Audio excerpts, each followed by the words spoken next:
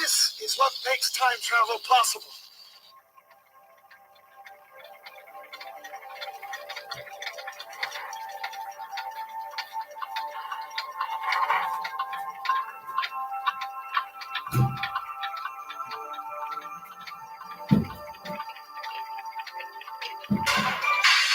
Jesus Christ.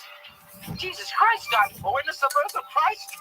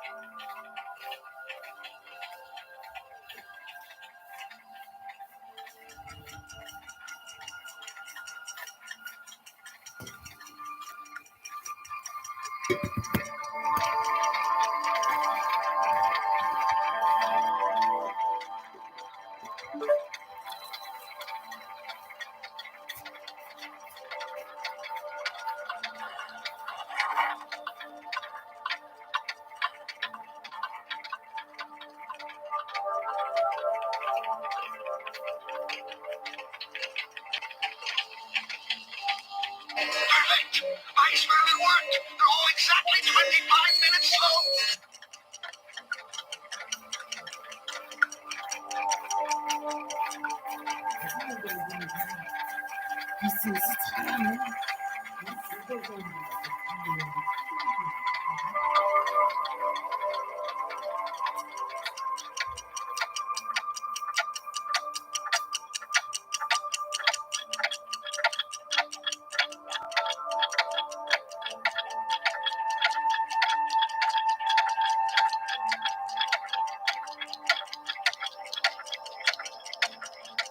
This is what makes time travel possible.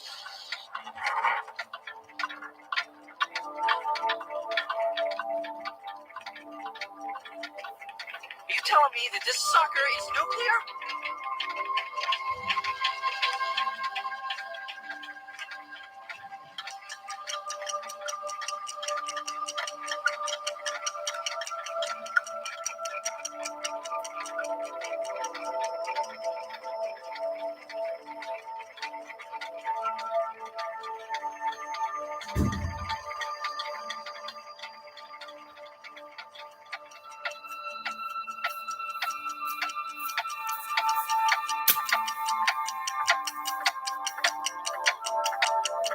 Save the clock tower!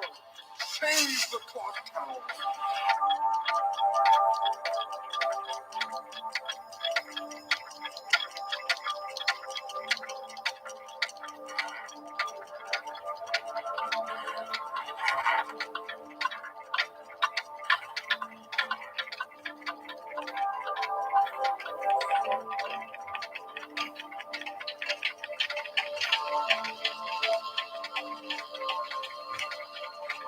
Save the clock tower! Save the clock tower!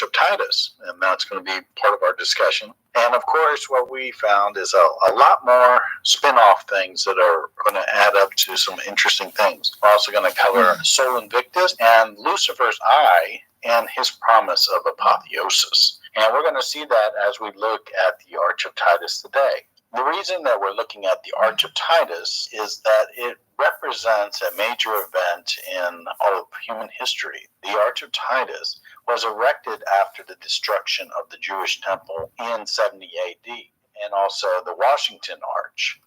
And so we took a real close look at this thing to see what is connected to this arch. And it's fascinating because Titus himself is what we call one of the sons of Jupiter, who is the resurrected Saturn. This is a group of Roman emperors that believe they're descended from the Titans. And I just wanted to go over what his origin of his name is. His name derives from the mythical Titans, the giant gods of the Greeks and Romans. And what was really interesting about Titus, other than he's associated with the Titans, is the noun. It's a rare form of Tisus, meaning penalty, retribution, or vengeance. So we have a Roman emperor who's a son of Jupiter, who is the resurrected Saturn. We've covered the resurrected Saturn and things like that before, but we have a man's name that is associated with the Titans, destroying the Temple of Jerusalem, which is, at that time, in the Old Testament time, in the Jewish culture, was the temple of God, where God resided. So we have a man named after the Titans, who are the mythological gods of the pre-flood that ruled in the age of Saturn, sitting here destroying the temple of God, which was the God that destroyed them with the flood. That's why this becomes really fascinating to us now. The story of erecting these arches, when you look at this thing, it starts talking about the apotheosis of Titus. And this is where we get into our interesting Genesis 3:5 connection, where you shall be as gods, the original lie in the Garden of Eden, godhood, man becoming God, the original promise of the serpent. Here it is in the Arch of Titus, because it represents, they depict the apotheosis of Titus becoming a god by his brother Domitian, who erected it after the destruction of the temple. It is a declaration by the Titans against God that you destroyed us, we are going to destroy you. What's fascinating, this happened during the era after Jesus was crucified, where this building, this temple, used to be a physical residence of God's house in the Old Testament tradition. But Christ defeating the grave, shedding his blood, resurrecting and going to heaven and sitting at the right hand of God, brought about the temple transition from a structure into the followers of Christ, who became the temples themselves. And the Holy Spirit resides in us. This absolutely just rocks my world because we're looking at the age of Saturn striking at the post-flood era of the Arch of Titus. And we're looking at the resurrection of the rebellion, the Emperor of Vengeance, avenging the Titans, and the destruction of the deluge. Why are we seeing these arches go up now? We are seeing these arches go up because we're trying to do a repeat of history, where the focus was destroying God and his temple and his people in the land that he said was his land. Now it's the New World Order is trying to do the same thing, but this time these arches are being erected again as another statement saying that we will destroy Christianity from the face of the earth, because Christians are the residents of the Holy Spirit and their temples. So we want to go back to the age of Saturn, which is pre-flood, and they are declaring this as the Golden Age. And this is my kind of roundabout way of syncing up the importance of this. And we're going to have Chris discuss what's in this arch and also how this translates to some of these modern rituals. So Chris, go ahead and talk about what's in this arch. When Titus conquered the Jews and destroyed the temple, he sacrificed to Jupiter at that time, because these people believe that they are the descendants of Jupiter. The top of the arch of Titus is showing Titus.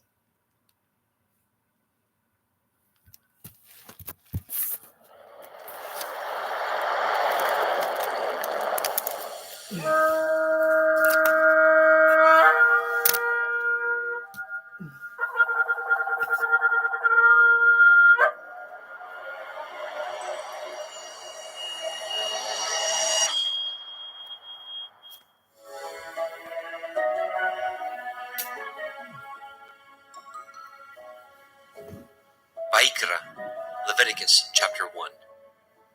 And Yahweh called unto Moshe, and spoke unto him out of the tabernacle of the assembly, saying, Speak unto the children of Yasharel, and say unto them, If any man of you bring an offering unto Yahweh, ye shall bring your offering of the cattle, even of the herd and of the flock. If his offering be a burnt sacrifice of the herd, let him offer a male without blemish. He shall offer it of his own voluntary will, at the door of the tabernacle of the assembly before Yahweh. And he shall put his hand upon the head of the burnt offering, and it shall be accepted for him to make an atonement for him. And he shall kill the bullock before Yahweh, and the priests, Aharon's sons, shall bring the blood, and sprinkle the blood round about upon the altar that is by the door of the tabernacle of the assembly. And he shall flay the burnt offering, and cut it into his pieces. And the sons of Aharon the priest shall put fire upon the altar, and lay the wood in order upon the fire. And the priests, Aharon's sons, shall lay the parts, the head, the fat, in order upon the wood that is on the fire, which is upon the altar. But his inwards and his legs shall he wash in water, and the priest shall burn all on the altar, to be a burnt sacrifice, an offering made by fire, of sweet savor unto Yahweh. And if his offering be of the flocks, namely of the sheep, or of the goats, for a burnt sacrifice, he shall bring it a male without blemish.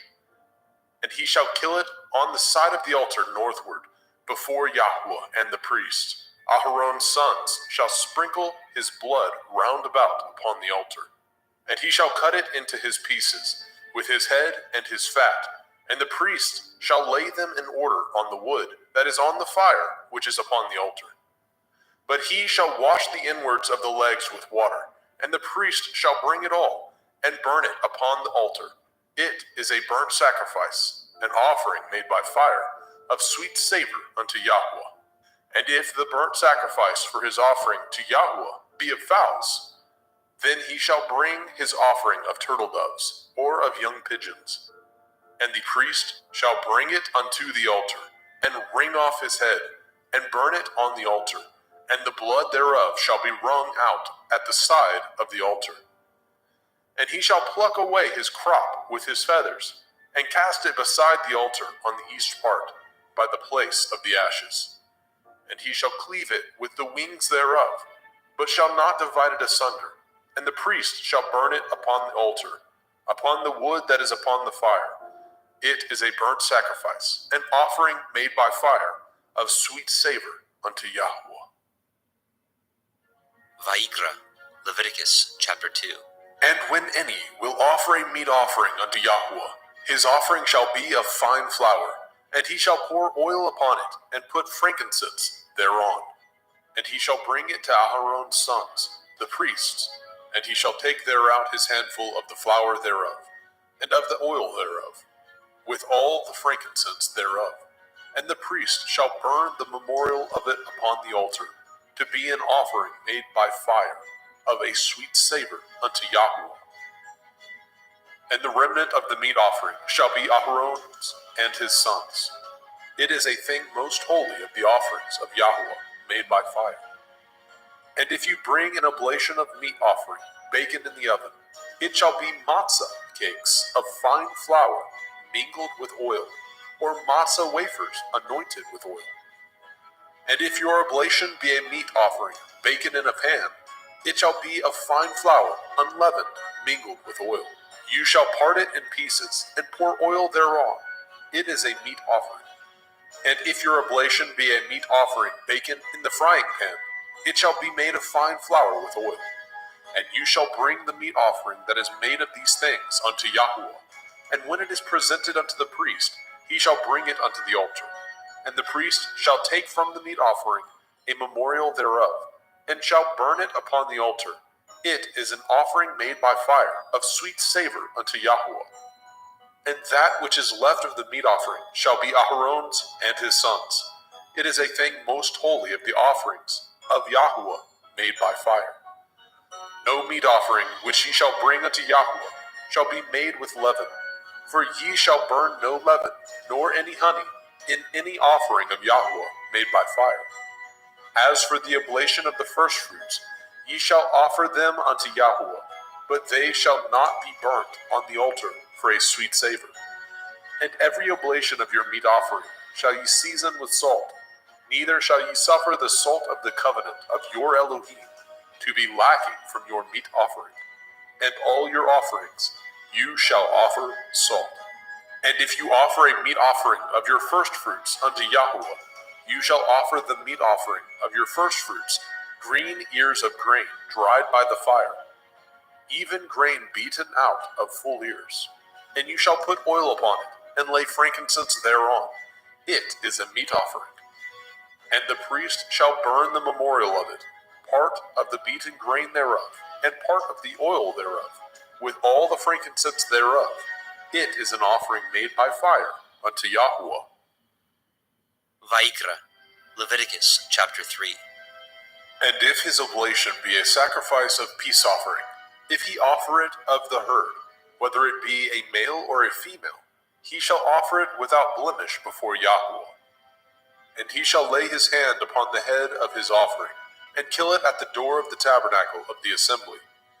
And Aharon's sons, the priests, shall sprinkle the blood upon the altar round about. And he shall offer of the sacrifice of the peace offering an offering made by fire unto Yahweh, the fat that covers the inwards, and all the fat that is upon the inwards, and the 2 kidneys, and the fat that is on them, which is by the flanks, and the caul above the liver, with the kidneys, it shall he take away. And Aharon's sons shall burn it on the altar upon the burnt sacrifice, which is upon the wood that is on the fire. It is an offering made by fire, of sweet savor unto Yahweh. And if his offering for a sacrifice of peace offering unto Yahweh be of the flock, male or female, he shall offer it without blemish. If he offer a lamb for his offering, then shall he offer before Yahweh. And he shall lay his hand upon the head of his offering, and kill it before the tabernacle of the assembly. And Aharon's sons shall sprinkle the blood thereof round about upon the altar. And he shall offer of the sacrifice of the peace offering an offering made by fire unto Yahweh, the fat thereof, and the whole rump. It shall he take off hard by the backbone, and the fat that covers the inwards, and all the fat that is upon the inwards, and the 2 kidneys, and the fat that is upon them, which is by the flanks, and the caul above the liver, and the kidneys, it shall he take away. And the priest shall burn it upon the altar. It is the food of the offering made by fire unto Yahweh. And if his offering be a goat, then he shall offer it before Yahweh. And he shall lay his hand upon the head of it, and kill it before the tabernacle of the assembly. And the sons of Aharon shall sprinkle the blood thereof upon the altar round about. And he shall offer thereof his offering, even an offering made by fire unto Yahweh, the fat that covers the inwards, and all the fat that is upon the inwards, and the 2 kidneys, and the fat that is upon them, which is by the flanks, and the caul above the liver, with the kidneys, it shall he take away. And the priest shall burn them upon the altar. It is the food of the offering, made by fire for a sweet savor. All the fat is Yahweh's. It shall be a perpetual statute for your generations throughout all your dwellings, that ye eat neither fat nor blood. Vayikra, Leviticus chapter 4. And Yahweh spoke unto Moshe, saying, Speak unto the children of Yasharel, saying, If a soul shall sin through ignorance against any of the commandments of Yahweh concerning things which ought not to be done, and shall do against any of them, If the priest that is anointed do sin according to the sin of the people, then let him bring for his sin, which he has sinned, a young bullock, without blemish unto Yahweh, for a sin offering. And he shall bring the bullock unto the door of the tabernacle of the assembly before Yahweh, and shall lay his hands upon the bullock's head, and kill the bullock before Yahweh. And the priest that is anointed shall take of the bullock's blood, and bring it to the tabernacle of the assembly. And the priest shall dip his finger in the blood, and sprinkle of the blood 7 times before Yahweh, before the veil of the sanctuary. And the priest shall put some of the blood upon the horns of the altar of sweet incense before Yahweh, which is in the tabernacle of the assembly, and shall pour all the blood of the bullock at the bottom of the altar of the burnt offering, which is at the door of the tabernacle of the assembly. And he shall take off from it all the fat of the bullock for the sin offering, the fat that covers the inwards, and all the fat that is upon the inwards, and the 2 kidneys, and the fat that is upon them, which is by the flanks, and the caul above the liver, with the kidneys, it shall he take away.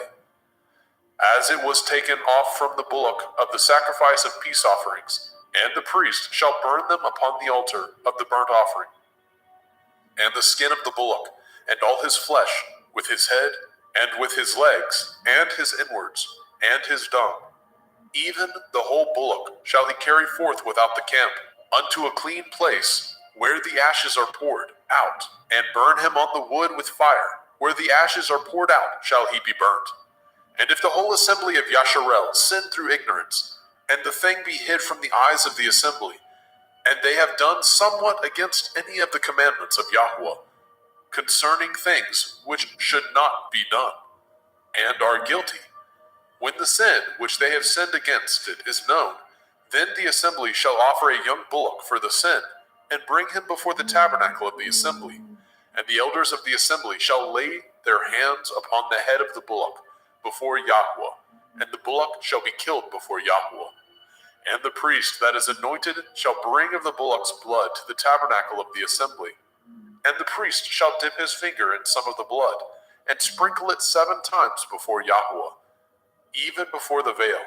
And he shall put some of the blood upon the horns of the altar, which is set before Yahweh, that is in the tabernacle of the assembly, and shall pour out all the blood at the bottom of the altar of the burnt offering, which is at the door of the tabernacle of the assembly. And he shall take all his fat from him, and burn it upon the altar. And he shall do with the bullock as he did with the bullock for a sin offering, so shall he do with this. And the priest shall make an atonement for them, and it shall be forgiven them. And he shall carry forth the bullock without the camp, and burn him as he burned the first bullock.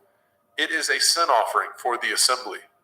When a ruler has sinned, and done somewhat through ignorance against any of the commandments of Yahweh, Elohiah, concerning things which should not be done, and is guilty, or if his sin, wherein he has sinned, come to his knowledge, he shall bring his offering, a kid of the goats, a male without blemish, and he shall lay his hand upon the head of the goats, and kill it in the place where they killed the burnt offering before Yahweh. It is a sin offering. And the priest shall take of the blood of the sin offering with his finger, and put it upon the horns of the altar of burnt offering, and shall pour out his blood at the bottom of the altar of burnt offering. And he shall burn all his fat upon the altar, as the fat of the sacrifice of peace offerings.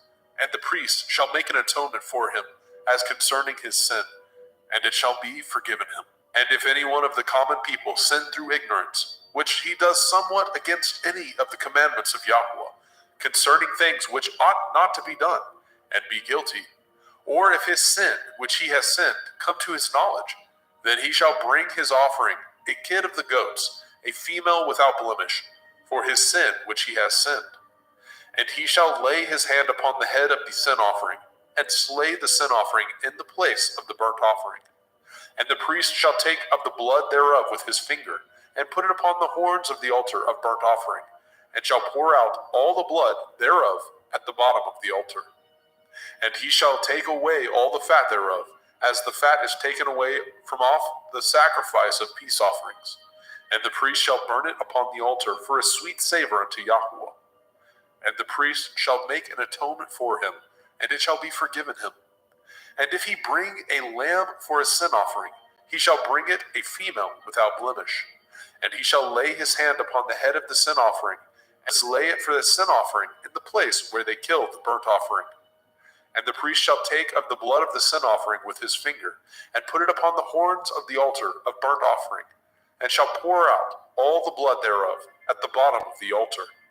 And he shall take away all the fat thereof, as the fat of the lamb is taken away from the sacrifice of the peace offering. And the priest shall burn them upon the altar, according to the offering made by fire unto Yahweh. And the priest shall make an atonement for his sin that he has committed, and it shall be forgiven him. Vayikra, Leviticus chapter 5. And if a soul sin, and hear the voice of swearing, and is a witness, whether he has seen or known of it, if he do not utter it, then he shall bear his iniquity. Or if a soul touch any unclean thing, whether it be a carcass of an unclean beast, or a carcass of unclean cattle, or the carcass of unclean creeping things, and if it be hidden from him, he also shall be unclean and guilty. Or if he touch the uncleanness of man, whatsoever uncleanness it be, that a man shall be defiled withal, and it be hid from him, when he knows of it, then he shall be guilty.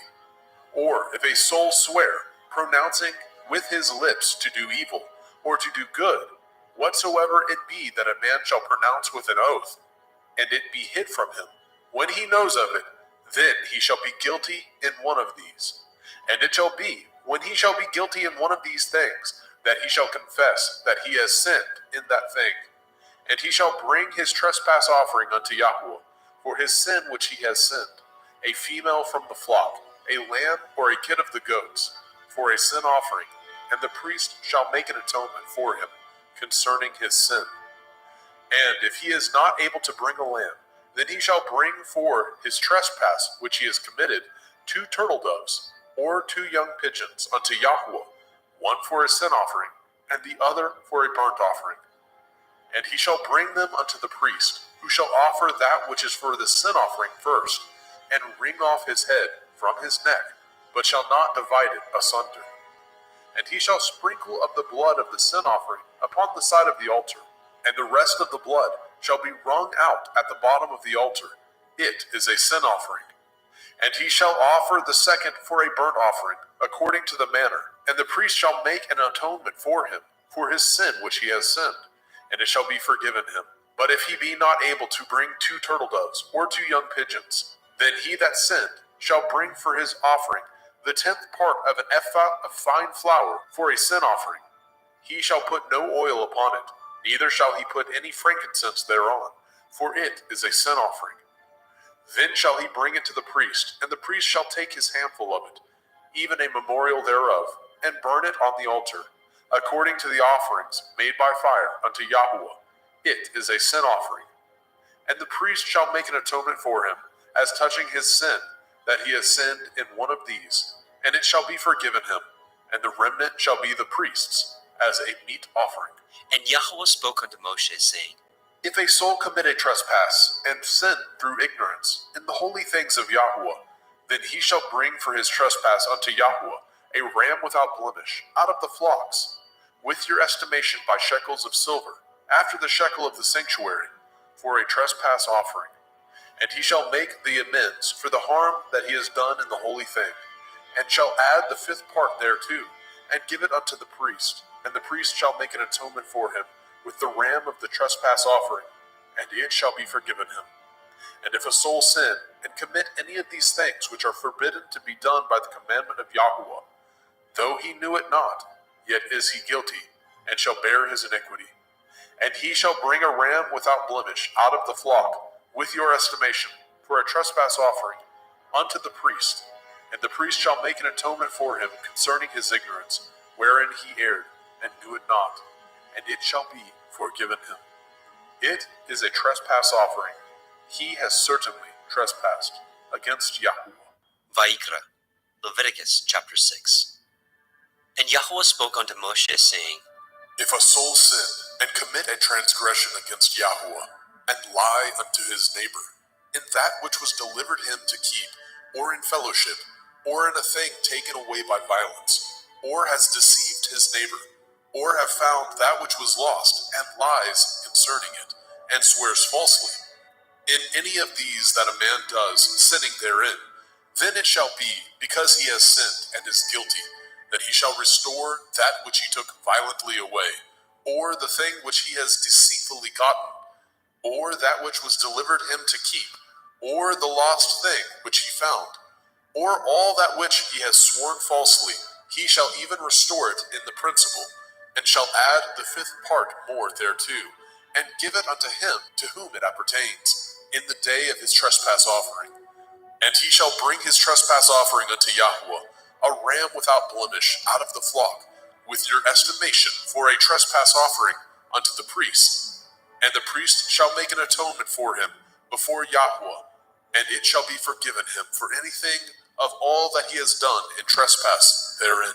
And Yahweh spoke unto Moshe, saying, Command Aaron and his sons, saying, This is the Torah of the burnt offering. It is the burnt offering because of the burning upon the altar all night unto the morning, and the fire of the altar shall be burning in it.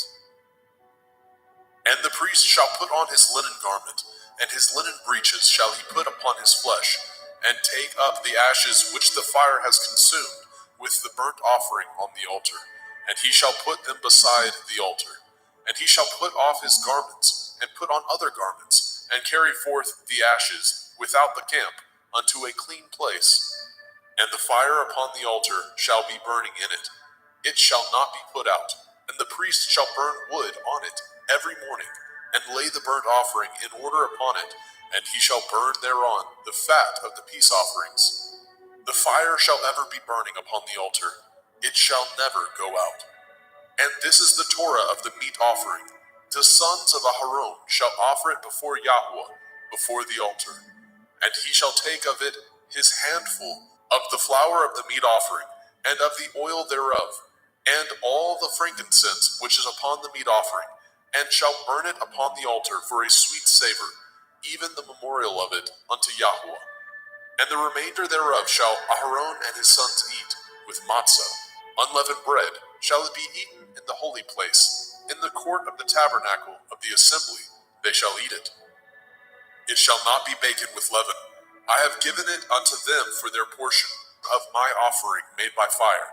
It is most holy, as is the sin offering, and as the trespass offering. All the males among the children of Aharon shall eat of it. It shall be a statute forever in your generations, concerning the offerings of Yahweh made by fire. Everyone that touches them shall be holy. And Yahweh spoke unto Moshe, saying, This is the offering of Aharon and his sons, which they shall offer unto Yahweh in the day when he is anointed. The 10th part of an ephah of fine flour for a meat offering perpetual, half of it in the morning, and half thereof at night. In a pan it shall be made with oil, and when it is baken, you shall bring it in, and the baken pieces of the meat offering shall you offer for a sweet savor unto Yahweh. And the priest of his sons that is anointed in his stead shall offer it. It is a statute forever unto Yahweh. It shall be wholly burnt. For every meat offering for the priest shall be wholly burnt. It shall not be eaten. And Yahweh spoke unto Moshe, saying, Speak unto Aharon and to his sons, saying, This is the Torah of the sin offering. In the place where the burnt offering is killed, shall the sin offering be killed before Yahweh. It is most holy. The priest that offers it for sin shall eat it. In the holy place shall it be eaten, in the court of the tabernacle of the assembly. Whatsoever shall touch the flesh thereof shall be holy. And when there is sprinkled of the blood thereof upon any garment, you shall wash that whereon it was sprinkled in the holy place. But the earthen vessel wherein it was sodden shall be broken. And if it be sodden in a brazen pot, it shall be both scoured and rinsed in water. All the males among the priests shall eat thereof. It is most holy. And no sin offering, whereof any of the blood is brought into the tabernacle of the assembly, to reconcile withal in the holy place, shall be eaten. It shall be burnt in the fire. Vayikra, Leviticus chapter 7. Likewise, this is the Torah of the trespass offering. It is most holy. In the place where they kill the burnt offering, shall they kill the trespass offering, and the blood thereof shall he sprinkle round about upon the altar. And he shall offer it of all the fat thereof, the rump, the fat that covers the inwards, and the 2 kidneys, and the fat that is on them, which is by the flanks, and the caul that is above the liver, with the kidneys it shall he take away. And the priest shall burn them upon the altar for an offering made by fire unto Yahweh. It is a trespass offering. Every male among the priests shall eat thereof. It shall be eaten in the holy place. It is most holy. As the sin offering is, so is the trespass offering. There is one Torah for them. The priest that makes atonement therewith shall have it. And the priest that offers any man's burnt offering, even the priest shall have to himself the skin of the burnt offering which he has offered. And all the meat offering that is baken in the oven, and all that is dressed in the frying pan, and in the pan, shall be the priest's that offer it. And every meat offering mingled with oil, and dry, shall all the sons of Aharon have, one as much as another. And this is the Torah of the sacrifice of peace offerings, which he shall offer unto Yahweh. If he offer it for thanksgiving, then he shall offer with the sacrifice of thanksgiving matzah, unleavened cakes, mingled with oil, and matzah wafers, anointed with oil, and cakes mingled with oil, of fine flour, fried.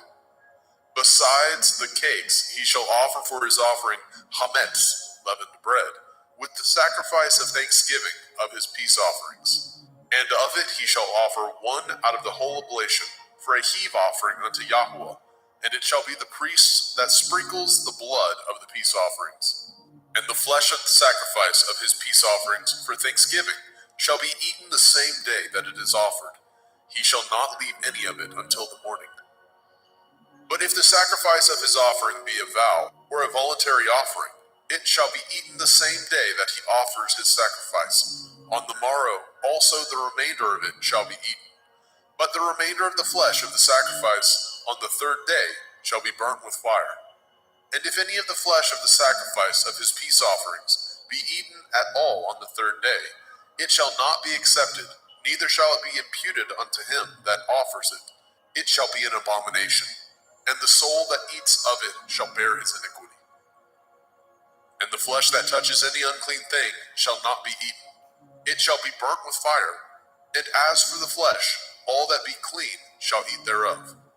But the soul that eats of the flesh of the sacrifice of peace offerings that pertain unto Yahweh, having his uncleanness upon him, even that soul shall be cut off from his people.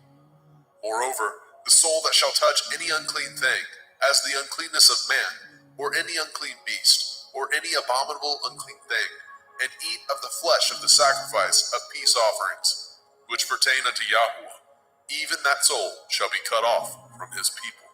And Yahweh spoke unto Moshe, saying, Speak unto the children of Yasharel, saying, Ye shall eat no manner of fat, of ox, or of sheep, or of goat, and the fat of the beast that dies of itself, and the fat of that which is torn with beast, may be used in any other use, but ye shall in no wise eat of it. For whosoever eats the fat of the beast, of which men offer an offering made by fire unto Yahweh, even the soul that eats it shall be cut off from his people. Moreover, ye shall eat no manner of blood, whether it be of fowl or of beast, in any of your dwellings. Whatsoever soul it be that eats any manner of blood, even that soul shall be cut off from his people. And Yahweh spoke unto Moshe, saying, Speak unto the children of Yasharel, saying, He that offers the sacrifice of his peace offerings unto Yahweh shall bring his oblation unto Yahweh of the sacrifice of his peace offerings. His own hand shall bring the offerings of Yahweh made by fire. The fat with the breast it shall he bring, that the breast may be waved for a wave offering before Yahweh. And the priest shall burn the fat upon the altar, but the breast shall be Aharon's and his sons'.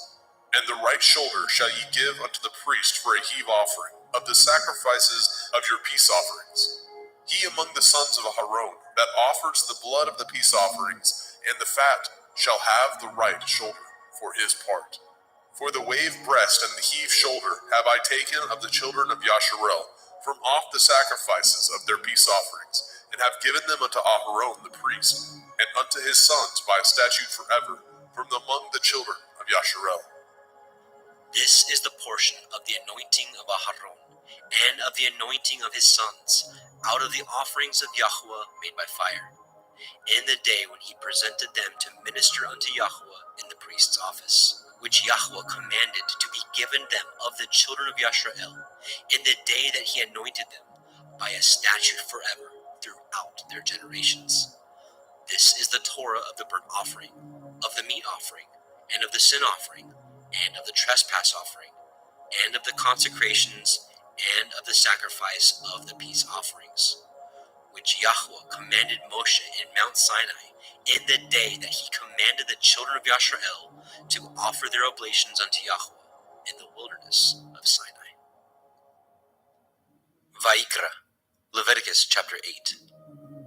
And Yahweh spoke unto Moshe, saying, Take Aharon and his sons with him, and the garments, and the anointing oil, and a bullock for the sin offering, and 2 rams, and a basket of matzah, unleavened bread, and gather all the assembly together unto the door of the tabernacle of the assembly.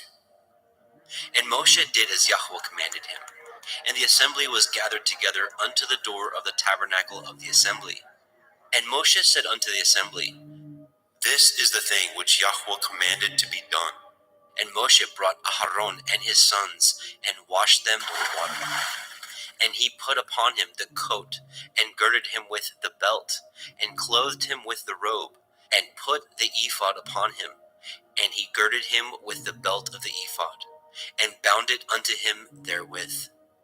And he put the breastplate upon him. Also he put in the breastplate the Urim and the Tumim. And he put the turban upon his head. Also upon the turban, even upon his forefront, did he put the golden plate, the holy crown, as Yahweh commanded Moshe. And Moshe took the anointing oil, and anointed the tabernacle, and all that was therein, and sanctified them. And he sprinkled thereof upon the altar 7 times, and anointed the altar and all his vessels, both the laver and his foot, to sanctify them. And he poured of the anointing oil upon Aharon's head, and anointed him, to sanctify him. And Moshe brought Aharon's sons, and put coats upon them, and girded them with belts, and put bonnets upon them, as Yahweh commanded Moshe. And he brought the bullock for the sin offering, and Aharon and his sons laid their hands upon the head of the bullock for the sin offering, and he slew it.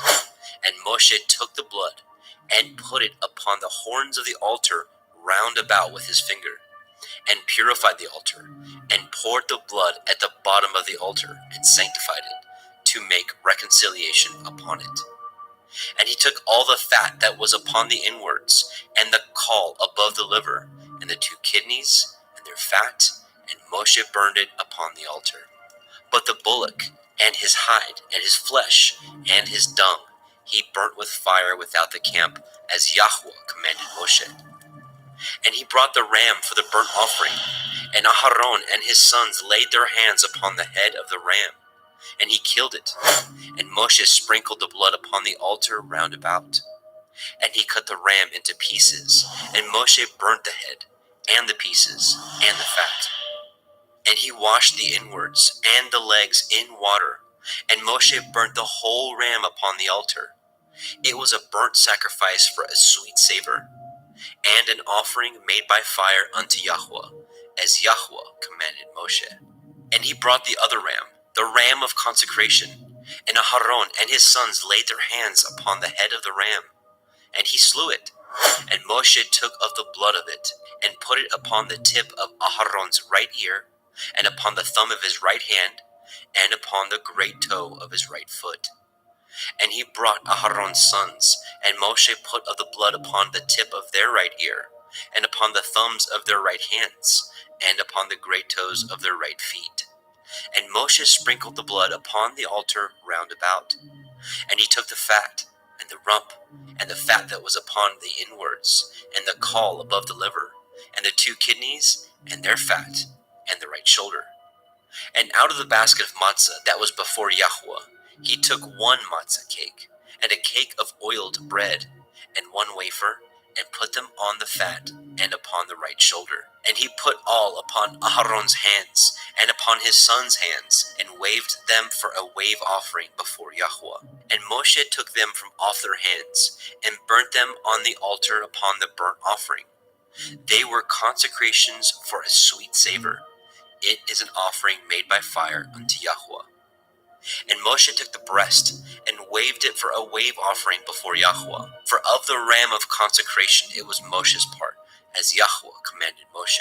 And Moshe took of the anointing oil, and of the blood which was upon the altar, and sprinkled it upon Aharon and his garments, and upon his sons, and upon his sons' garments with him, and sanctified Aharon and his garments, and his sons' garments with him. And Moshe said unto Aharon and to his sons, Boil the flesh at the door of the tabernacle of the assembly, and there eat it, with the bread that is in the basket of consecrations, as I commanded, saying, Aharon and his sons shall eat it. And that which remains of the flesh and of the bread shall ye burn with fire. And ye shall not go out of the door of the tabernacle of the assembly in 7 days, until the days of your consecration be at an end. For 7 days shall he consecrate you. As he has done this day, so Yahweh has commanded to do, to make an atonement for you. Therefore shall ye abide at the door of the tabernacle of the assembly day and night 7 days, and guard the watch of Yahweh, that ye die not. For so I am commanded. So Aharon and his sons did all the things which Yahweh commanded by the hand of Moshe. Vaikra, Leviticus chapter 9. And it came to pass on the 8th day that Moshe called Aharon and his sons and the elders of Yisrael.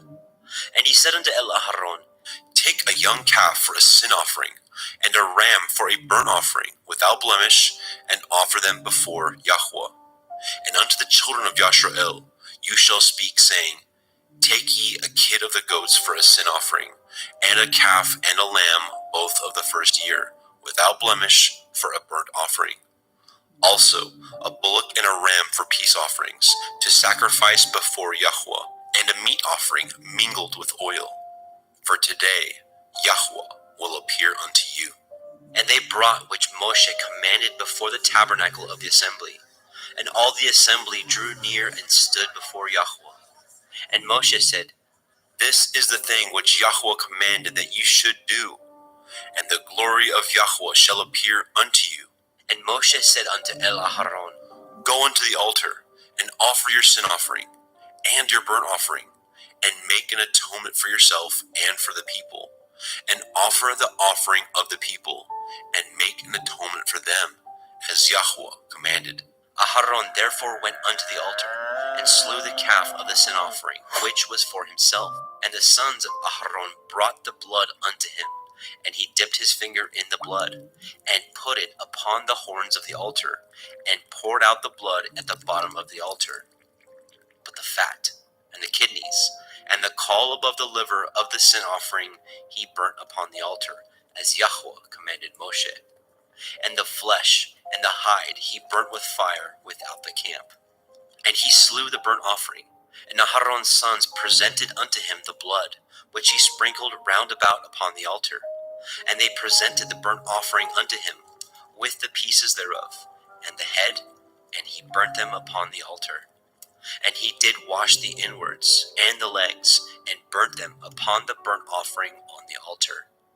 And he brought the people's offering, and took the goat, which was the sin offering for the people, and slew it, and offered it for sin as the first. And he brought the burnt offering, and offered it according to the manner. And he brought the meat offering, and took a handful thereof, and burnt it upon the altar, beside the burnt sacrifice of the morning. He slew also the bullock and the ram for a sacrifice of peace offerings, which was for the people. And Aharon's sons presented unto him the blood, which he sprinkled upon the altar round about. And the fat of the bullock and of the ram, the rump, and that which covers the inwards, and the kidneys, and the caul above the liver, and they put the fat upon the breasts, and he burnt the fat upon the altar. And the breasts and the right shoulder Aharon waved for a wave offering before Yahweh, as Moshe commanded. And Aharon lifted up his hand toward the people and blessed them, and came down from offering of the sin offering, and the burnt offering, and peace offerings. And Moshe and Aharon went into the tabernacle of the assembly, and came out, and blessed the people. And the glory of Yahweh appeared unto all the people. And there came a fire out from before Yahweh, and consumed upon the altar the burnt offering and the fat, which when all the people saw, they shouted and fell on their face. Vaikra, Leviticus chapter 10. And Nadab and Abihu, the sons of Aharon, took either of them his censer, and put fire therein, and put incense thereon, and offered strange fire before Yahweh, which he commanded them not. And there went out fire from Yahweh, and devoured them, and they died before Yahweh. Then Moshe said unto El Aharon, This is that Yahweh spoke, saying, I will be sanctified in them that come nigh me, and before all the people I will be glorified. And Aharon held his peace. And Moshe called Mishael and Elishaphan, the sons of Uzziel, the uncle of Aharon, and said unto them, Come near, carry your brethren from before the sanctuary out of the camp. So they went near, and carried them in their coats out of the camp, as Moshe had said. And Moshe said unto Aharon, and unto Eleazar, and unto Ithamar his sons, Uncover not your heads, neither rend your clothes, lest ye die, and lest the wrath come upon all the people. But let your brethren, the whole house of Yashrael, bewail the burning which Yahweh has kindled. And ye shall not go out from the door of the tabernacle of the assembly, lest ye die. For the anointing oil of Yahweh is upon you. And they did according to the word of Moshe. And Yahweh spoke unto Aharon, saying, Do not drink wine, nor strong drink, you nor your sons with you, when ye go into the tabernacle of the assembly, lest ye die. It shall be a statute forever throughout your generations. And that ye may put difference between holy and unholy, and between unclean and clean, and that ye may teach the children of Yasharel all the statutes which Yahweh has spoken unto them by the hand of Moshe. And Moshe spoke unto Aharon, and unto Eleazar, and unto Ithamar, his sons that were left, Take the meat offering that remains of the offerings of Yahweh made by fire, and eat it without leaven beside the altar, for it is most holy. And ye shall eat it in the holy place, because it is your due, and your sons' due, of the sacrifices of Yahweh made by fire. For so I am commanded. And the wave breast and the heave shoulder shall ye eat in a clean place, you and your sons and your daughters with you, for they be your due, and your sons' due, which are given out of the sacrifices of peace offerings of the children of Yashrael. The heave shoulder and the wave breast shall they bring with the offerings made by fire of the fat, to wave it for a wave offering before Yahweh. And it shall be yours, and your sons with you, by a statute forever, as Yahweh has commanded. And Moshe diligently sought the goat of the sin offering, and behold, it was burnt. And he was angry with Eleazar and Ithamar, the sons of Aharon, which were left alive, saying, Wherefore have ye not eaten the sin offering in the holy place, seeing it is most holy? And Elohim has given it to you to bear the iniquity of the assembly, to make an atonement for them before Yahweh. Behold, the blood of it was not brought in within the holy place. Ye should indeed have eaten it in the holy place, as I commanded. And Aharon said unto Moshe, Behold, this day have they offered their sin offering and their burnt offering before Yahweh, and such things have befallen me. And if I had eaten the sin offering today, should it have been accepted in the sight of Yahweh? And when Moshe heard that, he was content. Vaikra, Leviticus chapter 11. And Yahweh spoke unto El Moshe, and to El Aharon, saying unto them, Speak unto the children of Yasharel, saying, These are the beasts which ye shall eat among all the beasts that are on the earth. Whatsoever parts the hoof, and is cloven-footed, and chews the cud among the beasts, that shall ye eat. Nevertheless, these shall ye not eat of them that chew the cud, or of them that divide the hoof. As the camel, because he chews the cud, but divides not the hoof, he is unclean unto you.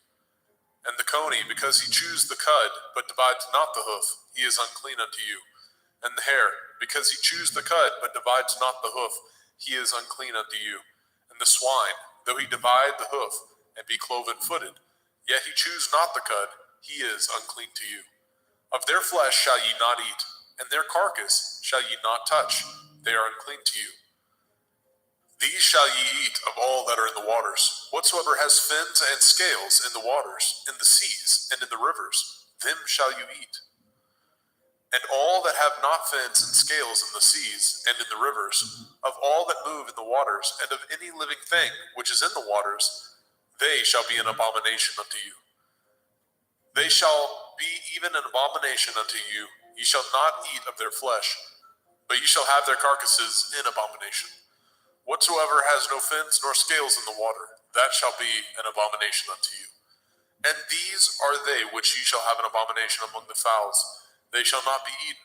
They are an abomination, the eagle, the ossifrage, and the osprey, and the vulture, and the kite after his kind, every raven after his kind, and the owl, and the nighthawk, and the cuckow, and the hawk after his kind, and the little owl, and the cormorant, and the great owl, and the swan, and the pelican, and the gier eagle, and the stork, and the heron after her kind, and the lapwing, and the bat. All fowls that creep going upon all four shall be an abomination unto you. Yet these may ye eat of every flying creeping thing that goes upon all four, which have legs above their feet, to leap withal upon the earth. Even these of them ye may eat, the locust after his kind, and the bald locust after his kind, the beetle after his kind, and the grasshopper after his kind. But all other flying creeping things, which have 4 feet, shall be an abomination unto you. And for these ye shall be unclean. Whosoever touches the carcass of them shall be unclean until the evening.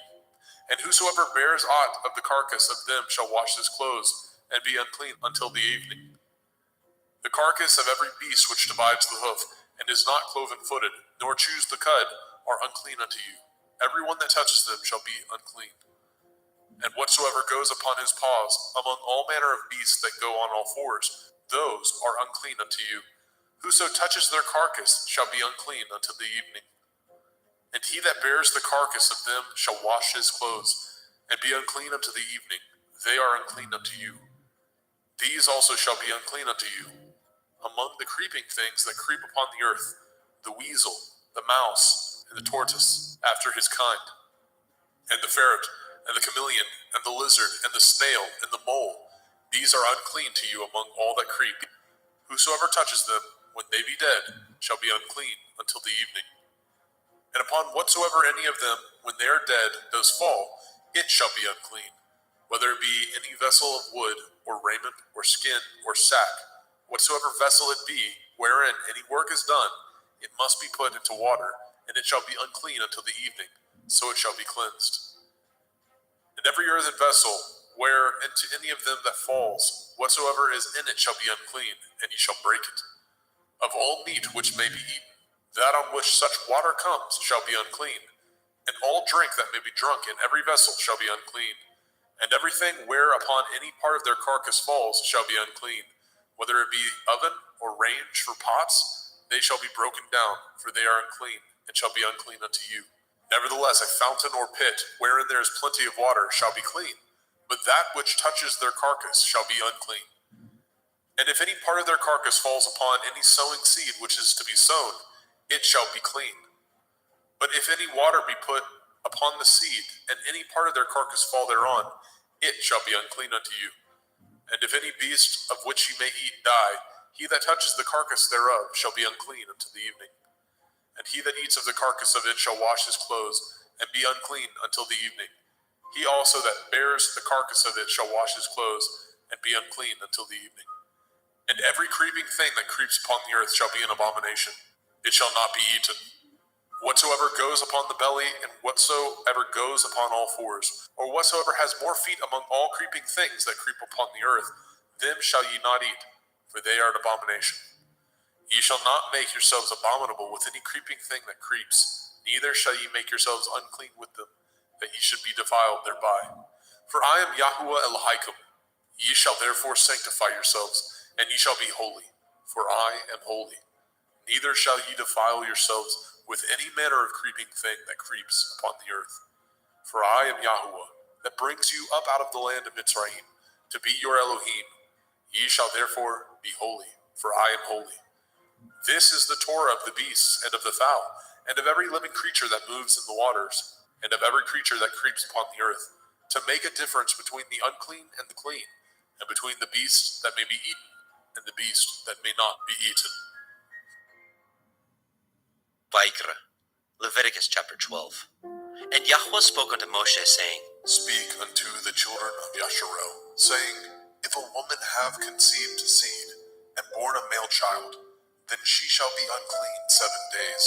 According to the days of the separation for her infirmity, shall she be unclean. And in the 8th day, the flesh of his foreskin shall be circumcised.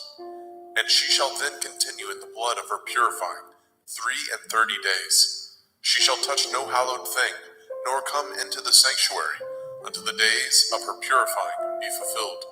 But if she bear a female child, then she shall be unclean 2 weeks, as in her separation, and she shall continue in the blood of her purifying 66 days. And when the days of her purifying are fulfilled, for a son or for a daughter, she shall bring a lamb of the first year for a burnt offering, and a young pigeon, or a turtle dove, for a sin offering, unto the door of the tabernacle of the assembly, unto the priest, who shall offer it before Yahuwah, and make an atonement for her, and she shall be cleansed from the issue of her blood. This is the Torah for her that has borne a male or a female. And if she be not able to bring a lamb, then she shall bring 2 turtle doves, or 2 young pigeons, the one for the burnt offering, and the other for a sin offering. And the priest shall make an atonement for her, and she shall be clean. Vaikra, Leviticus chapter 13. And Yahweh spoke unto El Moshe and El Aharon, saying, When a man shall have in the skin of his flesh a rising, a scab, or a bright spot, and it be in the skin of his flesh, like the plague of leprosy, then he shall be brought unto El Aharon the priest, or unto one of his sons the priests. And the priest shall look on the plague in the skin of the flesh, and when the hair in the plague is turned white, and the plague in sight be deeper than the skin of his flesh, it is a plague of leprosy, and the priest shall look on him and pronounce him unclean. If the bright spot be white in the skin of his flesh, and in sight be not deeper than the skin, and the hair thereof be not turned white, then the priest shall shut up him that has the plague 7 days. And the priest shall look on him the 7th day, and behold, if the plague in his sight be at a stay, and the plague spread not in the skin, then the priest shall shut him up 7 days more. And the priest shall look on him again the 7th day, and behold, if the plague be somewhat dark, and the plague spread not in the skin, the priest shall pronounce him clean. It is but a scab, and he shall wash his clothes and be clean. But if the scab spread much abroad in the skin, after that he has been seen of the priest for his cleansing, he shall be seen of the priest again. And if the priest see that, behold, the scab spreads in the skin, then the priest shall pronounce him unclean. It is a leprosy. When the plague of leprosy is in a man, then he shall be brought unto the priest. And the priest shall see him, and behold, if the rising be white in the skin, and it have turned the hair white, and there be quick raw flesh in the rising, it is an old leprosy in the skin of his flesh, and the priest shall pronounce him unclean, and shall not shut him up, for he is unclean. And if a leprosy break out abroad in the skin, and the leprosy cover all the skin of him that has the plague from his head even to his foot, wheresoever the priest looks, then the priest shall consider, and behold, if the leprosy have covered all his flesh, he shall pronounce him clean that has the plague. It is all turned white, he is clean. But when raw flesh appears in him, he shall be unclean. And the priest shall see the raw flesh and pronounce him to be unclean. For the raw flesh is unclean. It is a leprosy. Or if the raw flesh turn again, and be changed unto white, he shall come unto the priest. And the priest shall see him, and behold, if the plague be turned unto white, then the priest shall pronounce him clean, that has the plague, he is clean. The flesh also, in which even in the skin thereof was a boil, and is healed. And in the place of the boil, where there be a white rising, or a bright spot, white, and somewhat reddish, and it be showed to the priest. And if, when the priest sees it, behold, it be in sight lower than the skin, and the hair thereof be turned white, the priest shall pronounce him unclean. It is a plague of leprosy, broken out of the boil. But if the priest look on it, and behold, there be no white hairs therein, and if it be not lower than the skin, but be somewhat dark, then the priest shall shut him up 7 days. And if it spread much abroad in the skin, then the priest shall pronounce him unclean. It is a plague. But if the bright spot stay in his place, and spread not, it is a burning boil, and the priest shall pronounce him clean.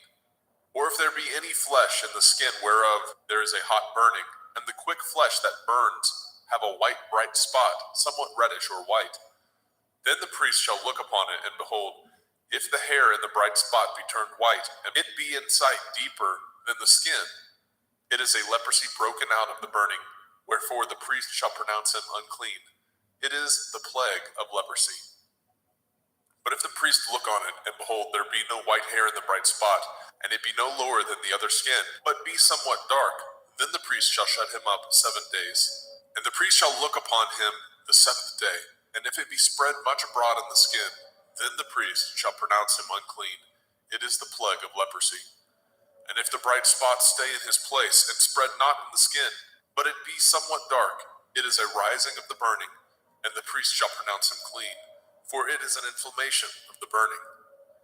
If a man or woman have a plague upon the head or the beard, then the priest shall see the plague, and behold, if it be in sight deeper than the skin, and there be in it a yellow thin hair, then the priest shall pronounce him unclean. It is a dry skull, even a leprosy upon the head or beard. And if the priest shall look on the plague of the skull, and behold, it be not in sight deeper than the skin, and that there is no black hair in it, then the priest shall shut up him that has the plague of the skull 7 days.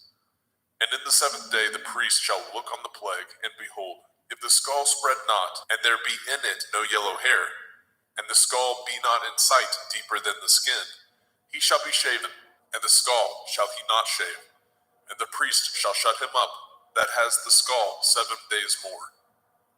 And in the 7th day the priest shall look on the skull, and behold, if the skull be not spread in the skin, nor be in sight deeper than the skin, then the priest shall pronounce him clean, and he shall wash his clothes and be clean.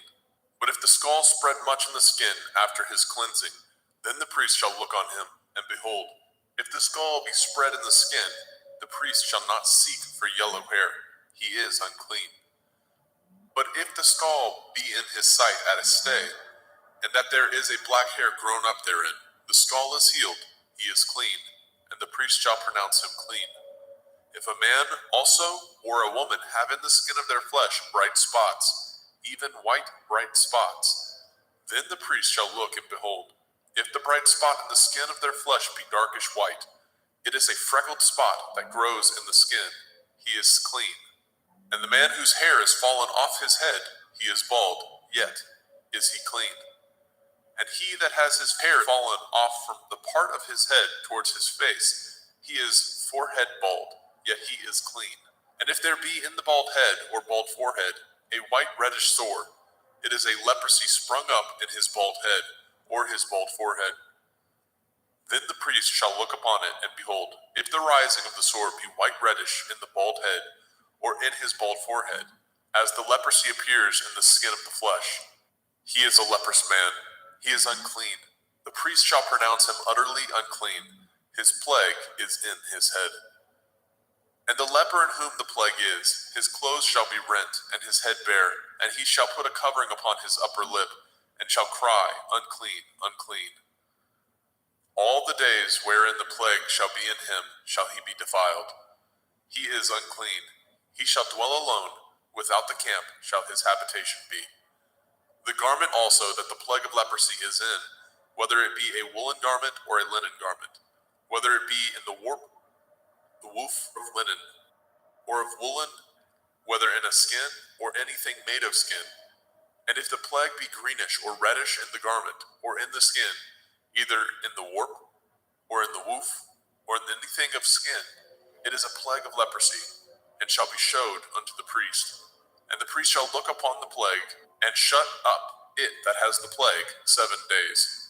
And he shall look on the plague on the 7th day. If the plague be spread in the garment, either in the warp or in the woof or in a skin, or in any work that is made of skin, the plague is a fretting leprosy, it is unclean. He shall therefore burn that garment, whether warp or woof, in woolen or in linen, anything of skin wherein the plague is, for it is a fretting leprosy, it shall be burnt in the fire. And if the priest shall look and behold, the plague be not spread in the garment, either in the warp or in the woof, or in anything of skin, then the priest shall command that they wash the thing wherein the plague is, and he shall shut it up 7 days more. And the priest shall look on the plague after that it is washed, and behold, if the plague have not changed his color, and the plague be not spread, it is unclean. You shall burn it in the fire. It is a fret inward, whether it be bare within or without. And if the priest look and behold the plague be somewhat dark after the washing of it, then he shall rend it out of the garment, or out of the skin, or out of the warp, or out of the woof. And if it appear still in the garment, either in the warp or in the woof, or in anything of skin, it is a spreading plague. You shall burn that wherein the plague is with fire. And the garment, either warp or woof, or whatsoever thing of skin it be, which you shall wash, if the plague be departed from them, then it shall be washed the 2nd time, and shall be clean. This is the Torah of the plague of leprosy, in a garment of woolen or linen, either in warp or woof, or in anything of skins, to pronounce it clean, or to pronounce it unclean. Vaikra, Leviticus chapter 14. And Yahweh spoke unto Moshe, saying, This shall be the Torah of the leper in the day of his cleansing. He shall be brought unto the priest, and the priest shall go forth out of the camp. And the priest shall look, and behold, if the plague of leprosy be healed in the leper, then shall the priest command to take for him that is to be cleansed 2 birds alive and clean, and cedar wood, and scarlet, and hyssop. And the priest shall command that one of the birds be killed in an earthen vessel over running water. As for the living bird, he shall take it, and the cedar wood, and the scarlet, and the hyssop, and shall dip them, and the living bird in the blood of the bird that was killed over the running water. And he shall sprinkle upon him that is to be cleansed from the leprosy 7 times, and shall pronounce him clean, and shall let the living bird loose into the open field. And he that is to be cleansed shall wash his clothes, and shave off all his hair, and wash himself in water, that he may be clean. And after that he shall come into the camp, and shall tarry abroad out of his tent 7 days. But it shall be on the 7th day that he shall shave all his hair off his head, and his beard, and his eyebrows, even all his hair he shall shave off, and shall wash his clothes. Also shall he wash his flesh in water, and shall be clean. And on the 8th day he shall take 2 he-lambs without blemish, and 1 ewe lamb of the 1st year without blemish, and 3/10 deal of fine flour for a meat offering, mingled with oil, and 1 log of oil. And the priest that makes him clean shall present the man that is to be made clean, and those things before Yahweh at the door of the tabernacle of the assembly. And the priest shall take 1 he-lamb, and offer him for a trespass offering, and the log of oil, and wave them for a wave offering before Yahweh. And he shall slay the lamb in the place where he shall kill the sin offering and the burnt offering in the holy place. For as the sin offering is the priest's, so is the trespass offering. It is most holy. And the priest shall take some of the blood of the trespass offering, and the priest shall put it upon the tip of the right ear of him that is to be cleansed, and upon the thumb of his right hand, and upon the great toe of his right foot. And the priest shall take some of the log of oil, and pour it into the palm of his own left hand. And the priest shall dip his right finger in the oil that is in his left hand, and and shall sprinkle of the oil with his finger 7 times before Yahweh. And of the rest of the oil that is in his hand shall the priest put upon the tip of the right ear of him that is to be cleansed, and upon the thumb of his right hand, and upon the great toe of his right foot, upon the blood of the trespass offering. And the remnant of the oil that is in the priest's hand he shall pour upon the head of him that is to be cleansed, and the priest shall make an atonement for him before Yahweh. And the priest shall offer the sin offering, and make an atonement for him that is to be cleansed from his uncleanness, and afterwards he shall kill the burnt offering. And the priest shall offer the burnt offering and the meat offering upon the altar, and the priest shall make an atonement for him, and he shall be clean. And if he be poor, and cannot get so much, then he shall take 1 lamb for a trespass offering to be waved, to make an atonement for him, and 1/10 deal of fine flour mingled with oil for a meat offering, and a log of oil, and 2 turtle doves, or 2 young pigeons, such as he is able to get, and the one shall be a sin offering, and the other a burnt offering. And he shall bring them on the 8th day for his cleansing unto the priest, unto the door of the tabernacle of the assembly before Yahweh. And the priest shall take the lamb of the trespass offering, and the log of oil, and the priest shall wave them for a wave offering before Yahweh. And he shall kill the lamb of the trespass offering, and the priest shall take some of the blood of the trespass offering, and put it upon the tip of the right ear of him that is to be cleansed, and upon the thumb of his right hand, and upon the great toe of his right foot. And the priest shall pour of the oil into the palm of his own left hand. And the priest shall sprinkle with his right finger some of the oil that is in his left hand 7 times before Yahweh. And the priest shall put of that oil that is in his hand upon the tip of the right ear of him that is to be cleansed, and upon the thumb of his right hand, and upon the great toe of his right foot, upon the place of the blood of the trespass offering. And the rest of the oil that is in the priest's hand he shall put upon the head of him that is to be cleansed, to make an atonement for him before Yahweh. And he shall offer the one of the turtle doves, or of the young pigeons, such as he can get, even such as he is able to get, the one for a sin offering, and the other for a burnt offering, with the meat offering. And the priest shall make an atonement for him that is to be cleansed before Yahweh.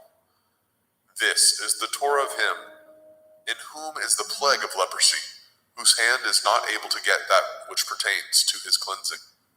And Yahweh spoke unto El Moshe and unto El Aharon, saying, When ye are come into the land of Canaan, which I give to you for a possession, and I put the plague of leprosy in a house of the land of your possession, and he that owns the house shall come and tell the priest, saying, It seems to me there is, as it were, a plague in the house. Then the priest shall command that they empty the house before the priest go into it to see the plague, that all that is in the house be not made unclean. And afterward the priest shall go in to see the house. And he shall look on the plague, and behold, if the plague be in the walls of the house, with hollow strakes, greenish or reddish, which in sight are lower than the wall, then the priest shall go out of the house to the door of the house, and shut up the house 7 days. And the priest shall come again the 7th day, and shall look, and behold, if the plague be spread in the walls of the house, then the priest shall command that they take away the stones in which the plague is, and they shall cast them into an unclean place without the city. And he shall cause the house to be scraped within round about, and they shall pour out the dust that they scrape off without the city into an unclean place. And they shall take other stones, and put them in the place of those stones. And he shall take other mortar, and shall plaster the house. And if the plague come again, and break out in the house, after that he has taken away the stones, and after he has scraped the house, and after it is plastered, then the priest shall come and look, and behold, if the plague be spread in the house, it is a fretting leprosy in the house, it is unclean. And he shall break down the house, the stones of it, and the timber thereof, and all the mortar of the house, and he shall carry them forth out of the city into an unclean place. Moreover, he that goes into the house all the while that it is shut up shall be unclean until the evening. And he that lies in the house shall wash his clothes, and he that eats in the house shall wash his clothes. And if the priest shall come in and look upon it, and behold, the plague has not spread in the house, after the house was plastered, Then the priest shall pronounce the house clean, because the plague is healed. And he shall take to cleanse the house 2 birds, and cedar wood, and scarlet, and hyssop. And he shall kill the one of the birds in an earthen vessel over running water. And he shall take the cedar wood, and the hyssop, and the scarlet, and the living bird, and dip them in the blood of the slain bird, and in the running water, and sprinkle the house 7 times. And he shall cleanse the house with the blood of the bird, and with the running water, and with the living bird, and with the cedar wood, and with the hyssop, and with the scarlet. But he shall let go of the living bird out of the city into the open field, and make an atonement for the house, and it shall be clean. This is the Torah for all manner of plague, of leprosy and scald, and for the leprosy of a garment and of a house, and for a rising, and for a scab, and for a bright spot, to teach when it is unclean and when it is clean. This is the Torah of leprosy. Vayikra, Leviticus chapter 15. And Yahweh spoke unto El Moshe and to El Aharon, saying, Speak unto the children of Yasharel, and say unto them, when any man has a running issue out of his flesh, because of his issue he is unclean. And this shall be his uncleanness in his issue, whether his flesh run with his issue, or his flesh be stopped from his issue. It is his uncleanness. Every bed whereon he lies that has the issue is unclean, and everything whereon he sits shall be unclean. And whosoever touches his bed shall wash his clothes, and bathe himself in water, and be unclean until the evening. And he that sits on anything whereon he sat that has the issue shall wash his clothes, and bathe himself in water, and be unclean until the evening. And he that touches the flesh of him that has the issue shall wash his clothes, and bathe himself in water, and be unclean until the evening. And if he that has the issue spit upon him that is clean, then he shall wash his clothes, and bathe himself in water, and be unclean until the evening. And what saddle soever he rides upon that has the issue shall be unclean. And whosoever touches anything that was under him shall be unclean until the evening. And he that bears any of those things shall wash his clothes, and bathe himself in water, and be unclean until the evening. And whomsoever he touches that has the issue, and has not rinsed his hands in water, he shall wash his clothes, and bathe himself in water, and be unclean until the evening. And the vessel of earth that he touches which has the issue shall be broken, and every vessel of wood shall be rinsed in water. And when he that has an issue is cleansed of his issue, then he shall number to himself 7 days for his cleansing, and wash his clothes, and bathe his flesh in running water, and shall be clean. And on the 8th day he shall take to him 2 turtle doves or 2 young pigeons, and come before Yahuwah unto the door of the tabernacle of the assembly, and give them unto the priest. And the priest shall offer them, the one for a sin offering, and the other for a burnt offering. And the priest shall make an atonement for him before Yahuwah for his issue. And if any man's seed of copulation go out from him, then he shall wash all his flesh in water, and be unclean until the evening. And every garment and every skin whereon is the seed of copulation shall be washed with water, and be unclean until the evening. The woman also with whom the man shall lie with seed of copulation, they shall both bathe themselves in water, and be unclean until the evening. And if a woman have an issue, and her issue in her flesh be blood, she shall be put apart 7 days, and whosoever touches her shall be unclean until the evening. And everything that she lies upon in her separation shall be unclean. Everything also that she sits upon shall be unclean. And whosoever touches her bed shall wash his clothes, and bathe himself in water, and be unclean until the evening. And whosoever touches anything that she sat upon shall wash his clothes, and bathe himself in water, and be unclean until the evening. And if it be on her bed, or on anything whereon she sits, when he touches it, he shall be unclean until the evening. And if any man lie with her at all, and her flower be upon him, he shall be unclean 7 days, and all the bed whereon he lies shall be unclean. And if a woman have an issue of her blood many days out of the time of her separation, or if it run beyond the time of her separation, all the days of the issue of her uncleanness shall be as the days of her separation. She shall be unclean. Every bed whereon she lies, all the days of her issue shall be unto her as the bed of her separation, and whatsoever she sits upon shall be unclean, as the uncleanness of her separation.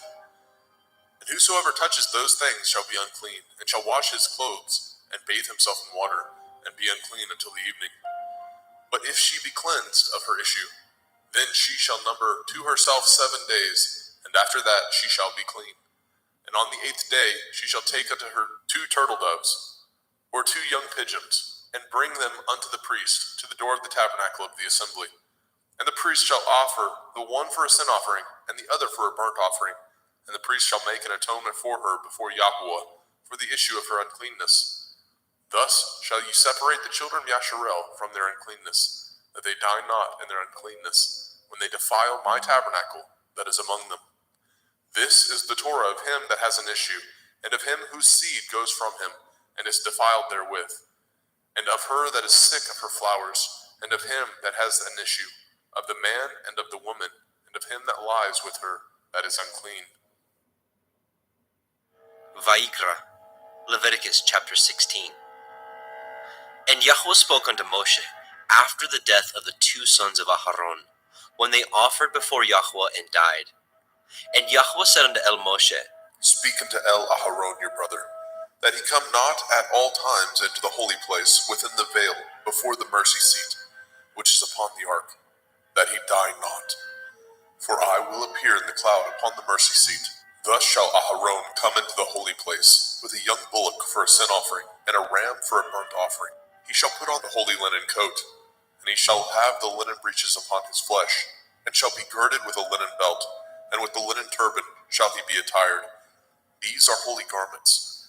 Therefore shall he wash his flesh in water, and so put them on. And he shall take of the assembly of the children of Yasharel 2 kids of the goats for a sin offering, and 1 ram for a burnt offering. And Aharon shall offer his bullock of the sin offering, which is for himself, and make an atonement for himself and for his house. And he shall take the 2 goats, and present them before Yahweh at the door of the tabernacle of the assembly. And Aharon shall cast lots upon the 2 goats, 1 lot for Yahweh, and the other lot for Azazel. And Aharon shall bring the goat upon which Yahweh's lot fell, and offer him for a sin offering. But the goat on which the lot fell to be for Azazel shall be presented alive before Yahweh, to make an atonement with him, and to let him go for Azazel into the wilderness. And Aharon shall bring the bullock of the sin offering, which is for himself, and shall make an atonement for himself and for his house, and shall kill the bullock of the sin offering, which is for himself. And he shall take a censer full of burning coals of fire from off the altar before Yahweh, and his hands full of sweet incense beaten small, and bring it within the veil. And he shall put the incense upon the fire before Yahweh, that the cloud of the incense may cover the mercy seat that is upon the testimony, that he die not. And he shall take of the blood of the bullock, and sprinkle it with his finger upon the mercy seat eastward. And before the mercy seat shall he sprinkle of the blood with his finger 7 times. Then shall he kill the goat of the sin offering that is for the people, and bring his blood within the veil, and do with that blood as he did with the blood of the bullock, and sprinkle it upon the mercy seat, and before the mercy seat. And he shall make an atonement for the holy place, because of the uncleanness of the children of Yasharel, and because of their transgressions, in all their sins. And so shall he do for the tabernacle of the assembly, that remains among them in the midst of their uncleanness. And there shall be no man in the tabernacle of the assembly, when he goes to make an atonement in the holy place, until he comes out, and have made an atonement for himself, and for his household, and for all the assembly of Yasharel. And he shall go out unto the altar that is before Yahweh, and make an atonement for it, and shall take of the blood of the bullock, and of the blood of the goat, and put it upon the horns of the altar round about. And he shall sprinkle the blood upon it with his finger 7 times, and cleanse it, and hallow it from the uncleanness of the children of Yasharel. And when he has made an end of reconciling the holy place, and the tabernacle of the assembly, and the altar, he shall bring the live goat. And Aharon shall lay both his hands upon the head of the live goat, and confess over him all the iniquities of the children of Yasharel, and all their transgression in all their sins, putting them upon the head of the goat, and shall send him away by the hand of a fit man into the wilderness. And the goat shall bear upon him all their iniquities, unto a land not inhabited, and he shall let go the goat in the wilderness. And Aharon shall come into the tabernacle of the assembly, and shall put off the linen garments which he put on when he went into the holy place, and shall leave them there. And he shall wash his flesh with water in the holy place, and put on his garments, and come forth, and offer his burnt offering, and the burnt offering of the people, and make an atonement for himself and for the people. And the fat of the sin offering shall he burn upon the altar. And he that let go the goat for Azazel shall wash his clothes, and bathe his flesh in water, and afterwards come into the camp. And the bullock for the sin offering, and the goat for the sin offering, and whose blood was brought in to make an atonement in the holy place, shall one carry forth without the camp, and they shall burn in the fire their skins, and their flesh, and their dung. And he that burns them shall wash his clothes, and bathe his flesh in water, and afterwards he shall come into the camp. And this shall be a statute forever unto you, that in the 7th month, on the 10th day of the month, ye shall afflict your souls, and do no work at all, whether it be one of your own country, or a stranger that sojourns among you. For on that day shall the priest make an atonement for you, to cleanse you, that ye may be clean from all your sins before Yahweh. It shall be a Sabbath of rest unto you, and ye shall afflict your souls by a statute forever. And the priest, whom he shall anoint, and whom he shall consecrate to minister in the priest's office in his father's stead, shall make the atonement, and shall put on the linen clothes, even the holy garments. And he shall make an atonement for the holy sanctuary, and he shall make an atonement for the tabernacle of the assembly, and for the altar, and he shall make an atonement for the priests, and for all the people of the assembly. And this shall be an everlasting statute unto you, to make an atonement for the children of Yasharel for all their sins once a year. And he did as Yahweh commanded Moshe.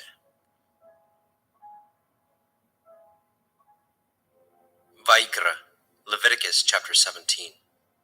And Yahweh spoke unto Moshe, saying, Speak unto Aharon and unto his sons, and unto all the children of Yasharel, and say unto them, This is the thing which Yahweh has commanded, saying, What man soever there be of the house of Yasharel, that kills an ox, or lamb, or goat, in the camp, or that kills it out of the camp, and brings it not unto the door of the tabernacle of the assembly, to offer an offering unto Yahweh before the tabernacle of Yahweh, blood shall be imputed unto that man. He has shed blood, and that man shall be cut off from among his people. To the end that the children of Yasharel may bring their sacrifices, which they offer in the open field, even that they may bring them unto Yahweh, unto the door of the tabernacle of the assembly, unto the priest, and offer them for peace offerings unto Yahweh. And priests shall sprinkle the blood upon the altar of Yahweh at the door of the tabernacle of the assembly, and burn the fat for a sweet savor unto Yahweh. And they shall no more offer their sacrifices unto devils, after whom they have gone a whoring. This shall be a statute forever unto them throughout their generations.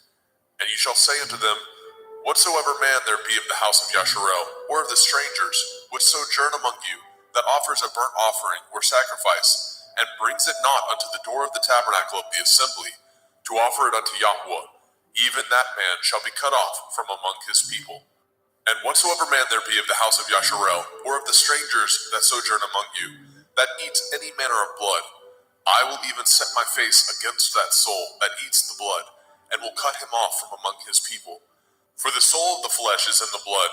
He and I have given it to you upon the altar to make an atonement for your souls. For it is the blood of him that makes an atonement in the soul. Therefore I said unto the children of Yasharel, No soul of you shall eat blood, neither shall any stranger that sojourns among you eat blood. And whatsoever man there be of the children of Yasharel, or of the strangers that sojourn among you, which hunts and catches a beast or fowl that may be eaten, he shall even pour out the blood thereof, and cover it with dust. For it is the life of all flesh, the blood of it is for the life thereof. Therefore I said unto the children of Yasharel, Ye shall eat the blood of no manner of flesh, for the life of all flesh is the blood thereof. Whosoever eats it shall be cut off.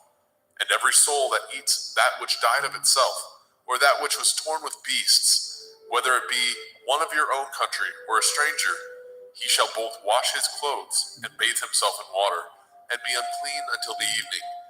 Then shall he be clean. But if he wash them not, nor bathe his flesh, then he shall bear his iniquity.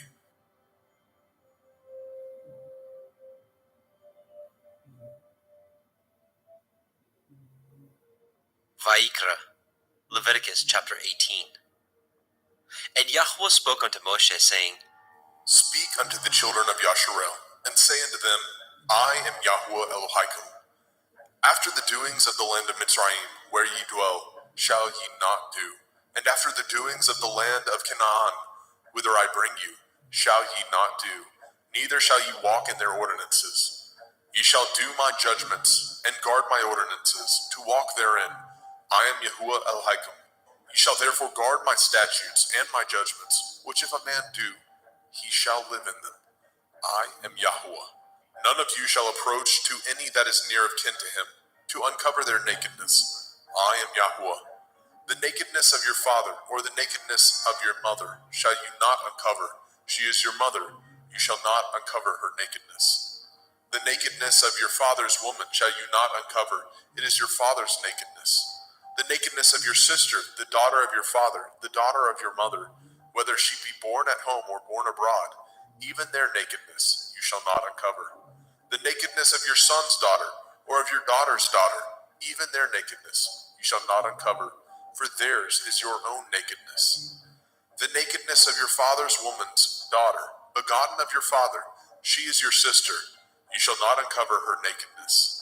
You shall not uncover the nakedness of your father's sister. She is your father's near kinswoman. You shall not uncover the nakedness of your mother's sister, for she is your mother's near kinswoman. You shall not uncover the nakedness of your father's brother. You shall not approach to his woman. She is your aunt. You shall not uncover the nakedness of your daughter-in-law. She is your son's woman. You shall not uncover her nakedness. You shall not uncover the nakedness of your brother's woman. It is your brother's nakedness. You shall not uncover the nakedness of a woman and her daughter. Neither shall you take her son's daughter or her daughter's daughter to uncover her nakedness, for they are your near kinswoman. It is wickedness. Neither shall you take a woman to her sister to vex her, to uncover her nakedness, beside the other in her lifetime. Also you shall not approach unto a woman to uncover her nakedness, as long as she is put apart for her uncleanness. Moreover, you shall not lie carnally with your neighbor's woman to defile yourself with her. And you shall not let any of your seed pass through the fire to Molech, neither shall you profane the name of your Elohim. I am Yahuwah. You shall not lie with mankind as with womankind. It is an abomination. Neither shall you lie with any beast to defile yourself therewith. Neither shall any woman stand before a beast to lie down thereto. It is confusion. Defile not ye yourselves in any of these things, for in all these the nations are defiled, which I cast out before you. And the land is defiled, therefore I do visit the iniquity thereof upon it, and the land itself vomits out her inhabitants. Ye shall therefore guard my statutes and my judgments, and shall not commit any of these abominations, neither any of your own nation, nor any stranger that sojourns among you. For all these abominations have the men of the land done, which were before you, and the land is defiled, that the land spew not you out also, when ye defile it, as it spewed out the nations that were before you. For whosoever shall commit any of these abominations, even the souls that commit them shall be cut off from among their people. Therefore shall ye guard my ordinance, that ye commit not any of these abominable customs, which were committed before you, and that ye defile not yourselves therein. I am Yahuwah Elohim.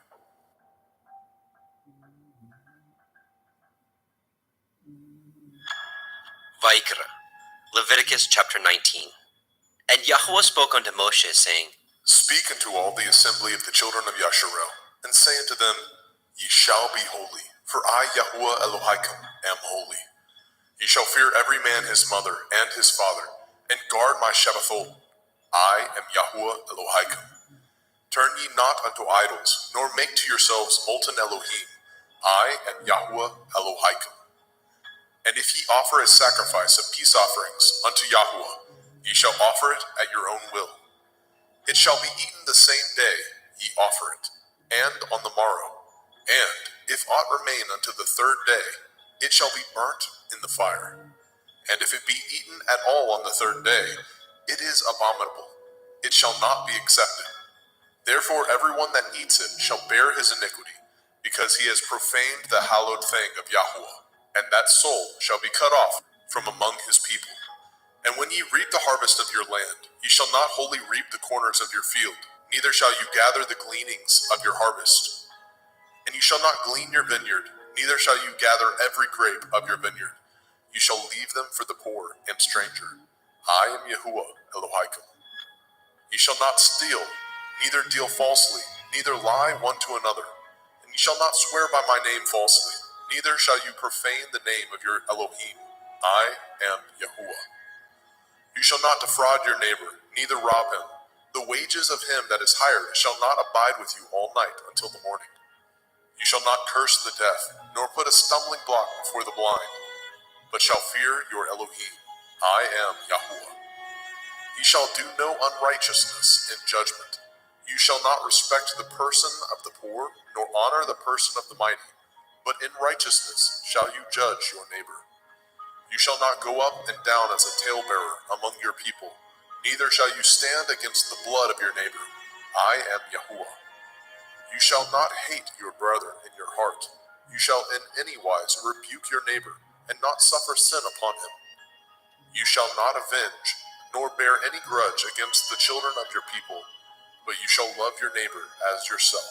I am Yahuwah. Ye shall guard my statutes. You shall not let your cattle gender with a diverse kind. You shall not sow your field with mingled seed, neither shall a garment mingled of linen and woolen come upon you.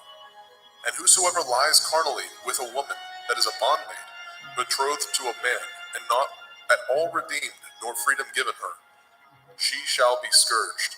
They shall not be put to death, because she was not free. And he shall bring his trespass offering unto Yahuwah, unto the door of the tabernacle of the assembly, even a ram for a trespass offering.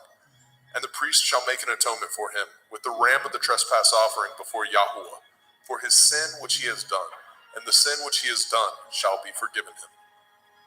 And when ye come into the land, and shall have planted all manner of trees for food, then ye shall count the fruit thereof as uncircumcised. 3 years shall it be as uncircumcised unto you. It shall not be eaten of. But in the 4th year, all the fruit thereof shall be holy to praise Yahuwah withal. And in the 5th year shall ye eat of the fruit thereof, that it may yield unto you the increase thereof. I am Yahuwah Elohim. Ye shall not eat anything with the blood, neither shall ye use enchantment, nor practice sorcery. You shall not round the corners of your heads, neither shall you mar the corners of your beard. You shall not make any cuttings in your flesh for the dead, nor print any marks upon you. I am Yahuwah. Do not prostitute your daughter, to cause her to be a whore, lest the land fall to whoredom, and the land become full of wickedness. Ye shall guard my Shabbatot, and reverence my sanctuary. I am Yahuwah. Regard not them that have familiar spirits, neither seek after wizards to be defiled by them. I am Yahuwah Elohim.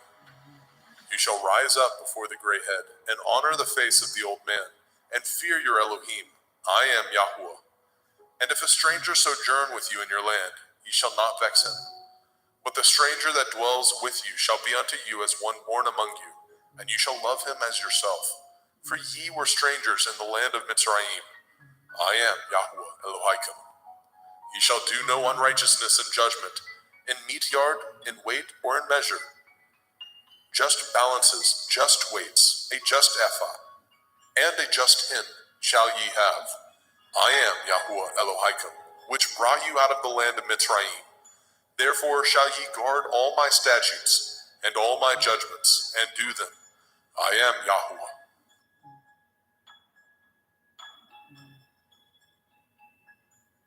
Vaikra, Leviticus chapter 20. And Yahuwah spoke unto Moshe, saying, Again you shall say to the children of Yasharel, whosoever he be of the children of Yasharel, or of the strangers that sojourn in Yasharel, that gives any of his seed unto Molech, he shall surely be put to death. The people of the land shall stone him with stones. And I will set my face against that man, and I will cut him off from among his people, because he has given of his seed unto Molech, to defile my sanctuary, and to profane my holy name. And if the people of the land do any ways hide their eyes from the man, when he gives of his seed unto Molech, and kill him not, then I will set my face against that man and against his family, and will cut him off, and all that go a-whoring after him, to commit whoredom with Molech from among their people. And the soul that turns after such as have familiar spirits, and after wizards, to go a-whoring after them, I will even set my face against that soul, and will cut him off from among his people. Sanctify yourselves therefore, and be ye holy, for I am Yahuwah Elohaikum, and ye shall guard my statutes, and do them. I am Yahuwah Mekodishkim. For everyone that curses his father or his mother shall surely be put to death. He has cursed his father or his mother, his blood shall be upon him. And the man that breaks wedlock with another man's woman, even he that breaks wedlock with his neighbor's woman, the man and the woman that breaks wedlock shall surely be put to death.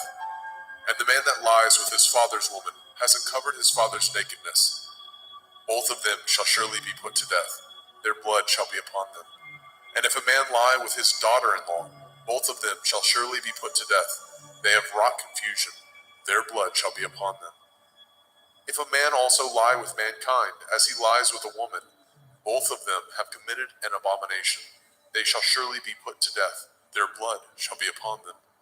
And if a man take a woman and her mother, it is wickedness. They shall be burnt with fire, both he and they, that there be no wickedness among you.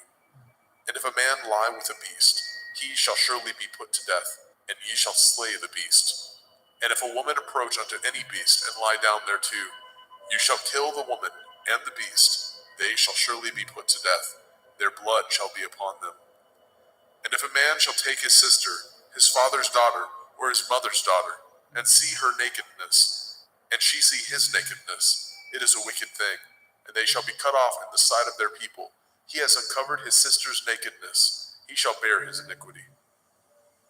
And if a man shall lie with a woman having her sickness, and shall uncover her nakedness, he has discovered her fountain, and she has uncovered the fountain of her blood, and both of them shall be cut off from among their people. And you shall not uncover the nakedness of your mother's sister, nor of your father's sister, for he uncovers his near kin. They shall bear their iniquity. And if a man shall lie with his uncle's woman, he has uncovered his uncle's nakedness. They shall bear their sin. They shall die childless. And if a man shall take his brother's woman, it is an unclean thing. He has uncovered his brother's nakedness. They shall be childless. Ye shall therefore guard all my statutes and all my judgments, and do them, that the land whither I bring you to dwell therein spew you not out. And ye shall not walk in the manner of the nation which I cast out before you. For they committed all these things, and therefore I abhorred them. But I have said unto you, ye shall inherit their land, and I will give unto you to possess it, a land that flows with milk and honey. I am Yahuwah Elohaikum, which have separated you from other people. Ye shall therefore put difference between clean beasts and unclean, and between unclean fowls and clean. And ye shall not make your souls abominable by beast, or by fowl, or by any manner of living thing that creeps on the ground, which I have separated from you as unclean. And ye shall be holy unto me, for I, Yahuwah, am holy, and have severed you from other people, that ye should be mine. A man also, or a woman that has a familiar spirit, or that is a wizard, shall surely be put to death. They shall stone them with stones. Their blood shall be upon them. Vayikra, Leviticus chapter 21.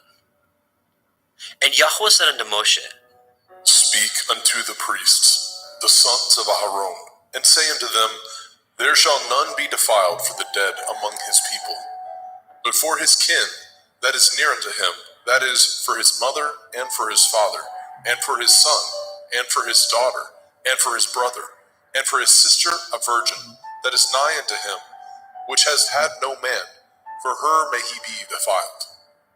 But he shall not defile himself, being a chief among his people, to profane himself. They shall not make baldness upon their head, neither shall they shave off the corners of their beard, nor make any cuttings in their flesh. They shall be holy unto their Elohim, and not profane the name of their Elohim. For the offerings of Yahuwah made by fire, and the bread of their Elohim they do offer. Therefore they shall be holy.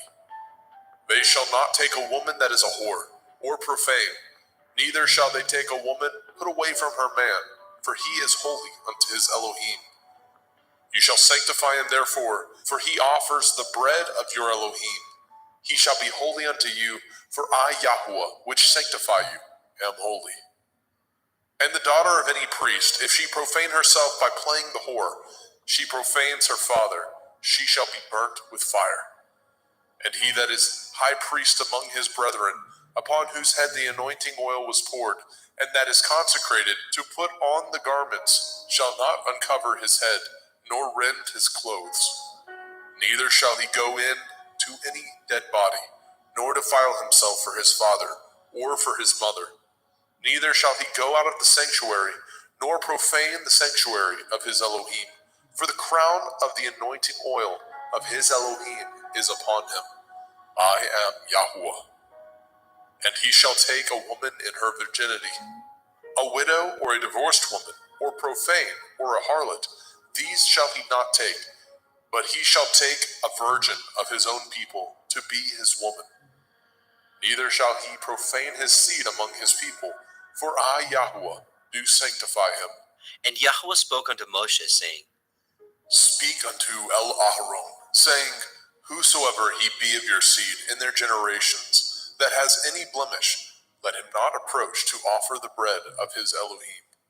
For whosoever man he be that has a blemish, he shall not approach, a blind man or a lame, or he that has a flat nose, or anything superfluous, or a man that is broken-footed, or broken-handed, or crook-backed, or a dwarf, or that has a blemish in his eye, or be scurvy, or scabbed, or has his stones broken.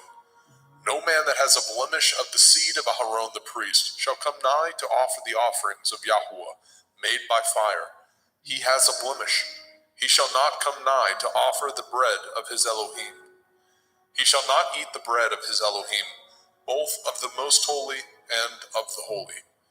Only he shall not go in unto the veil, nor come nigh unto the altar, because he has a blemish, that he profane not my sanctuaries, for I, Yahuwah, do sanctify them.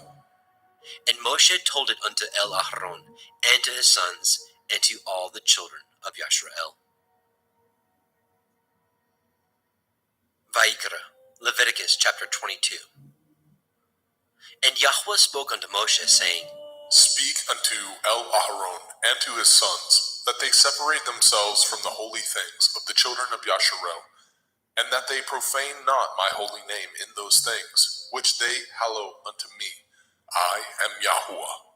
Say unto them, Whosoever he be of all your seed among your generations, that goes unto the holy things, which the children of Yasharel hallow unto Yahuwah, having his uncleanness upon him, that soul shall be cut off from my presence.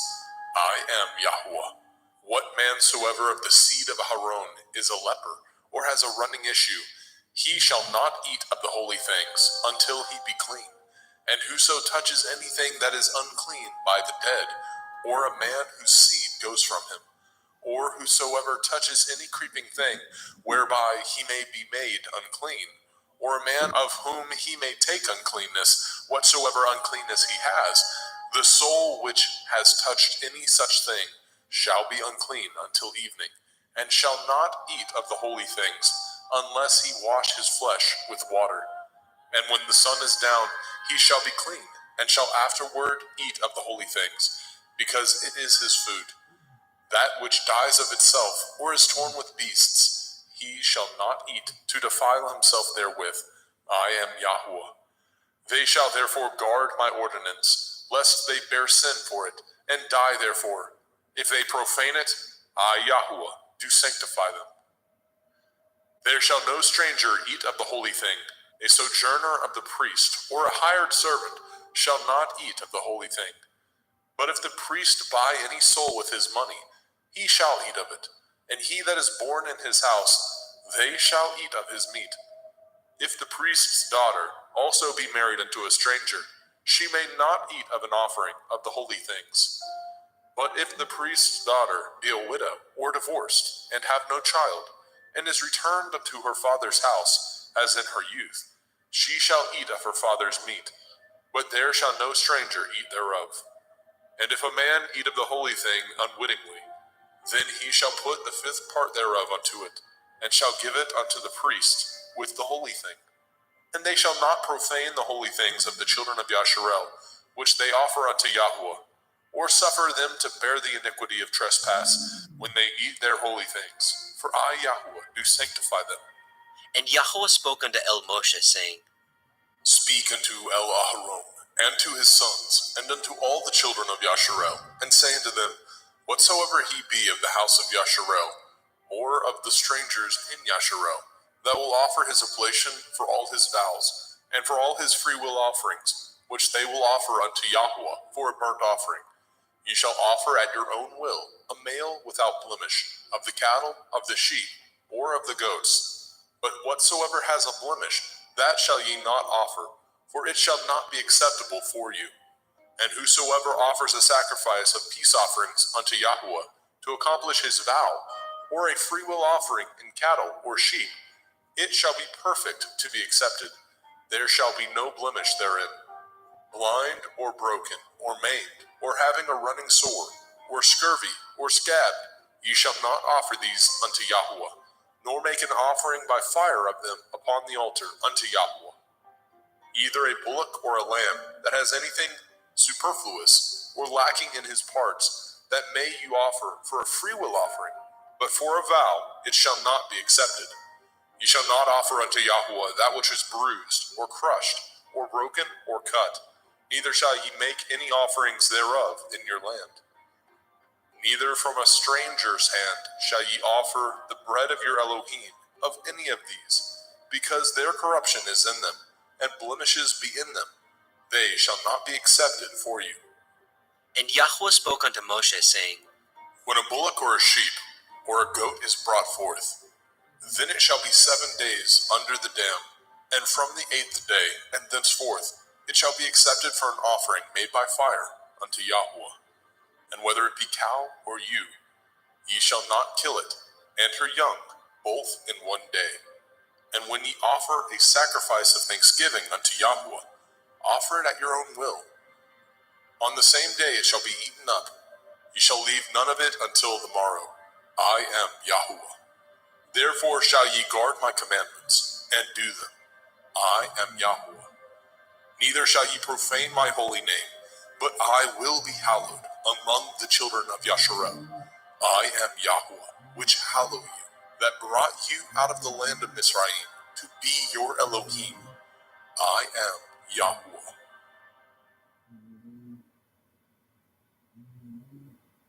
Vayikra, Leviticus chapter 23. And Yahweh spoke unto Moshe, saying, Speak unto the children of Yasharel, and say unto them concerning the feasts of Yahweh, which ye shall proclaim to be holy assemblies. Even these are my feasts. 6 days shall work be done, but the 7th day is the Sabbath of rest, a holy assembly. Ye shall do no work therein. It is the Sabbath of Yahweh in all your dwellings. These are the feasts of Yahweh, even holy assemblies, which ye shall proclaim in their appointed times. In the 14th day of the first month, at evening, is Yahweh's Pesach. And on the 15th day of the same month is the feast of Matzah unto Yahweh. 7 days he must eat matzah, unleavened bread. In the first day ye shall have a holy assembly. Ye shall do no servile work therein. But ye shall offer an offering made by fire unto Yahweh 7 days. In the 7th day is a holy assembly. Ye shall do no servile work therein. And Yahweh spoke unto Moshe, saying, Speak unto the children of Yasharel, and say unto them, When ye are come into the land which I give unto you, and shall reap the harvest thereof, then ye shall bring a sheaf of the first fruits of your harvest unto the priest. And he shall wave the sheaf before Yahweh, to be accepted for you. On the morrow after the Sabbath, the priest shall wave it. And ye shall offer that day when ye wave the sheaf, a he-lamb without blemish, of the first year, for a burnt offering unto Yahweh. And the meat offering thereof shall be 2/10 deals of fine flour mingled with oil, an offering made by fire unto Yahweh for a sweet savor. And the drink offering thereof shall be of wine, the 4th part of a hin. And ye shall eat neither bread nor parched grain, nor green ears, until the selfsame day that ye have brought an offering unto your Elohim. It shall be a statute forever throughout your generations in all your dwellings. And ye shall count unto you from the morrow after the Sabbath, from the day that ye brought the sheaf of the wave offering, 7 Shavuot. Sabbaths shall be complete. Even unto the morrow after the 7th Sabbath shall ye number 50 days, and ye shall offer a new meat offering unto Yahweh. Ye shall bring out of your habitations 2 wave loaves of 2/10 deals. They shall be of fine flour. They shall be baken with leaven. They are the first fruits unto Yahweh. And ye shall offer with the bread 7 lambs, without blemish of the first year, and 1 bullock, and 2 rams. They shall be for a burnt offering unto Yahweh, with their meat offering, and their drink offerings, even an offering made by fire of sweet savor unto Yahweh. Then ye shall sacrifice 1 kid of the goats for a sin offering, and 2 lambs of the first year for a sacrifice of peace offerings. And the priest shall wave them with the bread of the first fruits for a wave offering before Yahweh. With the 2 lambs, they shall be holy to Yahweh for the priest. And ye shall proclaim on the selfsame day that it may be a holy assembly unto you. Ye shall do no servile work therein.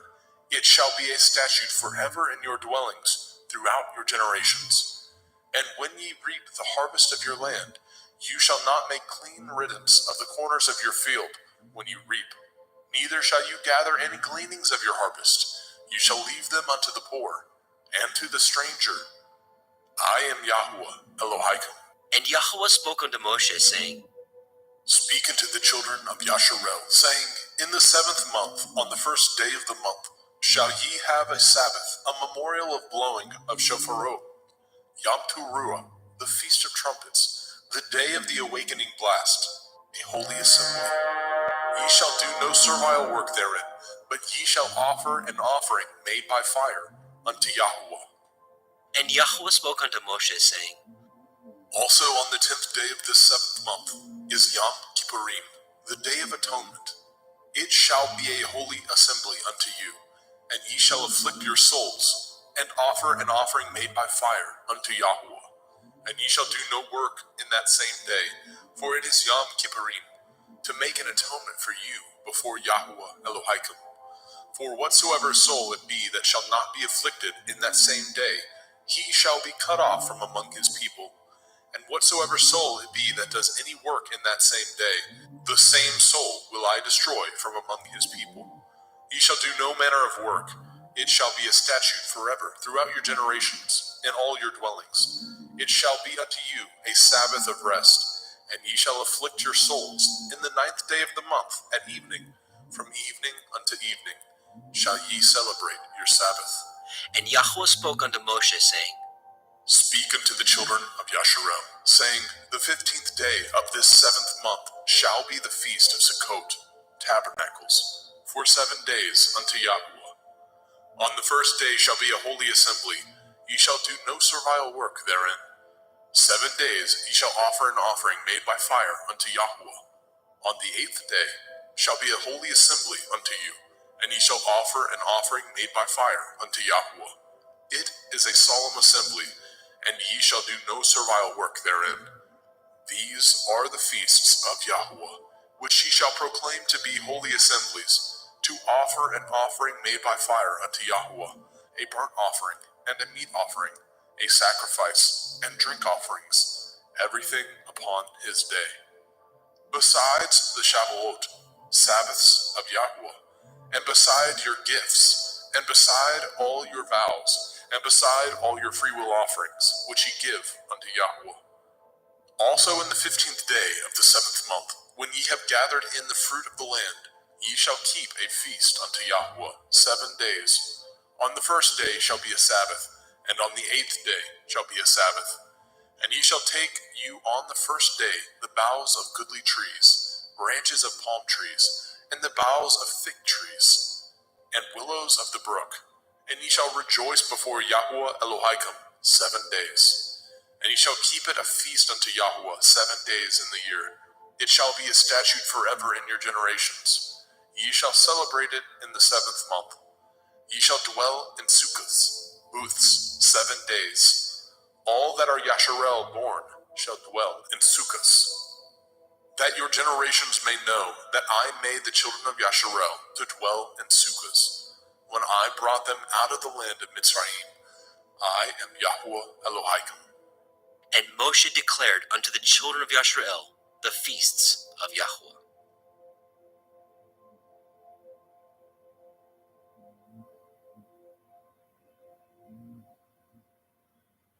Vayikra, Leviticus chapter 24.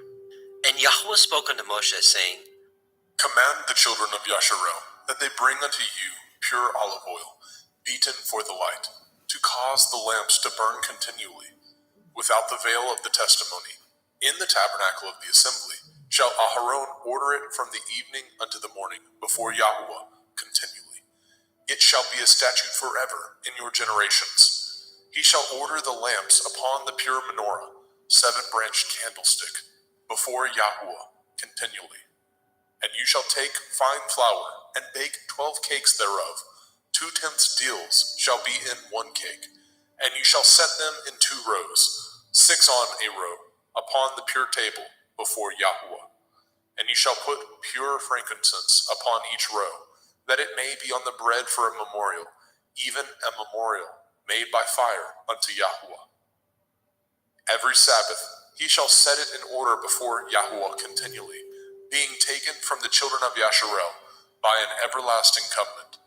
And it shall be Aharon and his sons, and they shall eat it in the holy place, for it is most holy unto him of the offerings of Yahweh made by fire, by a perpetual statute. And the son of a Yashareliteth woman, whose father was a Mitzri, went out among the children of Yasharel. And this son of the Yashareliteth woman and a man of Yasharel strove together in the camp. And the Yashareliteth woman's son blasphemed the name of Yahweh, and cursed. And they brought him unto Moshe, and his mother's name was Shelomith, the daughter of Divri, of the tribe of Dan. And they put him in ward, that the mind of Yahweh might be showed them. And Yahweh spoke unto Moshe, saying, Bring forth him that has cursed without the camp, and let all that heard him lay their hands upon his head, and let all the assembly stone him. And you shall speak unto the children of Yasharel, saying, Whosoever curses his Elohim shall bear his sin. And he that blasphemes the name of Yahweh, he shall surely be put to death. And all the assembly shall certainly stone him, as well the stranger, as he that is born in the land, when he blasphemes the name of Yahweh, shall be put to death. And he that kills any man shall surely be put to death. And he that kills a beast shall make it good, beast for beast. And if a man cause a blemish in his neighbor, as he has done, so shall it be done to him. Breach for breach, eye for eye, tooth for tooth. As he has caused a blemish in a man, so shall it be done to him again. And he that kills a beast, he shall restore it. And he that kills a man, he shall be put to death. Ye shall have one manner of law, as well for the stranger, as for one of your own country. For I am Yahweh Elohim. And Moshe spoke to the children of Yasharel, that they should bring forth him that had cursed out of the camp, and stone him with stones. And the children of Yasharel did as Yahweh commanded Moshe.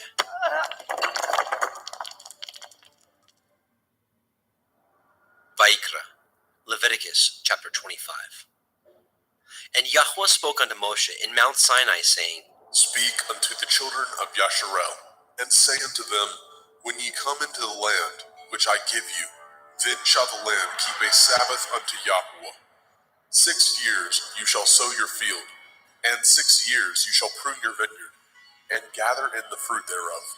But in the 7th year shall be a Sabbath of rest unto the land. a Sabbath for Yahuwah. You shall neither sow your field, nor prune your vineyard.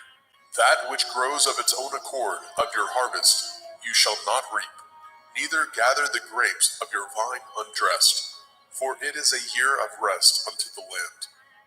And the Sabbath of the land shall be food for you and for your servant, and for your maid, and for your hired servant, and for your stranger that sojourns with you, and for your cattle, and for the beasts that are in your land, shall all the increase thereof be meat. And you shall number 7 Shabbathot, Sabbaths of years unto you, 7 times 7 years, and the space of the 7 Shabbathot of years shall be unto you 49 years. Then shall you cause the shofar of the Jubilee to sound on the 10th day of the 7th month, in Yom Kippurim, the Day of Atonement, shall ye make the shofar sound throughout all your land. And ye shall hallow the 50th year, and proclaim liberty throughout all the land unto all the inhabitants thereof. It shall be a jubilee unto you, and ye shall return every man unto his possession, and ye shall return every man unto his family. A jubilee shall that 50th year be unto you. Ye shall not sow, neither reap that which grows of itself in it, nor gather the grapes in it of your vine undressed. For it is the Jubilee, it shall be holy unto you. Ye shall eat the increase thereof out of the field. In the year of this Jubilee, ye shall return every man unto his possession. And if ye sell aught unto your neighbor, or buy aught of your neighbor's hand, ye shall not oppress one another. According to the number of years after the Jubilee, you shall buy of your neighbor, and according unto the number of years of the fruits, he shall sell unto you. According to the multitude of years, you shall increase the price thereof, and according to the fewness of years, you shall diminish the price of it.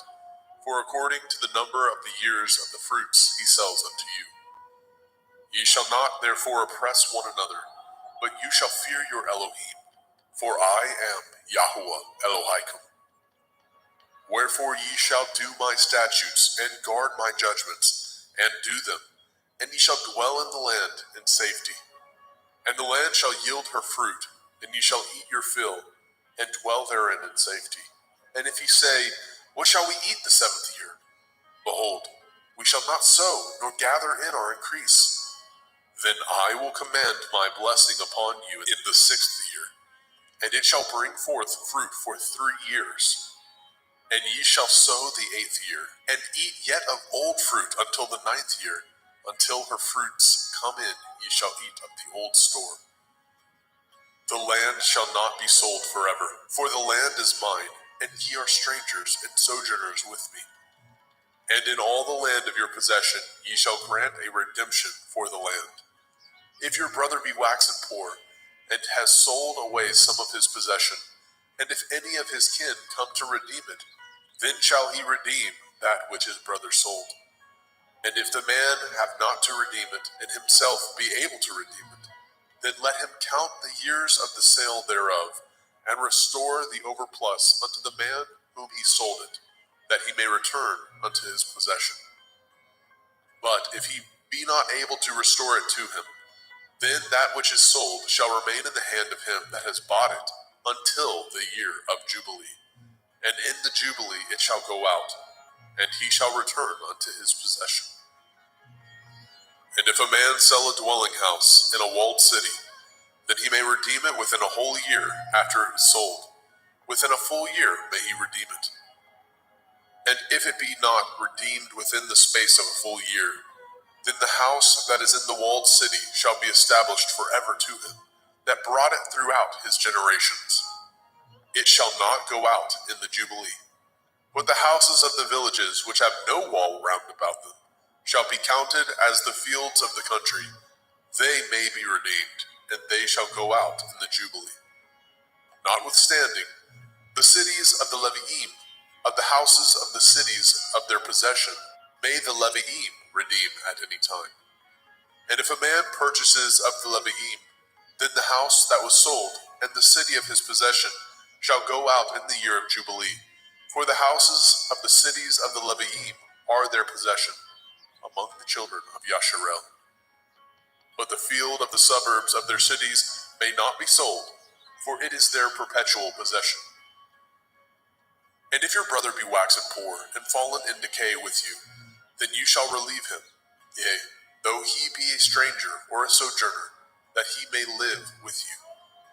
Take no usury of him, or increase, but fear your Elohim, that your brother may live with you. You shall not give him your money upon usury, nor lend him your victuals for increase. I am Yahuwah Elohaikum, which brought you forth out of the land of Mitzrayim, to give you the land of Canaan, and to be your Elohim. And if your brother that dwells by you be waxen poor, and be sold unto you, you shall not compel him to serve as a bondservant, but as a hired servant, and as a sojourner. He shall be with you, and shall serve you unto the year of Jubilee. And then shall he depart from you, both he and his children with him, and shall return unto his own family, and unto the possession of his fathers shall he return. For they are my servants, which I brought forth out of the land of Mitzrayim. They shall not be sold as bondmen. You shall not rule over him with rigor, but shall fear your Elohim. Both your bondmen and your bondmaids, which you shall have, shall be of the heathen that are round about you. Of them shall ye buy bondmen and bondmaids. Moreover, of the children of the strangers that do sojourn among you, of them shall ye buy, and of their families that are with you, which they begat in your land, and they shall be your possession. And ye shall take them as an inheritance for your children after you, to inherit them for a possession. They shall be your bondmen forever. But over your brethren, the children of Yasharel, you shall not rule one over another with rigor. And if a sojourner or a stranger wax rich by you, and your brother that dwells by him wax poor, and sell himself unto the stranger or sojourner by you, or to the stock of the stranger's family, after that he is sold, he may be redeemed again. One of his brethren may redeem him. Either his uncle or his uncle's son may redeem him, or any that is nigh of kin unto him of his family may redeem him, or if he be able, he may redeem himself. And he shall reckon with him that bought him from the year that he was sold unto him, unto the year of Jubilee. And the price of his sale shall be according to the number of years, according to the time of a hired servant shall it be with him. If there be yet many years behind, according unto them he shall give again the price of his redemption, out of the money that he was bought for. And if there remain but few years unto the year of Jubilee, then he shall count with him, and according unto his years shall he give him again the price of his redemption. And as a yearly hired servant shall be with him, and the other shall not rule with rigor over him in your sight. And if he be not redeemed in these years, then he shall go out in the year of Jubilee, both he and his children with him. For unto me the children of Yasharel are servants. They are my servants, whom I brought forth out of the land of Mitzrayim. I am Yahuwah Elohaikum. Vaikra, Leviticus chapter 26. Ye shall make you no idols, nor graven image, neither rear you up a standing image, neither shall ye set up any image of stone in your land, to bow down unto it. For I am Yahuwah Elohaikum. Ye shall guard my Sabbaths, and reverence my sanctuary.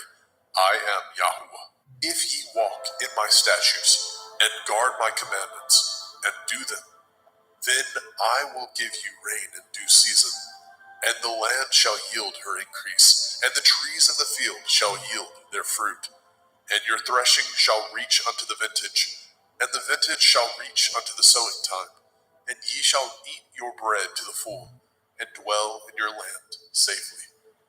And I will give peace in the land, lying down with nothing to fear, and the Sabbath of life. Though evil be part of the land, there is no sword to bring in the land. And ye shall chase your enemies, and they shall fall before you by the sword. And 5 of you shall chase 100, and 100 of you shall put 10,000 to flight. And your enemies shall fall before you by the sword. For I will have respect unto you, and make you fruitful, and multiply you, and establish my covenant with you. And ye shall eat old store, and bring forth the old because of the new. And I will set my tabernacle among you, and my soul shall not abhor you. And I will walk among you, and will be your Elohim, and ye shall be my people. I am Yahuwah Elohim, which brought you forth out of the land of Mitzrayim, that ye should not be their bondmen. And I have broken the bands of your yoke, and made you go upright. But if ye will not hearken unto me, and will not do all these commandments, and if ye shall despise my statutes, or if your soul abhor my judgments, so that ye will not do all my commandments, but that ye break my covenant, I also will do this unto you. I will even appoint over you terror, consumption, and the burning on, that shall consume the eyes, and cause sorrow of heart, and ye shall sow your seed in vain, for your enemies shall eat it.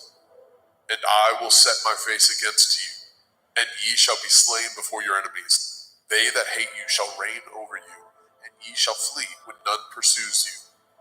And if ye will not yet for all this hearken unto me, then I will punish you 7 times more for your sins. And I will break the pride of your power, and I will make your heaven as iron, and your earth as brass. And your strength shall be spent in vain, for your land shall not yield her increase, neither shall the trees of the land yield their fruits. And if ye walk contrary unto me, and will not hearken unto me, I will bring 7 times more plagues upon you according to your sins. I will also send wild beasts among you, which shall rob you of your children, and destroy your cattle, and make you few in number, and your highways shall be desolate. And if ye will not be reformed by me by these things, but will walk contrary unto me, then will I walk contrary unto you, and will punish you yet 7 times for your sins. And I will bring a sword upon you, that shall avenge the quarrel of my covenant. And when ye are gathered together within your cities, I will send the pestilence among you, and ye shall be delivered into the hand of the enemy. And when I have broken the staff of your bread, 10 women shall bake your bread in one oven, and they shall deliver you your bread again by weight, and ye shall eat and not be satisfied. And if ye will not for all this hearken unto me, but walk contrary unto me, then I will walk contrary unto you also in fury, and I, even I, will chastise you 7 times for your sins. And ye shall eat the flesh of your sons, and the flesh of your daughters shall ye eat. And I will destroy your high places, and cut down your images, and cast your carcasses upon the carcasses of your idols, and my soul shall abhor you. And I will make your cities waste, and bring your sanctuaries unto desolation. And I will not smell the savor of your sweet odors. And I will bring the land unto desolation, and your enemies which dwell therein shall be astonished at it. And I will scatter you among the heathen, and will draw out my sword after you. And your land shall be desolate, and your cities waste. Then shall the land enjoy her Shabbathot, as long as it lies desolate, and ye be in your enemy's land. Even then shall the land rest, and enjoy her Shabbathot. As long as it lies desolate, it shall rest, because it did not rest in your Shabbathot, when ye dwelt upon it. And upon them that are left alive of you, I will send a faintness into their hearts, in the land of their enemies, and the sound of a shaken leaf shall chase them, and they shall flee as fleeing from a sword, and they shall fall when none pursues. And they shall fall one upon another, as it were before a sword, when none pursues. And ye have no power to stand before your enemies. And ye shall perish among the heathen, and the land of your enemies shall eat you up. And they that are left of you shall pine away in their iniquity, in your enemies' lands, and also in the iniquities of their fathers shall they pine away with them. If they shall confess their iniquity, and the iniquity of their fathers, with their transgressions which they transgressed against me, and that also they have walked contrary unto me, and that I also have walked contrary unto them, and have brought them into the land of their enemies, if then their uncircumcised heart be humbled, and they then accept of the punishment of their iniquity, then I will remember my covenant with Yaakov, and also my covenant with Yitzhak, And also my covenant with Abraham will I remember, and I will remember the land.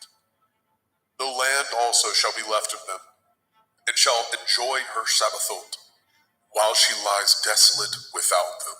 And they shall accept of the punishment of their iniquity, because they despised my judgments, and because their soul abhorred my statutes. And yet, for all that, when they be in the land of their enemies, I will not cast them away, neither will I abhor them, to destroy them utterly, and to break my covenant with them. For I am Yahweh Elohim. But I will for their sakes remember the covenant of their ancestors, whom I brought forth out of the land of Mitzrayim, in the sight of the heathen, that I might be their Elohim. I am Yahweh. These are the commandments and judgments and Torah, which Yahweh made between him and the children of Yashrael in Mount Sinai by the hand of Moshe.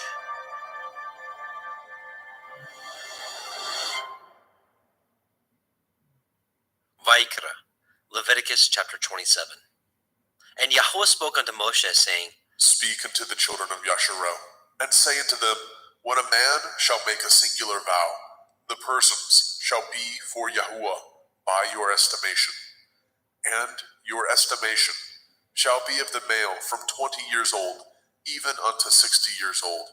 Even your estimation shall be 50 shekels of silver, after the shekel of the sanctuary. And if it be a female, then your estimation shall be 30 shekels. And if it be from 5 years old, even unto 20 years old, then your estimation shall be of the male 20 shekels, and for the female 10 shekels. And if it be from a month old, even unto 5 years old, then your estimation shall be of the male 5 shekels of silver, and for the female your estimation shall be 3 shekels of silver. And if it be from 60 years old and above, if it be a male, then your estimation shall be 15 shekels, and for the female 10 shekels. But if he be poorer than your estimation, then he shall present himself before the priest, and the priest shall value him according to his ability. That vowed shall the priest value him. And if it be a beast, whereof men bring an offering unto Yahuwah, all that any man gives of such unto Yahuwah shall be holy. He shall not alter it, nor change it, a good for a bad, or a bad for a good. And if he shall at all change beast for beast, then it and the exchange thereof shall be holy. And if it be any unclean beast, of which they do not offer a sacrifice unto Yahuwah, then he shall present the beast before the priest. And the priest shall value it, whether it be good or bad, as you value it. Who are the priest, so shall it be. But if he will at all redeem it, then he shall add a 5th part thereof unto your estimation. And when a man shall sanctify his house to be holy unto Yahuwah, then the priest shall estimate it, whether it be good or bad. As the priest shall estimate it, so shall it stand. And if he that sanctified it will redeem his house, then he shall add the 5th part of the money of your estimation unto it, and it shall be his. And if a man shall sanctify unto Yahuwah some part of a field of his possession, then your estimation shall be according to the seed thereof. A omer of barley seed shall be valued at 50 shekels of silver. If he sanctify his field from the year of Jubilee, according to your estimation, it shall stand. But if he sanctify his field after the Jubilee, then the priest shall reckon unto him the money according to the years that remain, even unto the year of Jubilee, and it shall be abated from your estimation. And if he that sanctified the field will in any wise redeem it, then he shall add the 5th part of the money of your estimation unto it, and it shall be assured to him. And if he will not redeem the field, or if he have sold the field to another man, it shall not be redeemed any more. But the field, when it goes out in the Jubilee, shall be holy unto Yahuwah. As a field devoted, the possession thereof shall be the priest's. And if a man sanctify unto Yahuwah a field which he has bought, which is not of the fields of his possession, Then the priest shall reckon unto him the worth of your estimation, even unto the year of the Jubilee. And he shall give your estimation in that day as a holy thing unto Yahweh. In the year of the Jubilee, the field shall return unto him of whom it was bought, even to him to whom the possession of the land did belong. And all your estimation shall be according to the shekel of the sanctuary. 20 gerahs shall be the shekel. Only the firstling of the beasts, which should be Yahuwah's firstling. No man shall sanctify it, whether it be ox or sheep. It is Yahuwah's. And if it be of an unclean beast, and he shall redeem it according to your estimation, and shall add a fifth part of it thereto, or if it be not redeemed, then it shall be sold according to your estimation. Notwithstanding, no devoted thing that a man shall devote unto Yahweh of all that he has, both of man and beast, and of the field of his possession, shall be sold or redeemed. Every devoted thing is most holy unto Yahweh. None devoted, which shall be devoted of men, shall be redeemed, but shall surely be put to death. And all the tithe of the land, whether of the seed of the land, or of the fruit of the tree, is Yahuwah's. It is holy unto Yahuwah. And if a man shall at all redeem aught of his tithes, he shall add thereto the fifth part thereof. And concerning the tithe of the herd, or of the flock, even of whatsoever passes under the rod, the 10th shall be holy unto Yahweh. He shall not search whether it be good or bad, neither shall he change it. And if he change it at all, then both it and the change thereof shall be holy. It shall not be redeemed. These are the commandments which Yahweh commanded Moshe for the children of Yisrael in Mount Sinai.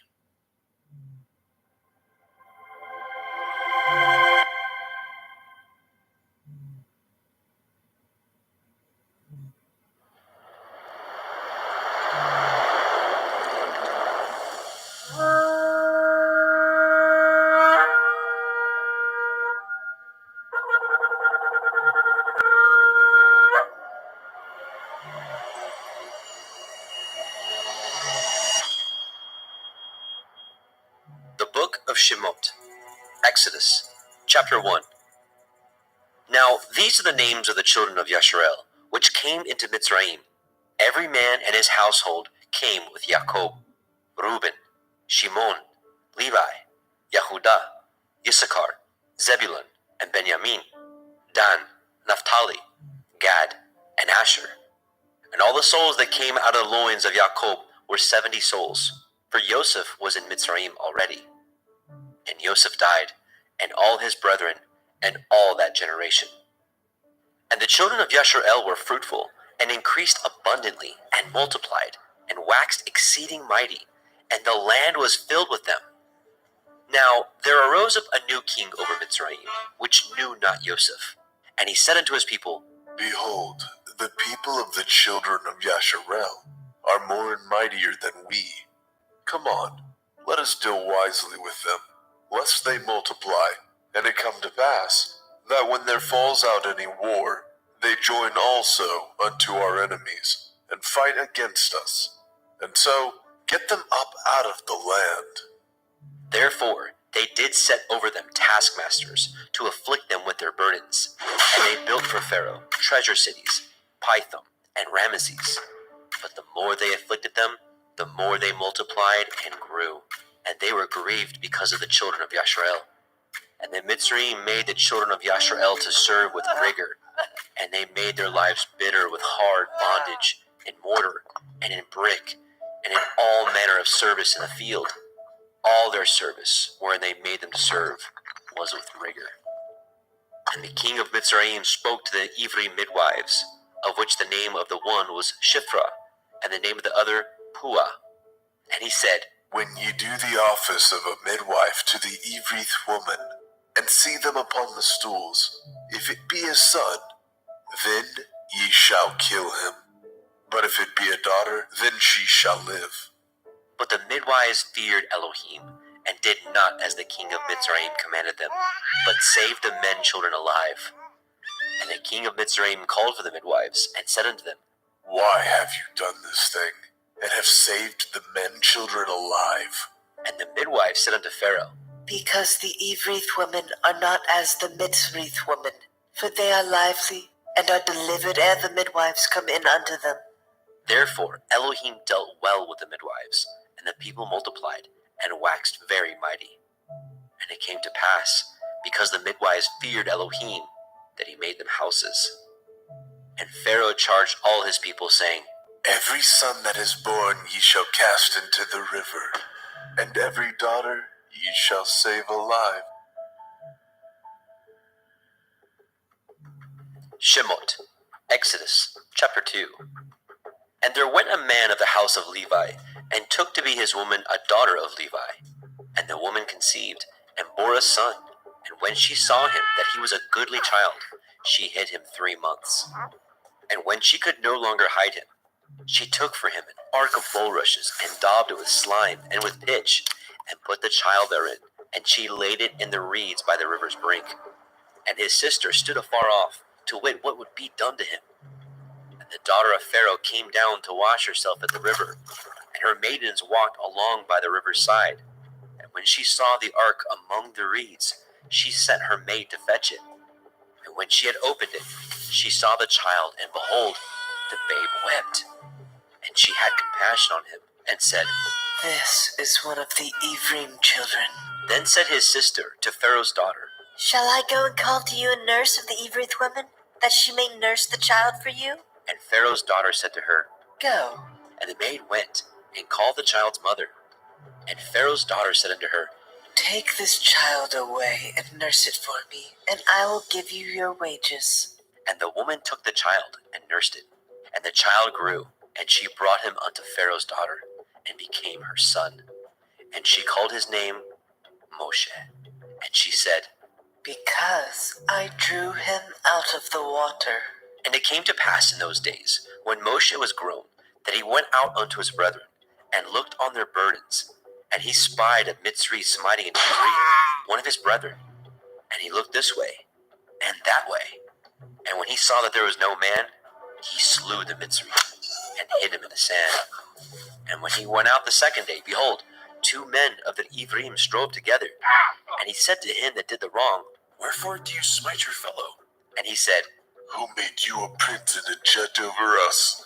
Intend you to kill me as you killed the Mitzri? And Moshe feared and said, Surely this thing is known. Now when Pharaoh heard this thing, he sought to slay Moshe. But Moshe fled from the face of Pharaoh, and dwelt in the land of Midian, and he sat down by a well. Now the priest of Midian had 7 daughters, and they came and drew water, and filled the troughs to water their father's flock. And the shepherds came and drove them away. But Moshe stood up and helped them, and watered their flock. And when they came to Reuel their father, he said, How is it that ye are come so soon today? And they said, A Mitzri delivered us out of the hand of the shepherds, and also drew water enough for us, and watered the flock. And he said unto his daughters, And where is he? Why is it that ye have left the man? Call him that he may eat bread. And Moshe was content to dwell with the man. And he gave Moshe Zipporah his daughter, and she bore to him a son. And he called his name Gershom, for he said, I have been a stranger in a strange land. And it came to pass in the process of time that the king of Mitzrayim died, and the children of Yasharel sighed by reason of the bondage, and they cried. And their cry came up unto Elohim by reason of the bondage. And Elohim heard their groaning, and Elohim remembered his covenant with Abraham, with Yitzchak, and with Yaakov. And Elohim looked upon the children of Yasharel, and Elohim had respect unto them.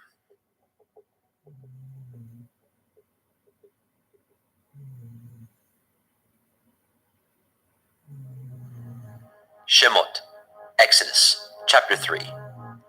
Now Moshe kept the flock of Yitro his father-in-law, the priest of Midian, and he led the flock to the backside of the desert, and came to the mountain of Elohim, even to Horeb. And the angel of Yahweh appeared unto him in a flame of fire, out of the midst of a thorn bush. And he looked, and behold, the thorn bush burned with fire, and the thorn bush was not consumed. And Moshe said, I will now turn aside and see this great sight, why the thorn bush is not burnt.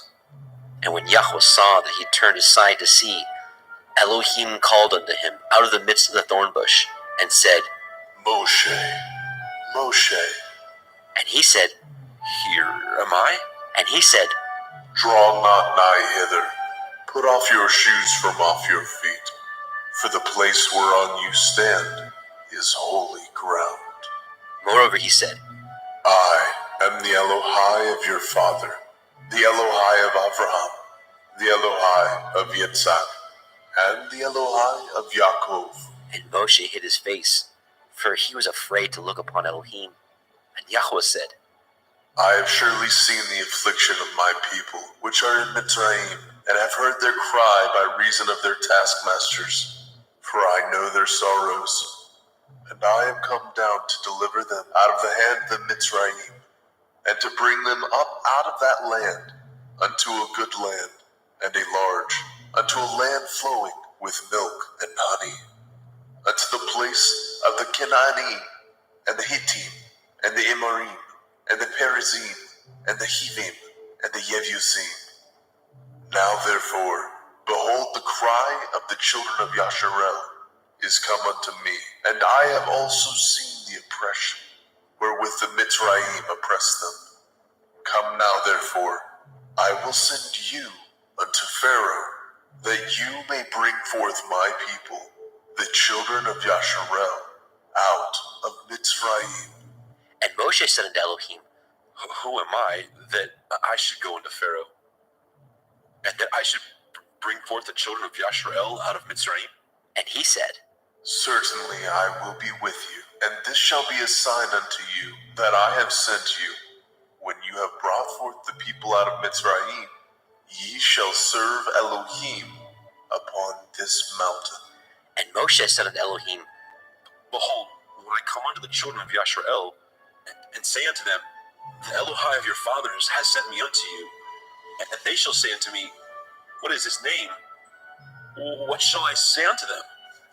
And Elohim said unto El Moshe, Ahaya Asher Ahaya, I am that I am. And he said, Thus shall you say unto the children of Yasharel, Ahaya I am has sent me unto you. And Elohim said moreover unto El Moshe, Thus shall you say unto the children of Yasharel, Yahuwah Elohai of your fathers, the Elohai of Abraham, the Elohai of Yitzhak, and the Elohai of Yaakov, has sent me unto you. This is my name forever, and this is my mention unto all generations. Go and gather the elders of Yasharel together, and say unto them, Yahuwah Elohai of your fathers, the Elohai of Abraham, of Yitzhak, and the Elohai of Yaakov, appeared unto me, saying, I have surely visited you, and seen that which is done to you in Mitzrayim. And I have said, I will bring you up out of the affliction of Mitzrayim, unto the land of the Canaanim, and the Hittim, and the Amorim, and the Perizim, and the Hivim, and the Yevusim, unto a land flowing with milk and honey. And they shall hearken to your voice, and you shall come, you and the elders of Yasharel, unto the king of Mitzrayim, and ye shall say unto him, Yahuwah Elohai of the Ephraim has met us, and now let us go, we beseech you, 3 days' journey into the wilderness, that we may sacrifice to Yahuwah Eloheinu. And I am sure that the king of Mitzrayim will not let you go, no, not by a mighty hand.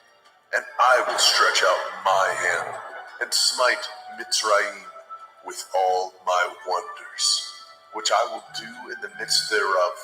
And after that he will let you go, and I will give this people favor in the sight of the Mitzrayim. And it shall come to pass, that when ye go, ye shall not go empty.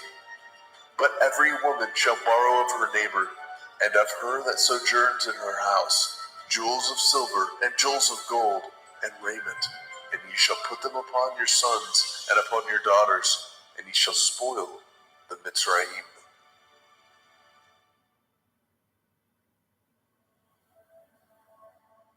Shemot, Exodus, chapter 4. And Moshe answered and said, But, behold, they will not believe me, nor hearken unto my voice, for they will say, Yahweh has not appeared unto you.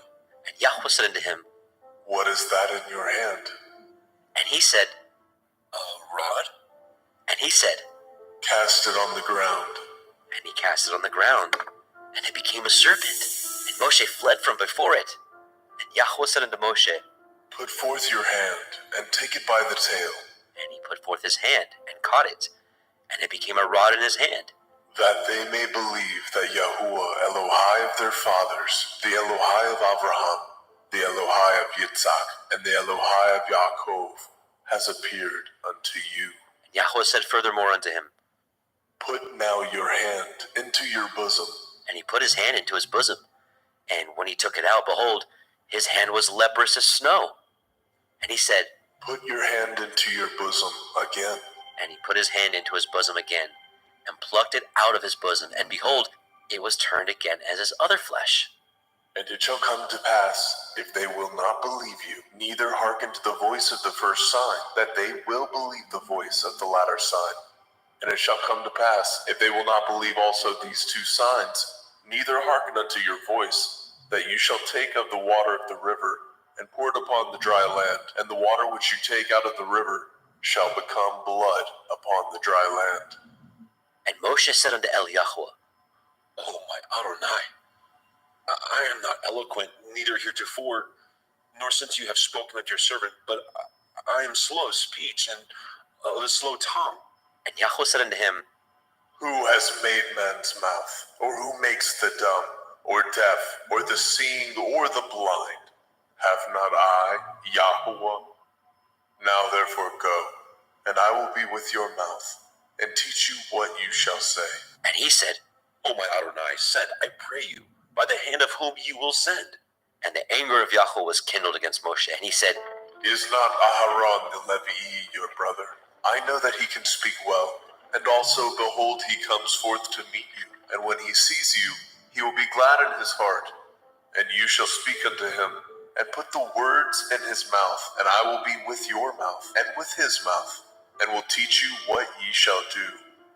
And he shall be your spokesman unto the people, and he shall be, even he shall be to you instead of a mouth, and you shall be to him instead of Elohim. And you shall take this rod in your hand, wherewith you shall do signs. And Moshe went and returned to Yitro his father-in-law, and said unto him, Let me go, I pray you, and return unto my brethren which are in Mitzrayim, and see whether they be yet alive. And Yitro said unto Moshe, Go in peace. and Yahweh said unto Moshe in Midian, Go, return into Mitzrayim, for all the men are dead which sought your life. And Moshe took his woman and his sons, and set them upon an ass, and he returned to the land of Mitzrayim. And Moshe took the rod of Elohim in his hand. And Yahweh said unto Moshe, When you go to return into Mitzrayim, see that you do all those wonders before Pharaoh, which I have put into your hand. But I will harden his heart, that he shall not let the people go. And you shall say unto Pharaoh, Thus says Yahuwah, Yasharel is my son, even my firstborn. And I say unto you, Let my son go, that he may serve me. And if you refuse to let him go, behold, I will slay your son, even your firstborn. and it came to pass by the way in the inn that Yahweh met him, and sought to kill him. Then Zipporah took a sharp stone, and cut off the foreskin of her son, and cast it at his feet, and said, Surely a bloody man are you to me. So he let him go. Then she said, A bloody man you are, because of the circumcision. and Yahweh said to Aharon, Go into the wilderness to meet Moshe. and he went, and met him in the mount of Elohim, and kissed him. And Moshe told Aharon all the words of Yahweh who had sent him, and the signs which he had commanded him. And Moshe and Aharon went and gathered together all the elders of the children of Yasharel. And Aharon spoke all the words which Yahweh had spoken unto Moshe, and did the signs in the sight of the people. And the people believed. And when they heard that Yahweh had visited the children of Yasharel, and that he had looked upon their affliction, then they bowed their heads and worshipped.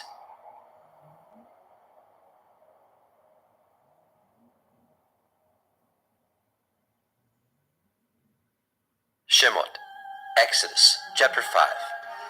And afterward, Moshe and Aharon went in and told Pharaoh, Thus says Yahweh Elohai of Yashrael, let my people go, that they may hold a feast unto me in the wilderness. And Pharaoh said, Who is Yahuwah that I should obey his voice to let Yasharel go?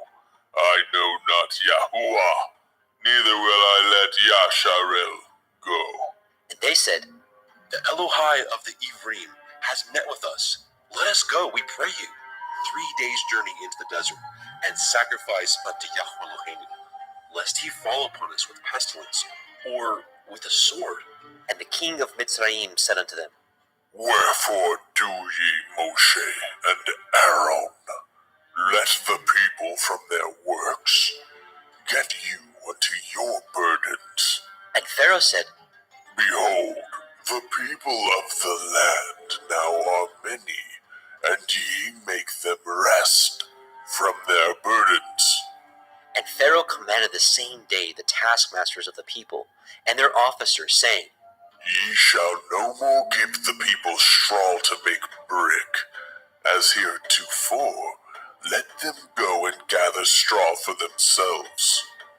And the tell of the bricks which they did make heretofore, ye shall lay upon them. Ye shall not diminish aught thereof, for they be idle.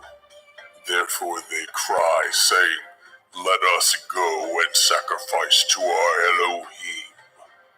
Let their more work be laid upon the men, that they may labor therein, and let them not regard vain words. And the taskmasters of the people went out, and their officers, and they spoke to the people, saying, Thus says Pharaoh, I will not give you straw. Go ye, get you straw where you can find it. Yet not aught of your work shall be diminished. So the people were scattered abroad throughout all the land of Mitzrayim, to gather stubble instead of straw. And the taskmasters hasted them, saying, Fulfill your works, your daily tasks, as when there was straw. And the officers of the children of Yashrael, which Pharaoh's taskmasters had set over them, were beaten, and demanded, Wherefore have ye not fulfilled your task in making brick both yesterday and today as heretofore? Then the officers of the children of Yashrael came and cried unto Pharaoh, saying, Wherefore do you thus with your servants? There is no straw given unto your servants, and they say to us, Make brick, and behold, your servants are beaten. But the fault is in your own people. But he said, Ye are idle, ye are idle. Therefore ye say, Let us go and do sacrifice to Yahuwah. Go therefore now and work, for there shall no straw be given you. Yet shall ye deliver the tale of bricks. And the officers of the children of Yashrael did see that they were in an evil case. After it was said, Ye shall not diminish aught of your bricks from your daily task. and they met Moshe and Aharon, who stood in the way, as they came forth from Pharaoh. And they said unto them, Yahuwah, look upon you and judge, because ye have made our Saviour to be abhorred in the eyes of Pharaoh, and in the eyes of his servants, to put a sword in their hand to slay us. And Moshe returned unto Eliyahu and said, Adonai, wherefore have you so evil entreated this people? Why is it that you have sent me? For since I came to Pharaoh to speak in your name, he has done evil to the people. Neither have you delivered your people at all. Shemot, Exodus chapter 6. Then Yahweh said unto Moshe, Now shall you see what I will do to Pharaoh, for with a strong hand shall he let them go, and with a strong hand shall he drive them out of his land. And Elohim spoke unto Moshe, and said unto him, I am Yahuwah, and I appeared unto El Abraham, unto El Yitzhak, and unto El Yaakov, by El Shaddai. But by my name Yahuwah was I not known to them. And I have also established my covenant with them, to give them the land of Canaan, the land of their pilgrimage, wherein they were strangers. And I have also heard the groanings of the children of Yasharel, whom the Mitzrayim keep in bondage, and I have remembered my covenant. Wherefore say unto the children of Yasharel, I am Yahuwah, and I will bring you out from under the burdens of the Mitzrayim, and I will rid you out of their bondage, and I will redeem you with a stretched out arm and with great judgments. And I will take you to me for a people, and I will be to you Elohim, and ye shall know that I am Yahuwah Elohim, which brings you out from under the burdens of the Mitzrayim. And I will bring you into the land concerning the which I did swear to give it to Abraham, to Yitzhak, and to Yaakov, and I will give it to you for a heritage. I am Yahuwah. And Moshe spoke so unto the children of Yasharel, but they hearkened not unto Moshe, for anguish of the Ruach, and for cruel bondage. And Yahweh spoke unto Moshe, saying, Go in, speak unto Pharaoh, king of Mitzrayim, that he let the children of Yasharel go out of his land. And Moshe spoke before Yahweh, saying, Behold, the children of Yasharel have not hearkened unto me. How then shall Pharaoh hear me, who am of uncircumcised lips? And Yahweh spoke unto El Moshe and unto El Ahron, and gave them a charge unto the children of Yasharel and unto Pharaoh, king of Mitzrayim, to bring the children of Yasharel out of the land of Mitzrayim. These be the heads of their fathers' houses, the sons of Reuben, the firstborn of Yasharel, Chanok, and Palu, and Chetzron, and Carmi. These be the families of Reuben. And the sons of Shimon, Yemuel, and Yamin, and Ochad, and Yakin, and Zohar, and Shaul, the son of the Canaanite woman. These are the families of Shimon. And these are the names of the sons of Levi, according to their generations, Gershon, and Kohath, and Merari. And the years of the life of Levi were 137 years. The sons of Gershon, Livni, and Shimei, according to their families.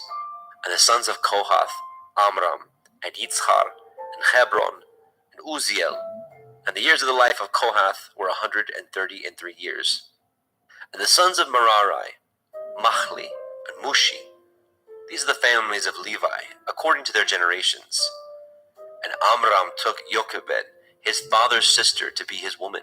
And she bore him Ahron, and Moshe. And the years of the life of Amram were 137 years. And the sons of Yitzchar, Korach, and Nepheg, and Zikrai. And the sons of Uziel, Mishael, and Elishaphan, and Chitrai. And Ahron took him Elisheba, daughter of Aminadab, sister of Nachshon, to be his woman. And she bore him Nadab, and Abihu, and Eleazar, and Ithamar. And the sons of Korach, Asir, Elkanah, Avisaph. These are the families of the Korchai. And Eleazar, Ahron's son, took him one of the daughters of Putiel to be his woman, and she bore him Phinehas. These are the heads of the fathers of the Leviim, according to their families. These are that Ahron and Moshe, to whom Yahweh said, Bring out the children of Yasharel from the land of Mitzrayim, according to their families. These are they which spoke to Pharaoh, king of Mitzrayim, to bring out the children of Yasharel from Mitzrayim. These are that Moshe and Aharon. And it came to pass on the day when Yahweh spoke unto Moshe in the land of Mitzrayim, that Yahweh spoke unto Moshe, saying, I am Yahuwah. Speak you unto Pharaoh, king of Mitzrayim, all that I say unto you. And Moshe said before Yahweh, Behold, I am of uncircumcised lips. How shall Pharaoh hearken unto me? Shemot, Exodus, chapter 7. And Yahweh said unto Moshe, See, I have made you an Elohim to Pharaoh, and Aharon your brother shall be your prophet. You shall speak all that I command you, and Aharon your brother shall speak unto Pharaoh, that he send the children of Yasharel out of his land. And I will harden Pharaoh's heart, and multiply my signs and my wonders in the land of Mitzrayim. But Pharaoh shall not hearken unto you, that I may lay my hand upon Mitzrayim, and bring forth my armies and my people, the children of Yasharel, out of the land of Mitzrayim, by great judgments. And the Mitzrayim shall know that I am Yahuwah, when I stretch forth my hand upon the Mitzrayim, and bring out the children of Yasharel from among them. And Moshe and Aharon did as Yahweh commanded them. So did they.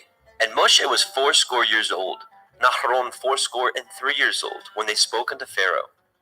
And Yahweh spoke unto El Moshe, and unto El Aharon, saying, When Pharaoh shall speak unto you, saying, Show a miracle for you, then you shall say unto El Aharon, Take your rod, and cast it before Pharaoh, and it shall become a serpent. And Moshe and Aharon went in unto Pharaoh, and they did so, as Yahweh had commanded. And Aharon cast down his rod before Pharaoh, and before his servants, and it became a serpent. Then Pharaoh also called the wise men and the sorcerers, now the magicians of Mitzrayim. They also did in like manner with their enchantments, for they cast down every man his rod, and they became serpents.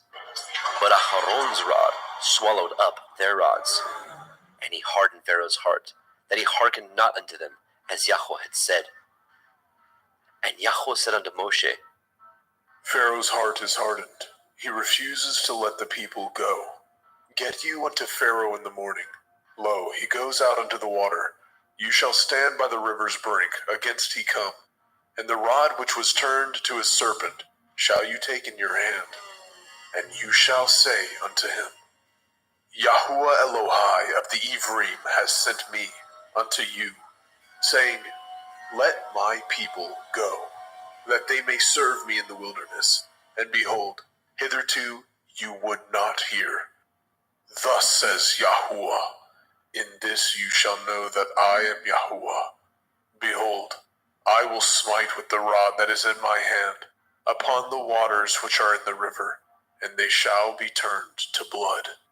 And the fish that is in the river shall die, and the river shall stink, and the Mitzrayim shall loathe the drink of the water of the river. and Yahweh said unto Moshe, Say unto Aaron, Take your rod, and stretch out your hand upon the waters of Mitzrayim, upon their streams, upon their rivers, and upon their ponds, and upon all their pools of water, that they may become blood, and that there may be blood throughout all the land of Mitzrayim, both in vessels of wood and in vessels of stone. And Moshe and Aharon did so, as Yahweh commanded. And he lifted up the rod, and smote the waters that were in the river, in the sight of Pharaoh, and in the sight of his servants. And all the waters that were in the river were turned to blood.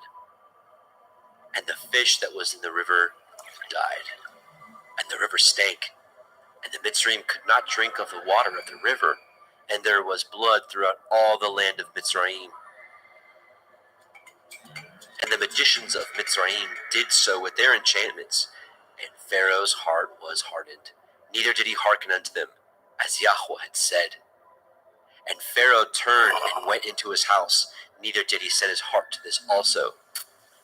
And all the Mitzrayim dug round about the river for water to drink, for they could not drink of the water of the river. And 7 days were fulfilled after that Yahweh had smitten the river.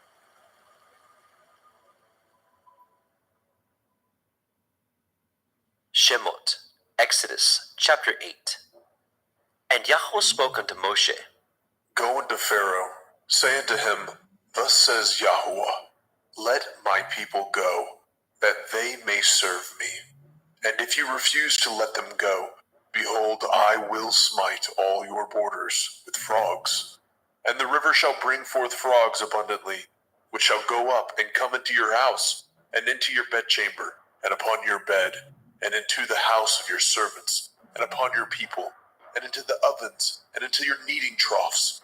And the frogs shall come up, both on you and upon your people, and upon all your servants. And Yahweh spoke unto El Moshe, Say unto El Aharon, Stretch forth your hand with your rod over the streams, over the rivers, and over the ponds, and cause the frogs to come up upon the land of Mitzrayim. And Aharon stretched out his hand over the waters of Mitzrayim, and the frogs came up and covered the land of Mitzrayim. And the magicians did so with their enchantments, and brought up the frogs upon the land of Mitzrayim. Then Pharaoh called for Moshe and Aharon and said, Entreat El Yahuwah, that he may take away the frogs from me, and from my people, and I will let the people go, that they may do sacrifice unto Yahuwah.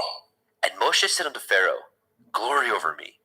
When shall I entreat for you, and for your servants, and for your people, to destroy the frogs from you and from your houses, that they may remain in the river only? And he said, Tomorrow.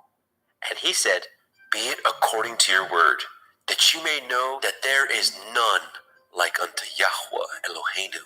And the frogs shall depart from you, and from your houses, and from your servants, and from your people. They shall remain in the river only. And Moshe and Aharon went out from Pharaoh, and Moshe cried unto Eliyahu because of the frogs which he had brought against Pharaoh. And Yahweh did according to the word of Moshe, and the frogs died out of the houses, out of the villages, and out of the fields. And they gathered them together upon heaps, and the land stank. But when Pharaoh saw that there was respite, he hardened his heart, and hearkened not unto them, as Yahweh had said. And Yahweh said unto El Moshe, Say unto El Aharon, Stretch out your rod, and smite the dust of the land, that it may become lice throughout all the land of Mitzrayim. And they did so.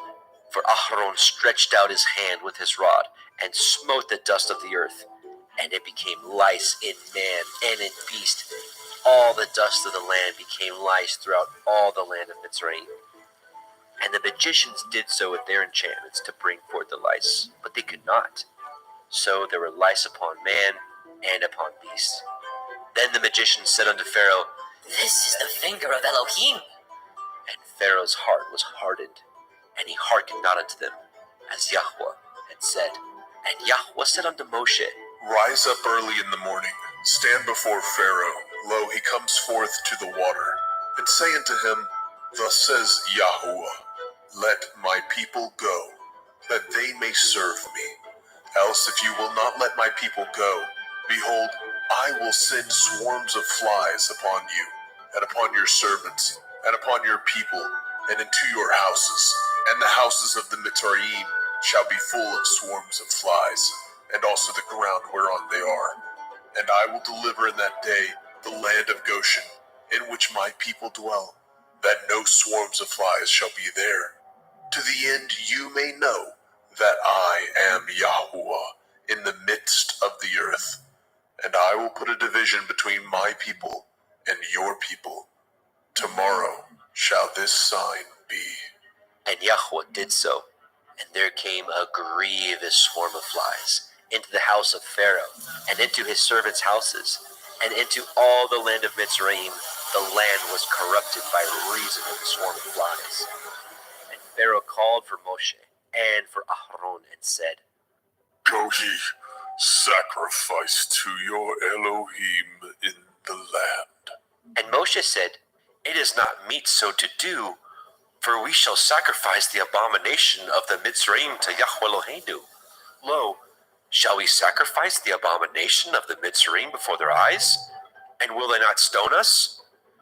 We will go 3 days' journey into the wilderness, and sacrifice to Yahweh Eloheinu, as he shall command us. And Pharaoh said, I will let you go, that ye may sacrifice to Yahuwah Elohika in the wilderness. Only ye shall not go very far away. Entreat for me. And Moshe said, Behold, I go out from you, and I will entreat Eliyahu, that the swarms of flies may depart from Pharaoh, from his servants, and from his people, tomorrow. But let not Pharaoh deal deceitfully any more, in not letting the people go to sacrifice to Yahweh. And Moshe went out from Pharaoh, and entreated Yahweh. And Yahweh did according to the word of Moshe, and he removed the swarms of flies from Pharaoh, from his servants, and from his people. There remained not one. And Pharaoh hardened his heart at this time also, neither would he let the people go.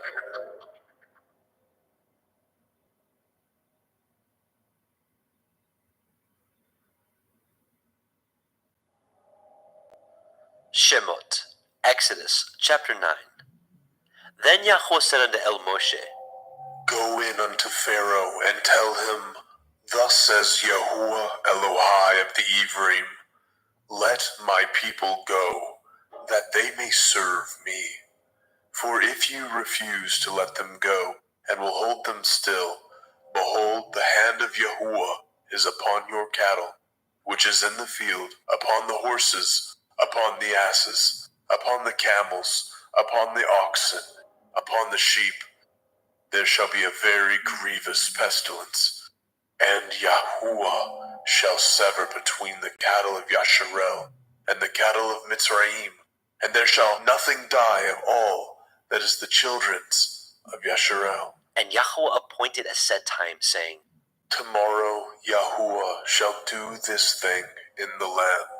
And Yahweh did that thing on the morrow, and all the cattle of Mitzrayim died, but of the cattle of the children of Yasharel died not one. And Pharaoh sent, and behold, there was not one of the cattle of Yasharel dead. And the heart of Pharaoh was hardened, and he did not let the people go. And Yahweh said unto Moshe, and unto Aharon, Take to you handfuls of ashes of the furnace, and let Moshe sprinkle it towards the heavens in the sight of Pharaoh. And it shall become small dust in all the land of Mitzrayim, and shall be a boil breaking forth with blains upon man, and upon beast throughout all the land of Mitzrayim. And they took the ashes of the furnace, and stood before Pharaoh. And Moshe sprinkled it up toward the heavens, and it became a boil, breaking forth with blains upon man, and upon beast. And the magicians could not stand before Moshe because of the boils, for the boil was upon the magicians, and upon all the Mitzrayim. And Yahweh hardened the heart of Pharaoh, and he hearkened not unto them, as Yahweh had spoken unto Moshe. And Yahweh said unto Moshe, Rise up early in the morning, and stand before Pharaoh, and say unto him, Thus says Yahuwah Elohai of the Ephraim, Let my people go, that they may serve me. For I will at this time send all my plagues upon your heart, and upon your servants, and upon your people, that you may know that there is none like me in all the earth. For now I will stretch out my hand, that I may smite you, and your people with pestilence, and you shall be cut off from the earth. And in very deed for this cause have I raised you up, for to show in you my power, that my name may be declared throughout all the earth. As yet exalt you yourself against my people, that you will not let them go?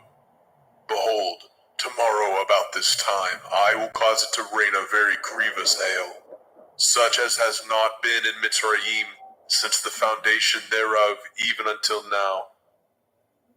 Send therefore now and gather your cattle, and all that you have in the field, for upon every man and beast which shall be found in the field, and shall not be brought home, the hail shall come down upon them, and they shall die. He that feared the word of Yahweh among the servants of Pharaoh made his servants and his cattle flee into the houses. And he that regarded not the word of Yahweh left his servants and his cattle in the field. And Yahweh said unto Moshe, Stretch forth your hand towards the heavens, that there may be hail in all the land of Mitzrayim, upon man and upon beast, and upon every herb of the field, throughout the land of Mitzrayim. And Moshe stretched forth his rod toward the heavens, and Yahweh sent thunder and hail, and the fire ran along upon the ground, and Yahweh rained hail upon the land of Mitzrayim. So there was hail, and fire mingled with the hail, very grievous, such as there was none like it in all the land of Mitzrayim since it became a nation. And the hail smote throughout all the land of Mitzrayim, all that was in the field, both man and beast, and the hail smote every herb of the field, and broke every tree of the field. Only in the land of Goshen, where the children of Yasharel were, was there no hail. And Pharaoh sent and called for Moshe and Aharon, and said unto them, I have sinned this time. Yahuwah is righteous, and I and my people are wicked. Entreat Yahuwah is enough. That there be no more mighty thunderings and hail, for I will let you go. Ye shall stay no longer. And Moshe said unto him, As soon as I am gone out of the city, I will spread abroad my hands unto El Yahweh, and the thunder shall cease, neither shall there be any more hail, that you may know how that the earth is Yahweh's. But as for you and your servants, I know that you will not fear Yahweh Elohim. And the flax and the barley was smitten, for the barley was in the ear, and the flax was bold. But the wheat and the rye were not smitten, for they were not grown up. And Moshe went out of the city from Pharaoh, and spread abroad his hands unto El Yahweh, and the thunders and the hail ceased, and the rain was not poured upon the earth. And when Pharaoh saw that the rain and the hail and the thunders were ceased, he sinned yet more, and hardened his heart, he and his servants. And the heart of Pharaoh was hardened, neither would he let the children of Yashrael go, as Yahweh had spoken by Moshe.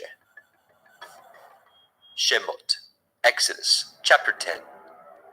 And Yahweh said unto El Moshe, Go in unto Pharaoh, for I have hardened his heart, and the heart of his servants, that I might show these my signs before him, and that you may tell in the ears of your son, and of your son's son, what things I have wrought in Mitzrayim, and my signs which I have done among them, that ye may know how that I am Yahuwah. And Moshe and Aharon came in unto Pharaoh, and said unto him, Thus says Yahweh Elohai of the Ephraim, How long will you refuse to humble yourselves before me? Let my people go, that they may serve me.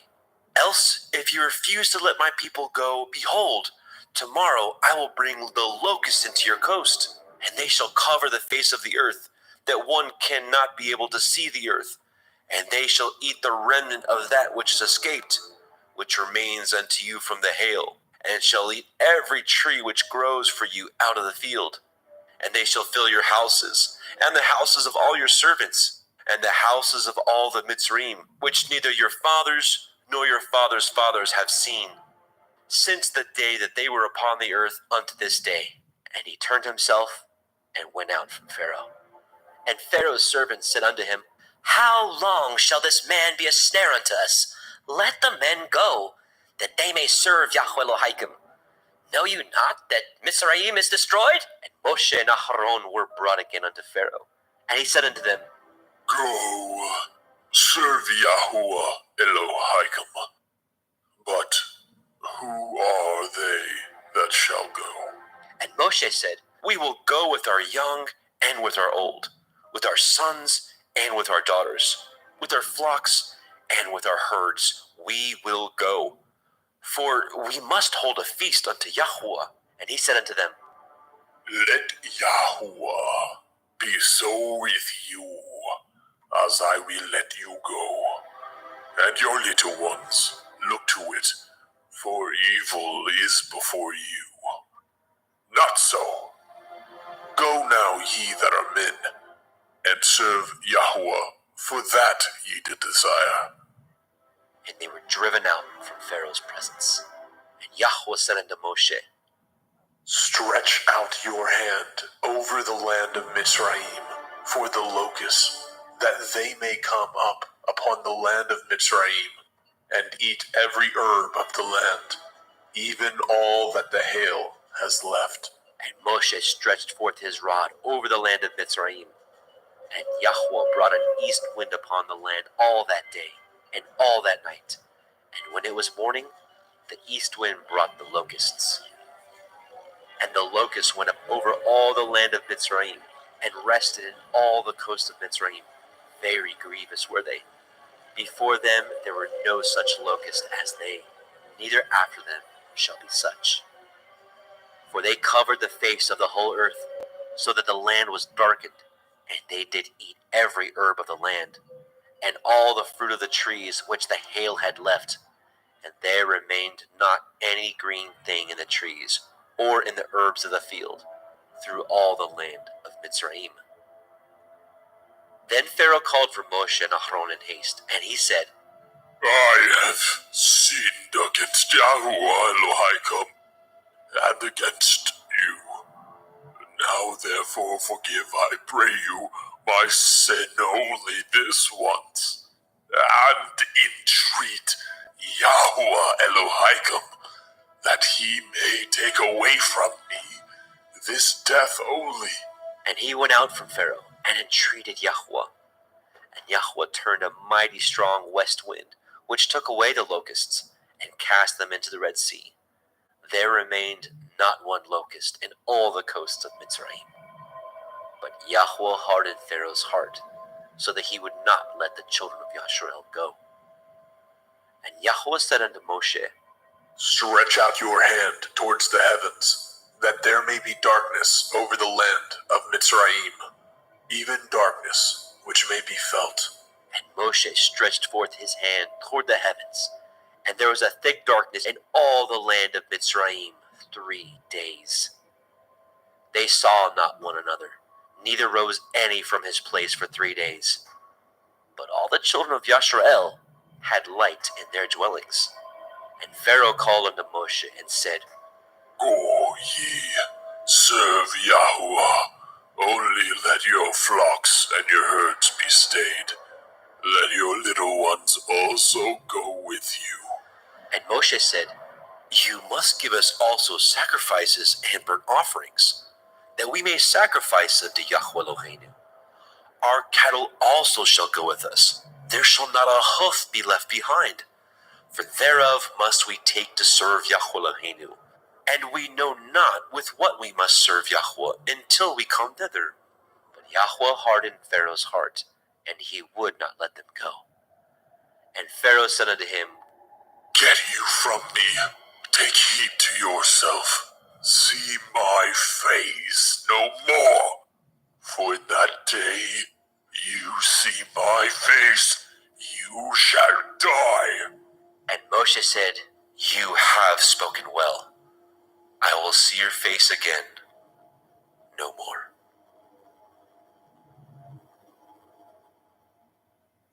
Shemot, Exodus chapter 11. And Yahweh said unto Moshe, Yet will I bring one plague more upon Pharaoh, and upon Mitzrayim. Afterwards he will let you go hence. When he shall let you go, he shall surely thrust you out hence altogether. Speak now in the ears of the people, and let every man borrow of his neighbor, and every woman of her neighbor, jewels of silver and jewels of gold. And Yahweh gave the people favor in the sight of the Mitzrayim. Moreover, the man Moshe was very great in the land of Mitzrayim, in the sight of Pharaoh's servants, and in the sight of the people. And Moshe said, Thus says Yahweh, About midnight will I go out into the midst of Mitzrayim, and all the firstborn in the land of Mitzrayim shall die, from the firstborn of Pharaoh that sits upon his throne, even unto the firstborn of the maidservant that is behind the mill, and all the firstborn of beasts. And there shall be a great cry throughout all the land of Mitzrayim, such as there was none like it, nor shall be like it any more. But against any of the children of Yasharel shall not a dog move his tongue, against man or beast, that you may know how that Yahweh puts a difference between the Mitzrayim and Yasharel. And all these your servants shall come down unto me, and bow down themselves unto me, saying, Get you out, and all the people that follow you. And after that I will go out. And he went out from Pharaoh in great anger. And Yahweh said unto Moshe, Pharaoh shall not hearken unto you, that my wonders may be multiplied in the land of Mitzrayim. And Moshe and Aaron did all these wonders before Pharaoh. And Yahweh hardened Pharaoh's heart, so that he would not let the children of Yasharel go out of his land. Shemot, Exodus chapter 12. And Yahweh spoke unto El Moshe and El Aaron in the land of Mitzrayim, saying, This month shall be unto you the beginning of months. It shall be the first month of the year to you. Speak ye unto all the assembly of Yasharel, saying, In the 10th day of this month they shall take to them every man a lamb, according to the house of their fathers, a lamb for a house. And if the household be too little for the lamb, let him and his neighbor next unto his house take it according to the number of the souls. Every man according to his eating shall make your count for the lamb. Your lamb shall be without blemish, a male of the first year. Ye shall take it out from the sheep or from the goats, and ye shall keep it up unto the 14th day of the same month. And the whole multitude of the assembly of Yasharel shall kill it in the evening. And they shall take of the blood and strike it on the two sides of the posts and on the upper doorposts of the houses wherein they shall eat it. And they shall eat the flesh in that night, roast with fire, and matzah, unleavened bread. And with bitter herbs they shall eat it. Eat not of it raw, nor sodden at all with water, but roast with fire, his head with his legs, and with the purtenance thereof. And ye shall let nothing of it remain until the morning, and that which remains of it until the morning ye shall burn with fire. And thus shall ye eat it, with your loins girded, your shoes on your feet, and your staff in your hand. And ye shall eat it in haste. It is Yahuwah's Pesach. For I will pass through the land of Mitzrayim this night, and will smite all the firstborn in the land of Mitzrayim, both man and beast. And against all the Elohai of Mitzrayim I will execute judgment. I am Yahuwah. And the blood shall be to you for a mark upon the houses where ye are.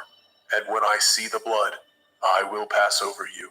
And the plague shall not be upon you to destroy you, when I smite the land of Mitzrayim. And this day shall be unto you for a memorial, and ye shall keep it a feast to Yahuwah throughout your generations.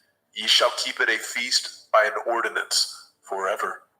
7 days shall ye eat matzah. Even the first day ye shall put away leaven out of your houses. For whoever eats hametz, leavened bread, from the first day unto the 7th day, that soul shall be cut off from Yasharel.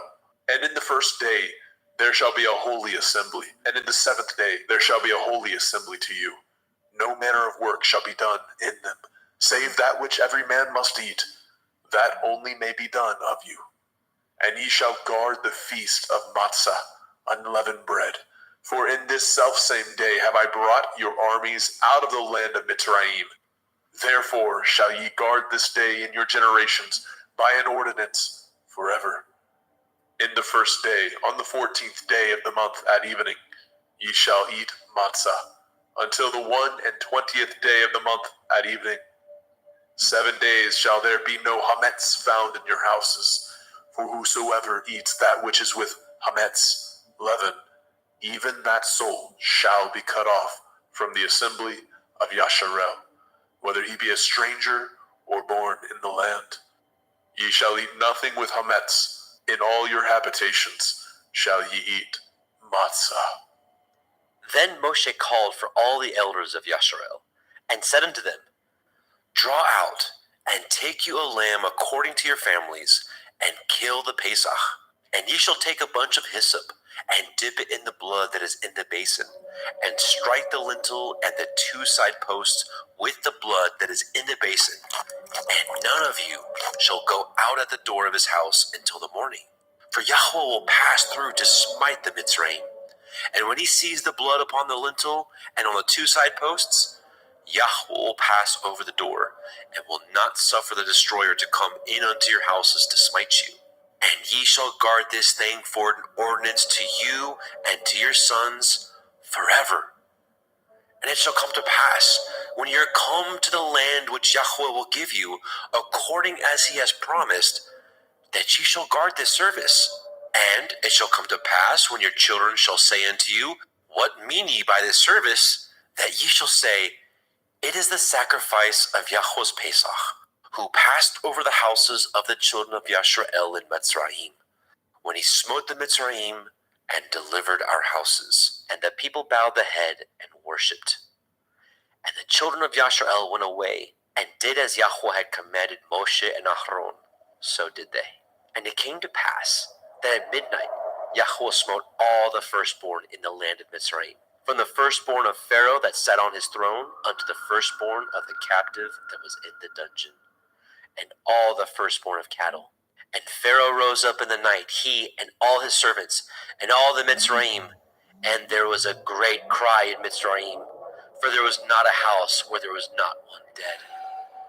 And he called for Moshe and Aharon by night, and said, Rise up, then get ye forth from among my people, both ye and the children of Yasharel, and go, serve Yahweh, as ye have said, and take your flocks and your herds, as ye have said, and be gone, and bless me also. And the Mitzrayim were urgent upon the people, that they might send them out of the land in haste. For they said, We be all dead men. And the people took their dough before it was leavened, and their kneading troughs being bound up in their clothes upon their shoulders. And the children of Yasharel did according to the word of Moshe.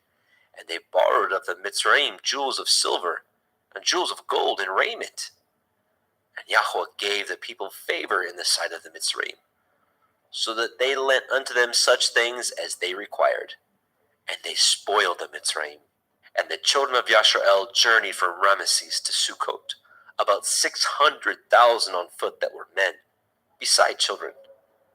And a mixed multitude went up also with him, and flocks, and herds, even very much cattle. And they baked matzah cakes of the dough which they brought forth out of Mitzrayim, for it was not leavened, because they were thrust out of Mitzrayim, and could not tarry, neither had they prepared for themselves any victual. Now the sojourning of the children of Yasharel, who dwelt in the land of Mitzrayim, and in the land of Canaan, they and their fathers, was 430 years. And it came to pass at the end of the 430 years, even the selfsame day it came to pass, that all the hosts of Yahweh went out from the land of Mitzrayim. It is a night to be much observed unto Yahweh, for bringing them out of the land of Mitzrayim. This is that night of Yahweh, to be observed of all the children of Yasharel in their generations. And Yahweh said unto Moshe and Aharon, This is the ordinance of the Pesach. There shall no stranger eat thereof, but every manservant that is bought for money, when you have circumcised him, then he shall eat thereof. A foreigner and a hired servant shall not eat thereof. In one house shall it be eaten. You shall not carry forth aught of the flesh abroad out of the house, neither shall ye break a bone thereof. All the assembly of Yasharel shall keep it. And when a stranger shall sojourn with you, and will keep the Pesach to Yahuwah, let all his males be circumcised, and then let him come near and keep it. And he shall be as one that is born in the land. For no one uncircumcised person shall eat thereof. 1 Torah shall be to him that is homeborn, and unto the stranger that sojourns among you. Thus did all the children of Yasharel, as Yahweh commanded Moshe and Aharon, so did they. And it came to pass at the selfsame day, that Yahweh did bring the children of Yasharel out of the land of Mitzrayim by their armies.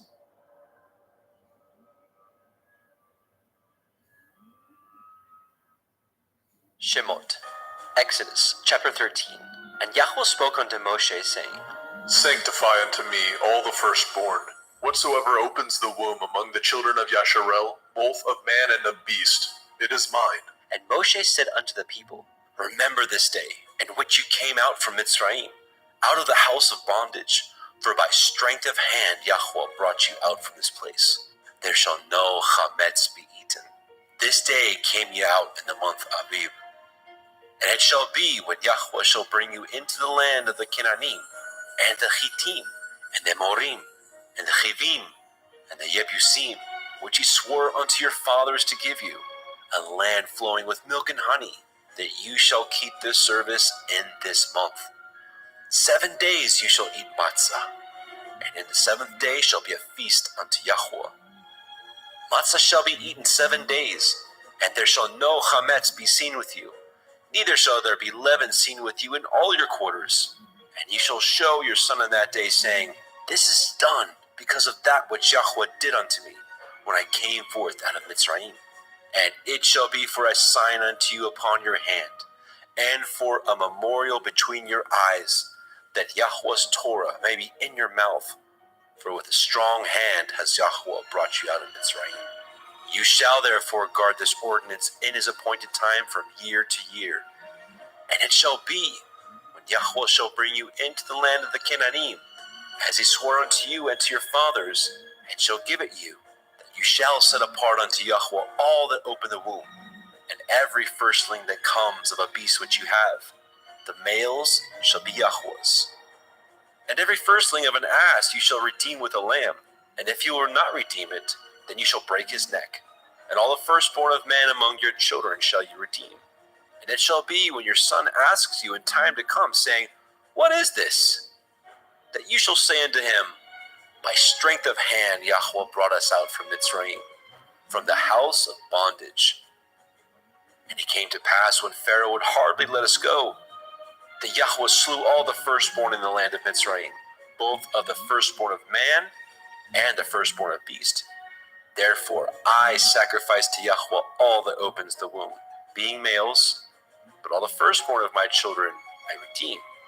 And it shall be for a mark upon your hand, and for frontlets between your eyes. For by strength of hand Yahweh brought us forth out of Mitzrayim. As when Pharaoh had let the people go, the Elohim led them not through the way of the land of the Palestine, though that was near. For Elohim said, Lest perchance the people repent when they see war, and they return to Mitzrayim. But Elohim led the people about through the way of the wilderness of the Red Sea. And the children of Yasharel went up harnessed out of the land of Mitzrayim. And Moshe took the bones of Joseph with him, for he had straitly sworn the children of Yasharel, saying, Elohim will surely visit you, and you will carry up my bones away hence with you.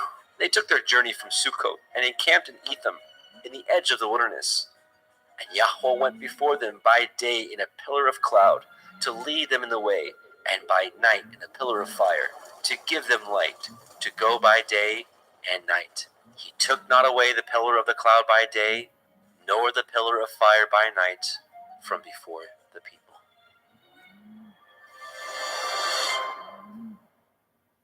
Shemot, Exodus chapter 14. And Yahweh spoke unto Moshe, saying, Speak unto the children of Yasharel, that they turn and encamp before Pi Hachiron, between Migdol and the sea, over against Baal Zephon. Before it shall ye encamp by the sea. For Pharaoh will say of the children of Yasharel, They are entangled in the land, the wilderness has shut them in.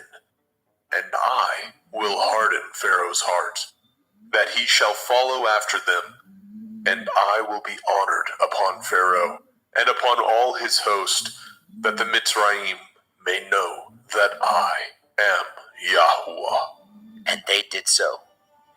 And it was told the king of Mitzrayim that the people fled, and the heart of Pharaoh and his servants was turned against the people. And they said, Why have we done this, that we have let Yasharel go from serving us? And he made ready his chariot, and took his people with him. And he took 600 chosen chariots, and all the chariots of Mitzrayim, and captains over every one of them. And Yahweh hardened the heart of Pharaoh, king of Mitzrayim, and he pursued after the children of Yasharel. And the children of Yasharel went out with a high hand. But the Mitzrayim pursued after them, all the horses and chariots of Pharaoh, and his horsemen, and his army, and overtook them encamping by the sea, beside Pi Hachiroth, before Baal Zephon. And when Pharaoh drew nigh, the children of Yasharel lifted up their eyes, and behold, the Mitzrayim marched after them, and they were sore afraid. And the children of Yasharel cried out unto Yahweh. And they said unto Moshe, Because there were no graves in Mitzrayim, have ye taken us away to die in the wilderness? Wherefore have you dealt thus with us, to carry us forth out of Mitzrayim? Is not this the word that we did tell you in Mitzrayim, saying, Let us alone, that we may serve the Mitzrayim? For it had been better for us to serve the Mitzrayim, than that we should die in the wilderness. And Moshe said unto the people, Fear ye not, stand still, and see the Yeshua of Yahweh, which he will show you today. For the Mitzrayim who ye have seen today, ye shall see them again no more forever. Yahweh shall fight for you, and ye shall hold your peace. And Yahweh said unto Moshe, Wherefore cry you unto me? Speak unto the children of Yasharel, that they go forward. But lift up your rod, and stretch out your hand over the sea, and divide it. And the children of Yasharel shall go on dry ground through the midst of the sea. And I, behold, I will harden the hearts of the Mitzrayim, and they shall follow them. And I will get me honor upon Pharaoh, and upon all his host, upon his chariots, and upon his horsemen. And the Mitzrayim shall know that I am Yahuwah, when I have gotten me honor upon Pharaoh, upon his chariots, and upon his horsemen. And the angel of Elohim, which went before the camp of Yasharel, removed and went behind them. And the pillar of the cloud went from before their face and stood behind them. And it came between the camp of the Mitzrayim and the camp of Yasharel, and it was a cloud and darkness to them, but it gave light by night to these, so that the one came not near the other all night.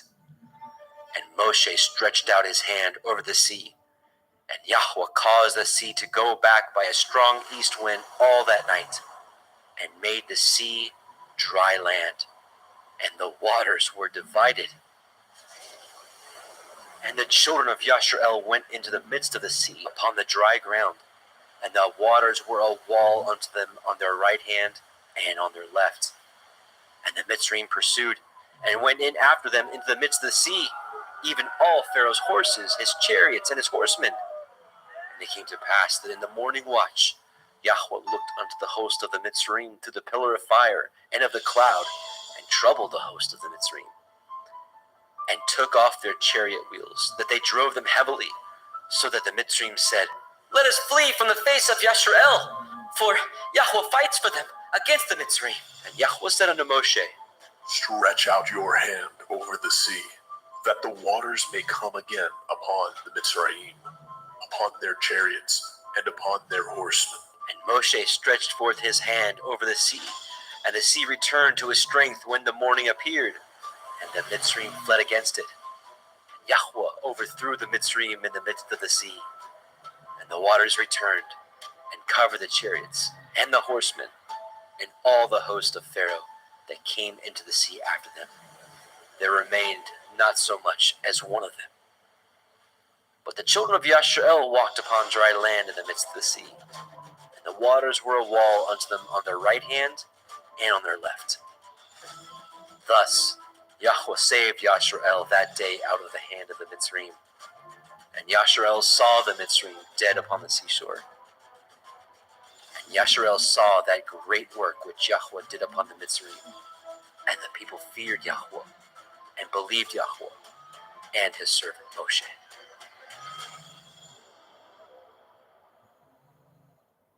Shemot, Exodus, chapter 15. Then sang Moshe and the children of Yasharel this song unto Yahweh, saying, I will sing unto Yahweh, for he has triumphed gloriously. The horse and the rider has he thrown into the sea. Yah is my strength and song, and he has become my Yeshua. He is my El, and I will prepare him a habitation. My father's Elohai, and I will exalt him. Yahweh is a man of war. Yahweh is his name. Pharaoh's chariots and his host has he cast into the sea. His chosen captains also are drowned in the Red Sea. The depths have covered them. They sank into the bottom as a stone. Your right hand, O Yahweh, is become glorious in power. Your right hand, O Yahweh, has dashed in pieces the enemy, and in the greatness of your excellency, you have overthrown them that rose up against you. You sent forth your wrath, which consumed them as stubble. And with the blast of your nostrils, the waters were gathered together. The flood stood upright as a heap, and the depths were congealed in the heart of the sea. The enemy said, I will pursue, I will overtake, I will divide the spoil. My lust shall be satisfied upon them. I will draw my sword, my hand shall destroy them. You blew with your ruach, the sea covered them. They sank as lead in the mighty waters.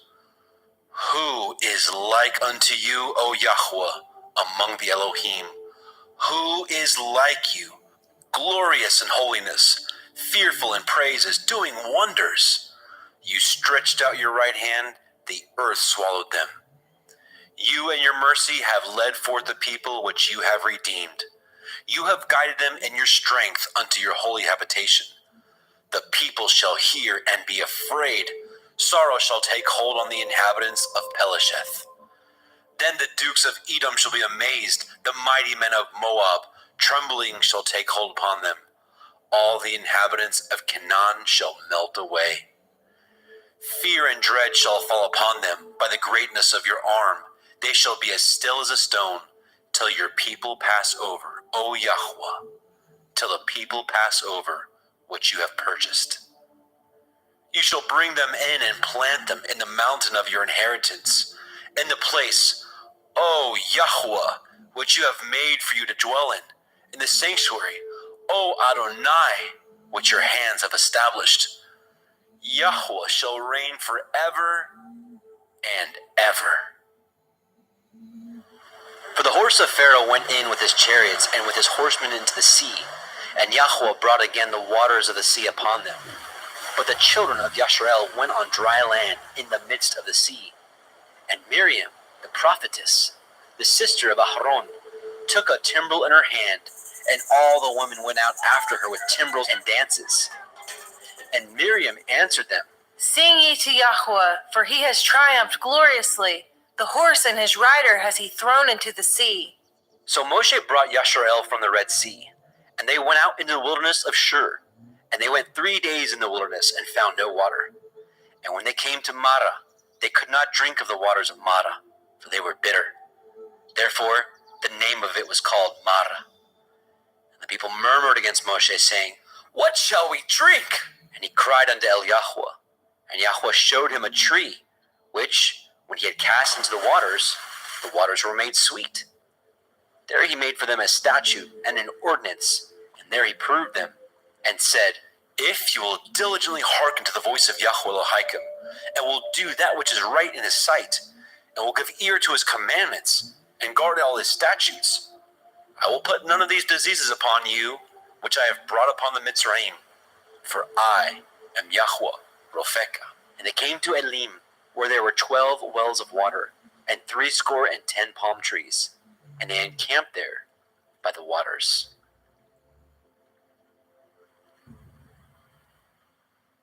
Shemot, Exodus, chapter 16.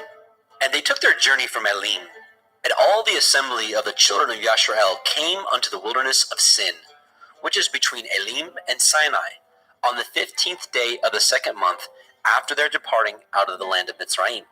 And the whole assembly of the children of Yasharel murmured against Moshe and Aharon in the wilderness.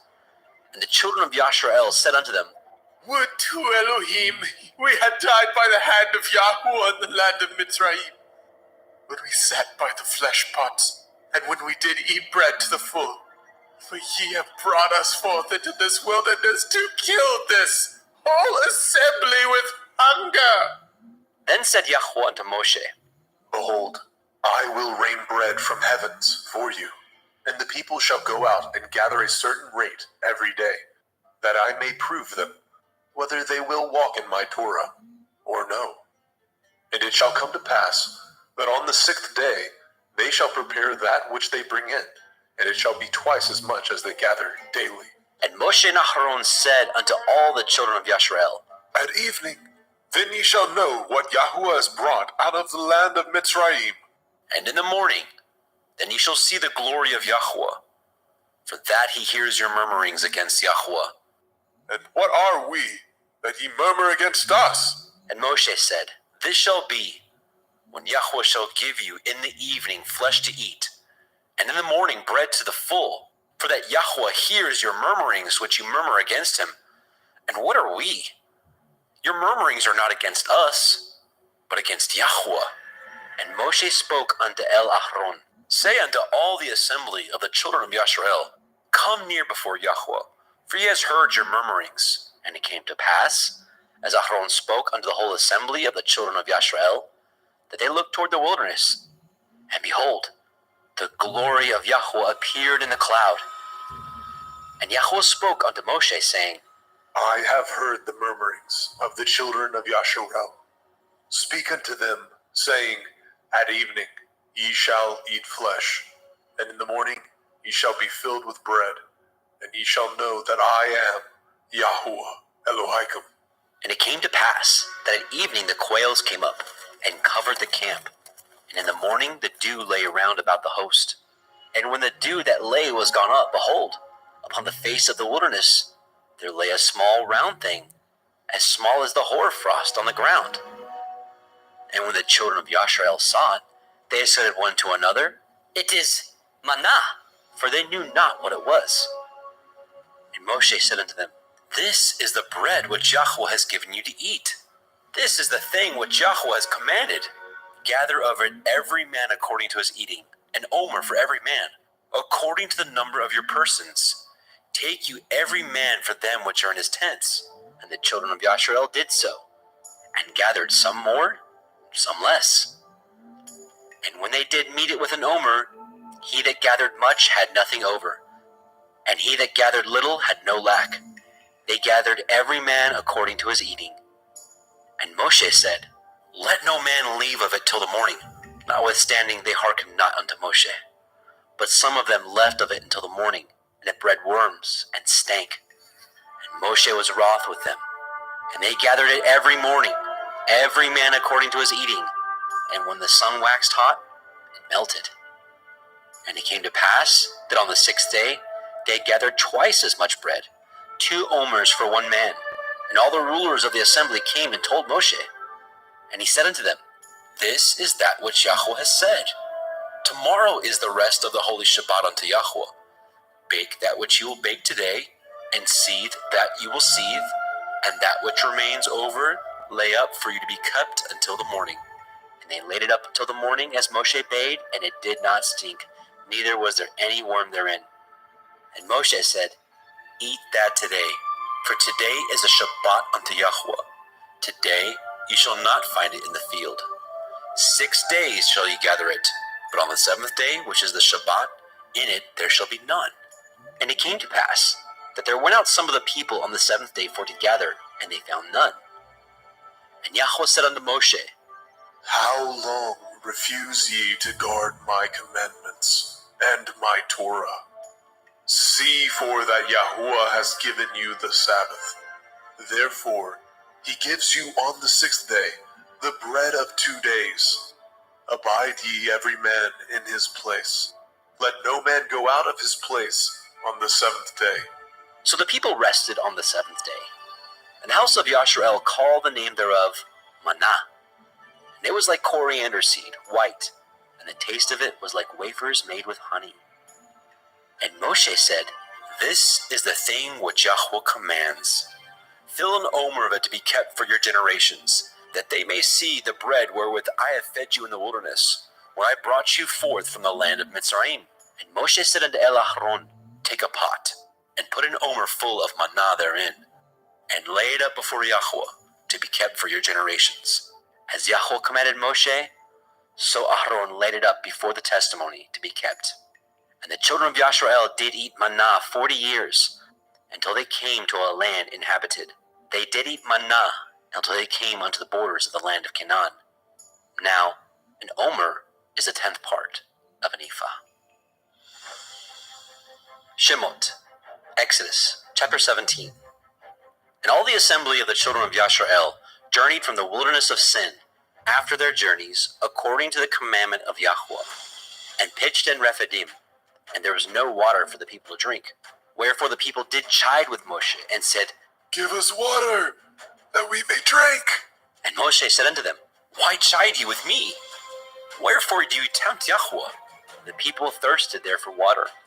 And the people murmured against Moshe, and said, Wherefore is it that you brought us up out of Mitzrayim, to kill us and our children and our cattle with thirst? And Moshe cried unto Yahweh, saying, What shall I do unto this people? They be almost ready to stone me. And Yahweh said unto Moshe, Go on before the people, and take with you the elders of Yasharel, and your rod, wherewith you smote the river, take in your hand, and go. Behold, I will stand before you there upon the rock in Horeb, and you shall smite the rock, and there shall come water out of it, that people may drink. And Moshe did so in the sight of the elders of Yasharel. And he called the name of the place Massa and Meribah, because of the chiding of the children of Yasharel, and because they tempted Yahweh, saying, Is Yahweh among us or not? Then came Amalek, and fought with Yasharel and Rephidim. And Moshe said unto Eliahusha, Choose us out men, and go out, fight with Amalek. Tomorrow I will stand on the top of the hill with the rod of Elohim in my hand. So Yahusha did as Moshe had said to him, and fought with Amalek. And Moshe and Aharon and Hur went up to the top of the hill. And it came to pass, when Moshe held up his hand, that Yasharel prevailed. And when he let down his hand, Amalek prevailed. But Moshe's hands were heavy, and he took a stone and put it under him, and he sat thereon.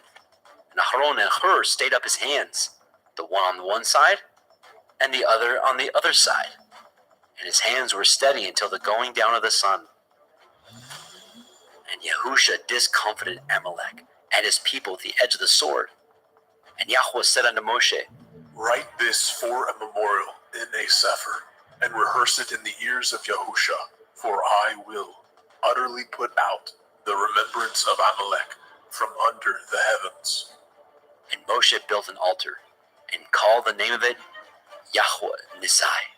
For he said, Because Yah has sworn that Yahweh will have war with Amalek from generation to generation. Shemot, Exodus, chapter 18. When Yitro, the priest of Midian, Moshe's father-in-law, heard all that Elohim had done for Moshe, and for Yasharel his people, and that Yahweh had brought Yasharel out of Mitzrayim, then Yitro, Moshe's father-in-law, took Zipporah, Moshe's woman, after he had sent her back, and her 2 sons, of which the name of the one was Gershom, for he said, I have been an alien in a strange land. And the name of the other was Eleazar, for the Elohai of my father, said he, was my help, and delivered me from the sword of Pharaoh. And Yitro, Moshe's father-in-law, came with his sons and woman unto Moshe in the wilderness, where he encamped at the mount of Elohim. And he said unto Moshe, I, your father-in-law Yithro, am come unto you, and your woman, and her 2 sons with her. And Moshe went out to meet his father-in-law, and did obeisance, and kissed him. And they asked each other of their welfare, and they came into the tent. And Moshe told his father-in-law all that Yahweh had done unto Pharaoh, and unto the Mitzrayim for Yasharel's sake, and all the travail that had come upon them by the way, and how Yahweh delivered them. And Yitro rejoiced for all the goodness which Yahweh had done unto Yasharel, whom he had delivered out of the hand of the Mitzrayim. And Yitro said, Blessed be Yahweh, who has delivered you out of the hand of the Mitzrayim, and out of the hand of Pharaoh, who has delivered the people from under the hand of the Mitzrayim. Now I know that Yahweh is greater than all Elohim, for in the thing wherein they dealt proudly, he was above them. And Yitro, Moshe's father-in-law, took a burnt offering and sacrifices for Elohim. And Aharon came, and all the elders of Yasharel, to eat bread with Moshe's father-in-law before Elohim. And it came to pass on the morrow that Moshe sat to judge the people, and the people stood by Moshe from the morning unto the evening. And when Moshe's father-in-law saw all that he did to the people, he said, What is this that you do to the people? Why sit you yourself alone, and all the people stand by you from morning unto evening? And Moshe said unto his father-in-law, Because the people come unto me to inquire of Elohim. When they have a matter, they come unto me, and I judge between one and another. And I do make them know the statutes of Elohim and his Torah. And Moshe's father-in-law said unto him, The thing you do is not good. You will surely wear away, both you and this people that is with you, for this thing is too heavy for you. You are not able to perform it yourself alone. Hearken now unto my voice. I will give you counsel, and Elohim shall be with you. Be for the people to Elohimward, that you may bring the causes unto Elohim. And you shall teach them ordinances and Torah, and shall show them the way wherein they must walk, and the work that they must do. Moreover, you shall provide out of all the people able men, such as fear Elohim, men of truth, hating covetousness, and place such over them to be rulers of thousands, and rulers of hundreds, rulers of fifties, and rulers of tens. And let them judge the people at all seasons, and it shall be that every great matter they shall bring unto you, but every small matter they shall judge. So shall it be easier for you, and they shall bear the burden with you. If you shall do this thing, and Elohim command you, so, then you shall be able to endure, and all this people shall also go to their place in peace. So Moshe hearkened to the voice of his father-in-law, and did all that he had said. And Moshe chose able men out of all Yasharel, and made them heads over the people, rulers of thousands, rulers of hundreds, rulers of fifties, and rulers of tens. And they judged the people at all seasons. The hard causes they brought unto Moshe, but every small matter they judged themselves. And Moshe let his father-in-law depart, and he went his way into his own land. Shemot, Exodus, chapter 19. In the 3rd month, when the children of Yasharel were gone forth out of the land of Mitzrayim, the same day came they into the wilderness of Sinai. For they were departed from Rephidim, and were come to the desert of Sinai, and had pitched in the wilderness. And there Yasharel camped before the mount. And Moshe went up unto Elohim, and Yahweh called unto him out of the mountain, saying, Thus shall you say to the house of Yaakov, and tell the children of Yasharel, Ye have seen what I did unto the Mitzrayim, and how I bore you on eagle's wings, and brought you unto myself. Now therefore, if ye will obey my voice indeed, and guard my covenant, then ye shall be a peculiar treasure unto me above all people. For all the earth is mine, and ye shall be unto me a kingdom of priests, and a holy nation. These are the words which you shall speak unto the children of Yasharel. And Moshe came and called for the elders of the people, and laid before their faces all these words which Yahweh commanded him. And all the people answered together and said, All that Yahweh has spoken, we will do. And Moshe returned the words of the people unto Yahweh. And Yahweh said unto Moshe, Lo, I come unto you in a thick cloud, that the people may hear when I speak with you, and believe you forever. And Moshe told the words of the people unto Yahweh. And Yahweh said unto Moshe, Go unto the people, and sanctify them today and tomorrow, and let them wash their clothes, and be ready against the 3rd day. For the 3rd day Yahweh will come down in the sight of all the people upon Mount Sinai. And you shall set bounds unto the people round about, saying, Take heed to yourselves, that ye go not up unto the mount, or touch the border of it. Whosoever touches the mount shall be surely put to death. There shall not a hand touch it, but he shall surely be stoned or shot through. Whether it be beast or man, it shall not live. When the shofar sounds long, they shall come up to the mount. And Moshe went down from the mount unto the people, and sanctified the people, and they washed their clothes. And he said unto the people, Be ready against the 3rd day, come not at your women. And it came to pass on the 3rd day in the morning, that there were thunders and lightnings, and a thick cloud upon the mount, and the voice of the shofar exceeding loud, so that all the people that was in the camp trembled. And Moshe brought forth the people out of the camp to meet with Elohim, and they stood at the nether part of the mount. And Mount Sinai was altogether on a smoke, because Yahweh descended upon it in fire, and the smoke thereof ascended as the smoke of a furnace, and the whole mount quaked greatly. And when the voice of the shofar sounded long, and waxed louder and louder, Moshe spoke, and Elohim answered him by a voice. And Yahweh came down upon Mount Sinai, on the top of the mount, And Yahweh called Moshe up to the top of the mount, and Moshe went up. And Yahweh said unto Moshe, Go down, charge the people, lest they break through unto El Yahweh to gaze, and many of them perish. And let the priests also, which come near to El Yahweh, sanctify themselves, lest Yahweh break forth upon them. And Moshe said unto El Yahweh, The people cannot come up unto Mount Sinai, for you charged us, saying, Set bounds about the mount, and sanctify it. And Yahweh said unto him, Away, get you down, and you shall come up you and Aaron with you. But let not the priests and the people break through to come up unto El Yahweh, lest he break forth upon them. So Moshe went down unto the people, and spoke unto them. Shemot, Exodus, chapter 20. And Elohim spoke all these words, saying, I am Yahuwah Elohika, which have brought you out of the land of Mitzrayim, out of the house of bondage. You shall have no other Elohim before me. You shall not make any graven image or any likeness of anything that is in the heavens above, or that is in the earth beneath, or that is in the water under the earth.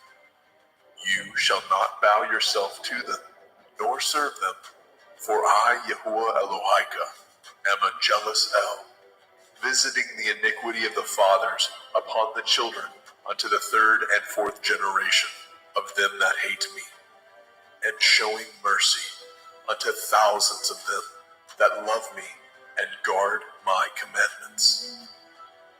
You shall not take the name of Yahuwah Elohika in vain, for Yahuwah will not hold him guiltless that takes his name in vain. Remember the day of the Sabbath, to keep it holy. 6 days shall you labor, and do all your work, but the seventh day is the Sabbath of Yahuwah Elohika.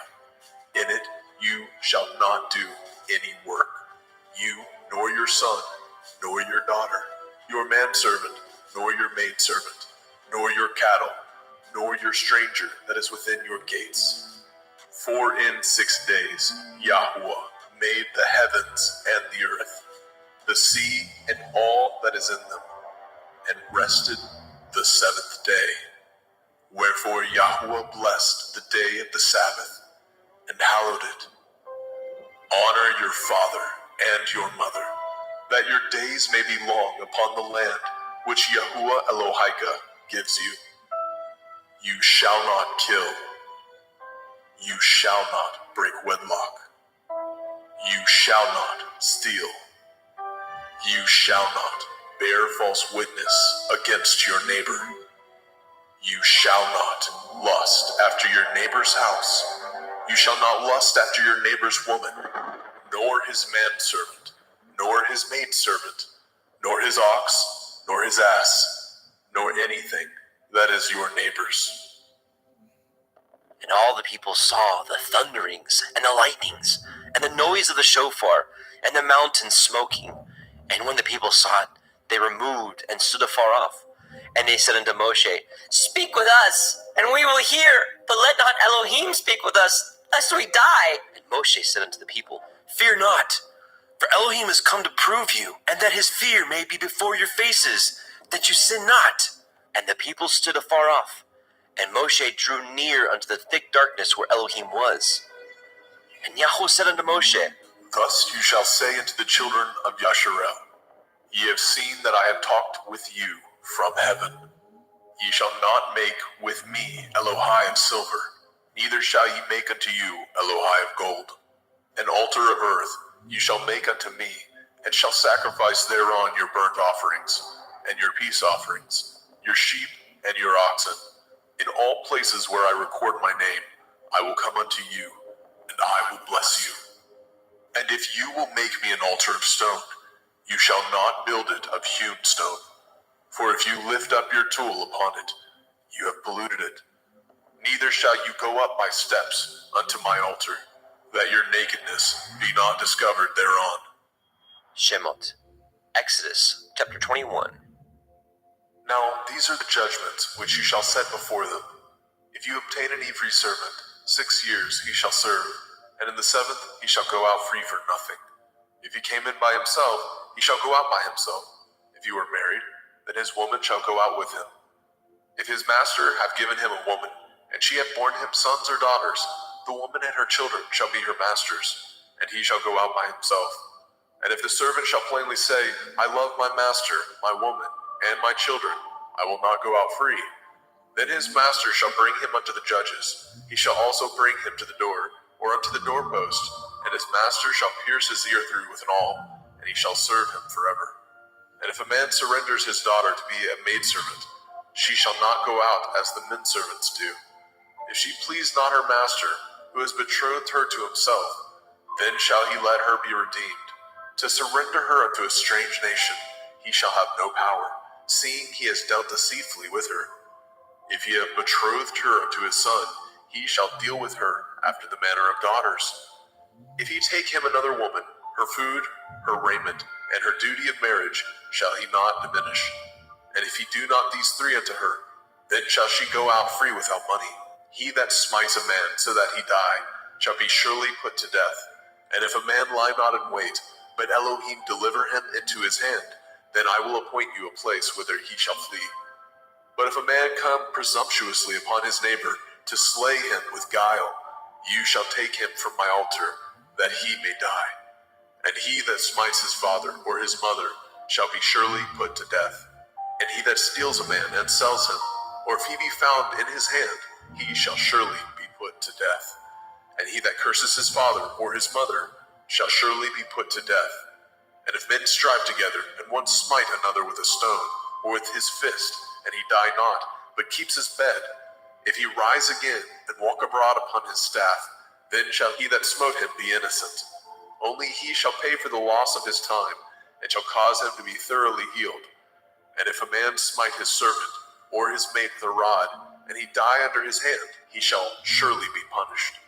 Notwithstanding, if he continue a day or two, he shall not be punished, for he is his money. If men strive and hurt a woman with a child, so that her fruit depart from her, and yet no mischief follow, he shall surely be punished, according as the woman's man will lay upon him.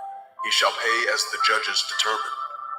And if any mischief follow, then you shall give life for life, eye for eye, tooth for tooth, hand for hand, foot for foot, burning for burning, wound for wound, stripe for stripe.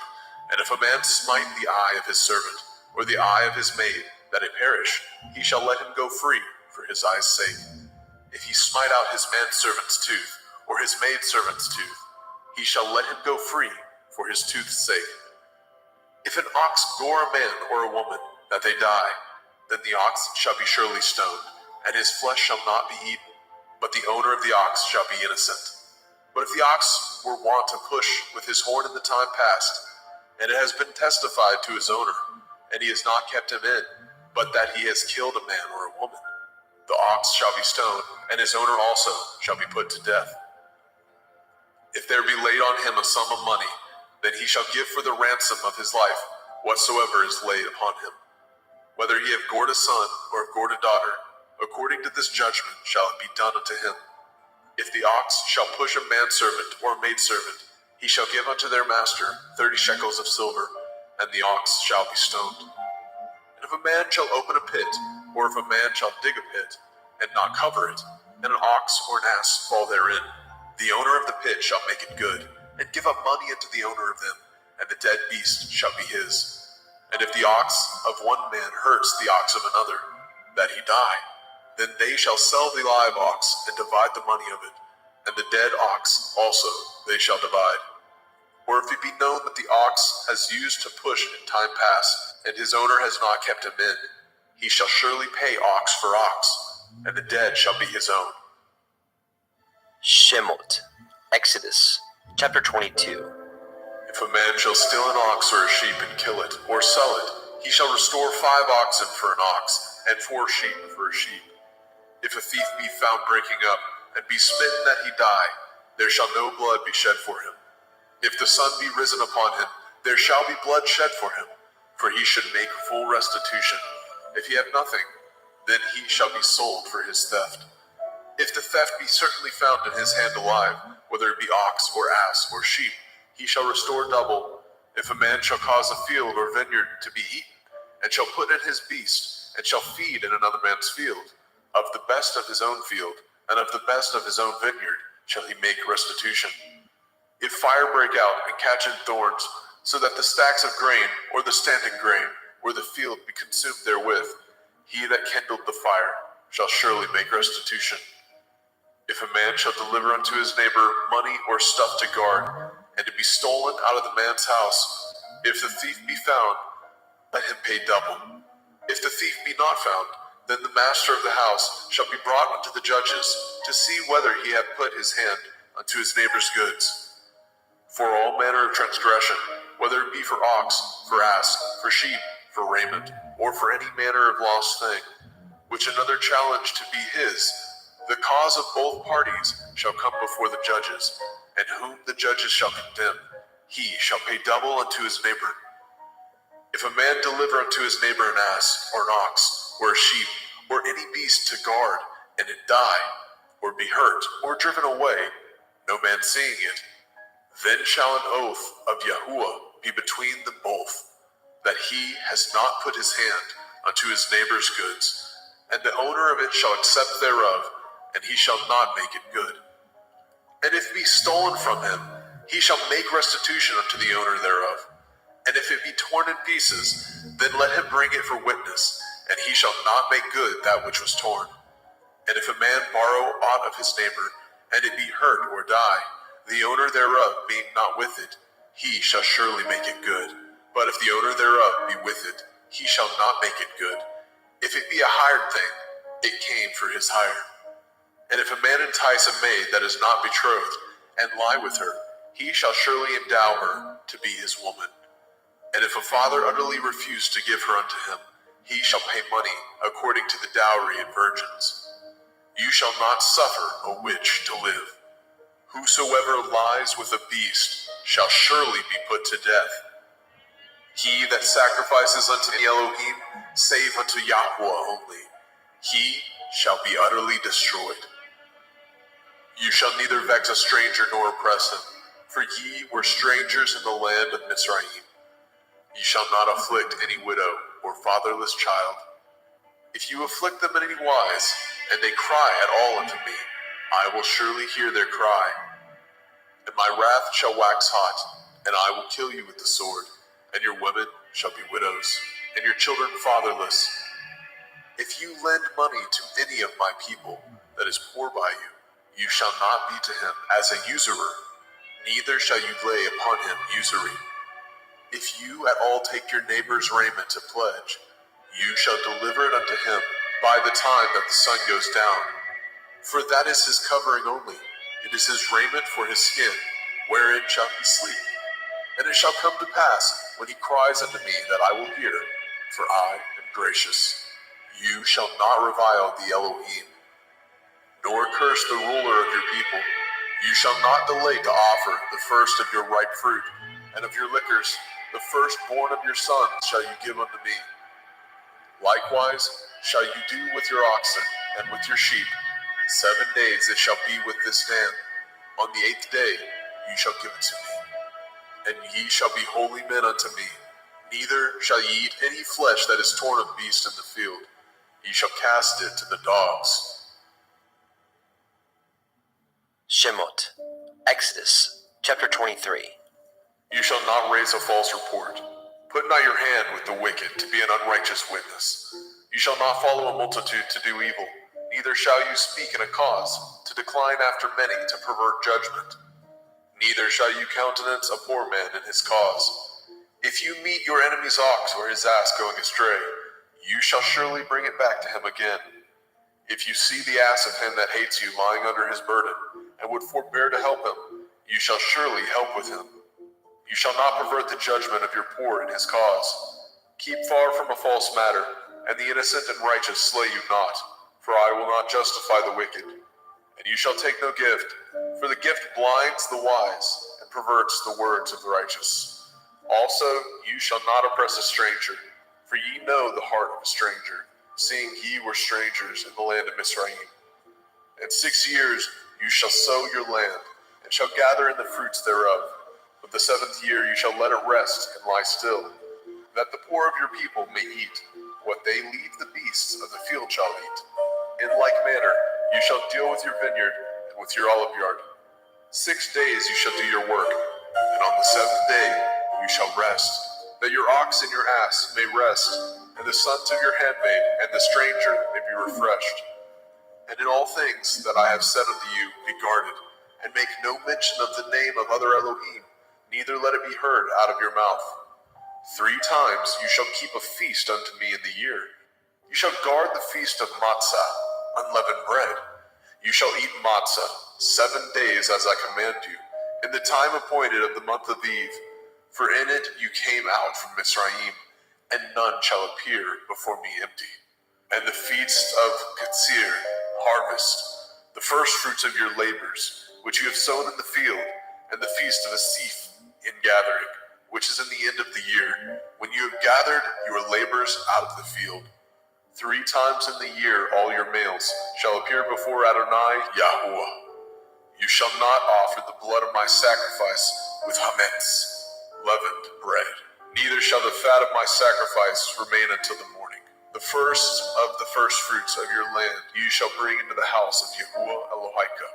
You shall not seethe a kid in his mother's milk. Behold, I send an angel before you, to guard you in the way, and to bring you into the place which I have prepared. Beware of him, and obey his voice. Provoke him not, for he will not pardon your transgressions, for my name is in him. And if you shall indeed obey his voice, and do all that I speak, then I will be an enemy unto your enemies, and an adversary unto your adversaries. For my angel shall go before you, and bring you in unto the Emorym, and the Hittim, and the Perizim, and the Kenainim, and the Hivim, and the Yebusim, and I will cut them off. You shall not bow down to their Elohim, nor serve them, nor do after their works, but you shall utterly overthrow them, and quite break down their images. And ye shall serve Yahuwah Elohim, and he shall bless your bread and your water, and I will take sickness away from the midst of you. There shall nothing cast their young, nor be barren in your land, and the number of your days I will fulfill. I will send my fear before you, and will destroy all the people to whom you shall come, and I will make all your enemies turn their backs unto you. And I will send hornets before you, but shall drive out the Hivi, and the Kenaini, and the Hittite from before you. And I will not drive them out from before you in 1 year, lest the land become desolate, and the beasts of the field multiply against you. By little and little I will drive them out before you, until you be increased and inherit the land. And I will set your bonds from the Red Sea, even unto the sea of the Pelishtim, and from the desert unto the river. For I will deliver the inhabitants of the land unto your hand, and you shall drive them out before you.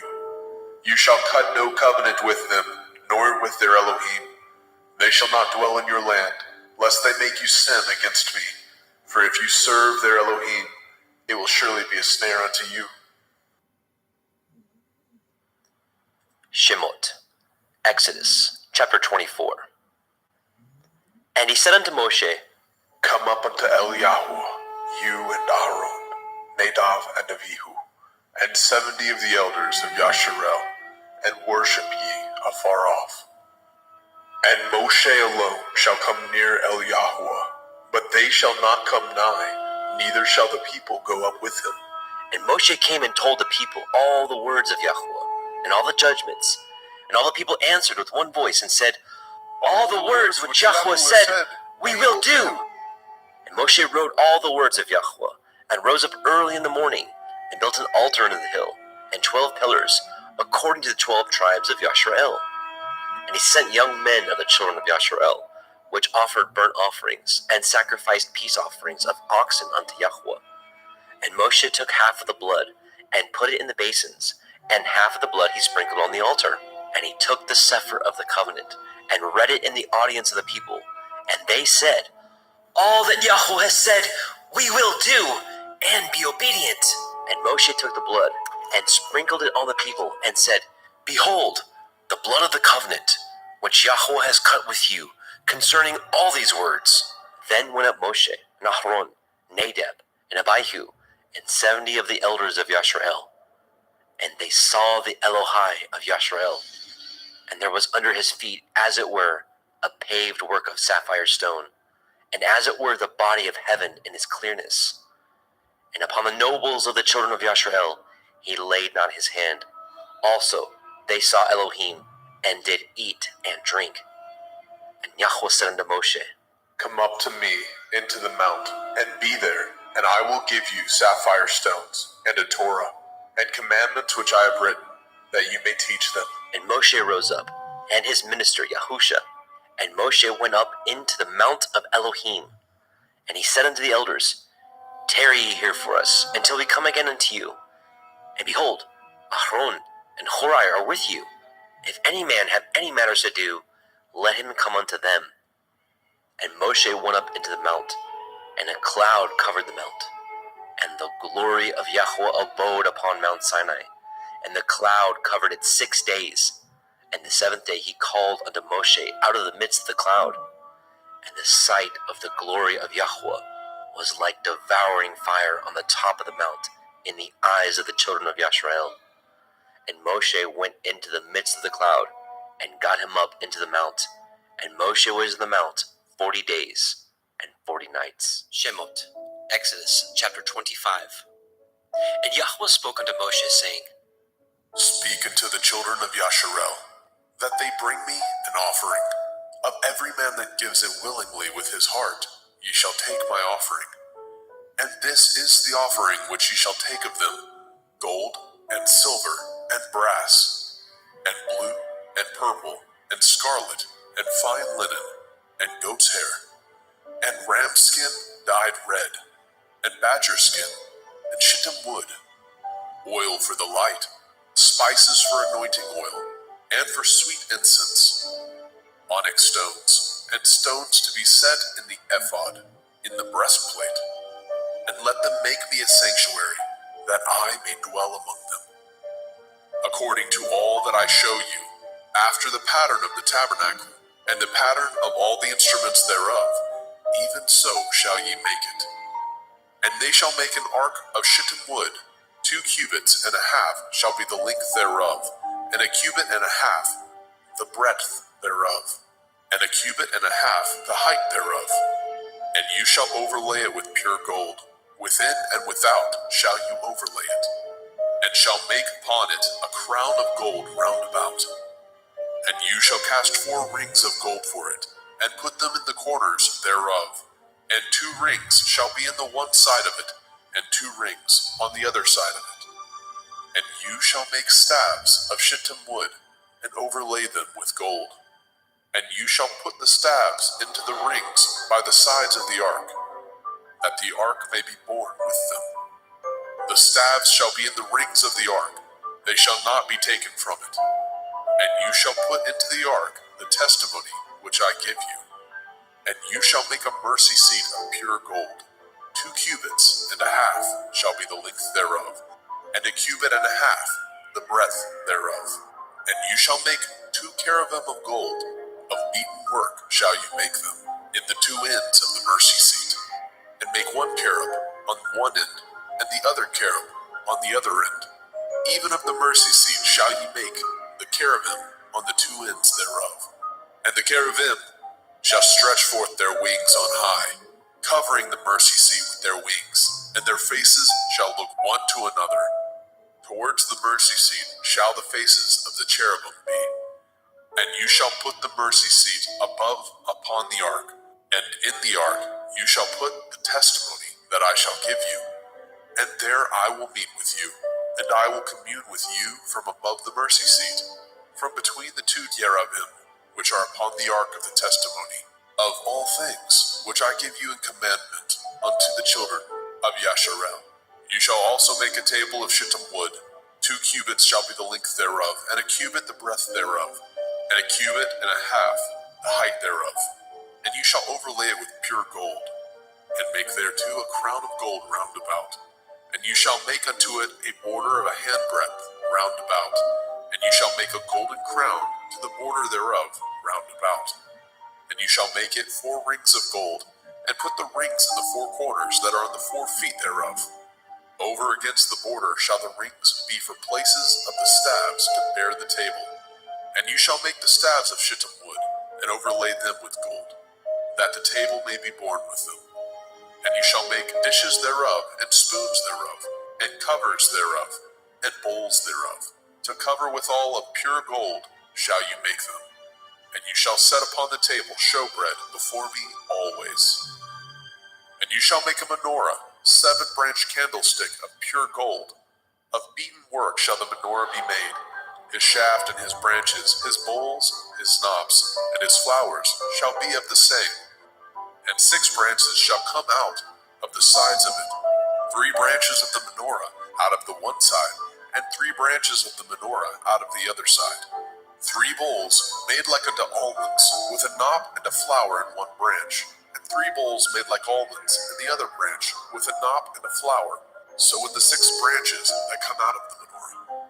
And in the menorah shall be 4 bowls made like unto almonds, with their knobs and their flowers. And there shall be a knob under 2 branches of the same, and a knob under 2 branches of the same, and a knob under 2 branches of the same, according to the 6 branches that proceed out of the menorah. Their knobs and their branches shall be of the same. All of it shall be one beaten work of pure gold. And you shall make the 7 lamps thereof, and they shall light the lamps thereof, that they may give light over against it. And the tongs thereof, and the snuff dishes thereof, shall be of pure gold. Of a talent of pure gold shall he make it, with all these vessels. And look that you make them after the pattern, which was showed you in the mount. Shemot, Exodus chapter 26. Moreover, you shall make the tabernacle with 10 curtains of fine twined linen, and blue and purple, and scarlet, with cherubim of cunning work shall you make them. The length of one curtain shall be 28 cubits, and the breadth of one curtain 4 cubits. Every one of the curtains shall have one measure. The 5 curtains shall be coupled together, one to another, and other 5 curtains shall be coupled one to another.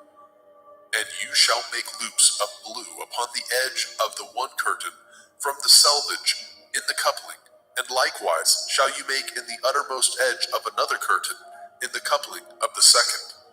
50 loops shall you make in the one curtain, and 50 loops shall you make in the edge of the curtain that is the coupling of the second, and the loops may take hold one of another.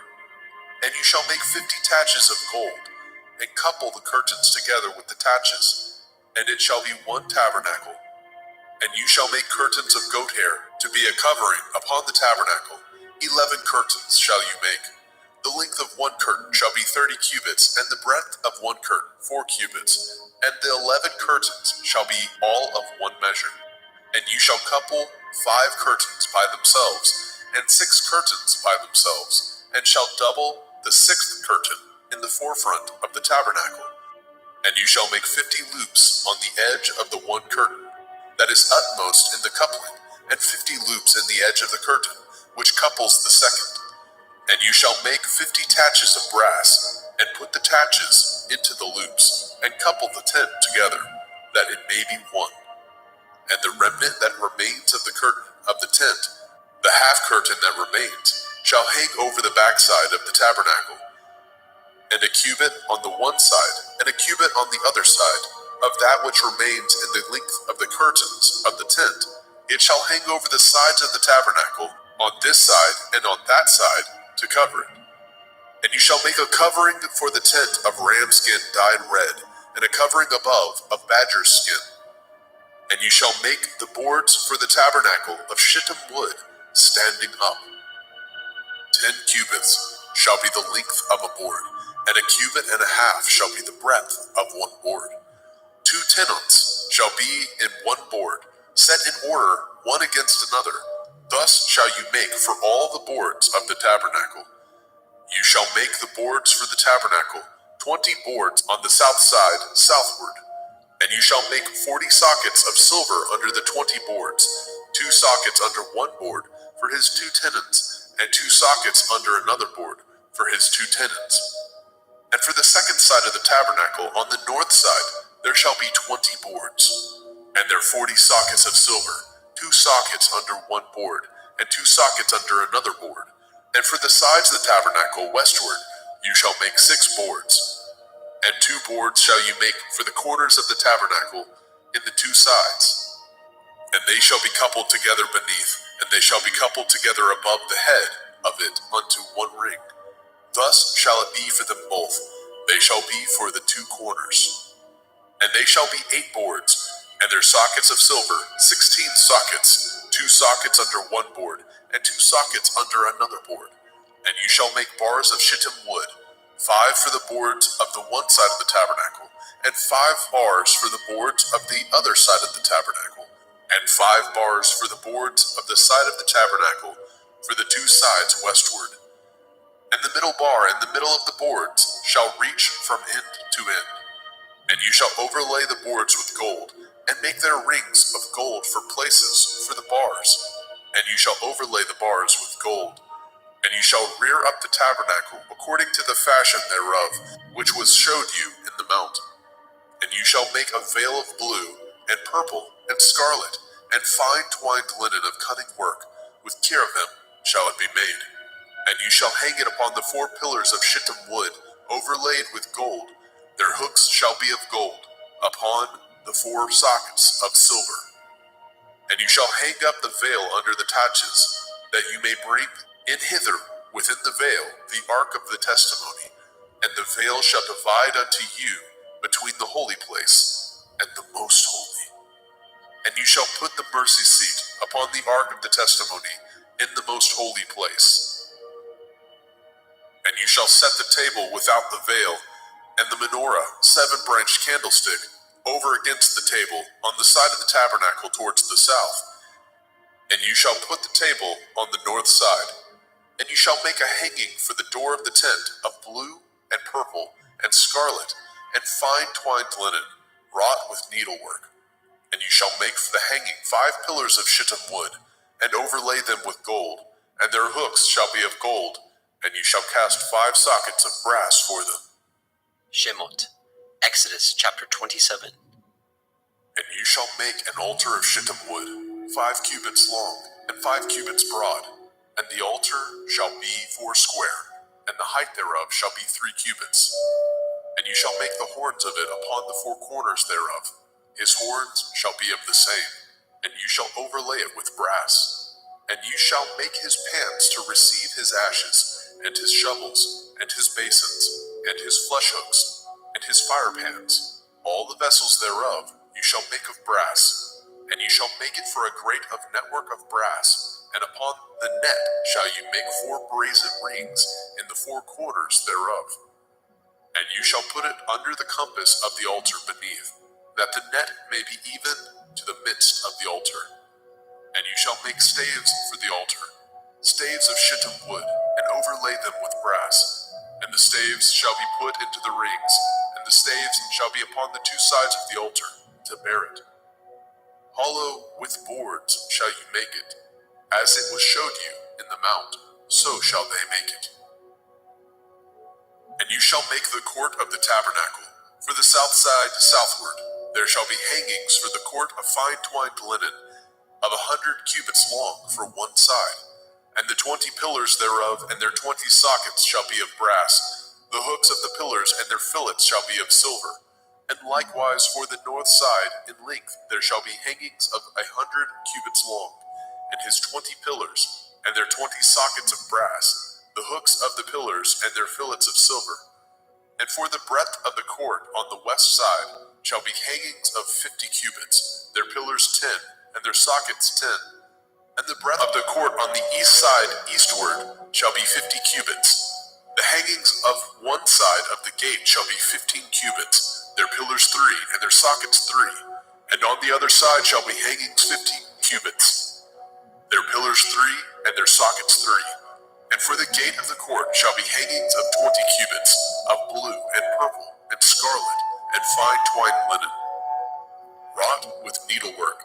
And their pillars shall be 4, and their sockets 4. All the pillars round about the court shall be filleted with silver. Their hooks shall be of silver, and their sockets of brass. The length of the court shall be 100 cubits, and the breadth 50 everywhere. and the height of 5 cubits of fine twined linen, and their sockets of brass. All the vessels of the tabernacle in the service thereof, and all the pins thereof, and all the pins of the cord shall be of brass. And you shall command the children of Yasharel that they bring you pure olive oil, beaten for the light, to cause the lamp to burn always. In the tabernacle of the assembly, without the veil, which is before the testimony, Aaron and his sons shall order it from evening to morning before Yahuwah. It shall be a statute forever unto their generations on the behalf of the children of Yasharel. Shemot, Exodus chapter 28. And take unto you Aaron your brother, and his sons with him, from among the children of Yasharel, that he may minister unto me in the priest's office, even Aaron, Nadab, and Abihu, Eleazar, and Itamar, Aaron's sons. And you shall make holy garments for Aaron your brother, for glory and for beauty. And you shall speak unto all that are wise-hearted, whom I have filled with the Ruach Hakmah, spirit of wisdom, that they may make Aaron's garments to consecrate him, that he may minister unto me in the priest's office.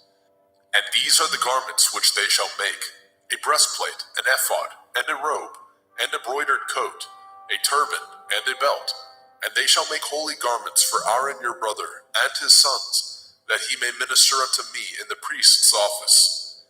And they shall take gold, and blue, and purple, and scarlet, and fine linen, and they shall make an ephod of gold, of blue, of purple, of scarlet, and fine twined linen, with cunning work. It shall have the 2 shoulder pieces thereof joined at the 2 edges thereof, and so it shall be joined together. And the belt of the ephod, which is upon it, shall be of the same, according to the work thereof, even of gold, of blue, and purple, and scarlet, and fine twined linen. And you shall take the 2 onyx stones, and grave on them the names of the children of Yasharel, 6 of their names on 1 stone, and the other 6 names of the rest on the other stone, according to their birth, with the work of an engraver in stone, like the engravings of a signet. Shall you engrave the 2 stones with the names of the children of Yasharel? You shall make them to be set in ouches of gold. And you shall put the 2 stones upon the shoulders of the ephod for stones of memorial unto the children of Yasharel. And Aaron shall bear their names before Yahuwah upon his 2 shoulders for a memorial. And you shall make ouches of gold, and 2 chains of pure gold at the ends of wreathen work shall you make them, and fasten the wreathen chains to the ouches. And you shall make the breastplate of judgment with cunning work. After the work of the ephod you shall make it, of gold, of blue, and of purple, and of scarlet, and of fine twined linen shall you make it. 4 square it shall be, being doubled. A span shall be the length thereof, and a span shall be the breadth thereof. And you shall set in it settings of stone, even 4 rows of stones. The first row shall be sardius, a topaz, a carbuncle. This shall be the first row. And the second row shall be an emerald, a sapphire, and a diamond. And the third row a ligure, an agate, and an amethyst. And the fourth row a beryl, and an onyx, and a jasper. They shall be set in gold in their enclosings. And the stones shall be with the names of the children of Yasharel, 12, according to their names, like the engravings of a signet.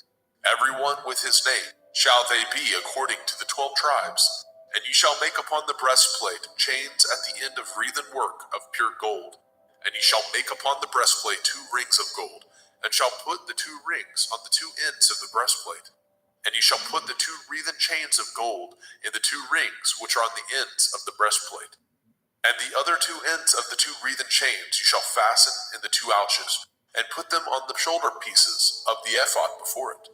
And you shall make 2 rings of gold, and you shall put them upon the 2 ends of the breastplate, and the order thereof, which is in the side of the ephod inward.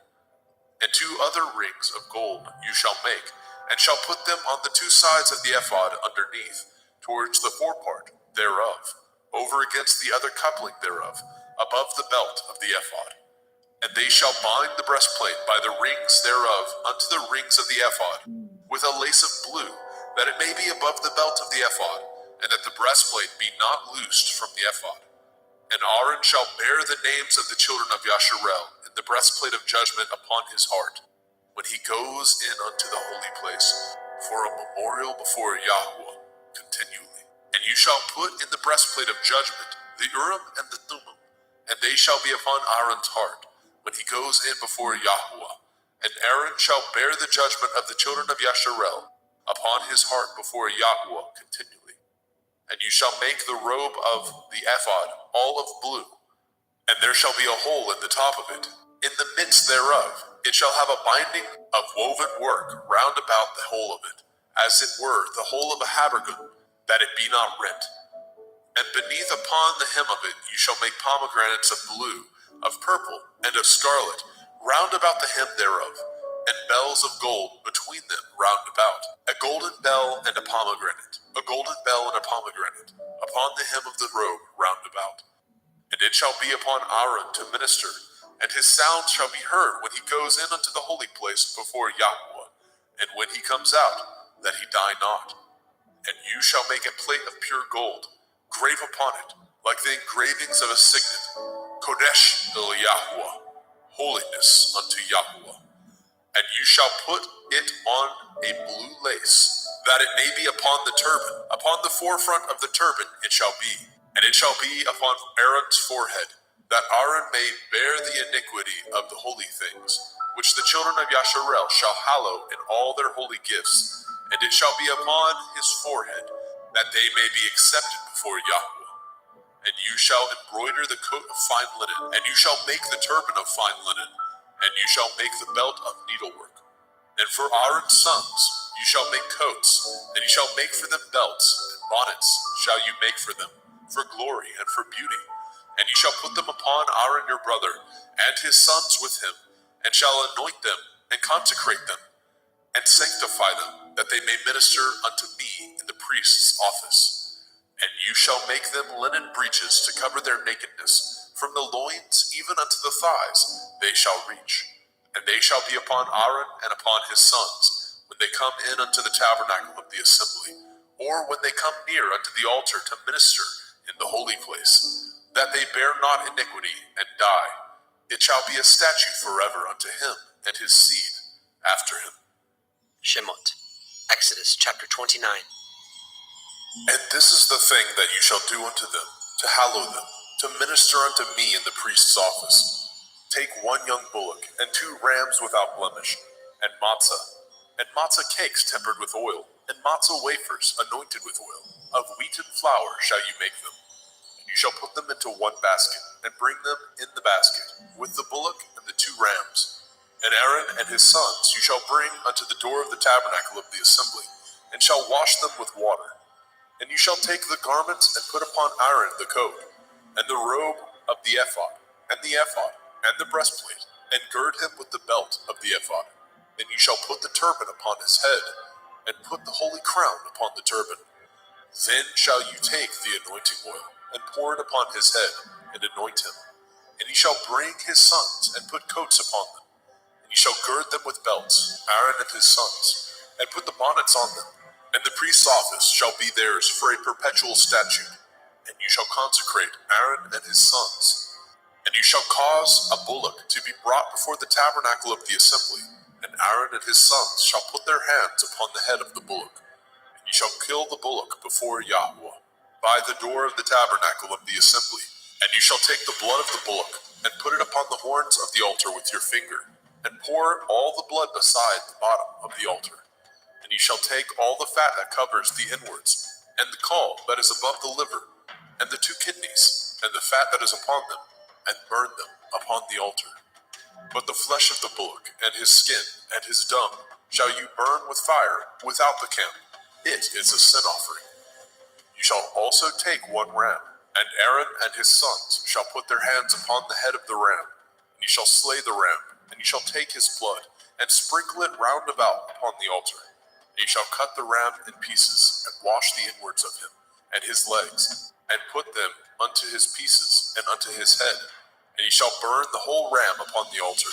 It is a burnt offering unto Yahweh. It is a sweet savor, an offering made by fire unto Yahweh. And you shall take the other ram, And Aaron and his sons shall put their hands upon the head of the ram, and you shall kill the ram, and take his blood, and put it upon the tip of the right ear of Aaron, and upon the tip of the right ear of his sons, and upon the thumb of their right hand, and upon the great toe of their right foot, and sprinkle the blood upon the altar round about. And ye shall take the blood that is upon the altar, and of the anointing oil, and sprinkle it upon Aaron, and upon his garments, and upon his sons, and upon the garments of his sons with him, and he shall be hallowed, and his garments, and his sons' garments with him. Also you shall take of the ram the fat and the rump, and the fat that covers the inwards, and the caul above the liver, and the 2 kidneys, and the fat that is upon them, and the right shoulder, for it is a ram of consecration. And 1 loaf of bread, and 1 cake of oiled bread, and 1 wafer out of the basket of the matzah that is before Yahweh. And you shall put it all in the hands of Aaron, and in the hands of his sons, and shall wave them for a wave offering before Yahweh. And you shall receive them of their hands, and burn them upon the altar for a burnt offering, for a sweet savor before Yahweh. It is an offering made by fire unto Yahweh. And you shall take the breast of the ram of Aaron's consecration, and wave it for a wave offering before Yahweh, and it shall be your part. And you shall sanctify the breast of the wave offering, and the shoulder of the heave offering, which is waved, and which is heaved up, of the ram of the consecration, even of that which is for Aaron, and of that which is for his sons. And it shall be Aaron and his sons by a statute forever from the children of Yasharel, for it is a heave offering, and it shall be a heave offering from the children of Yasharel, of the sacrifice of their peace offerings, even their heave offering unto Yahweh. And the holy garments of Aaron shall be his sons after him, to be anointed therein, and to be consecrated in them. And that son that is priest in his stead shall put them on 7 days, when he comes into the tabernacle of the assembly to minister in the holy place. And you shall take the ram of the consecration, and seethe his flesh in the holy place. And Aaron and his sons shall eat the flesh of the ram, and the bread that is in the basket by the door of the tabernacle of the assembly. And they shall eat those things wherewith the atonement was made, to consecrate and to sanctify them. But a stranger shall not eat thereof, because they are holy. And if aught of the flesh of the consecrations, or of the bread, remain unto the morning, then you shall burn the remainder with fire. It shall not be eaten, because it is holy. And thus shall you do unto Aaron and to his sons, according to all things which I have commanded you. 7 days shall you consecrate them. And you shall offer every day a bullock for a sin offering, for atonement. And you shall cleanse the altar when you have made an atonement for it, and you shall anoint it to sanctify it. 7 days you shall make an atonement for the altar, and sanctify it, and it shall be an altar most holy. Whatsoever touches the altar shall be holy. Now this is that which you shall offer upon the altar: 2 lambs of the first year, day by day, continually. The 1 lamb you shall offer in the morning, and the other lamb you shall offer at evening. And with the 1 lamb 1/10 deal of flour, mingled with the 4th part of a hin of beaten oil, and the 4th part of a hin of wine, for a drink offering. And the other lamb you shall offer at evening, and shall do thereto according to the meat offering of the morning, and according to the drink offering thereof, for a sweet savor, an offering made by fire unto Yahweh. This shall be a continual burnt offering throughout your generations, at the door of the tabernacle of the assembly, before Yahweh, where I will meet you, to speak there unto you. And there I will meet with the children of Yasharel, and the tabernacle shall be sanctified by my glory. And I will sanctify the tabernacle of the assembly, and the altar, and I will sanctify also both Aaron and his sons, to minister to me in the priest's office. And I will dwell among the children of Yasharel, and will be their Elohim. And they shall know that I am Yahuwah Elohim, that brought them forth out of the land of Mitzrayim, that I may dwell among them. I am Yahuwah Elohim. Shemot, Exodus chapter 30. And you shall make an altar to burn incense upon. Of shittim wood shall you make it. A cubit shall be the length thereof, and a cubit the breadth thereof. 4 square shall it be, and 2 cubits shall be the height thereof. The horns thereof shall be of the same. And you shall overlay it with pure gold, the top thereof, and the sides thereof round about, and the horns thereof. And ye shall make unto it a crown of gold round about. And 2 golden rings shall you make it under the crown of it. By the 2 corners thereof, upon the 2 sides of it, shall you make it. And they shall be for places for the staves to bear it withal. And you shall make the staves of shittim wood, and overlay them with gold. And you shall put it before the veil that is by the ark of the testimony, before the mercy seat that is over the testimony, where I will meet with you. And Aaron shall burn thereon sweet incense every morning. When he dresses the lamps, he shall burn incense upon it. And when Aaron lights the lamp at evening, he shall burn incense upon it, a perpetual incense before Yahweh throughout your generations. Ye shall offer no strange incense thereon, nor burnt sacrifice, nor meat offering, neither shall ye pour drink offering thereon. And Aaron shall make an atonement upon the horns of it once in a year, with the blood of the sin offering of atonement. Once in the year shall he make atonement upon it throughout your generations. It is most holy unto Yahweh.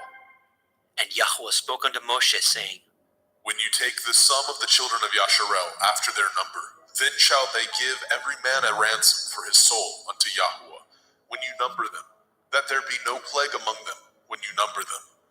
This they shall give, every one that passes among them that are numbered, half a shekel, after the shekel of the sanctuary.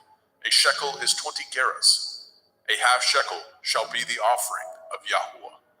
Every one that passes among them that are numbered, from 20 years old and above, shall give an offering unto Yahweh. The rich shall not give more, and the poor shall not give less than half a shekel, when they give an offering unto Yahweh to make an atonement for your souls. And you shall take the atonement money of the children of Yasharel, and shall appoint it for the service of the tabernacle of the assembly, that it may be a memorial unto the children of Yasharel before Yahweh, to make an atonement for your souls. And Yahweh spoke unto Moshe, saying, You shall also make a laver of brass, and his foot also of brass, to wash withal, and you shall put it between the tabernacle of the assembly and the altar, and you shall put water therein. For Aaron and his sons shall wash their hands and their feet thereat. When they go into the tabernacle of the assembly, they shall wash with water, that they die not, or when they come near to the altar to minister, to burn offering made by fire unto Yahweh.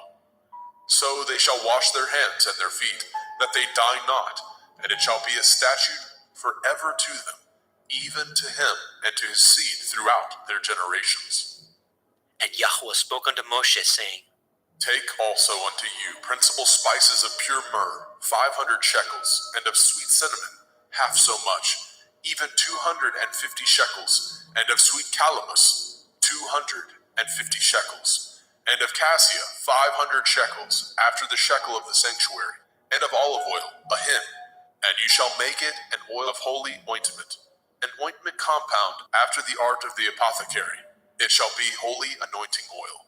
And you shall anoint the tabernacle of the assembly therewith, and the ark of the testimony, and the table and all his vessels, and the menorah and his vessels, and the altar of incense, and the altar of burnt offering with all his vessels, and the laver and his foot. And you shall sanctify them, that they may be most holy. Whatsoever touches them shall be holy. And you shall anoint Aaron and his sons, and consecrate them, that they may minister unto me in the priest's office. And you shall speak unto the children of Yasharel, saying, This shall be a holy anointing oil unto me throughout your generations. Upon man's flesh shall it not be poured, neither shall ye make any other like it. After the composition of it, it is holy, and it shall be holy unto you.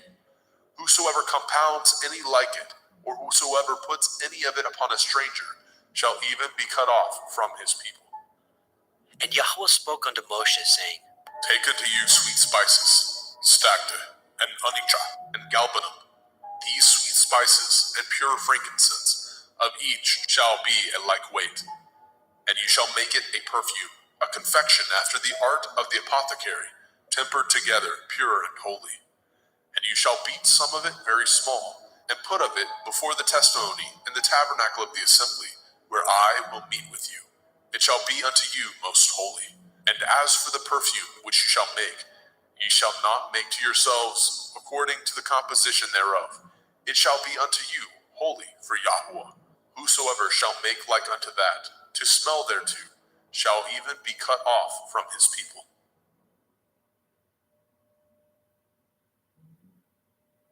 Shemot, Exodus chapter 31.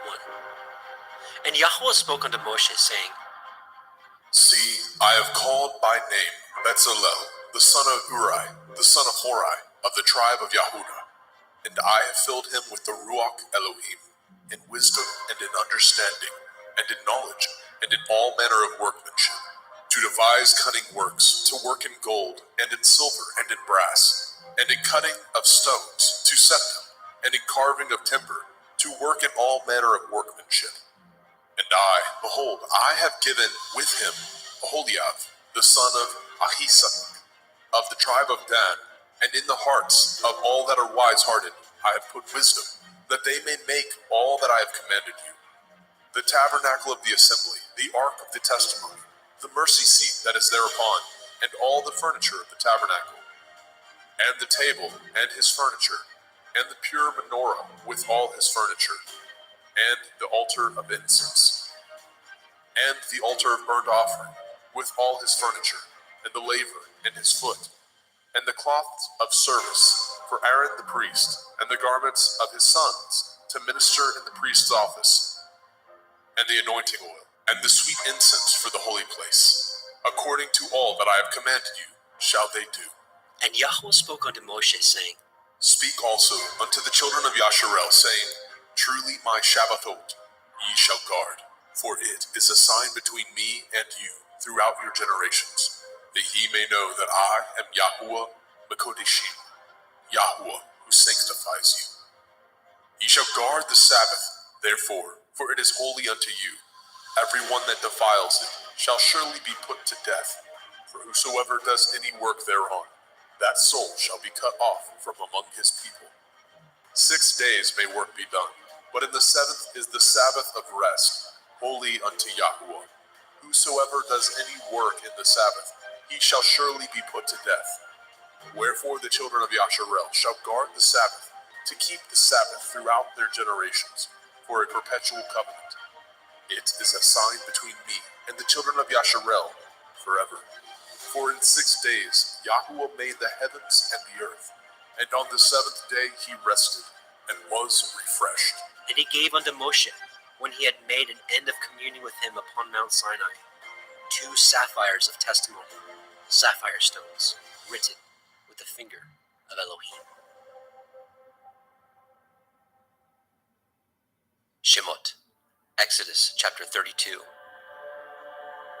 And when the people saw that Moshe delayed to come down out of the mount, the people gathered themselves together unto Aaron, and said unto him, Up, make us Elohim, which shall go before us. As for this Moshe, the man that brought us up out of the land of Mitzrayim, we know not what is become of him. And Aaron said unto them, Break off the golden earrings, which are in the ears of your women, of your sons and of your daughters, and bring them unto me. And the people broke off the golden earrings which were in the ears, and brought them unto Aaron. And he received them at their hand, and fashioned it with a graving tool, after he had made it a molten calf. And they said, These be your Elohim, O Yasharel, which brought you up out of the land of Mitzrayim. And when Aaron saw it, he built an altar before it. And Aaron made proclamation, and said, Tomorrow is a feast to Yahuwah. And they rose up early on the morrow, and offered burnt offerings, and brought peace offerings. And the people sat down to eat and to drink, and rose up to play. And Yahweh said unto Moshe, Go, get you down, for your people, which you brought out of the land of Mitzrayim, have corrupted themselves. They have turned aside quickly out of the way which I commanded them. They have made them a molten calf, and have worshipped it, and have sacrificed thereunto, and said, These be your Elohim, O Yasharel, which have brought you up out of the land of Mitzrayim. And Yahweh said unto Moshe, I have seen this people, and behold, it is a stiff-necked people. Now therefore let me alone, that my wrath may wax hot against them, and that I may consume them, and I will make of you a great nation. And Moshe besought Yahweh Eloheinu and said, Yahweh, why does your wrath wax hot against your people, which you have brought forth out of the land of Mitzrayim with great power and with a mighty hand? Wherefore should the Mitzrayim speak and say, for mischief did he bring them out, to slay them in the mountains, and to consume them from the face of the earth? Turn from your fierce wrath, and repent of this evil against your people. Remember Avraham, Yitzchak, and Yashrael, your servants, to whom you swore by your own self and said unto them, I will multiply your seed as the stars of heaven. And all this land that I have spoken of will I give unto your seed, and they shall inherit it forever. And Yahweh repented of the evil which he thought to do unto his people. And Moshe turned and went down from the mount, and the 2 sapphires of the testimony were in his hand. The sapphires were written on both their sides. On the one side and on the other were they written. And the sapphires were the work of Elohim, and their writing was the writing of Elohim, graven upon the sapphires. And when Yahusha heard the noise of the people as they shouted, he said unto Moshe, There is noise of war in the camp! and he said, It is not the voice of them that shout for mastery, neither is it the voice of them that cry for being overcome, but the noise of them that sing do I hear. And it came to pass, as soon as he came nigh unto the camp, that he saw the calf and the dancing. Moshe's anger waxed hot, and he cast the sapphires out of his hands, and broke them beneath the mount. And he took the calf which they had made, and burnt it in the fire, and ground it to powder, and strawed it upon the water, and made the children of Yashrael drink of it. And Moshe said unto Aharon, What did this people unto you, that you have brought so great a sin upon them? And Aharon said, Let not the anger of my lord wax hot. You know the people, that they are set on mischief. For they said unto me, Make us Elohim, which shall go before us. For as for this Moshe, the man that brought us up out of the land of Mitzrayim, we know not what is become of him. And I said unto them, Whosoever has any gold, let them break it off. So they gave it me, and I cast it into the fire. And there came out this calf. And when Moshe saw that the people were naked, for Aharon had made them naked unto their shame among their enemies, then Moshe stood in the gate of the camp and said, Who is on Yahweh's side? Let him come unto me. All the sons of Levi gathered themselves together unto him. And he said unto them, Thus says Yahweh Elohai of Yashrael, Put every man his sword by his side, and go in and out from gate to gate throughout the camp, and slay every man his brother, and every man his companion, and every man his neighbor. And the children of Levi did according to the word of Moshe, and there fell of the people that day about 3,000 men. For Moshe had said, Consecrate yourselves today to Yahweh, even every man upon his son, and upon his brother, that he may bestow upon you a blessing this day. It came to pass on the morrow, that Moshe said unto the people, Ye have sinned a great sin, and now I will go up unto El Yahweh. Perchance I shall make an atonement for your sin. And Moshe returned unto El Yahweh and said, Oh, this people have sinned a great sin, and have made them Elohai of gold. Yet now, if you will forgive their sin, and if not, blot me, I pray you, out of your sefer which you have written. And Yahweh said unto Moshe, Whosoever has sinned against me, him will I blot out of my sefer. Therefore now go, lead the people into the place of which I have spoken unto you. Behold, my angel shall go before you. Nevertheless, in the day when I visit, I will visit their sin upon them. And Yahweh plagued the people, because they made the calf, which Aharon made.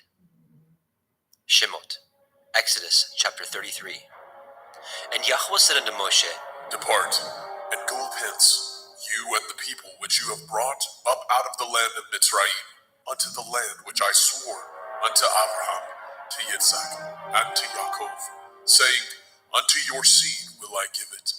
And I will send an angel before you, and I will drive out the Kenai, the Amorite, the Hittite, the Perizzai, the Hivi, and the Jebusai, unto a land flowing with milk and honey, for I will not go up in the midst of you, for you are a stiff-necked people, lest I consume you in the way.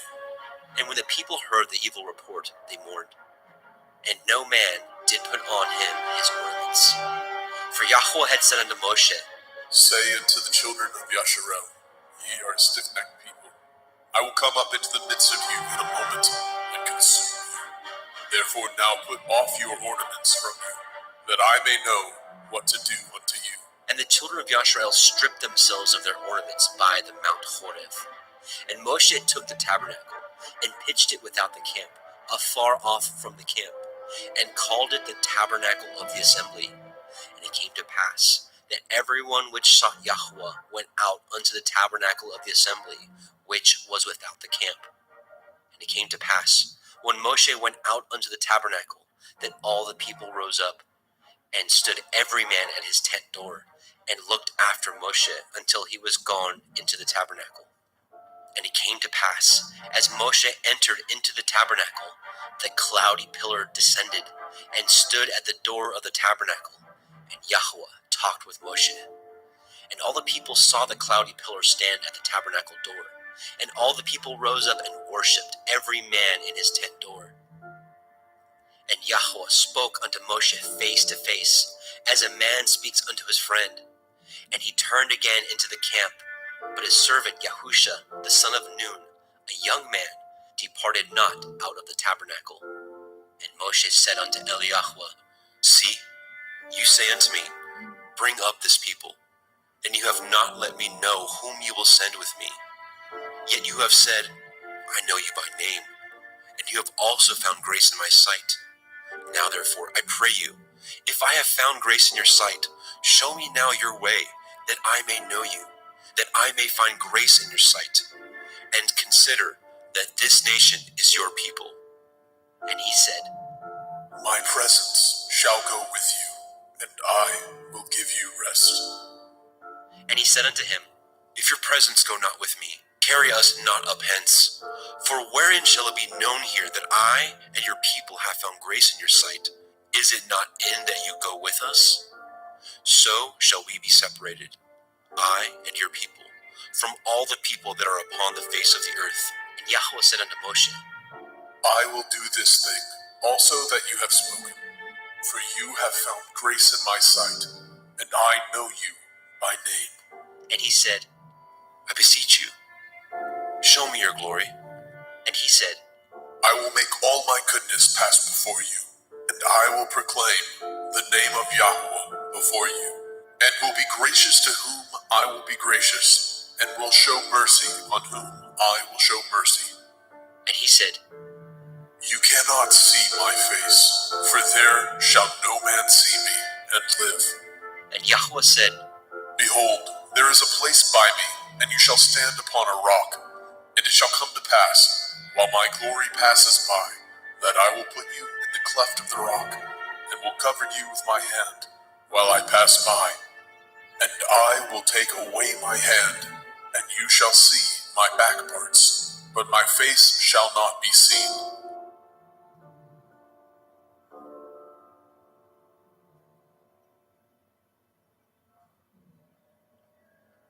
Shemot, Exodus chapter 34. And Yahweh said unto Moshe, Hew you 2 sapphire stones like unto the first, and I will write upon these sapphires the words that were in the first sapphires, which you broke.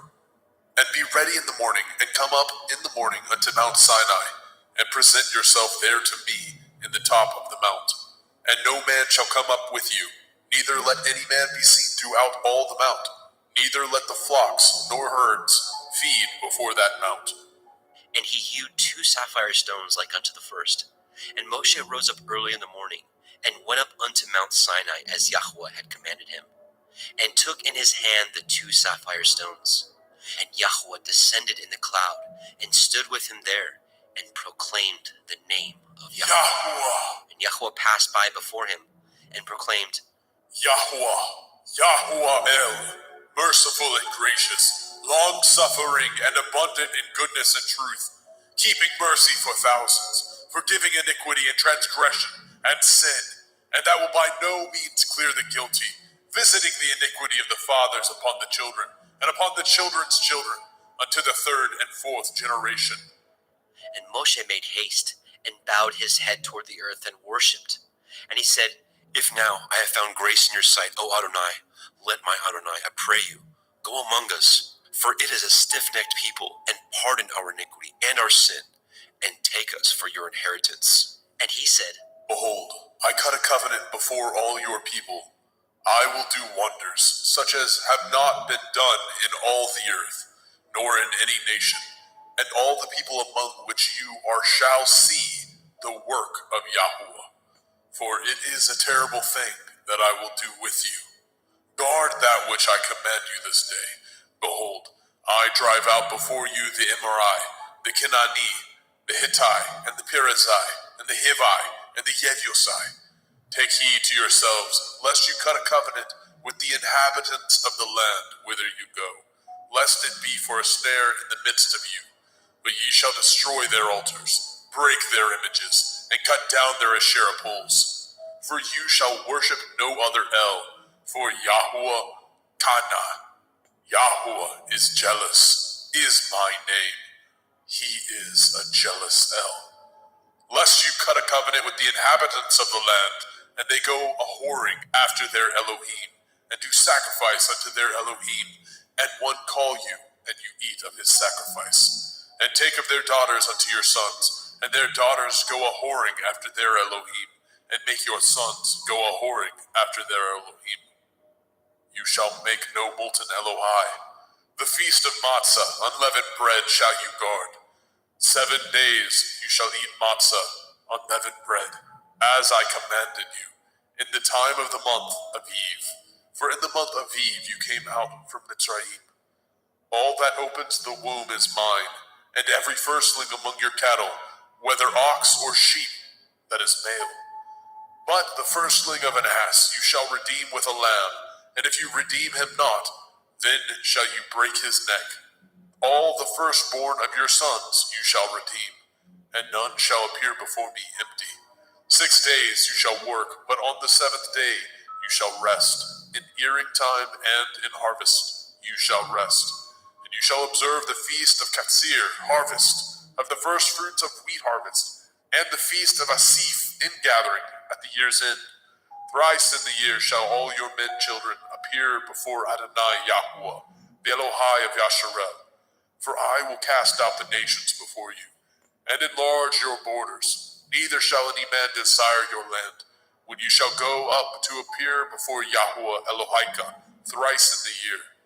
You shall not offer the blood of my sacrifice with leaven, neither shall the sacrifice of the feast of the Pesach be left unto the morning. The first of the first fruits of your land you shall bring into the house of Yahuwah Elohika. You shall not see the kid in his mother's milk. And Yahweh said unto Moshe, Write these words, for after the tenor of these words I have cut a covenant with you and with Yasharel. And he was there with Yahweh 40 days and 40 nights. He did neither eat bread nor drink water. And he wrote upon the sapphires the words of the covenant, the 10 Devarim. And it came to pass, when Moshe came down from Mount Sinai with the 2 sapphires of testimony in Moshe's hand, when he came down from the mount, that Moshe knew not that the skin of his face shone while he talked with him. And when Aharon and all the children of Yasharel saw Moshe, behold, the skin of his face shone, and they were afraid to come nigh him. And Moshe called unto them, and Aharon and all the rulers of the assembly returned unto him, and Moshe talked with them. And afterward all the children of Yasharel came nigh, and he gave them in commandment all that Yahweh had spoken with him in Mount Sinai. And till Moshe had done speaking with them, he put a veil on his face. But when Moshe went in before Yahweh to speak with him, he took the veil off until he came out. And he came out and spoke unto the children of Yasharel, which he was commanded. And the children of Yasharel saw the face of Moshe, that the skin of Moshe's face shone. And Moshe put the veil upon his face again until he went in to speak with him. Shemot, Exodus chapter 35. And Moshe gathered all the assembly of the children of Yashrael together, and said unto them, These are the words which Yahweh has commanded, that ye should do them.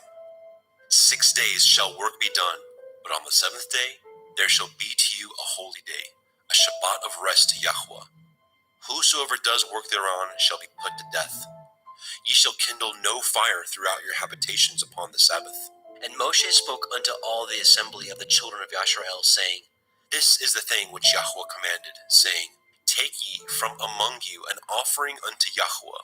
Whosoever is of a willing heart, let him bring it, an offering of Yahweh, gold and silver and brass, and blue and purple and scarlet and fine linen and goat's hair, and ram skins dyed red, and badger skins, and shittim wood, and oil for the light, and spices for anointing oil, and for the sweet incense, and onyx stones, and stones to be set for the ephod, and for the breastplate.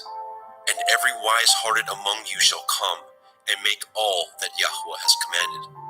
The tabernacle, his tent, and his covering, his taches, and his boards, his bars, his pillars, and his sockets, the ark, and the staves thereof, with the mercy seat, and the veil of covering, the table, and his staves, and all his vessels, and the showbread, the menorah, also for the light, and his furniture, and his lamps, with the oil for the light, and the incense altar, and his staves, and the anointing oil, and the sweet incense, and the hanging for the door at the entering in of the tabernacle, the altar of burnt offering, with his brazen grate, his staves, and all his vessels, the laver, and his foot, the hangings of the court, his pillars, and their sockets, and the hanging for the door of the court, the pins of the tabernacle, and the pins of the court, and their cords, the cloths of service, to do service in the holy place,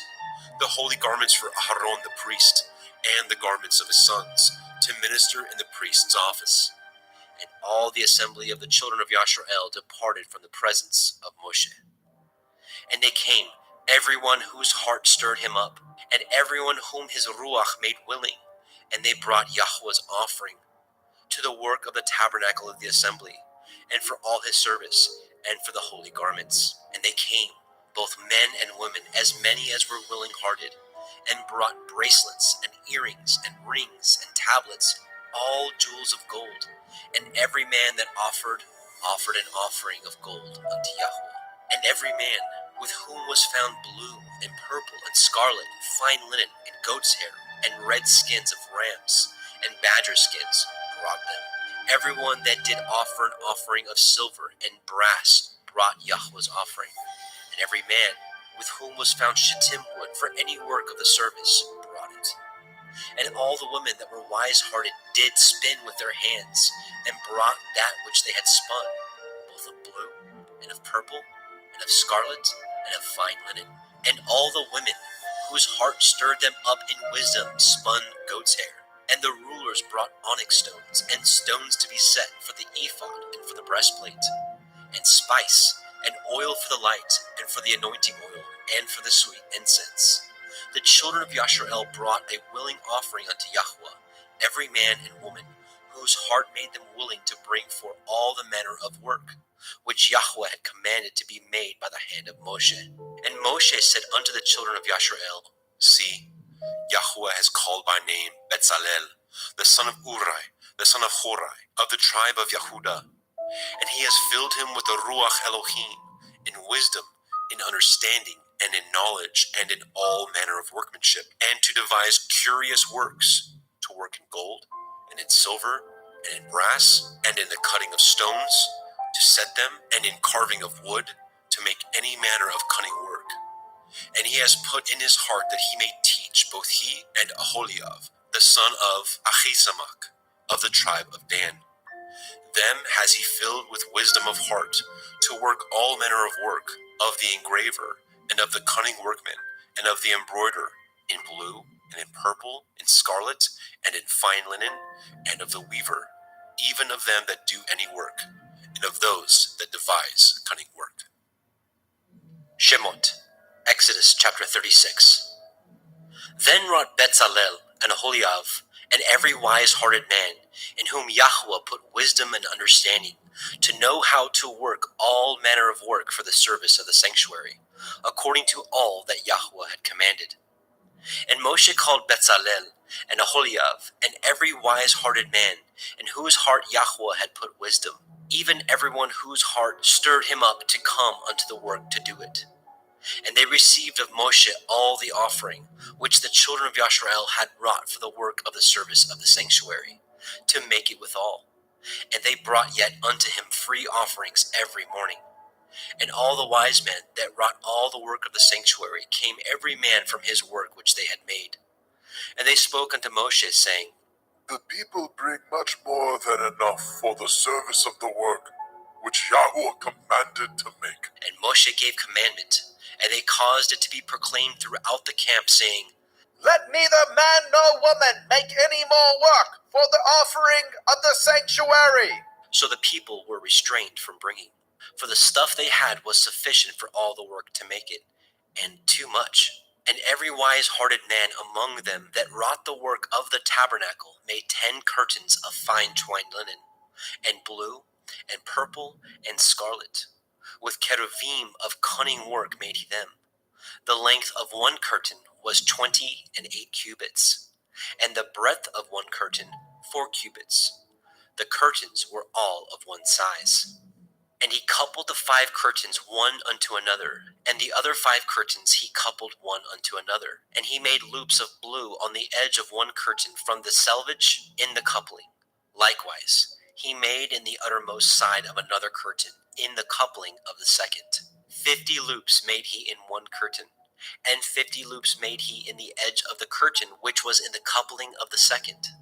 The loops held one curtain to another. He made 50 taches of gold, and coupled the curtains one unto another with the taches. So it became one tabernacle. And he made curtains of goat's hair for the tent over the tabernacle. 11 curtains he made them. The length of one curtain was 30 cubits, and 4 cubits was the breadth of one curtain. 11 curtains were of one size. And he coupled the 5 curtains by themselves, and 6 curtains by themselves. And he made 50 loops upon the uttermost edge of the curtain in the coupling, and 50 loops made he upon the edge of the curtain which couples the second. And he made 50 taches of brass to couple the tent together, that it might be one.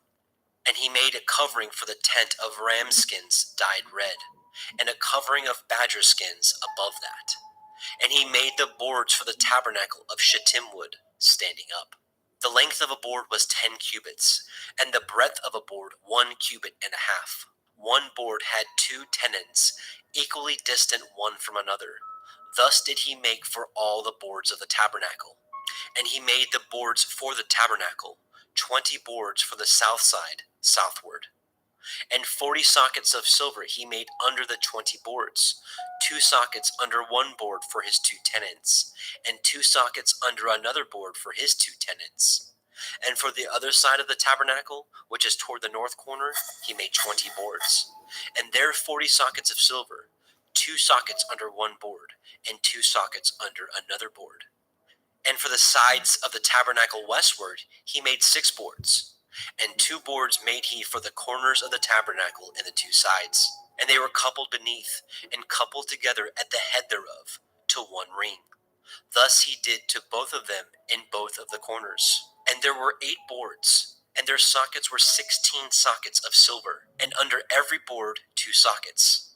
And he made bars of shittim wood, 5 for the boards of the one side of the tabernacle, and 5 bars for the boards of the other side of the tabernacle, and 5 bars for the boards of the tabernacle for the sides westward. And he made the middle bar to shoot through the boards from the one end to the other. And he overlaid the boards with gold, and made their rings of gold, to be places for the bars, and overlaid the bars with gold. And he made a veil of blue, and purple, and scarlet, and fine twined linen. With cherubim he made it of cunning work. And he made thereunto 4 pillars of shittim wood, and overlaid them with gold. Their hooks were of gold. And he cast for them 4 sockets of silver. And he made a hanging for the tabernacle door of blue, and purple, and scarlet, and fine twined linen of needlework. And the 5 pillars of it, their hooks, and he overlaid their chapiters and their fillets with gold. But their 5 sockets were of brass. Shemot, Exodus chapter 37. And Bezalel made the ark of shittim wood. 2 cubits and a half was the length of it, and a cubit and a half the breadth of it, and a cubit and a half the height of it. And he overlaid it with pure gold, within and without, and made a crown of gold to it round about. And he cast for it 4 rings of gold, to be set by the 4 corners of it, even 2 rings upon the one side of it, and 2 rings upon the other side of it. And he made staves of shittim wood, and overlaid them with gold. And he put the staves into the rings by the sides of the ark, to bear the ark. And he made the mercy seat of pure gold. 2 cubits and a half was the length thereof, and 1 cubit and a half the breadth thereof. And he made 2 cherubim of gold, beaten out of 1 piece made he them, on the 2 ends of the mercy seat. 1 cherub on the end of this side, and another cherub on the other end of that side. Out of the mercy seat made he the cherubim on the 2 ends thereof. And the cherubim spread out their wings on high, and covered with their wings over the mercy seat, with their faces one to another, even to the mercy seatward were the faces of the cherubim. And he made the table of shittim wood. 2 cubits was the length thereof, and a cubit the breadth thereof, and a cubit and a half the height thereof. And he overlaid it with pure gold, and made thereunto a crown of gold round about. Also he made thereunto a border of a handbreadth round about, and made a crown of gold for the border thereof round about. And he cast for it 4 rings of gold, and put the rings upon the 4 corners that were in the 4 feet thereof.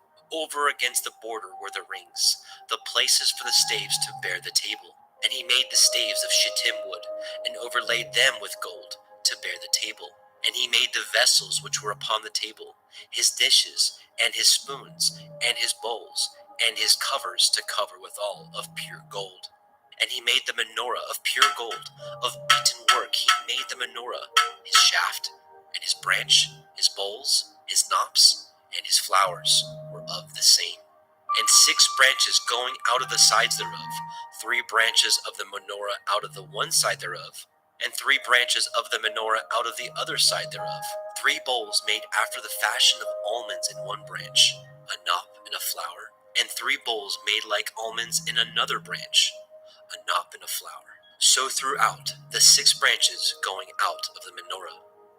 And in the menorah were 4 bowls made like almonds, his knops and his flowers, and a knop under 2 branches of the same, and a knop under 2 branches of the same, and a knop under 2 branches of the same, according to the 6 branches going out of it. Their knops and their branches were of the same. All of it was one beaten work of pure gold. And he made his 7 lamps, and his snuffers, and his snuff dishes of pure gold. Of a talent of pure gold made he it, and all the vessels thereof. And he made the incense altar of shittim wood. The length of it was a cubit, and the breadth of it a cubit. It was 4 square. 2 cubits was the height of it. The horns thereof were of the same. And he overlaid it with pure gold, both the top of it and the sides thereof round about. And the horns of it also he made unto it a crown of gold round about. And he made 2 rings of gold for it under the crown thereof, by the 2 corners of it, upon the 2 sides thereof, to be places for the staves to bear it withal. And he made the staves of shittim wood, and overlaid them with gold. And he made the holy anointing oil, and the pure incense of sweet spices, according to the work of the apothecary. Shemot, Exodus chapter 38. And he made the altar of burnt offering of shittim wood. 5 cubits was the length thereof, and 5 cubits the breadth thereof. It was 4 square, and 3 cubits the height thereof. And he made the horns thereof on the 4 corners of it. The horns thereof were of the same, and he overlaid it with brass. And he made all the vessels of the altar, the pots, the shovels, and the basins, and the flesh hooks, and the fire pans, all the vessels thereof he made of brass. And he made for the altar a brazen grate of network under the compass thereof, beneath unto the midst of it. And he cast 4 rings for the 4 ends of the grate of brass, to be places for the staves. And he made the staves of shittim wood, and overlaid them with brass. And he put the staves into the rings on the sides of the altar, to bear it withal. He made the altar hollow with boards. And he made the laver of brass, and the foot of it brass, of the looking glasses of the women assembling, which assembled at the door of the tabernacle of the assembly. And he made the court on the south side southward. The hangings of the court were of fine twined linen, 100 cubits. Their pillars were 20, and their brazen sockets 20. The hooks of the pillars and their fillets were of silver. And for the north side the hangings were 100 cubits. Their pillars were 20, and their sockets of brass 20. The hooks of the pillars and their fillets of silver. And for the west side were hangings of 50 cubits, their pillars 10, and their sockets 10. The hooks of the pillars and their fillets of silver. And for the east side, eastward, 50 cubits. The hangings of the one side of the gate were 15 cubits, their pillars 3, and their sockets 3. And for the other side of the court gate, on this hand and on that hand, were hangings of 15 cubits, their pillars 3, and their sockets 3. All the hangings of the court round about were of fine twined linen. And the sockets for the pillars were of brass, the hooks of the pillars and their fillets of silver, and the overlaying of their chapiters of silver. And all the pillars of the court were filleted with silver. And the hanging for the gate of the court was needlework of blue, and purple, and scarlet, and fine twined linen. And 20 cubits was the length. And the height in the breadth was 5 cubits, answerable to the hangings of the court. And their pillars were 4, and their sockets of brass 4, their hooks of silver, and the overlaying of their chapiters and their fillets of silver. And all the pins of the tabernacle and of the court round about were of brass. This is the sum of the tabernacle, even of the tabernacle of the assembly, as it was counted according to the commandment of Moshe, for the service of the Leviim, by the hand of Ithamar, son to Aharon the priest. And Bezalel, the son of Uri, the son of Horai, of the tribe of Yehudah, made all that Yahweh commanded Moshe, and with him was Aholibav, son of Achisamach, of the tribe of Dan, an engraver, and a cunning workman, and an embroiderer in blue, and in purple, and in scarlet, and fine linen. All the gold that was occupied for the work in all the work of the holy place, even the gold of the offering, was 29 talents, and 730 shekels, after the shekel of the sanctuary. And the silver of them that were numbered of the assembly was 100 talents, and 100,703 shekels, after the shekel of the sanctuary. A beka for every man, that is, half a shekel, after the shekel of the sanctuary, for everyone that went to be numbered from 20 years old and upward, for 600,000 and 3,550 men. And of the 100 talents of silver were cast the sockets of the sanctuary, and the sockets of the veil, 100 sockets of 100 talents, a talent for a socket. And of the 1,775 shekels he made hooks for the pillars, and overlaid their chapiters, and filleted them.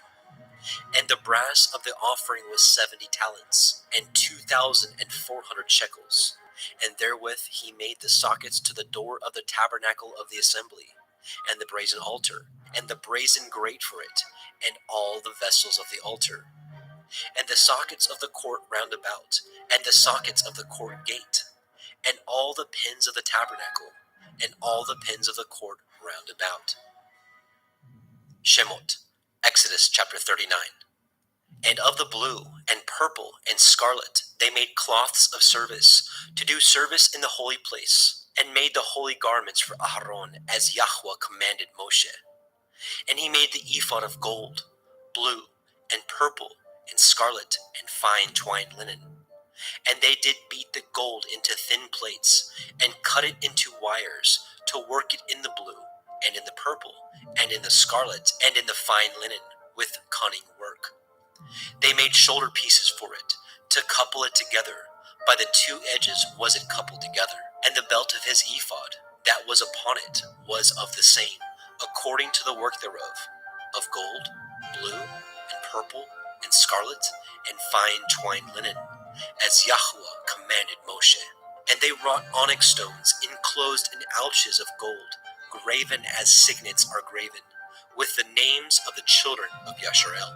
And he put them on the shoulders of the ephod, that they should be stones for a memorial to the children of Yasharel, as Yahweh commanded Moshe. And he made the breastplate of cunning work, like the work of the ephod, of gold, blue, and purple, and scarlet, and fine twined linen. It was foursquare. They made the breastplate double. A span was the length thereof, and a span the breadth thereof, being doubled. And they set in it 4 rows of stones. The first row was a sardius, a topaz, and a carbuncle. This was the first row. And the second row, an emerald, a sapphire, and a diamond. And the third row, a ligure, an agate, and an amethyst. And the fourth row, a beryl, an onyx, and a jasper. They were enclosed in ouches of gold in their enclosings. And the stones were according to the names of the children of Yasharel, 12, according to their names, like the engravings of a signet, every one with his name, according to the 12 tribes. And they made upon the breastplate chains at the end of wreathen work of pure gold. And they made 2 ouches of gold, and 2 gold rings, and put the 2 rings in the 2 ends of the breastplate. And they put the 2 wreathen chains of gold in the 2 rings on the ends of the breastplate. And the 2 ends of the 2 wreathen chains they fastened in the 2 ouches, and put them on the shoulder pieces of the ephod before it. And they made 2 rings of gold, and put them on the 2 ends of the breastplate, upon the border of it, which was on the side of the ephod inward. And they made 2 other golden rings, and put them on the 2 sides of the ephod underneath, toward the forepart of it, over against the other coupling thereof, above the belt of the ephod. And they did bind the breastplate by his rings unto the rings of the ephod with a lace of blue, that it might be above the belt of the ephod, and that the breastplate might not be loosed from the ephod, as Yahweh commanded Moshe. And he made the robe of the ephod of woven work, all of blue. And there was a hole in the midst of the robe, as the hole of a habergeon, with a band round about the hole, that it should not rend. And they made upon the hems of the robe pomegranates of blue, and purple, and scarlet, and twined linen. And they made bells of pure gold, and the bells between the pomegranates unto the hem of the robe, round about between the pomegranates. A bell and a pomegranate, a bell and a pomegranate, round about the hem of the robe to minister in, as Yahweh commanded Moshe. And they made coats of fine linen of woven work for Aharon, and for his sons, and a turban of fine linen, and goodly bonnets of fine linen, and linen breeches of fine twined linen, and a belt of fine twined linen, and blue, and purple, and scarlet of needlework, as Yahweh commanded Moshe. And they made the plate of the holy crown of pure gold, and wrote it upon a writing, like the engravings of a signet, Kodesh El Yahweh. And they tied it unto a lace of blue, to fasten it on high upon the turban, as Yahweh commanded Moshe. Thus was all the work of the tabernacle of the tent of the assembly finished. And the children of Yasharel did according to all that Yahweh commanded Moshe. So did they. And they brought the tabernacle unto El Moshe, the tent, and all his furniture, his taches, his boards, his bars, and his pillars, and his sockets, and the covering of ram skins dyed red, and the covering of badger skins, and the veil of the covering, the ark of the testimony, and the staves thereof, and the mercy seat, the table, and all the vessels thereof, and the showbread, the pure menorah, with the lamps thereof, even with the lamps to be set in order, and all the vessels thereof, and the oil for light, and the golden altar, the anointing oil, and the sweet incense, and the hanging for the tabernacle door, the brazen altar, his grate of brass, his staves, and all his vessels, the laver, and his foot, the hangings of the court, his pillars, his sockets, and the hanging for the court gate,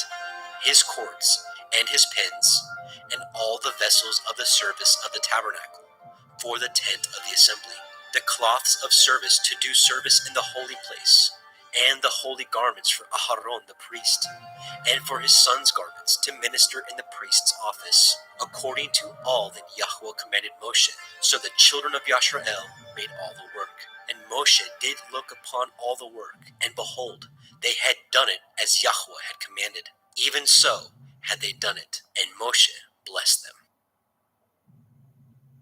Shemot, Exodus chapter 40. And Yahweh spoke unto Moshe, saying, On the first day of the first month shall you set up the tabernacle of the tent of the assembly, and you shall put therein the ark of the testimony, and cover the ark with the veil. And you shall bring the table, and set in order the things that are to be set in order upon it. You shall bring the menorah, and light the lamps thereof. And you shall set the altar of gold for the incense before the ark of the testimony, and put the hangings of the door to the tabernacle. And you shall set the altar of burnt offering before the door of the tabernacle of the tent of the assembly. And you shall set the laver between the tent of the assembly and the altar, and shall put water therein. And you shall set the court round about, and hang up the hanging at the court gate. And you shall take the anointing oil, and anoint the tabernacle, and all that is therein, and shall hallow it, and all the vessels thereof, and it shall be holy. And you shall anoint the altar of the burnt offering, and all his vessels, and sanctify the altar, and it shall be an altar most holy. And you shall anoint the laver and his foot, and sanctify it. And you shall bring Aharon and his sons unto the door of the tabernacle of the assembly, and wash them with water. And you shall put upon Aharon the holy garments, and anoint him, and sanctify him, that he may minister unto me in the priest's office. And you shall bring his sons, and clothe them with coats. And you shall anoint them, as you anointed their father, that they may minister unto me in the priest's office. For their anointing shall surely be an everlasting priesthood throughout their generations. Thus did Moshe, according to all that Yahweh commanded him, so did he. And it came to pass in the first month in the second year, on the first day of the month, that the tabernacle was reared up.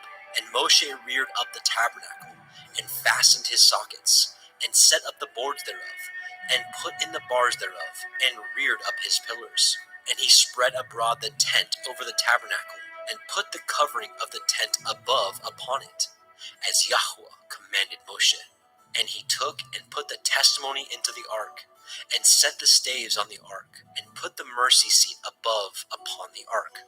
And he brought the ark into the tabernacle, and set up the veil of the covering, and covered the ark of the testimony, as Yahweh commanded Moshe. And he put the table in the tent of the assembly, upon the side of the tabernacle northward, without the veil.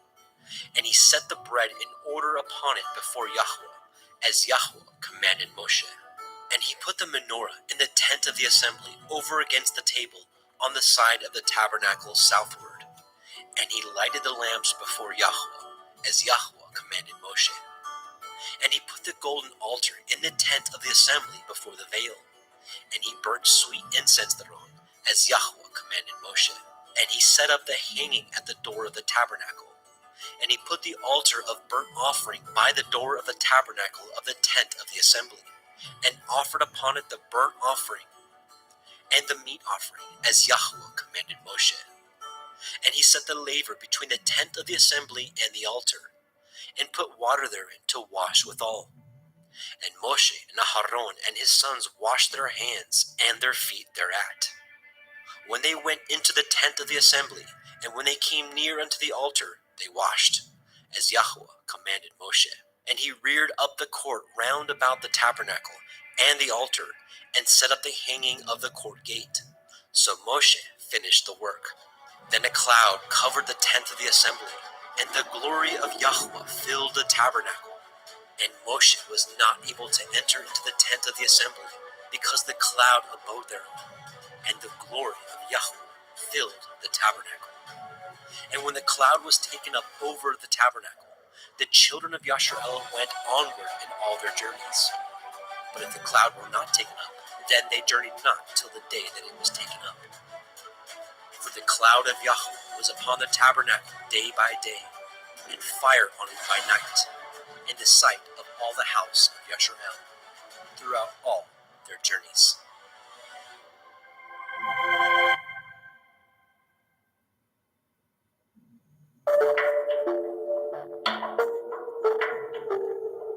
We could have been born at any time in history, and the Most High Yahweh chose for us to be here and now, a time when knowledge has increased and many go to and fro.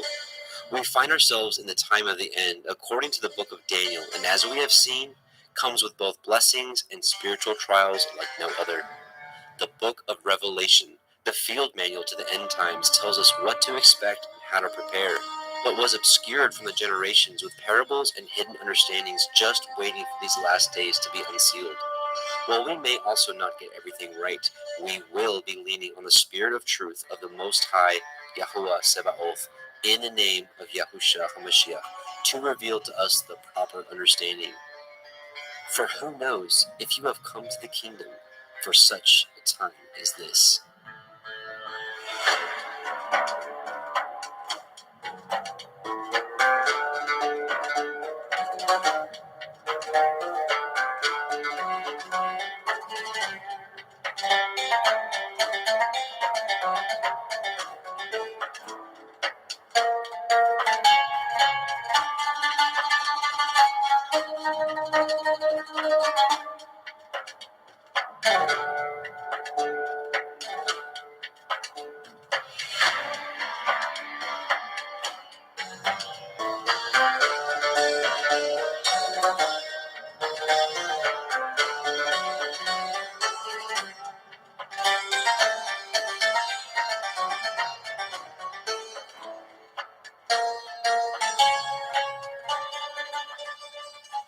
And sisters, welcome to the Parable of the Vineyard YouTube live stream.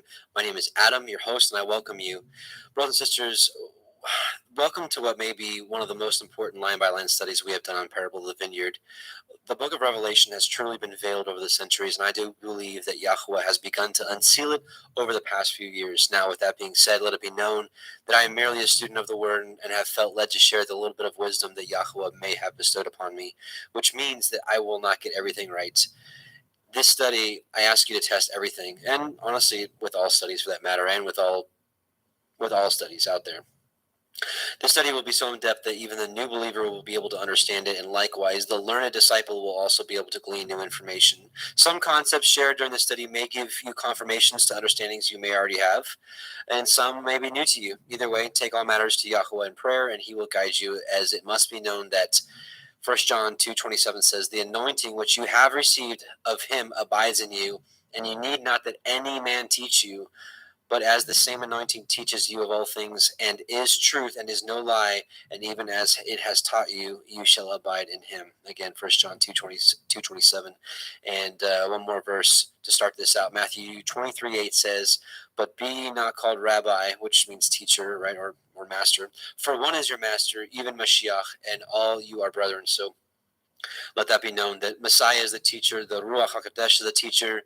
We're just study partners together. So before we get started, let's do a quick prayer and supplicate to Yahuwah. Let's bow our hearts. Heavenly Father, Yahuwah, in Yahusha's name we come before you. We thank you first and foremost for Messiah Yahusha, because we know, as the scripture says, that no one can come to you but by belief in Messiah. So we thank you for his blood that has washed us from our sins. We ask you to continue to cultivate in our heart fruit that you've always been looking for from us, obedience to your ways. We just pray that you open our eyes and ears to the understanding tonight, to understanding of your word tonight. And we just pray that you continue to strengthen us as the world gets darker and darker. We pray that your light shines through us, that we can be a witness of your majesty. We bless you in Yahusha's name. Amen.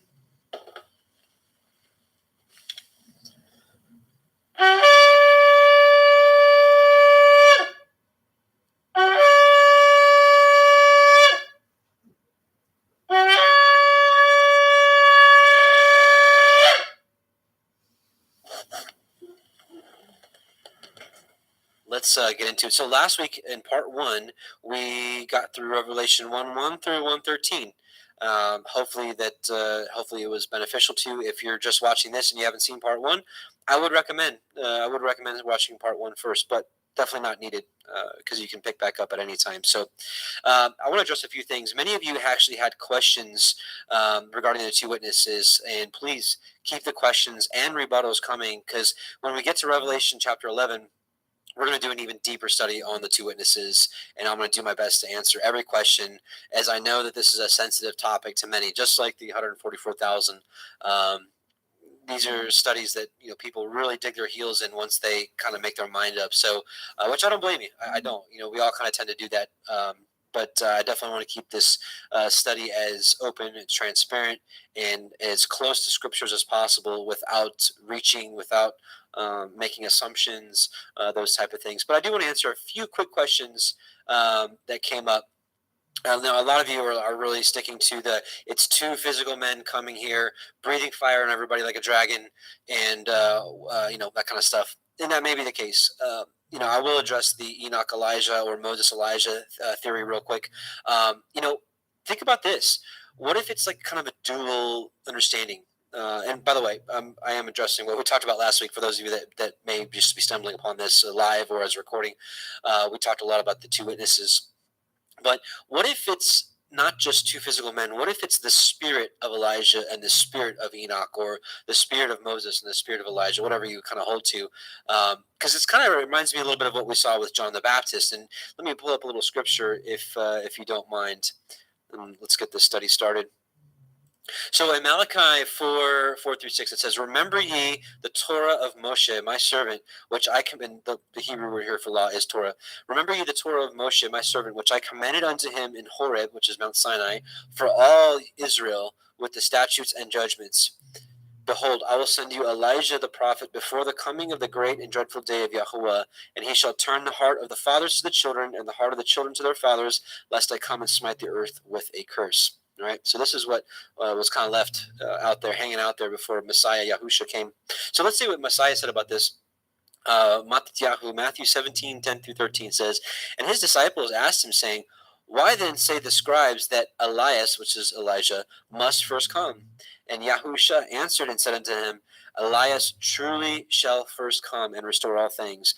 But I say unto you that Elias is come already, and they knew him not, but have done unto him whatsoever they listed. Likewise shall also the Son of Man suffer of them. Then the disciples understood that he spake unto them of John the Baptist," Yehochanan the Baptist, the immerser. So what we're seeing here is it wasn't physically Elijah coming back, the first fulfillment of it. It was his spirit. The spirit of Elijah was in John the Baptist. And so I say to you, we know that history repeats itself. And honestly, we're starting to see a lot of things that happened 2,000 years ago is happening now. We have... you had Messiah come on the scene 2,000 years ago, rebuking at that time modern day traditions of men that made of no effect the commandments of Yahuwah, and he came to teach. I think he's sending that spirit again, and we're learning. We're coming back to Torah. We're coming back to his covenant, and people are rejecting it. People are still clinging to their doctrines of men and whatnot. And I think that a lot of us, which my conclusion last week was that Israel, his two houses, the house of Ephraim and the house of Judah, are his two witnesses. It's the two candlesticks, as we saw in Zechariah 4. He had the two olive branches pouring out oil into the candlestick, which it's interesting that that came up in last week's Torah portion and this week. Specifically, this week it talks about in Exodus 28 talks about how the children of Israel are to bring oil for the lamp, for the light to burn continually. And we know through Solomon, in the wisdom of Solomon in Proverbs, it's Proverbs 6:23. It says that the Torah is light, right? The commandment is a lamp, and the Torah is light. And we know that the commandment was for the light to burn continually. So my point being is, I really do believe that he's raising up his remnant. He's raising up his witnesses, and we're starting to share what he's given to us, and so I think he may be endowing us with the spirit of Enoch, the spirit of Elijah. let's talk about the spirit of Elijah really quickly and kind of what that may look like. We saw with John the Baptist, right? I mean, he was reproving the people. He's like, turn them back, repent, bring forth fruits worthy of repentance. What's the fruit has always been? The fruit has always been, if you don't mind here, those of you that are familiar with this or are regulars here, you're very familiar with Psalm 1:1-3. Blessed is the man that walketh not in the counsel of the ungodly, nor standeth in the way of sinners, nor sitteth in the seat of the scornful, but his delight is in the Torah of Yahweh, and in his Torah doth he meditate day and night. And he, so the person that delights in the Torah and meditates on it, he shall be like a tree planted by the rivers of water that bringeth forth his fruit in his season. His leaf also shall not wither, and whatsoever he doeth shall prosper. That's the fruit that Yahweh's always been seeking from us. We're his planting, we're his creation. Just like when he creates a tomato plant, he expects that tomato plant to bring forth a tomato. He plants the olive tree, he expects the olive tree to bring forth its olives. What is man supposed to bring forth? This, obedience to his ways. That's what it's always been about.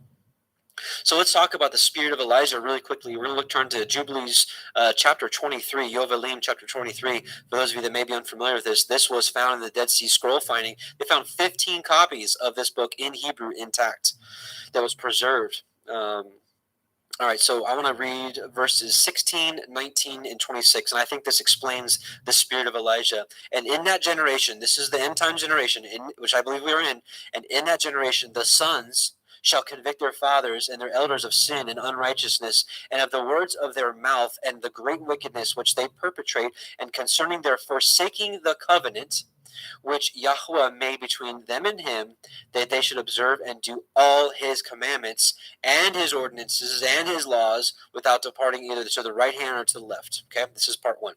Part two, and they shall strive one with another. Now, I will say that Paul has given us a better way of doing this, to be patient, to be meek, to be kind, to be humble, to be long-suffering, to be apt to teach. That's 2 Timothy 2, I think 19-24 or something like that. And they shall strive one with another, the young with the old, and the old with the young, the poor with the rich, the low with the great, the beggar with the prince, on account of the Torah and the covenant, for they have forgotten commandment and covenant and feasts and months and Sabbaths and jubilees and all judgments, right? And this is what's happening in this generation. It's coming back. And I believe the spirit of Elijah is doing the very same thing that we saw in Malachi, right? Let me bring that up again real quick. And I'll send you Elijah, right? And he shall turn the heart of the fathers to the children, and the heart of the children to their fathers, lest I come and smite the earth with a curse. And again, what does that come back to right here? Remembering the Torah of Moshe. That's what it's been all about. But last but not least, verse 26 of Jubilees 23, it says, and in those days the children shall begin to study the laws, the Torah, and to seek the commandments, and to return to the path of righteousness, this is the straight and narrow path that Messiah Yahushua talked about, not deviating to the left or to the right of. So, in short, my conclusion is, and again, and here in a few weeks, it might even be a month at the rate we're going here, it might even be a few months. When we get to Revelation 11, we're going to do probably an entire night on just the two witnesses. So keep the questions coming, keep the rebukes coming. I'm looking for sharpening here. Remember, the book of Proverbs says a wise man loves correction and invites reproof. It's the foolish man that does not like it because he doesn't want to be wrong, and that's pride. So, excuse me. So I'm waiting, or I'm not waiting. I'm inviting. I'm inviting your comments, concerns, questions, that kind of stuff. So, but yeah, and again, in short, what I'm saying here is I believe that we are the two witnesses, the house of Israel, the house of Judah, and that we may be operating in the spirit of Elijah and Enoch, or Elijah and Moses, whatever you hold to. So, the spirit of Enoch, which the whole book of Enoch, it's instructing in righteousness, just like Elijah. And it is also interesting that this generation has been the generation that has been bringing forth Enoch back to the center stage here. And I know most of mainstream Christianity rejects it and whatnot, but for this called out assembly, this set apart people that he is raising up, for many of us, the book of Enoch has become really a big part of our understanding. So that's my belief on that. So maybe that may answer some questions already, but again, don't worry, we're going to be going over the two witnesses in great deal and the 144,000 in great deal when we get to Revelation 7 and 14 as well. So let's get to the study at hand tonight. And So where we're at now is we are at Revelation 1:14. And, for Revelation 1:14 and 1:15, these two verses bring about some pretty radical teachings out there. And, I ended up preparing a huge study for this, but I really felt that going through this actually just praying over the last day or two, I really felt that Yahweh was like, this is a teaching I want you to do, but it's not going to be part of this Revelation study because I want the Revelation study to stay on track and I don't want to get too far off on rabbit trails. But I will be making a video of this. But I do want to read a few excerpts here from this write-up I did over the last few days in preparation for this study. It's called All Nations, All Tribes, the True Seed of Abraham. So let me read this portion for you. In preparation for this portion of our Revelation study, I honestly wanted to skip over Revelation 1:14 through 15 due to the arguments over the flesh it seems to bring about, to which I have zero desire to get into. We have much more important things to discuss. Although after prayer and what seems to be nudges from Yahuwah, as the days leading up to this, I have been targeted once again by those who glory in the flesh and claim superiority due to what they perceive as themselves being the true Israelites. They call themselves the black Hebrew Israelites. And that all others must recognize this, so we all must recognize that they are the true seed to be part of the kingdom. I get this all the time. I get this all the time. They're like, Adam, you're preaching a lot of truth, bro. You're preaching a lot of truth, but you ain't preaching the truth, which to them is that, that they are the true seed of Israel, and everybody needs to recognize that, or they're not going to be part of the kingdom. And even if we get into the kingdom, we're going to be like servants to them. And it's just crazy stuff. Anyways, back on track. So we must recognize this to be part of the kingdom and lesser beings at that. For the 3.5 years this ministry has been on YouTube, I have constantly been called a white Edomite devil who has no right to read or discern the scriptures, as they are not for me, but for them alone. Or alongside this, being accused of not preaching the full truth, as they say, for not teaching who the true seed of Yahuwah are. After so many of these types of comments, I decided to research the matter for myself, for after all, I'm in pursuit of all truth, regardless of what that looks like. Embracing Sirach 4:28, which says, strive for the truth unto death, and Yahuwah will fight for you. So I'm going to stop there for a second. So this is a really long study, and basically it's debunking their movement. But so what I am going to do is I am going to do a separate study on this, separate video on this, but I am going to leave a link for this for anybody that wants to study this out, because once again, I'll be looking for reproof. I'll be looking for rebukes. I'll be looking for confirmations, whatever it may be, because when I put this video out, I want to address all angles, and I wanted to, answer every single question out there regarding this doctrine that they have out there.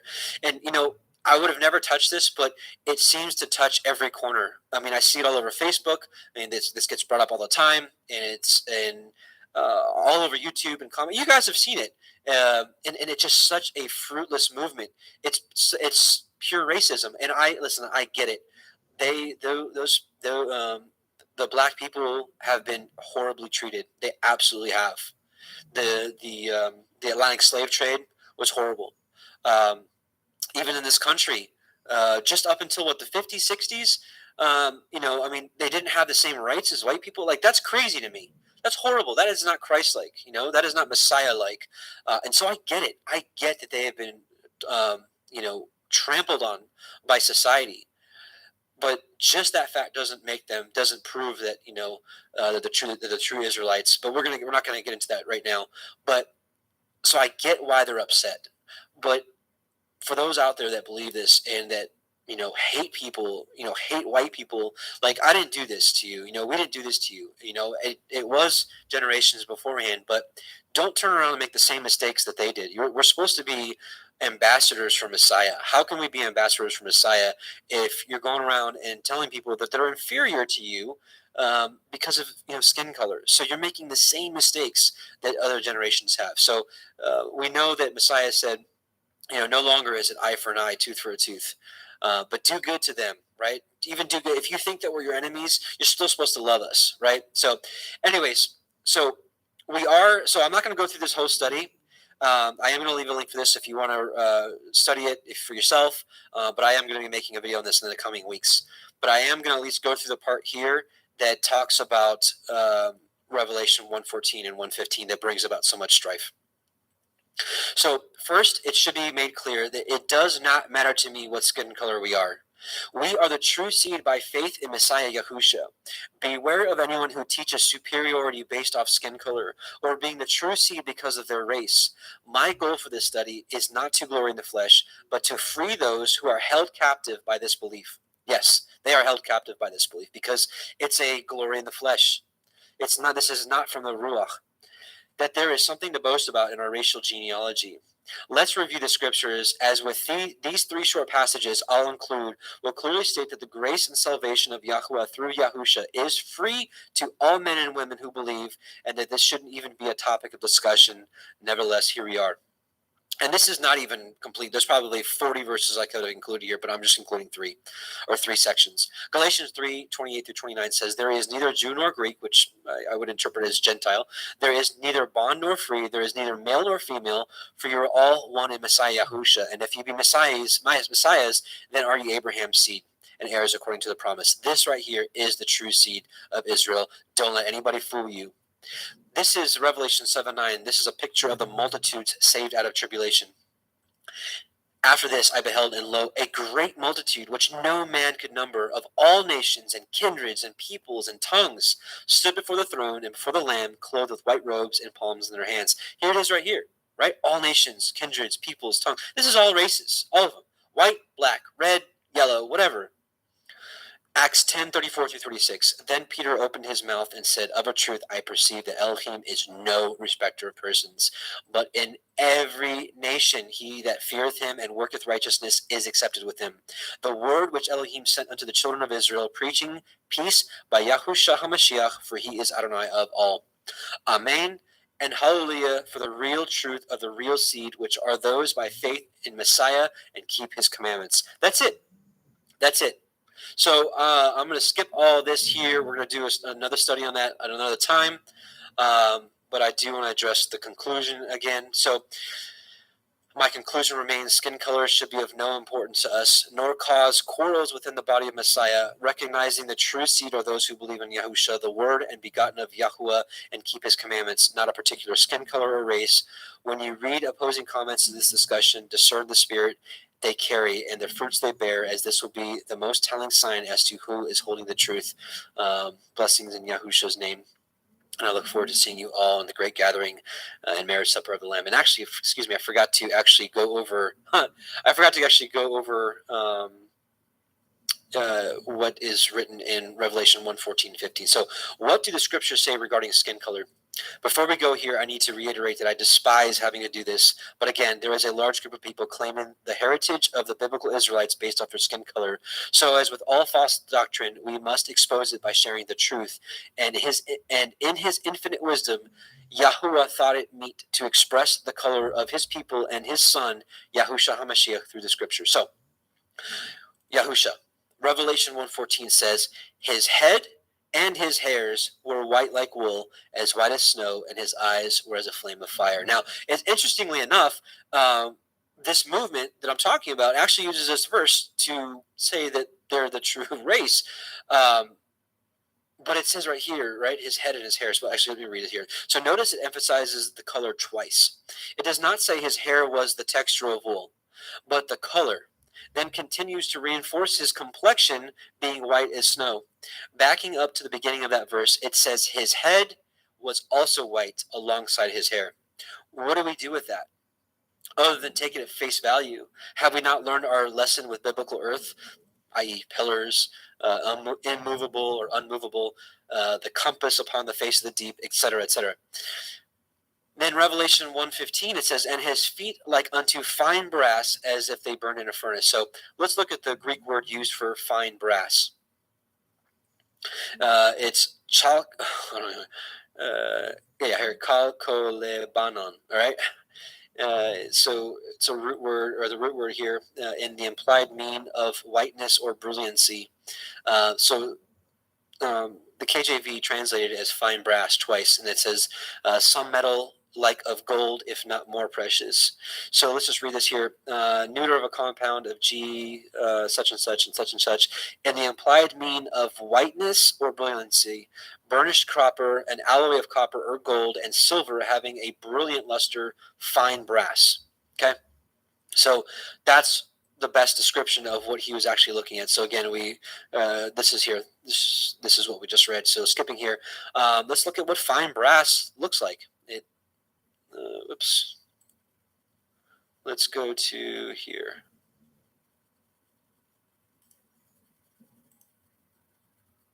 Oh, that's weird.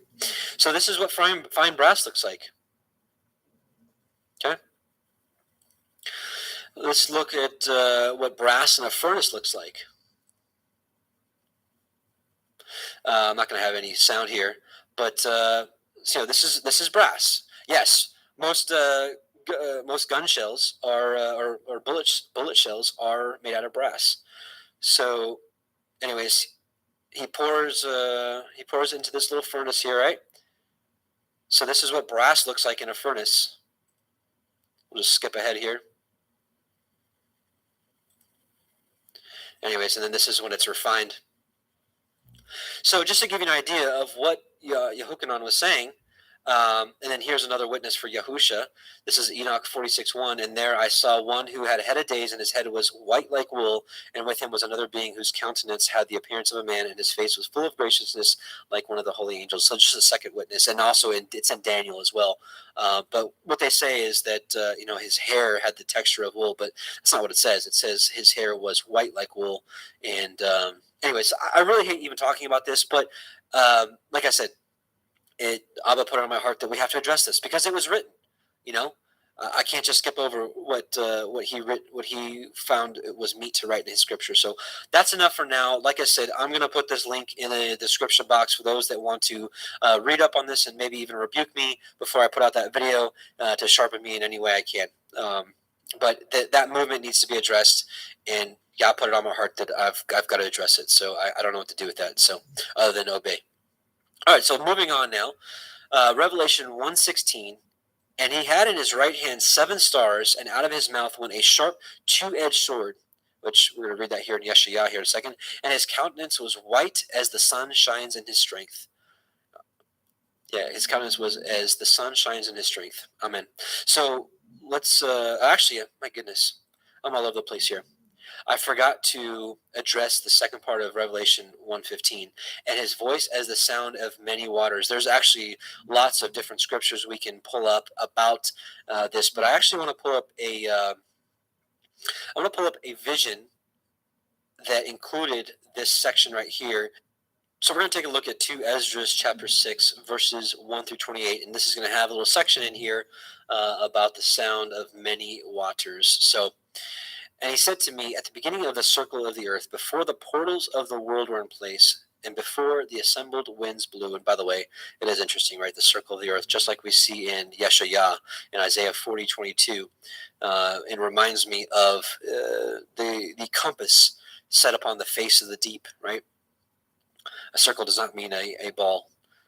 And in Isaiah 22, he actually says the word kadur, which is ball. And so he could have said that in Isaiah, but he didn't. He said circle. Anyways, and before the rumblings of the thunder sounded, and before the flashes of lightning shone, and before the foundations of paradise were laid, and before the beautiful flowers were seen, and before the powers of movement were established, and before the innumerable hosts of angels were gathered together, and before the heights of the air were lifted up, and before the measures of the firmaments were named, and before the footstool of Zion was established, and before the present years were reckoned, and before the imaginations of those who now sin were estranged, and before those who stored up treasures of faith were sealed, then I planted these things, and they were made through me and not through another, just as the end shall come through me and not through another.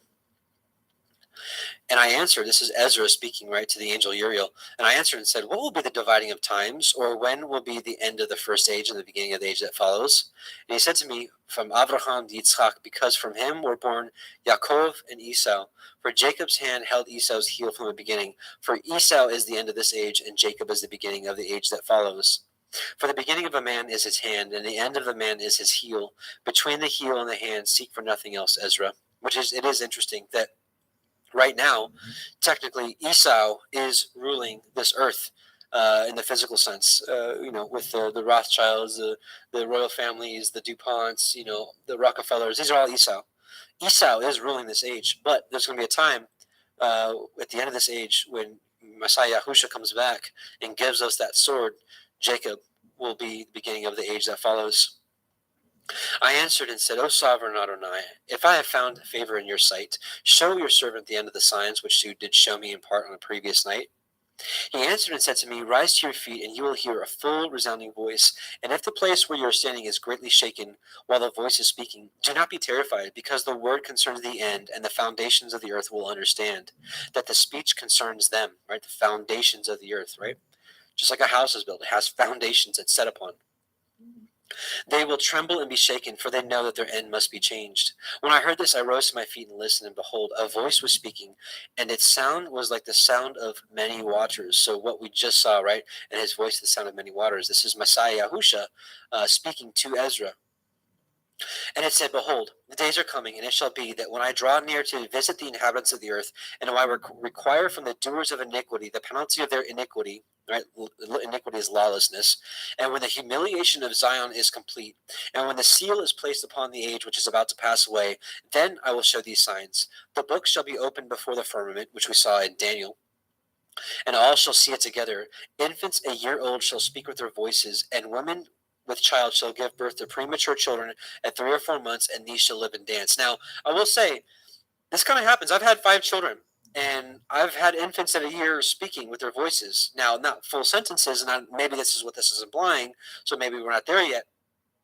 But with modern day medicine, which I hate even saying that word, but I mean, let's just say what it is. I mean, there's technology, and I don't know. I mean, is this the will of Yahweh that this technology came about so that premature preemies that are born at 3 or 4 months, they can live? There's cases out there of preemies born at 3 or 4 months that do live. Now, I don't know if that's what this is implying, but it is interesting to think about. And these shall live and dance. Sown places shall suddenly appear unsown, and full storehouses shall suddenly be found to be empty. And the trumpet shall sound aloud, which we're going to talk about this in a bit. Remember this. And the trumpet shall sound aloud, and when all hear it, they shall suddenly be terrified. At that time, friends shall make war on friends like enemies, and the earth and all those who inhabit it shall be terrified, and the springs of the fountains shall stand still, so that for 3 hours they shall not flow. This is hard for me to understand exactly what's going on here, just being honest. And it shall be that whoever remains after that I have foretold you shall himself be saved. Right, so there's going to be an end times remnant that lasts till the end, and shall see my salvation at the end of my world, and they shall see the men, so a different group, who were taken up, who from their birth have not tasted death, and the heart of the earth's inhabitants shall be changed and converted to a different spirit.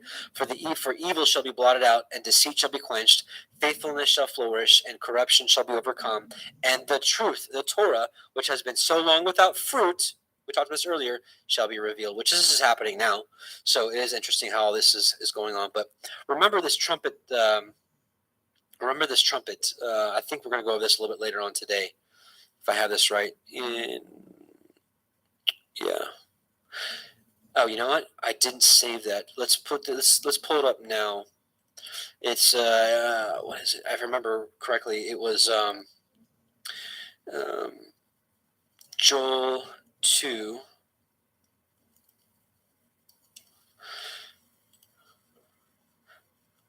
We'll read, let's read just Joel 2, 1 through 2, and then we'll read 15 on. Joel 2 says, Blow ye the trumpet, which this Hebrew word is actually shofar. So blow ye the shofar in Zion, and sound an alarm in my holy mountain.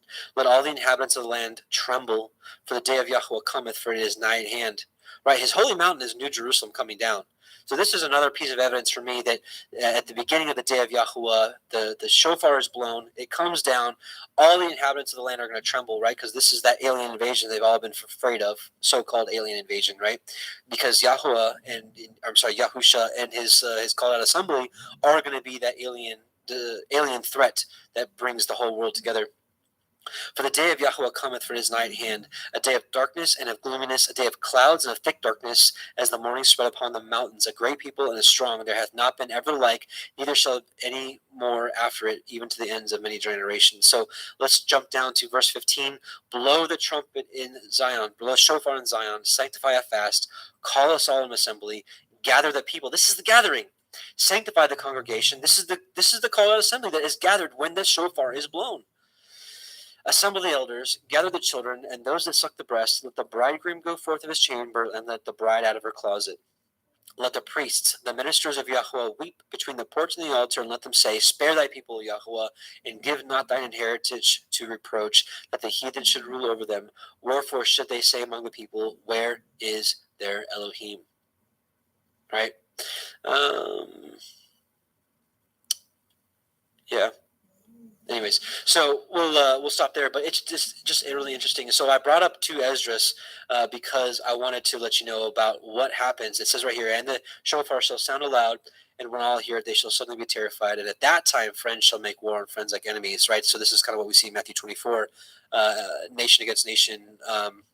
People against people, but also another passage later in 2 Esdras, it says at this time also is when people stop this war, and then they unite their forces against Yahusha, which I think we're going to see. Actually, let's pull it up now. It's in 2 Esdras 13. 2 Esdras 13. After 7 days I dreamed a dream in the night, and behold, a wind arose from the sea and stirred up all its waves. And I looked, and behold, this wind made something like the figure of a man come up out of the heart of the sea. And I looked, and behold, that man flew with the clouds of heaven. For those of you that did watch part 1, we did a huge rabbit trail on who the clouds of heaven are. And wherever which is basically his Kodeshim, his called out ones, his assembly, his 144,000, I believe, and maybe possibly the great multitude. I'm not sure exactly how that works, and wherever he turned his face to look, everything under his gaze trembled. And whenever his voice issued from his mouth, all who heard his voice melted as wax melts when it feels the fire. After this I looked, and behold, an innumerable multitude of men were gathered together from the 4 winds of heaven to make war against the man who came up out of the sea. And I looked, and behold, he carved out for himself a great mountain and flew upon it. And I tried to see the region of place which the mountain was. It was carved, but I could not. And I forgot to also put up Daniel 2. Daniel 2, I think it's 34 through 35, but I'll put 36. Oops. So I may be wrong. Oh. Yeah, here we go. Thou sawest till that stone was cut without hands. So backing up, I know I'm jumping all over the place. Hopefully you can follow me here. This is the dream that Nebuchadnezzar was given, and Daniel interpreted that giant statue that had the head of gold, the chest and arms of silver, the waist and thighs of bronze or brass, and then the feet and the legs of iron and the feet of iron mixed with clay. And then at the end of those kingdoms, the stone that was cut without hands came and broke all these to pieces. And we're going to see what that is. Thou sawest till that stone was cut without hands. Right, and I looked, and behold, he carved out for himself a great mountain. He carved it hands, which smote the image upon his feet that were of iron and clay, and brake them into pieces. Then was the iron, the clay, the brass, the silver, and the gold broken to pieces together, and became like the chaff of the summer threshing floors. And the wind carried them away, that no place was found for them. And the stone that smote the image became a great mountain.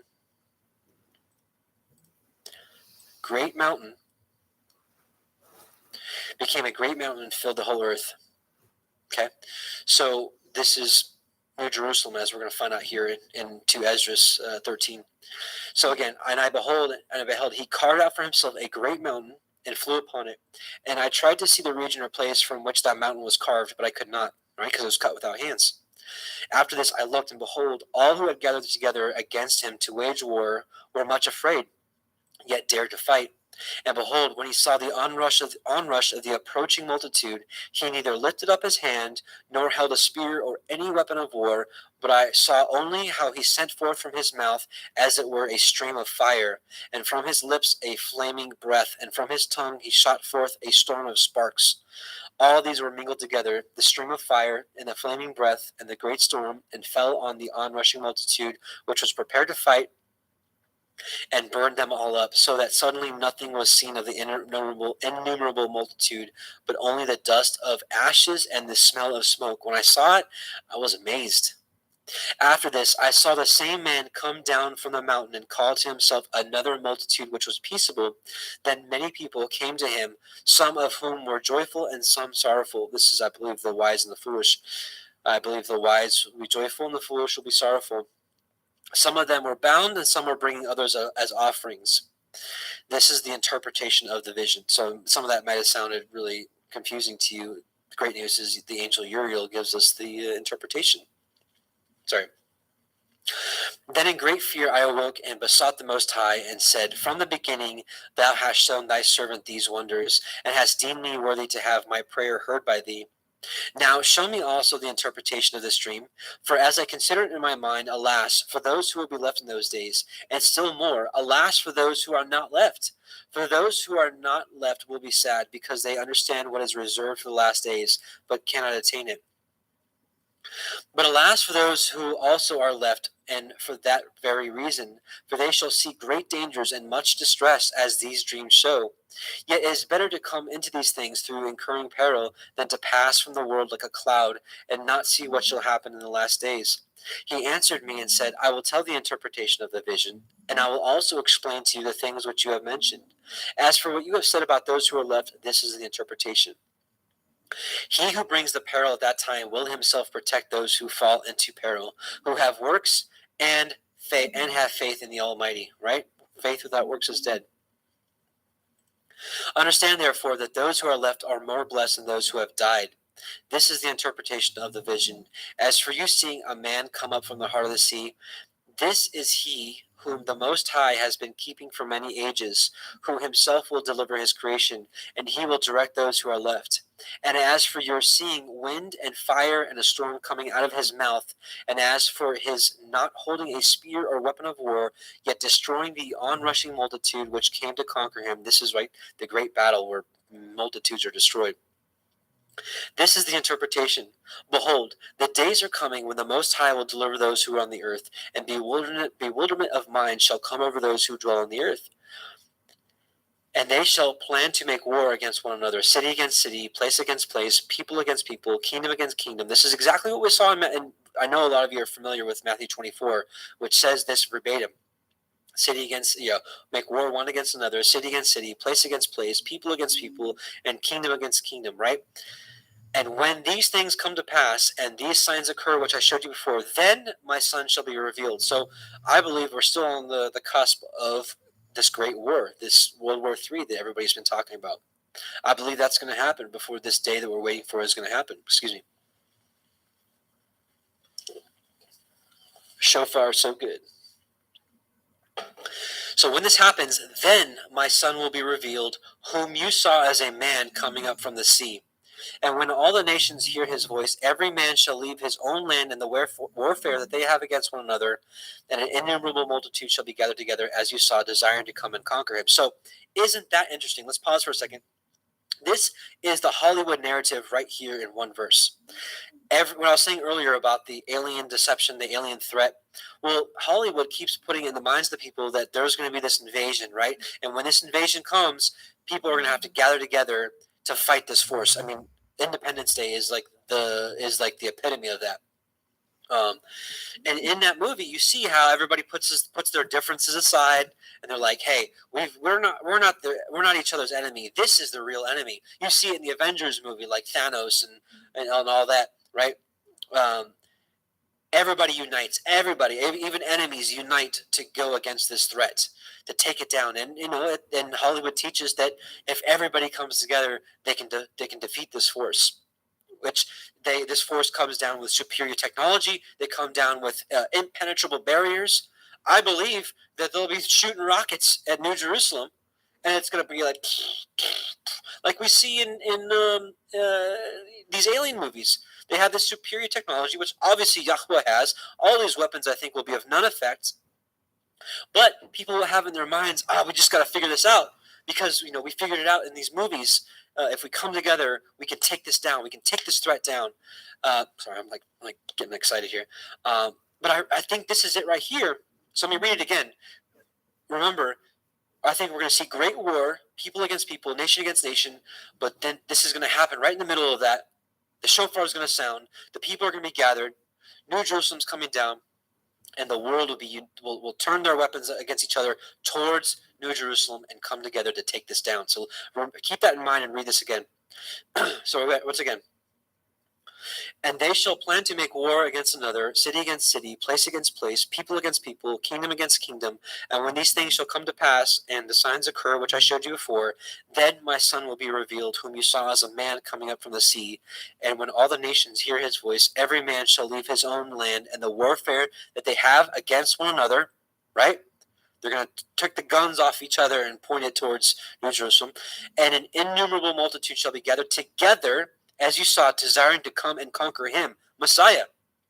But he will stand on the top of Mount Zion, and Zion will come and be made manifest to all people, prepared and built, as you saw the mountain carved without hands. Right? So it just showed us right here that mountain that we saw in Daniel, that mountain that we saw at the beginning of this chapter, is New Jerusalem, cut without hands.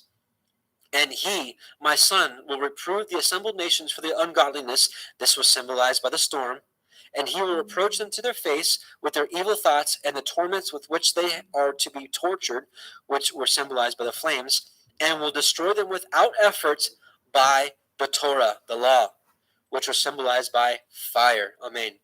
And as you see for your, and as for your seeing himself gather to him another, and as for your seeing him gather to himself another multitude that was peaceable, these are the 10 tribes which were led away from their own land into captivity in the days of King Hoshea, whom Shalmaneser, the king of the Assyrians, led captive.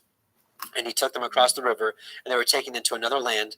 But they formed for this plan for themselves, that they would leave the multitude of the nations and go to a more distant region where mankind had never lived, that there at least they might keep their statutes, which had not been kept in their own land. And they went by the narrow passages of the Euphrates River, for at that time the Most High performed signs for them, and stopped the channels of the river until they passed over.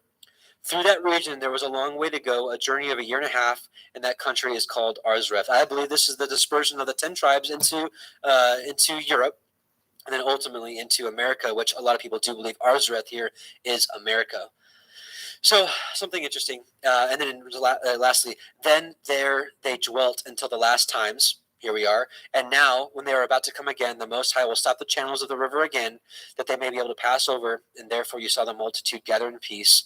Yeah. Anyways, so that's a long rabbit trail, but I thought that was really interesting of a passage to talk about with, and his voice is the sound of many waters. So really off topic, but I wanted to share with you another section where it was shown that he has a voice of many waters, and what that prophecy would bring forth. So pretty interesting, right? Revelation 1:16, and he had in his right hand 7 stars, and out of his mouth went a sharp 2-edged sword, and his countenance was as the sun shines in his strength. Let's take a look at some passages here. Isaiah 49, Yeshayah 49, 1-2. Listen, O isles, unto me, and hearken ye, people from far. Yahuwah has called me from the womb. This is specifically Messiah Yahusha, right? From the bowels of my mother hath he made mention of my name. Now, we saw that some of the apostles took hold of this as well. And his prophets like Jeremiah, same thing. And I think for his call out assembly, his end times remnant, which I know you guys know by now that I believe are his witnesses. In a sense, we are not, we're prophesying because we're sharing the scriptures with discernment and sharing it with people. So this can also, kind of in a shadow relate to us as well, because he separated us from the beginning of the earth. He knew who would be who from the beginning, from the foundation of the earth. Let that sink in. Think about it. He thought about you before the world was made. And he had made my mouth like a sharp sword. In the shadow of his hand he hath hid me, and made me a polished shaft. In his quiver hath he hid me. Hebrews 4:12. For the word of Yahweh is quick and powerful and sharper than any 2-edged sword, piercing even to the dividing asunder of soul and spirit and the joints and marrow, and as a discerner of the thoughts and the intents of the heart. Amen. And then lastly, so that's talking about the sharp 2-edged sword out of his mouth. It's the law, it's the Torah, it's the prophets, it's the writings, it's all of it. And his countenance was as the sun shines in his strength. And we saw that in the transfiguration, Matthew 17, 1-2. After 6 days, Yahusha taketh Peter, James, and John his brother, and bring them up to a high mountain apart, and was transfigured before them, and his face did shine as the sun, and his raiment was as white as the light. So amen to that. Awesome. So Okay, so next verse, Revelation 1:17. And when I saw him, I fell at his feet as dead, and he laid his right hand upon me, saying unto me, Fear not, I am the first and the last. And we went over this in some pretty good detail in part one. So if you didn't watch part one and you want some more discernment on this, check out part one. No need for us to go over it again. Revelation 1:19, I am he that lives and was dead, and behold, I am alive forevermore. Amen. And have the keys of Sheol and of death. And we talked about this last week as well. So this is kind of repetitive of what we talked about last week. So Revelation 1:19, write the things which you have seen, and the things which are, and the things which shall be hereafter, the mystery of the 7 stars which you saw in my right hand, and the 7 golden menorahs. This is the candlestick, the 7-branch candlestick.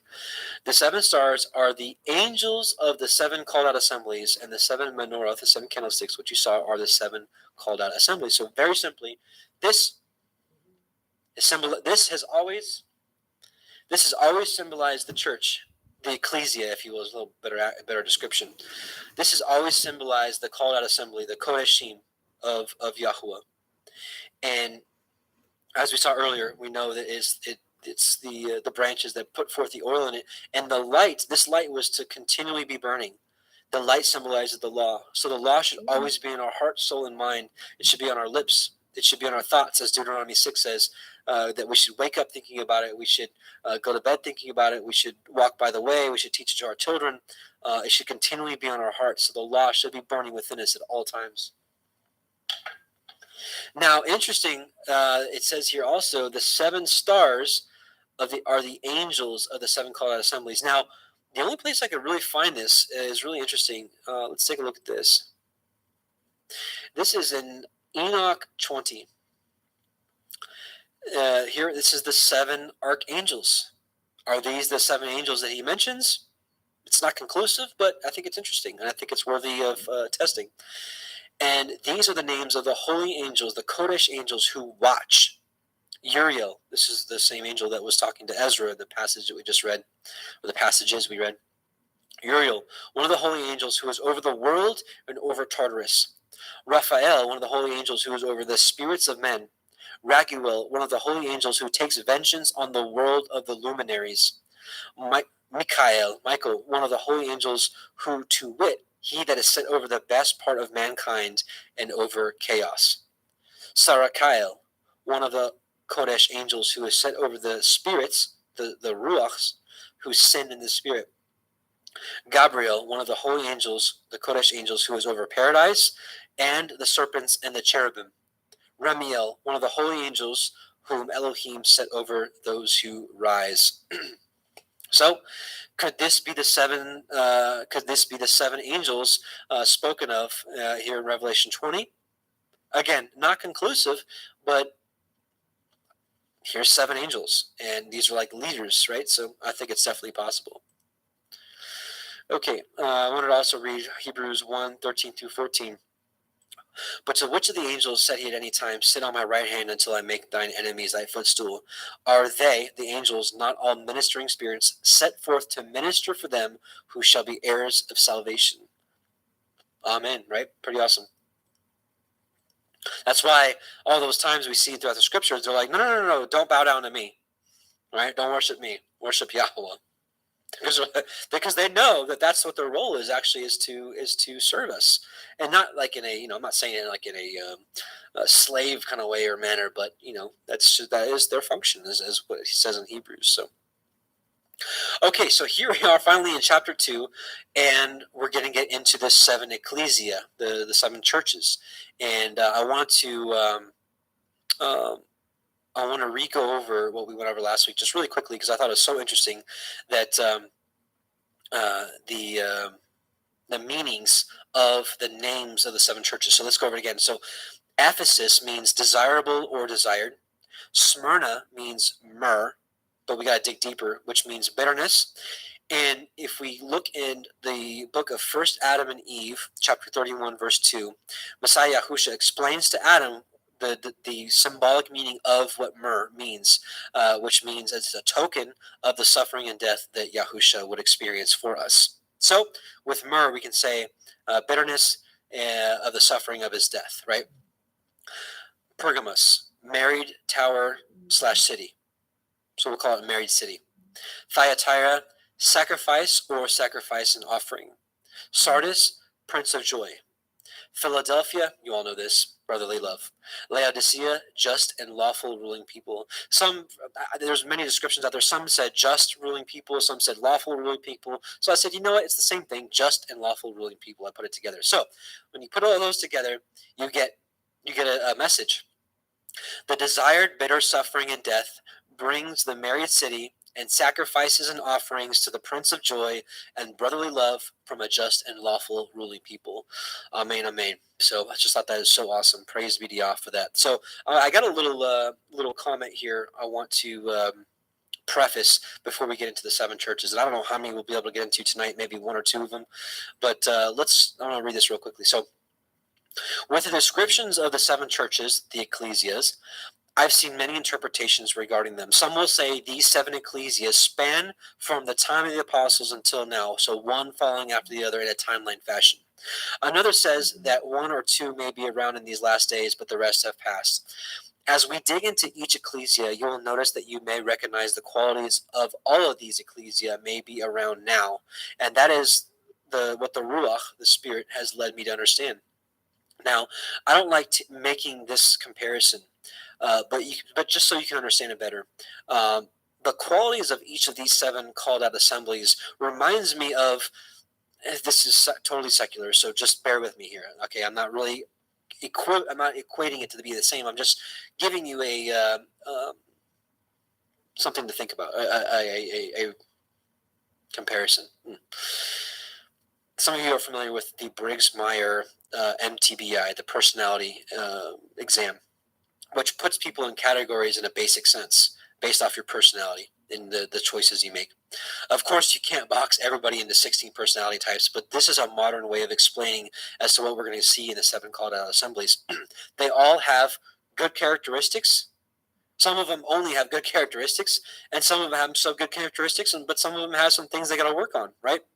So it's like what I truly believe is that in the teaching of these 7 ecclesia, you're going to see great qualities in some of these, and you're going to see some things that they need to work on. But the great news is I think we can glean from all of these called out assemblies, right?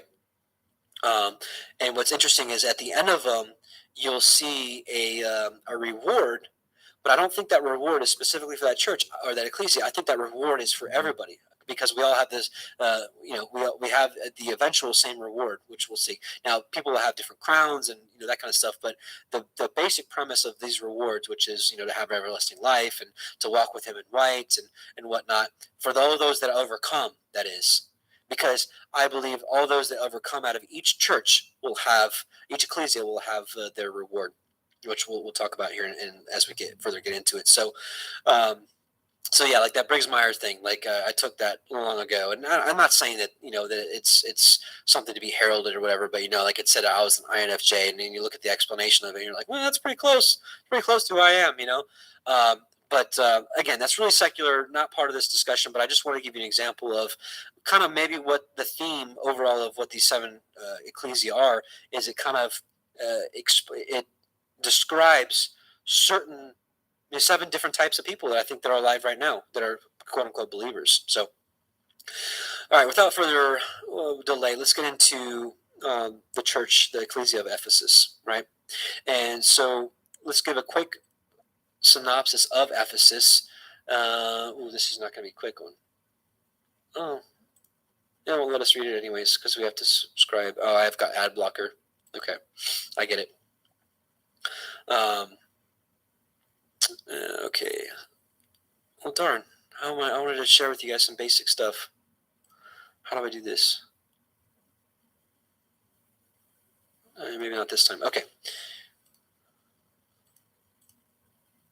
Let's read this quick description of Ephesus.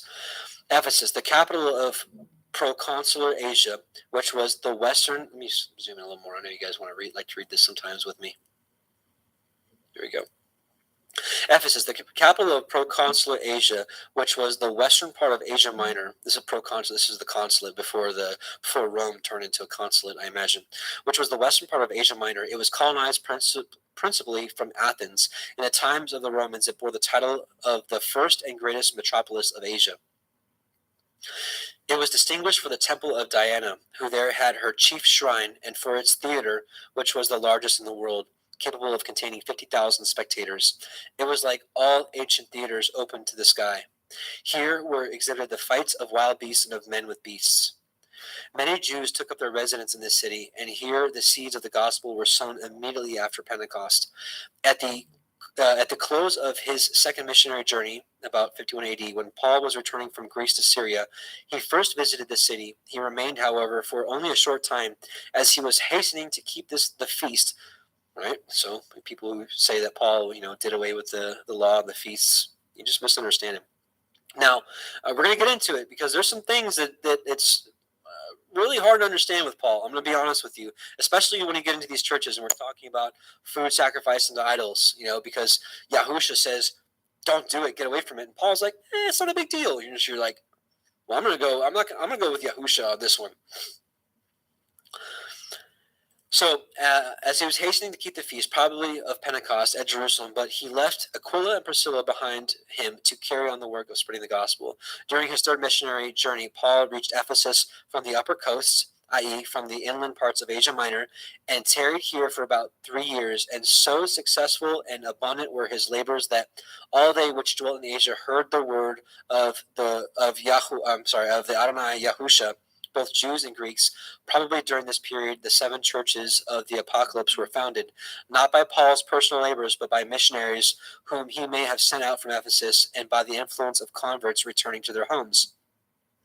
On his return from his journey, Paul touched at Miletus, some 30 miles south of Ephesus, and sending for the presbyters of Ephesus to meet him there, he delivered to them that touching farewell charge which is recorded in Acts 20, 18-35.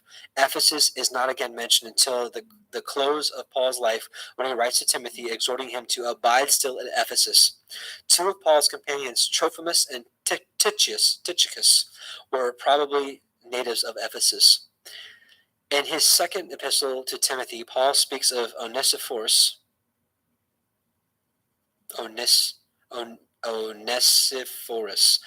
as having served him in many things at Ephesus. He also sent Tychicus to Ephesus, probably to attend to the interests of the church there. Ephesus is twice mentioned in the Apocalypse. The Apostle John, according to tradition, spent many years in Ephesus, where he died and was buried. A part of the site of this once famous city is now occupied by a small Turkish village, Ayasaluk, which is regarded as a corruption of the 2 Greek words, Hygos Theologos, the holy divine. So there's a little bit about Ephesus. So let's move on. Revelation 2:1. Unto the angel of the called out assembly of Ephesus write, these things says he that holds the 7 stars in his right hand, who walks in the midst of the 7 golden candlesticks, menorah. I know your works and your labor and your patience, right? He's like, you've got some good qualities, and how you cannot bear them which are evil, and you have tried them which say they are apostles and are not, and have found them liars. Okay. So as I was just saying before, there's some interesting things that Paul says that I'm just going to straight up say I don't agree with, and one of them is when we're going to talk about this food sacrificed to idols. We're going to see it very starkly. Yahusha is like, I have something against you. You're mixing with food sacrificed to the idols and such and such. And then there's a passage from Paul that's like, hey, food sacrificed to idols, that's nothing. Don't even worry about it. And you're like, what? What's going on here? So, I'm not on the Paul as a false apostle bandwagon. Not by any means. I'm not. But there's just some passages in there that boggles my mind, like the food sacrifice to idol thing. Like, what's going on here? And when he talks ill about circumcision, I get it. He basically, when it comes to circumcision, he's like, if you get circumcised and you deny Messiah, what does that mean? It means nothing. I get it. But, I do believe circumcision is part of, is still relevant for us. Circumcision of the heart is what really matters. But it's like, Is that a commandment that we can keep to circumcise ourselves and our sons? Yeah, I do. A lot of people, I'm sure, will argue with me about this because this is, circumcision has been taught against for many centuries due to Paul's writings. But anyways, in general, Paul brought a lot of wisdom to the table that no other prophet did. So we'll talk about that in a second. So actually, let's slow down here. So we saw works, labor, and patience. They have amazing qualities. They're probably amazing human beings. They are probably loving, patient. They're probably kind. They're doing good deeds, like maybe they're feeding the homeless. Maybe they're even doing missionary work. It looks like maybe even a servant type of personality. And it says they cannot bear them which are evil. In our modern time, could these people be possibly truth seekers? Hating the evil and corruption of this world, maybe exposing the Illuminati and just wickedness of this world. Maybe these are truth seekers. Maybe these are truthers. And we'll go on a little further. And then the apostles thing, right? And you have tried them which say they are apostles and are not, and have found them liars. People will put this on Paul. Let's read a couple passages.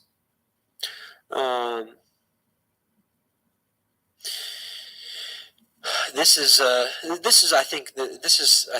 pinpointing the false apostles or false prophets here. 1 John 4:1, Beloved, believe not every spirit, but try the spirits whether they are of Elohim, because many false prophets are gone out into the world. Matthew 7:15-23, Beware of false prophets, which come to you in sheep's clothing, but inwardly are ravening wolves. Ye shall know them by their fruits. And it's always been about the Torah. That's the fruits Yahuwah has always been looking for. And Yahusha taught nothing different. He just taught in parables, so to veil the understanding for those that don't love his word and don't understand what the word actually says. Do men gather grapes of thorns or of figs and thistles? Right? Even so, every good tree bringeth forth good fruit, but a corrupt tree bringeth forth evil fruit. A good tree cannot bring forth evil fruit, neither can a corrupt tree bring forth good fruit. Every tree that bringeth forth not good fruit is hewn down and cast into the fire. Wherefore by their fruits ye shall know them. Not everyone that saith unto me, Adonai, Adonai, shall enter into the kingdom of heaven, but he that doeth the will of my Father which is in heaven.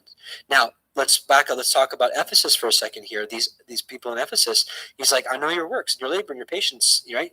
And how you bear them which are evil. These are all good qualities you have, right? What kind of works do they have? Maybe it's right here. Many will say to me that day, Adonai, Adonai, have we not prophesied in their name? That's a good work. And in your name have cast out devils. That's a great work. And in your name have done many wonderful works. I've done missionary work. I've fed the poor, the homeless. I've given them a place to stay. I've done all these great things. And then Messiah says, and then I'll profess unto them, I never knew you. Depart from me, you that work iniquity. This word is lawlessness. They were lawless to his Torah. And we're going to see that they were rebuked here in Ephesus, right? So let's just keep reading. And have borne and have had patience for my name's sake, and have labored and have not fainted. All great stuff from this church. Nevertheless, he's like, nevertheless, I have somewhat against you because you have left your first love. So we're going to talk about your first love in a second, but I'm getting ahead of myself. I want to go back to this Paul thing, right? This Paul is a false apostle thing. It's not Paul, in my opinion. Let's read a couple passages. Acts 20:17-31. And from Miletus he sent to Ephesus and called the elders of the church. And when they were come into him, he said to them, You know from the first day that I came into Asia, after what manner I have been with you at all seasons, serving Yahweh with all humility of mind, and with many tears and temptations which befell me by the lying in wait of the Jews. And how I kept back nothing that was profitable unto you, but have showed you and have taught you publicly from house to house, testifying both to the Jews and also to the Greeks, repentance towards Elohim and faith towards our Adonai Yahushua HaMashiach. Now, behold, I go bound in the Spirit unto Jerusalem, not knowing the things that shall befall me there, save that the Ruach HaKodesh witnesses in every city, saying that the bonds and afflictions abide me. But none of these things move me, neither count I my life dear unto myself, so that I might finish my course with joy, and the ministry which I have received of the Adonai Yahushua, to testify the gospel of the grace of Elohim. And now, behold, I know that ye all among whom I have gone preaching the kingdom of Elohim shall see my face no more. And here we go. He's got some warnings here. Wherefore I take to you this record this day, that I am of pure from the blood of all men, for I have not shunned to declare unto you all the counsel of Elohim. Take heed therefore unto yourselves and to all the flock over which the Ruach HaKodesh hath made you overseers, to feed the ecclesia of Elohim, which he hath purchased with his own blood. Now here it is. This is the false apostles that I think he's talking about. For I know this, that after my departing shall grievous wolves enter in among you, not sparing the flock. Also of your own selves shall men arise, speaking perverse things, to draw away disciples after them. Therefore watch and remember that by the space of 3 years I cease not to warn every one night and day with tears. 2 Corinthians 11:12-15. But what I do, that I will do, that I may cut off occasion from them which desire occasion, that wherein they glory they may be found even as we are. For such are false apostles, deceitful workers, transforming themselves into the apostles of Mashiach. And no marvel, for Satan himself is transformed into an angel of light. Therefore it is no great thing if his ministers also shall be transformed as the ministers of righteousness, whose end shall be according to their works. And how do we judge them? According to their fruits, right? You have men that will be drawing people unto themselves, gathering followers for themselves, and they will not be bringing forth fruits of the Torah.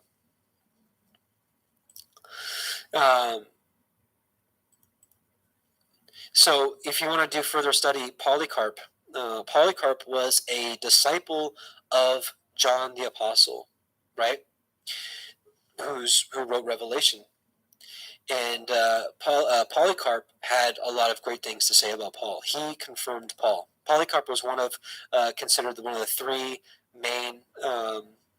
Here, Polycarp is regarded as one of the three chief apostolic fathers, along with Clement of Rome and Ignatius of Antioch. Okay, he confirmed Paul. We're going to read one quick chapter from Polycarp's letter. Just a quick chapter 3, right here. Brothers, I am not writing these things that concern righteousness to you because I took it upon myself to do so, but because you invited me to. Neither I nor anyone else can live up to the wisdom of the blessed and glorified Paul. When he was among you, he accurately and consistently taught the word of truth, the word of the Torah, in front of those who were living then. When he was away from you, he wrote you a letter. If you study that letter, you will find it to be the way to build you up in the faith you have been given, which, when it is followed by hope and preceded by love towards Elohim, Mashiach, and our neighbor, is the mother of us all. For if anyone has these graces inside and is moved by them, he has fulfilled the command of righteousness, since the one that has love is far from all sin. And we know that the love is defined by the Torah, so Polycarp was teaching the truth as well. Peter backs up Paul.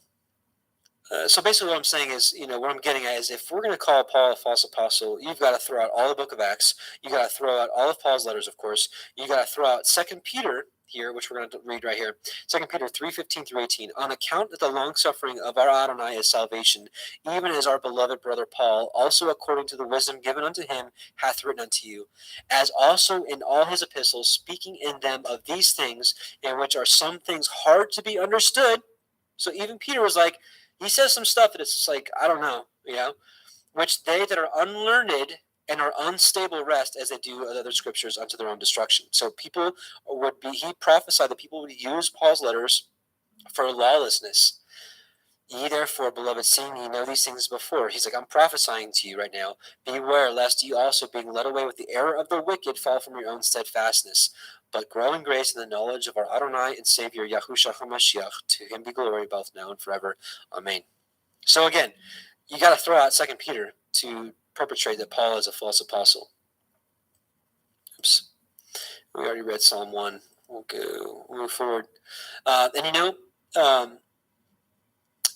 This is a test for nowadays. We've got to test people by the fruit, adherence to the commands of the Torah, aka the truth.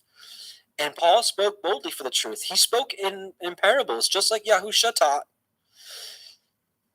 So let's establish that Psalm 142 says, Thy righteousness is everlasting righteousness, and thy law, which the Hebrew word is Torah, is the truth.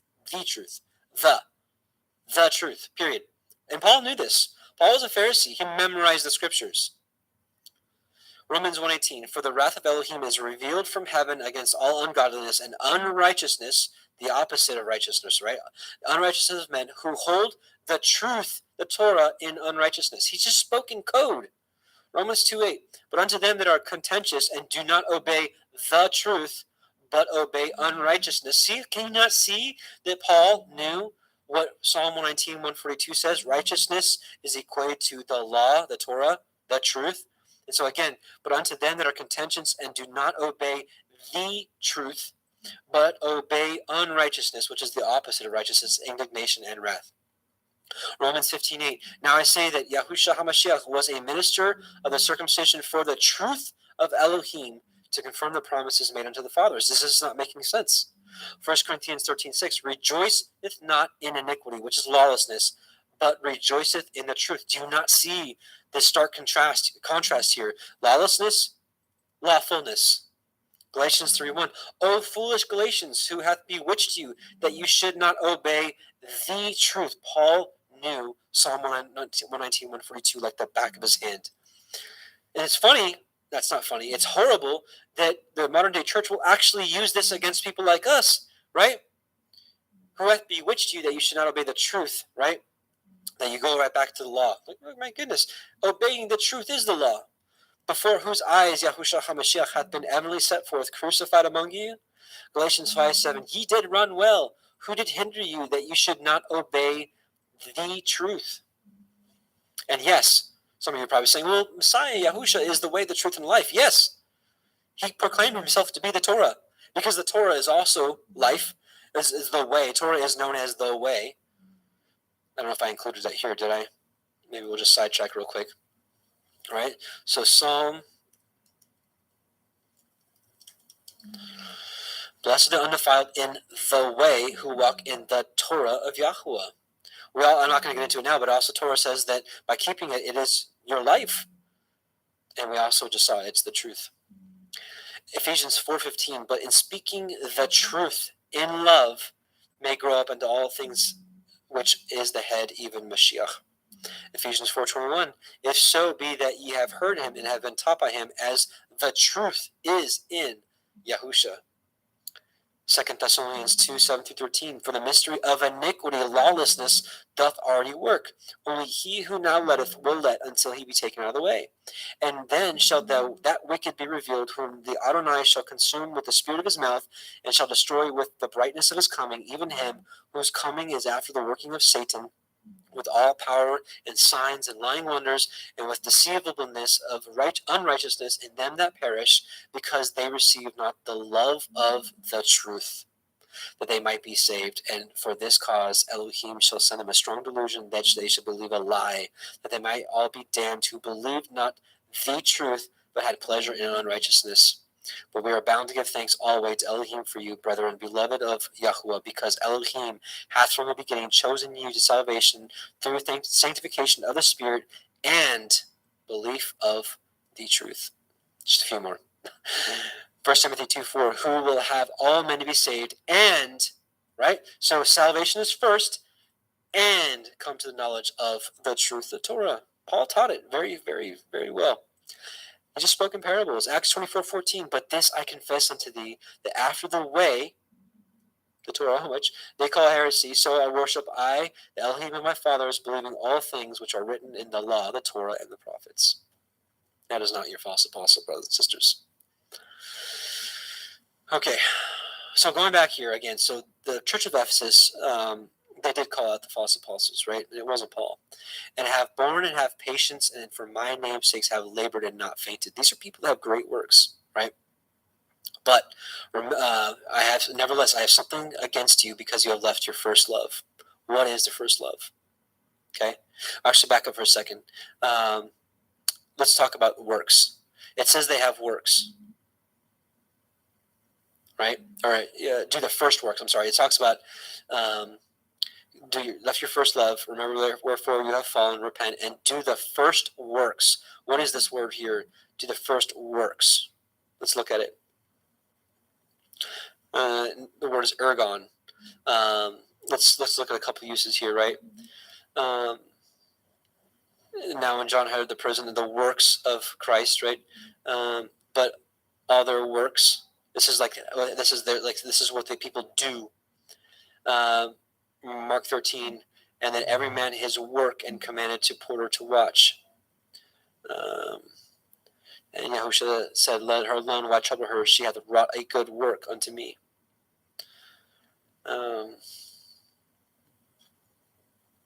Right? Yahushua said to them, "My meat is to do the will of him that sent me, and to finish his work."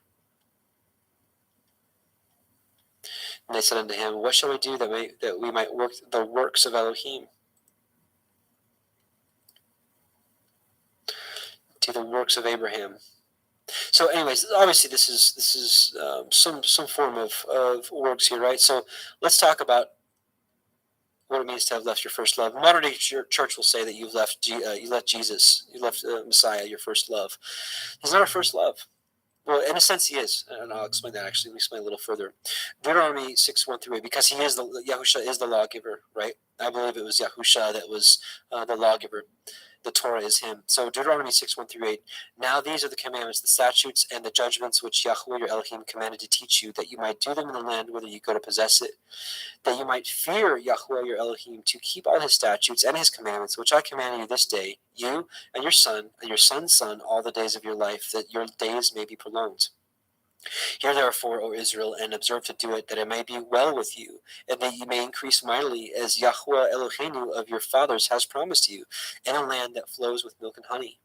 Hear, O Israel, Yahweh our Elohim is one Yahweh, and thou shalt love Yahweh thy Elohim with all thy heart, and with all thy soul, and with all thy might. So this is our commanded, our first love.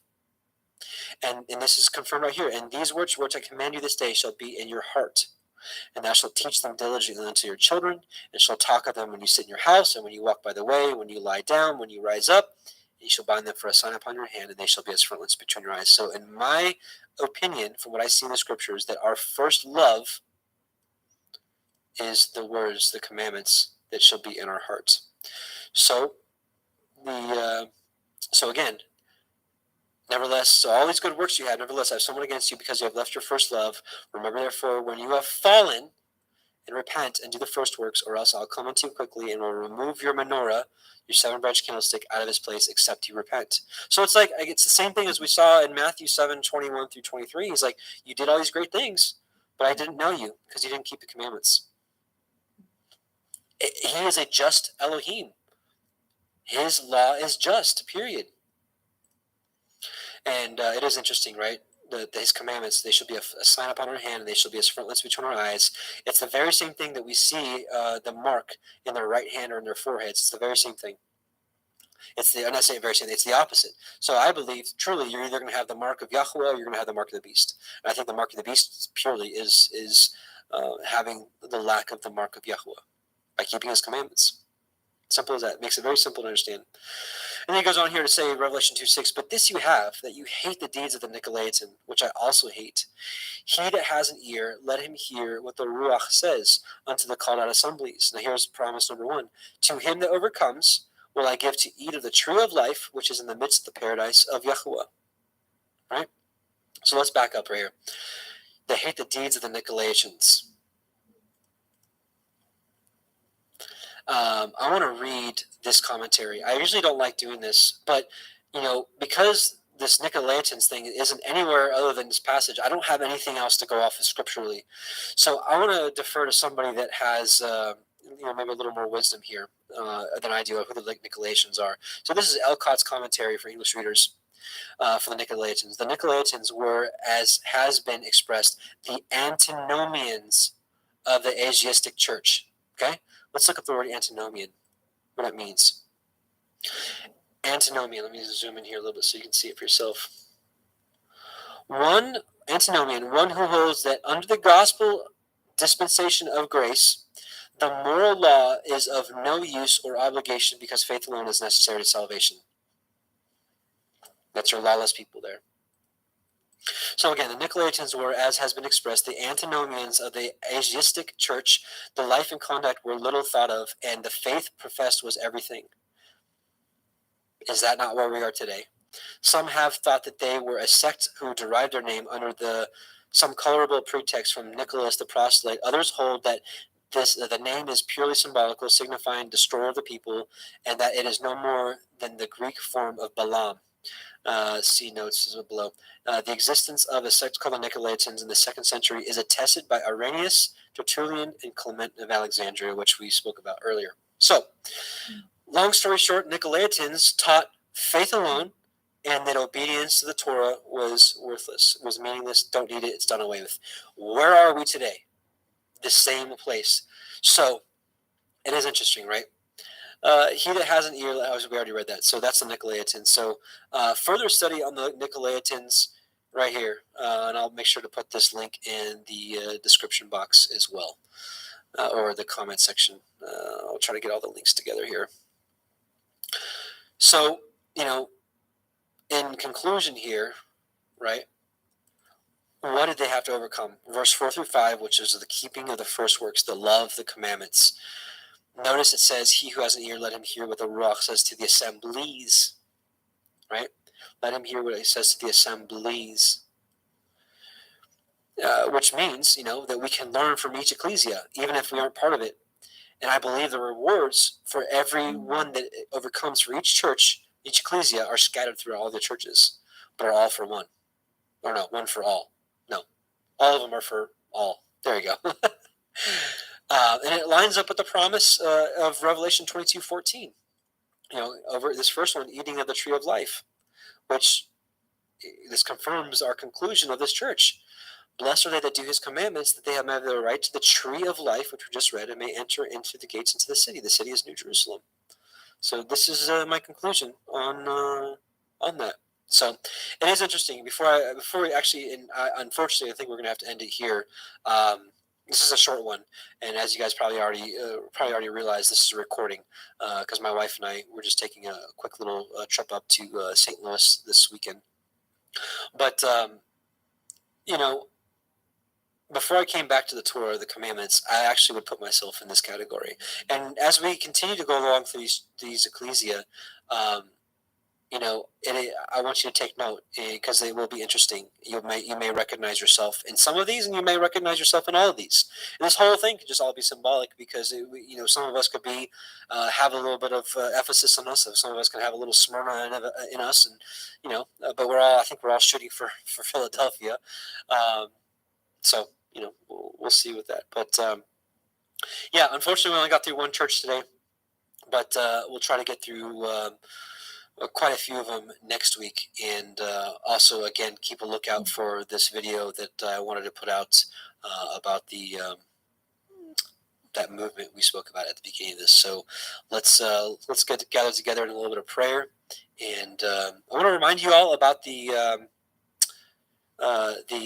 Zoom studies. If you want to go to, oops, that's one extra W. Oh, here we go. You want to go to parableofthevineyard.com. It is super zoomed in. These Zoom studies we have right here. This is what we're doing now. But these Zoom studies are like more of a personal one-on-one fellowship. We've got a handful for men and a handful for women. Most of them happen on Saturdays, on Shabbat.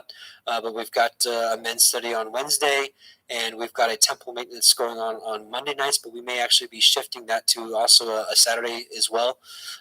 So just if you want to keep in touch and if you want some extra fellowship, this is a place where you can talk one-on-one to people, or it's actually a group setting, but you can be heard and you can be and have some great fellowship. So sign up if you like at www.parableofthevineyard.com. And otherwise, what else did I want to mention? Oh, yes, we've got a sister in need. Her name is Patrice Wolverton, and she is in the midst of her trials right now, and just it's been one thing after another with her. And she could really use our financial assistance. And she's got a PayPal. Or if you just want to maybe even pray for her, that's great. But anybody that has maybe a little extra, maybe if you were planning on giving some to me, maybe just rethink that, maybe give it to her instead. But it's spelled APOSTLE WOLVERTON1969 @gmail.com. So that's phonetically, it's Alpha, Papa, Whiskey, Oscar, Lima, Victor, Echo, Romeo, Tango, Oscar, Nancy, 1969 @gmail.com.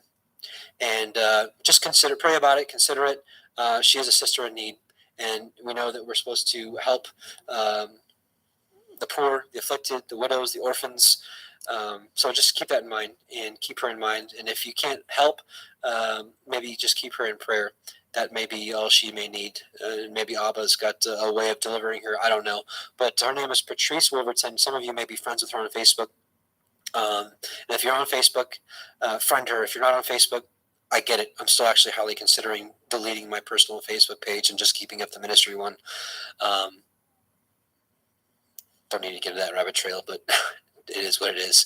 But also, probably about a 10-minute break, and you should see the pre-recorded Torah portion, week 20, coming up as well, which is interesting timing because it talks about Israel bringing forth and putting the oil bringing forth the oil for the lamps to keep the Torah burning continually. So awesome symbology and awesome timing, right?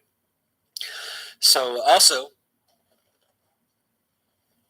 we'll be talking about the priestly breastplate, which I think this is actually upside down. I don't know. It's just symbolic of the priestly breastplate on this shofar.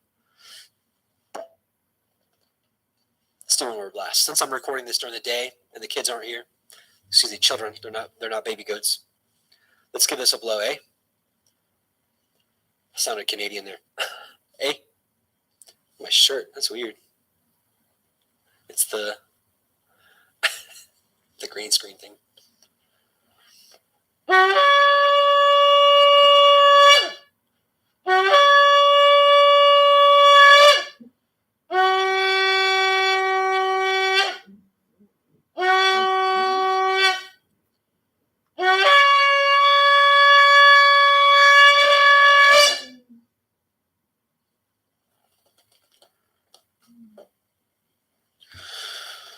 All right, praise be to Yahuwah, and let's just think of that as a reminder of the day we actually hear the shofar blast that we are waiting for, because that's going to be a day of rejoicing for us and a day of mourning for the world. So let's bow our hearts and thank Abba for allowing us to study the scriptures like this, and I pray that this was a blessing to you, and looking really forward to next week, because these church studies ecclesia studies are really, really intense and in depth here. So let's bow our hearts and petition Abba.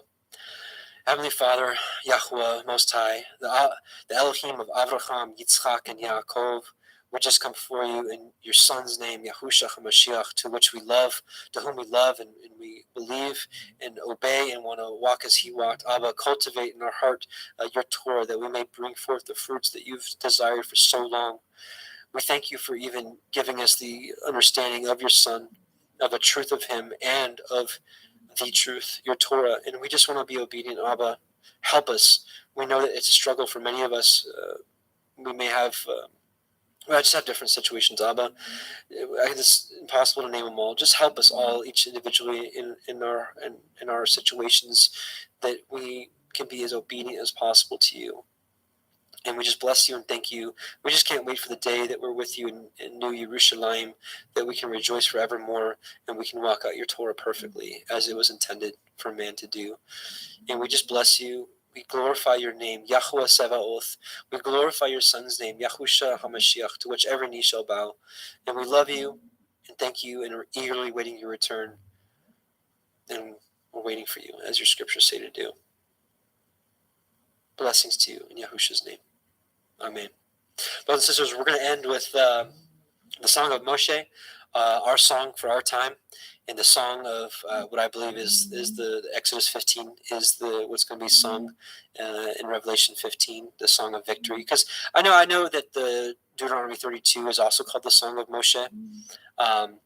It just doesn't fit the context. A lot of it is basically Yahuwah condemning the people for their wicked behavior and whatnot, and prophesying that they would turn away from him and whatnot. Whereas the song of Moshe in Exodus 15 is all about the Exodus, getting away from oppression, getting away from slavery, and being under Yahweh's arms.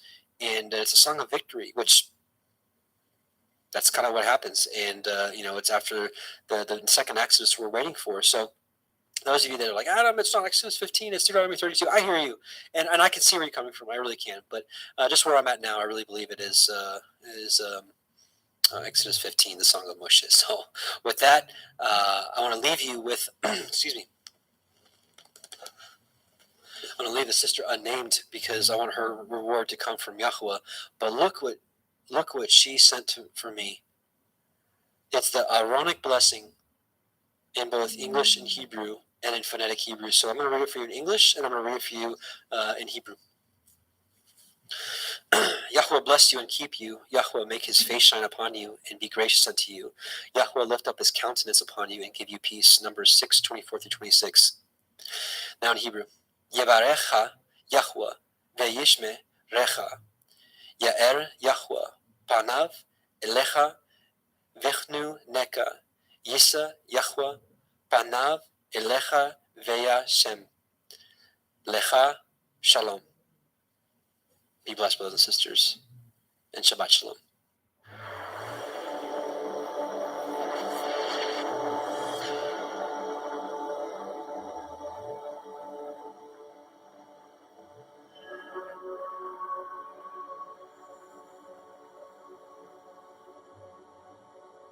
I sing to Yahweh, for he is highly exalted. The horse and its rider he has thrown into the sea. Yah is my strength and song, and he has become my deliverance. He is my El, and I praise him, Elohim of my father. And I exalt him. Yahweh is a man of battle. Yahweh is his name. He has cast Pharaoh's chariots and his army into the sea. And his chosen officers are drowned in the sea of reeds. The depths covered them. They went down to the bottom like a stone.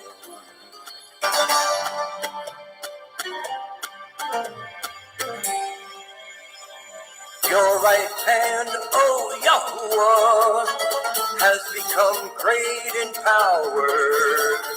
Your right hand, O Yahweh, has crushed the enemy. And in the greatness of your excellence, you pulled down those who rose up against you. You sent forth your wrath. It consumed them like stubble, and with the wind of your nostrils, the waters were heaped up. The floods stood like a wall, the depths became stiff in the heart of the sea. The enemy said, I pursue, I overtake, I divide the spoil, my being is satisfied on them. I draw out my sword, my hand destroys them. You blew with your wind, the sea covered them, they sank like lead in the mighty waters. Who is like you, oh Yahweh, among the mighty ones? Who is like you, great in Kodeshah? Awesome in praises, working wonders. You stretched out your right hand, the earth swallowed them. In your kindness, you led the people whom you have redeemed.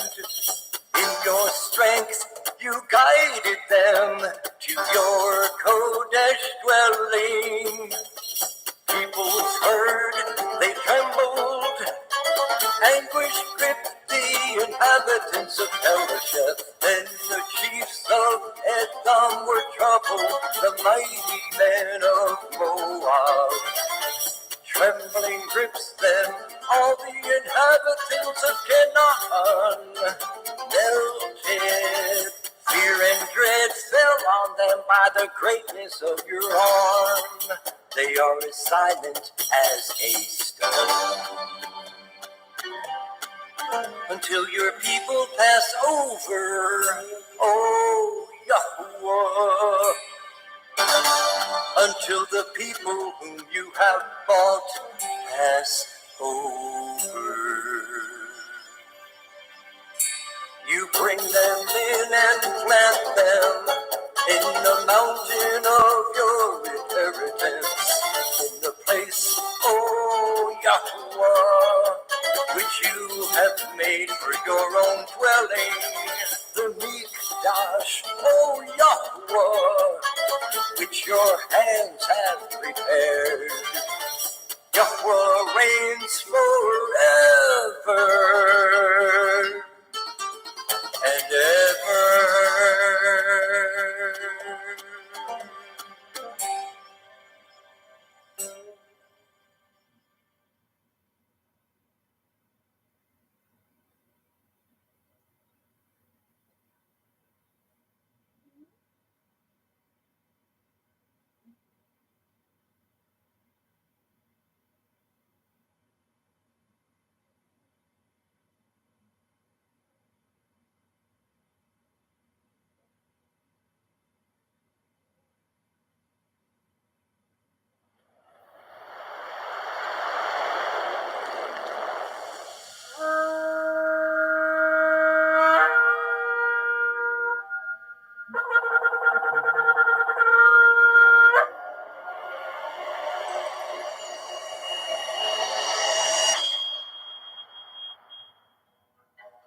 Bemidbar, Numbers, chapter 1.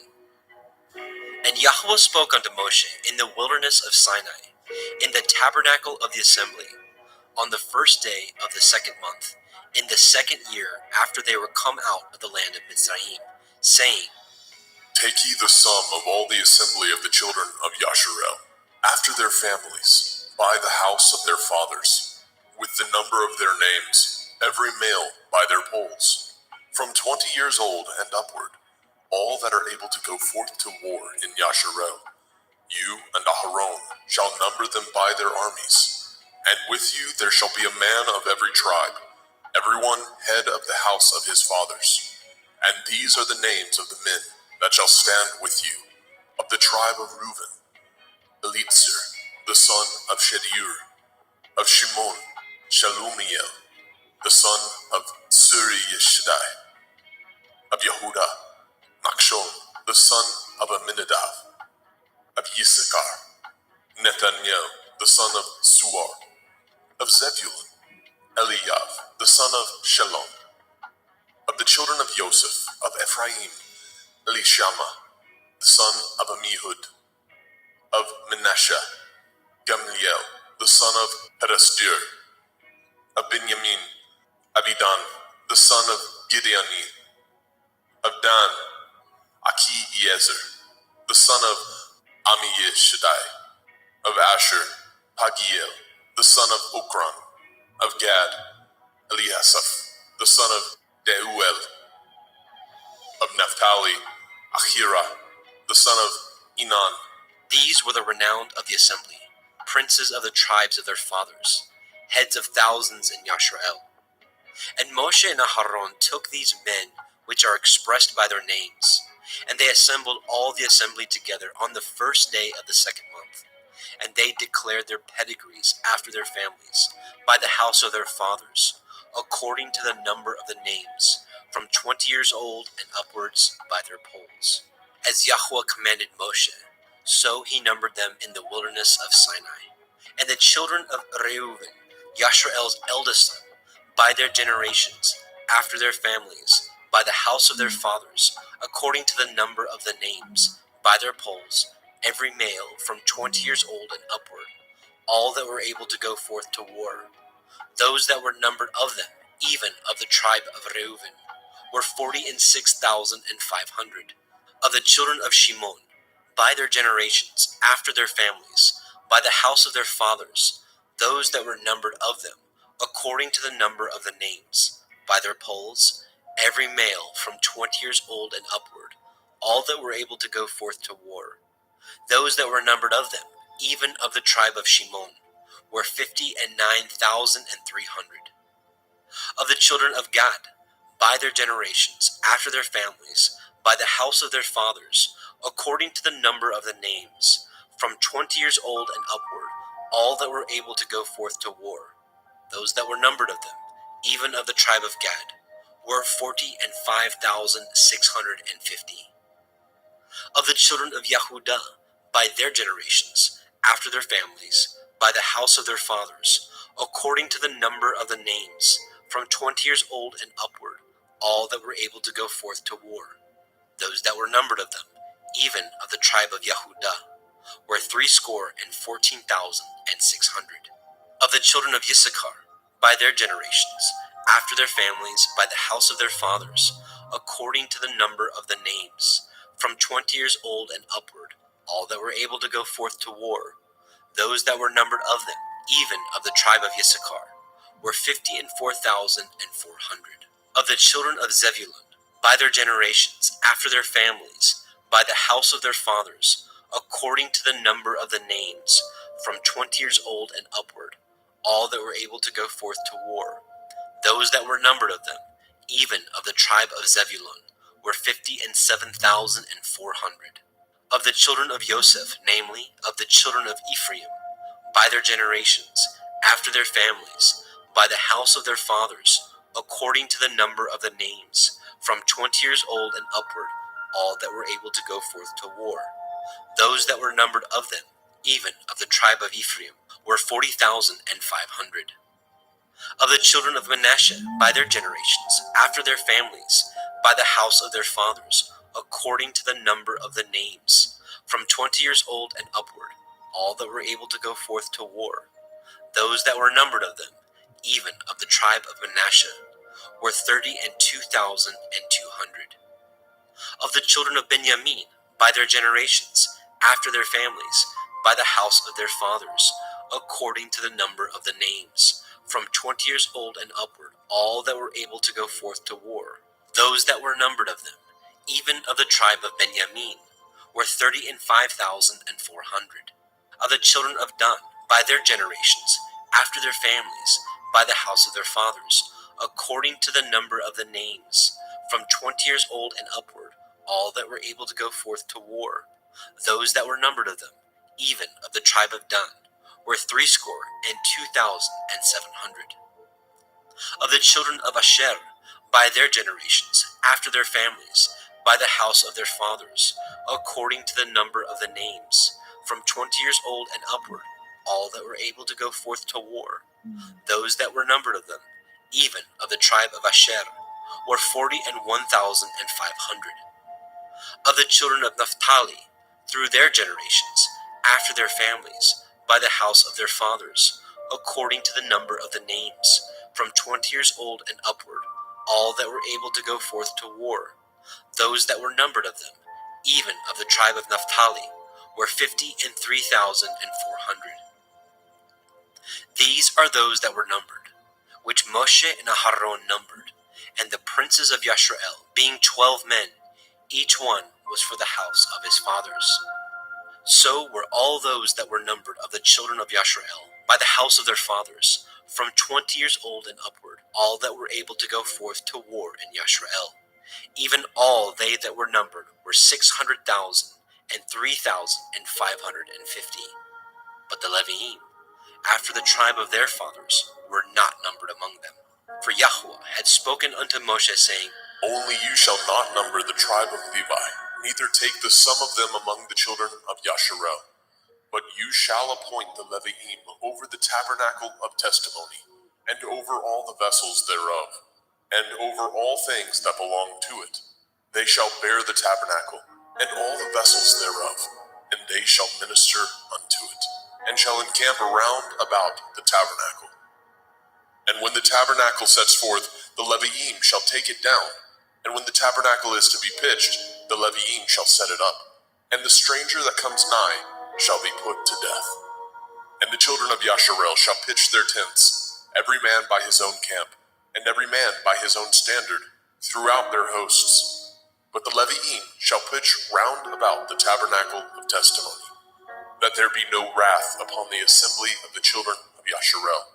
And the Leviim shall guard the watch of the tabernacle of testimony.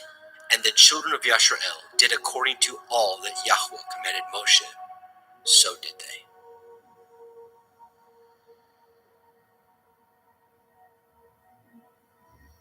Bemidbar, Numbers chapter 2. And Yahweh spoke unto El Moshe and unto El Aharon, saying, Every man of the children of Yasharel shall pitch by his own standard, with the ensign of their father's house far off about the tabernacle of the assembly shall they pitch. And on the east side, towards the rising of the sun, shall they of the standard of the camp of Yehuda pitch throughout their armies. And Nachshon, the son of Aminadab, shall be captain of the children of Yehuda. And his host, and those that were numbered of them, were 314,600. And those that do pitch next to him shall be the tribe of Issachar.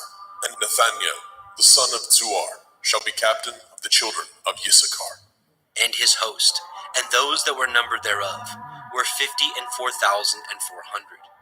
Then the tribe of Zebulun, and Eliav, the son of Chelon, shall be the captain of the children of Zebulun. And his host, and those that were numbered thereof, were 57,400. All that were numbered in the camp of Yehuda were 100,000, 6,400 throughout their armies. These shall first set forth. On the south side shall be the standard of the camp of Reuven, according to their armies. And the captain of the children of Reuven shall be Elitzur, the son of Shedeur. And his host, and those that were numbered thereof, were 46,500. And those which pitch by him shall be the tribe of Shimon. And the captain of the children of Shimon shall be Shelumiel, the son of Shaddai. And his host, and those that were numbered of them, were 59,300. Then the tribe of Gad, and the captain of the sons of Gad shall be Eliasaph, the son of Reuel. And his host, and those that were numbered of them, were 45,650. All that were numbered in the camp of Reuven were 100,050 and 1,450 throughout their armies. And they shall set forth in the second rank. Then the tabernacle of the assembly shall set forward with the camp of the Leviim in the midst of the camp. As they encamp, so shall they set forward, every man in his place by their standards. On the west side shall be the standard of the camp of Ephraim, according to their armies. And the captain of the sons of Ephraim shall be Elishama, the son of Ammihud. And his host, and those that were numbered of them, were 40,500. And by him shall be the tribe of Manasseh. And the captain of the children of Manasseh shall be Gamliel, the son of Pedasjur. And his host, and those that were numbered of them, were 32,200. Then the tribe of Benjamin, and the captain of the sons of Benjamin shall be Abidan, the son of Gideoni. And his host, and those that were numbered of them, were 35,400. All that were numbered of the camp of Ephraim were 100,000 and 8,100 throughout their armies. And they shall go forward in the third rank. The standard of the camp of Dan shall be on the north side by their armies. And the captain of the children of Dan shall be Achiezer, the son of Ammishaddai. And his host, and those that were numbered of them, were 62,700. And those that encamp by him shall be the tribe of Asher. And the captain of the children of Asher shall be Pagiel, the son of Okran. And his host, and those that were numbered of them, were 41,500. Then the tribe of Naphtali, and the captain of the children of Naphtali shall be Ahira, the son of Enan. And his host, And those that were numbered of them were 53,400. All they that were numbered in the camp of Dan were 100,057,600. They shall go hindmost with their standards. These are those which were numbered of the children of Yasharel, by the house of their fathers. All those that were numbered of the camps throughout their host were 600,000 and 3,550. But the Leviim were not numbered among the children of Yasharel, as Yahweh commanded Moshe.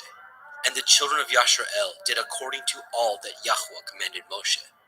So they pitched by their standards, and so they set forward, everyone after their families, according to the house of their fathers. Bemidbar, Numbers chapter 3.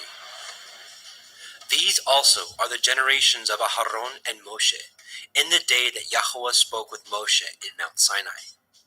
And these are the names of the sons of Aharon: Nadav, the firstborn, and Abihu, Eleazar, and Ithamar.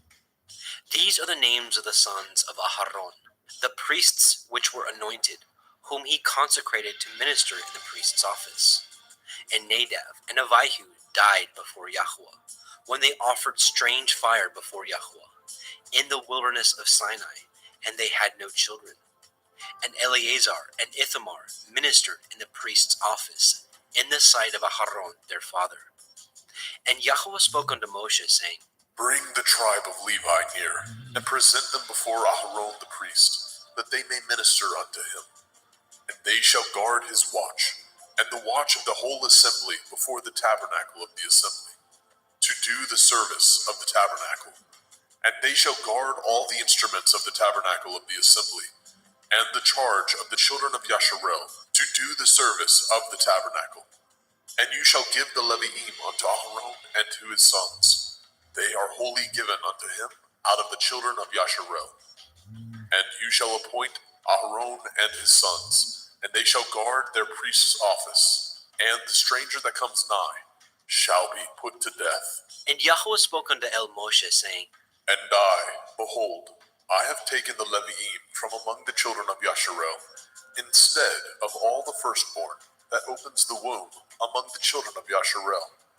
Therefore the Leviim shall be mine, because all the firstborn are mine. For on the day that I smote all the firstborn in the land of Mitzrayim, I hallowed unto me all the firstborn in Yasharel, both man and beast. Mine shall they be. I am Yahweh. And Yahweh spoke unto Moshe in the wilderness of Sinai, saying, Number the children of Levi after the house of their fathers, by their families. Every male from a month old and upward shall you number them. And Moshe numbered them according to the word of Yahweh, as he was commanded. And these were the sons of Levi by their names, Gershon, and Kohath, and Merari. And these are the names of the sons of Gershon by their families, Livni, and Shimei. And the sons of Kohath by their families, Amram, and Yitzchar, Chevron, and Uziel. And the sons of Merari by their families, Machli, and Mushi.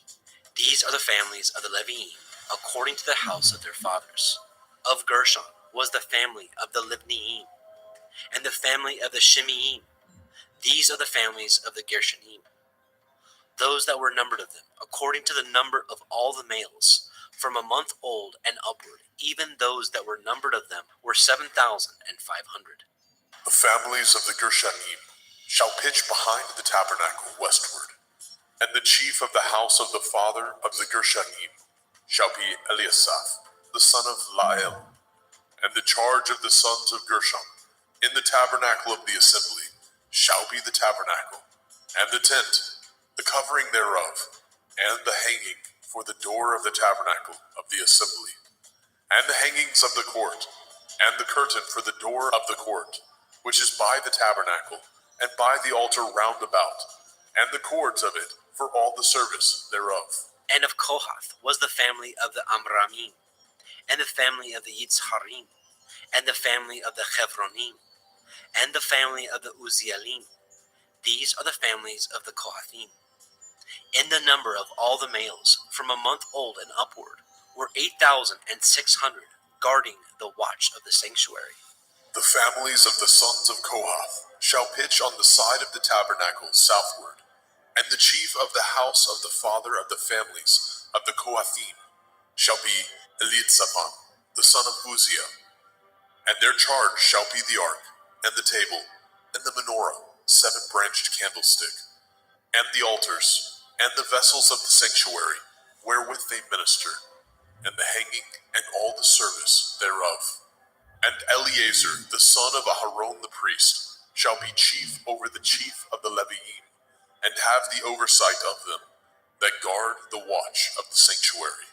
Of Merari was the family of the Machlim, and the family of the Mushim. These are the families of Merari, and those that were numbered of them, according to the number of all the males, from a month old and upward, were 6,200. And the chief of the house of the father of the families of Merari shall be Zuriel, the son of Avihail. These shall pitch on the side of the tabernacle northward. And under the custody and charge of the sons of Merari shall be the boards of the tabernacle, and the bars thereof, and the pillars thereof, and the sockets thereof, and all the vessels thereof, and all that serves thereto, and the pillars of the court round about, and their sockets, and their pins, and their cords. But those that encamp before the tabernacle towards the east, even before the tabernacle of the assembly, eastward, shall be Moshe, and Aharon, and his sons, guarding the watch of the sanctuary, for the watch of the children of Yasharel, and the stranger that comes nigh shall be put to death. And all that were numbered of the Leviim, which Moshe and Aharon numbered at the commandment of Yahweh, throughout their families, all the males from a month old and upward, were 22,000. And Yahweh said unto Moshe, Number all the firstborn of the males of the children of Yasharel, from a month old and upward, and take the number of their names, and you shall take the Leviim for me. I am Yahweh, instead of all the firstborn among the children of Yasharel, and the cattle of the Leviim, instead of all the firstlings among the cattle of the children of Yasharel. And Moshe numbered, as Yahweh commanded him, all the firstborn among the children of Yasharel, and all the firstborn males by the number of names, from a month old and upward, of those that were numbered of them, were 22,213. And Yahweh spoke unto Moshe, saying, Take the Leviim, instead of all the firstborn among the children of Yasharel, and the cattle of the Leviim, instead of their cattle, and the Leviim shall be mine. I am Yahweh. And for those that are to be redeemed of the 213 of the firstborn of the children of Yasharel, which are more than the Leviim, you shall even take 5 shekels apiece by the poll. After the shekel of the sanctuary shall you take them, and you shall give the money wherewith the odd number of them is to be redeemed unto Aharon and to his sons. And Moshe took the redemption money of them that were over and above them that were redeemed by the Leviim. Of the firstborn of the children of Yasharel took he the money, 1,365 shekels, after the shekel of the sanctuary. And Moshe gave the money of them that were redeemed unto Aharon and to his sons, according to the word of Yahweh, as Yahweh commanded Moshe.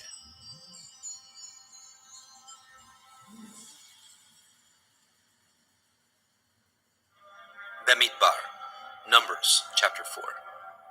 And Yahweh spoke unto Moshe and unto Aharon, saying, Take the sum of the sons of Kohath from among the sons of Levi, after their families, by the house of their fathers, from 30 years old and upward, even until 50 years old, all that enter into the host to do the work in the tabernacle of the assembly. This shall be the service of the sons of Kohath in the tabernacle of the assembly, about the most holy things. And when the camp sets forward, Aharon shall come, and his sons, and they shall take down the covering veil, and cover the ark of the testimony with it, and shall put thereon the covering of badger skins, and shall spread over it a cloth wholly of blue, and shall put in the staves thereof, and upon the table of showbread they shall spread a cloth of blue, and put thereon the dishes, the spoons, the bowls, and covers to cover withal, and the continual bread shall be thereon. And they shall spread upon them a cloth of scarlet, and cover the same with a covering of badger skins, and shall put in the staves thereof. And they shall take a cloth of blue, and cover the menorah, 7-branched candlestick, of the light, and his lamps, and his tongs, and his snuff dishes, and all the oil vessels thereof, wherewith they minister unto it. And they shall put it, and all the vessels thereof, within a covering of badger skins, and shall put it upon a bar. And upon the golden altar they shall spread a cloth of blue, and cover it with a covering of badger skins, and shall put the staves thereof. And they shall take all the instruments of ministry, wherewith they minister in the sanctuary, and put them in a cloth of blue, and cover them with a covering of badger skins, and shall put them on a bar. And they shall take away the ashes from the altar, and spread a purple cloth thereon. And they shall put upon all the vessels thereof, wherewith they minister about it, even the censers, the flesh hooks, the shovels, the basins, all the vessels of the altar. And they shall spread upon it a covering of badger skins, and put to the staves of it. And when Aharon and his sons have made an end of covering the sanctuary, and all the vessels of the sanctuary, as the camp is to set forward, after that the sons of Kohath shall come to bear it, but they shall not touch any holy thing, lest they die. These things are the burden of the sons of Kohath in the tabernacle of the assembly. And to the office of Eleazar, the son of Aharon, the priest, pertains the oil for the light, and the sweet incense, and the daily meat offering, and the anointing oil, and the oversight of all the tabernacle, and of all that therein is, in the sanctuary, and in the vessels thereof. And Yahweh spoke unto El Moshe, and unto El Aharon, saying, Cut ye not off the tribe of the families of the Kohathim from among the Leviim, but thus do unto them, that they may live and not die. When they approach unto the most holy things, Aharon and his sons shall go in, and appoint them every one to his service and to his burden. But they shall not go in to see when the holy things are covered, lest they die. And Yahweh spoke unto El Moshe, saying, Take also the sum of the sons of Gershon, throughout the houses of their fathers, by their families, from 30 years old and upward, until 50 years old, shall you number them. All that enter in to perform the service, to do the work in the tabernacle of the assembly. This is the service of the families of the Gershonim, to serve and for burdens.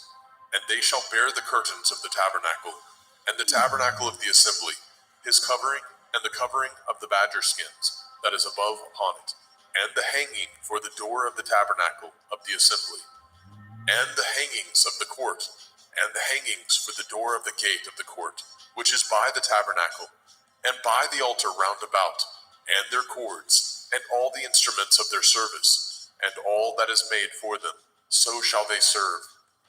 At the appointment of Aharon and his sons shall be all the service of the sons of the Gershonim, in all their burdens, and in all their service, and ye shall appoint unto them in charge all their burdens. This is the service of the families of the sons of Gershon, in the tabernacle of the assembly, and their charge shall be under the hand of Ithamar, the son of Aharon, the priest. As for the sons of Merari, you shall number them after their families, by the house of their fathers.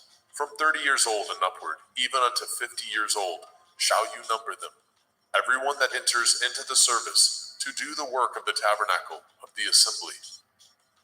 And this is the charge of their burden, according to all their service in the tabernacle of the assembly, the boards of the tabernacle, and the bars thereof, and the pillars thereof, and sockets thereof, and the pillars of the court round about, and their sockets, and their pins, and their cords, with all their instruments, and with all their service, and by name ye shall reckon the instruments of the charge of their burden. This is the service of the families of the sons of Merari, according to all their service in the tabernacle of the assembly, under the hand of Itamar, the son of Aharon, the priest. And Moshe and Aharon and the chief of the assembly numbered the sons of the Kohathim after their families and after the house of their fathers, from 30 years old and upward, even unto 50 years old, everyone that enters into the service for the work in the tabernacle of the assembly. And those that were numbered of them by their families were 2,750. These were they that were numbered of the families of the Kohathim, all that might do service in the tabernacle of the assembly, which Moshe and Aharon did number according to the commandment of Yahweh by the hand of Moshe. And those that were numbered of the sons of Gershon throughout their families and by the house of their fathers, from 30 years old and upward, even unto 50 years old, everyone that enters into the service for the work in the tabernacle of the assembly. Even those that were numbered of them throughout their families by the house of their fathers were 2,630. These are they that were numbered of the families of the sons of Gershon, of all that might do service in the tabernacle of the assembly, whom Moshe and Aharon did number according to the commandment of Yahweh. And those that were numbered of the families of the sons of Merari, throughout their families, by the house of their fathers, from 30 years old and upward, even unto 50 years old, everyone that entered into the service for the work in the tabernacle of the assembly. Even those that were numbered of them after their families were 3,200. These be those that were numbered of the families of the sons of Merari, whom Moshe and Aharon numbered according to the word of Yahweh by the hand of Moshe. All those that were numbered of the Leviim, whom Moshe and Aharon and the chief of Yashrael numbered, after their families, and after the house of their fathers, from 30 years old and upward, even unto 50 years old, everyone that came to do the service of the ministry, and the service of the burden in the tabernacle of the assembly, even those that were numbered of them, were 8,540. According to the commandment of Yahweh, they were numbered by the hand of Moshe, everyone according to his service, and according to his burden. Thus were they numbered of him, as Yahweh commanded Moshe.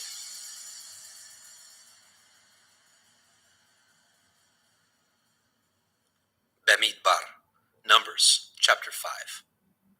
And Yahweh spoke unto El Moshe, saying, Command the children of Yasharel that they put out of the camp every leper, and every one that has an issue, whosoever is defiled by the dead.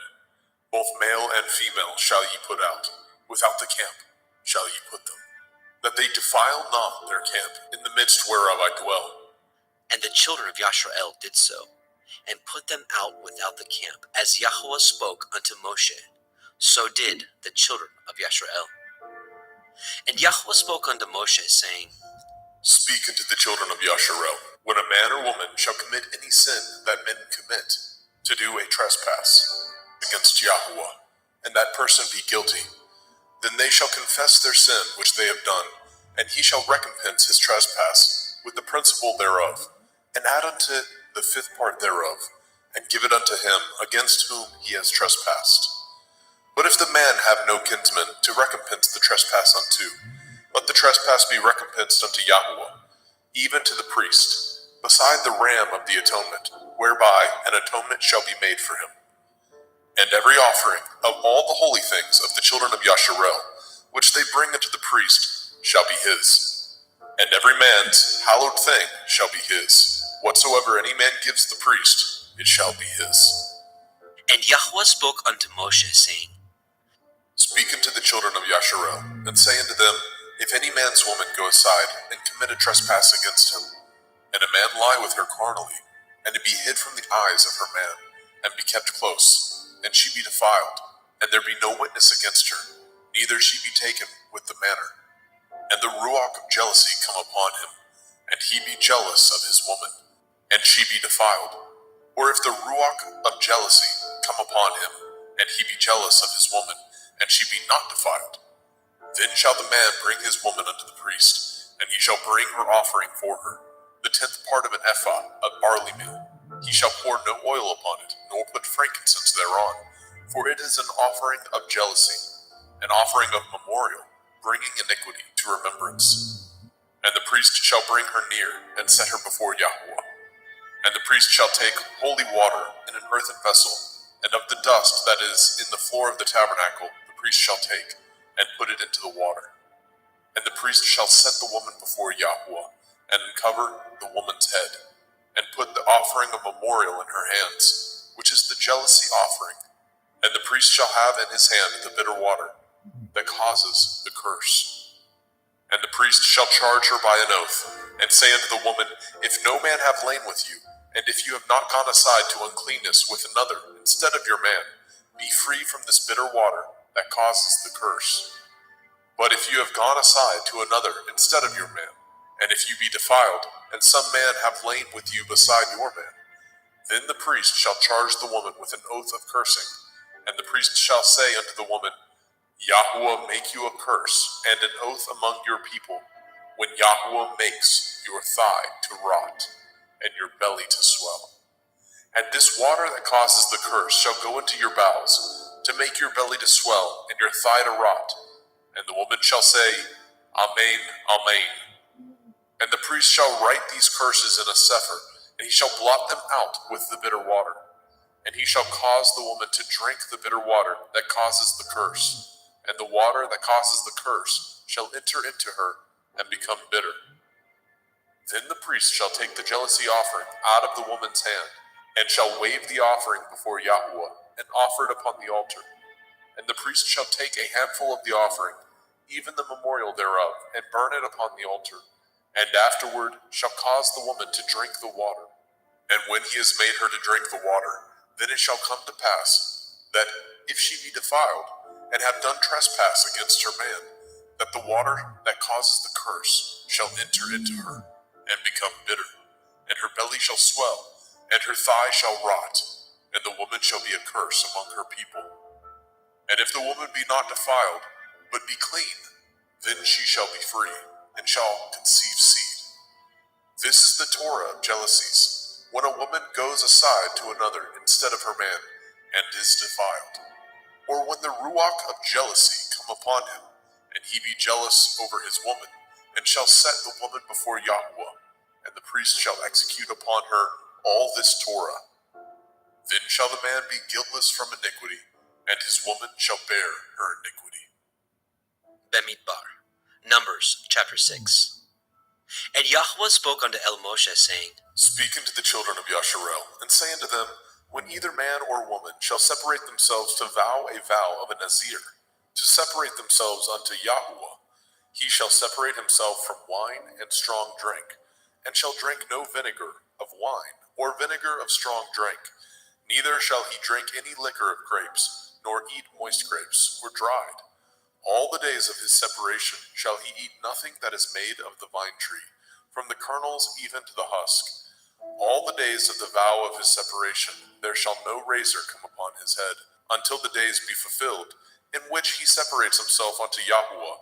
He shall be holy, and shall let the locks of the hair of his head grow. All the days that he separates himself unto Yahweh, he shall come at no dead body. He shall not make himself unclean for his father, or for his mother, for his brother, or for his sister, when they die, because the consecration of his Elohim is upon his head. All the days of his separation he is holy unto Yahweh. And if any man die very suddenly by him, and he has defiled the head of his consecration, then he shall shave his head in the day of his cleansing. On the 7th day shall he shave it. And on the 8th day he shall bring 2 turtle doves, or 2 young pigeons, to the priest, to the door of the tabernacle of the assembly. And the priest shall offer the one for a sin offering, and the other for a burnt offering, and make an atonement for him, for that he sinned by the dead, and shall hallow his head that same day. And he shall consecrate unto Yahweh the days of his separation, and shall bring a lamb of the first year for a trespass offering. But the days that were before shall be lost, because his separation was defiled. And this is the Torah of the Nazir. When the days of his separation are fulfilled, he shall be brought unto the door of the tabernacle of the assembly, and he shall offer his offering unto Yahweh, one he-lamb of the first year, without blemish, for a burnt offering, and one ewe-lamb of the first year, without blemish, for a sin offering, and one ram without blemish, for peace offerings, and a basket of matzah, unleavened bread, cakes of fine flour mingled with oil, and wafers of matzah anointed with oil, and their meat offering, and their drink offerings. And the priest shall bring them before Yahweh, and shall offer his sin offering, and his burnt offering, and he shall offer the ram for a sacrifice of peace offerings unto Yahweh, with the basket of matzah. The priest shall offer also his meat offering, and his drink offering. And the Nazir shall shave the head of his separation at the door of the tabernacle of the assembly, and shall take the hair of the head of his separation, and put it in the fire which is under the sacrifice of the peace offerings. And the priest shall take the sodden shoulder of the ram, and one matzah cake out of the basket, and one matzah wafer, and shall put them upon the hands of the Nazir, after the hair of his separation is shaven. And the priest shall wave them for a wave offering before Yahweh. This is holy for the priest, with the wave breast and heave shoulder, and after that the Nazir may drink wine. This is the Torah of the Nazir, who has vowed, and of his offering unto Yahweh for his separation, beside that his hand shall get, according to the vow which he vowed, so he must do after the Torah of his separation. And Yahweh spoke unto Moshe, saying, Speak unto Aaron and unto his sons, saying, On this wise ye shall bless the children of Yasharel, saying unto them, Yahuwah bless you and guard you. Yahuwah make his face shine upon you and be gracious unto you. Yahuwah lift up his countenance upon you and give you peace. And they shall put my name upon the children of Yasharel, and I will bless them.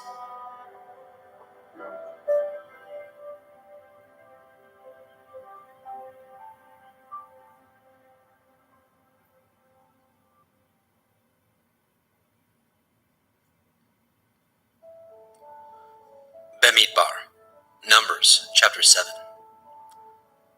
And it came to pass on the day that Moshe had fully set up the tabernacle, and had anointed it, and sanctified it, and all the instruments thereof, both the altar and all the vessels thereof, and had anointed them, and sanctified them, that the princes of Yasharel, heads of the house of their fathers, who were the princes of the tribes, and were over them that were numbered, offered. And they brought their offering before Yahweh, 6 covered wagons, and 12 oxen, a wagon for 2 of the princes, and for each one an ox. And they brought them before the tabernacle.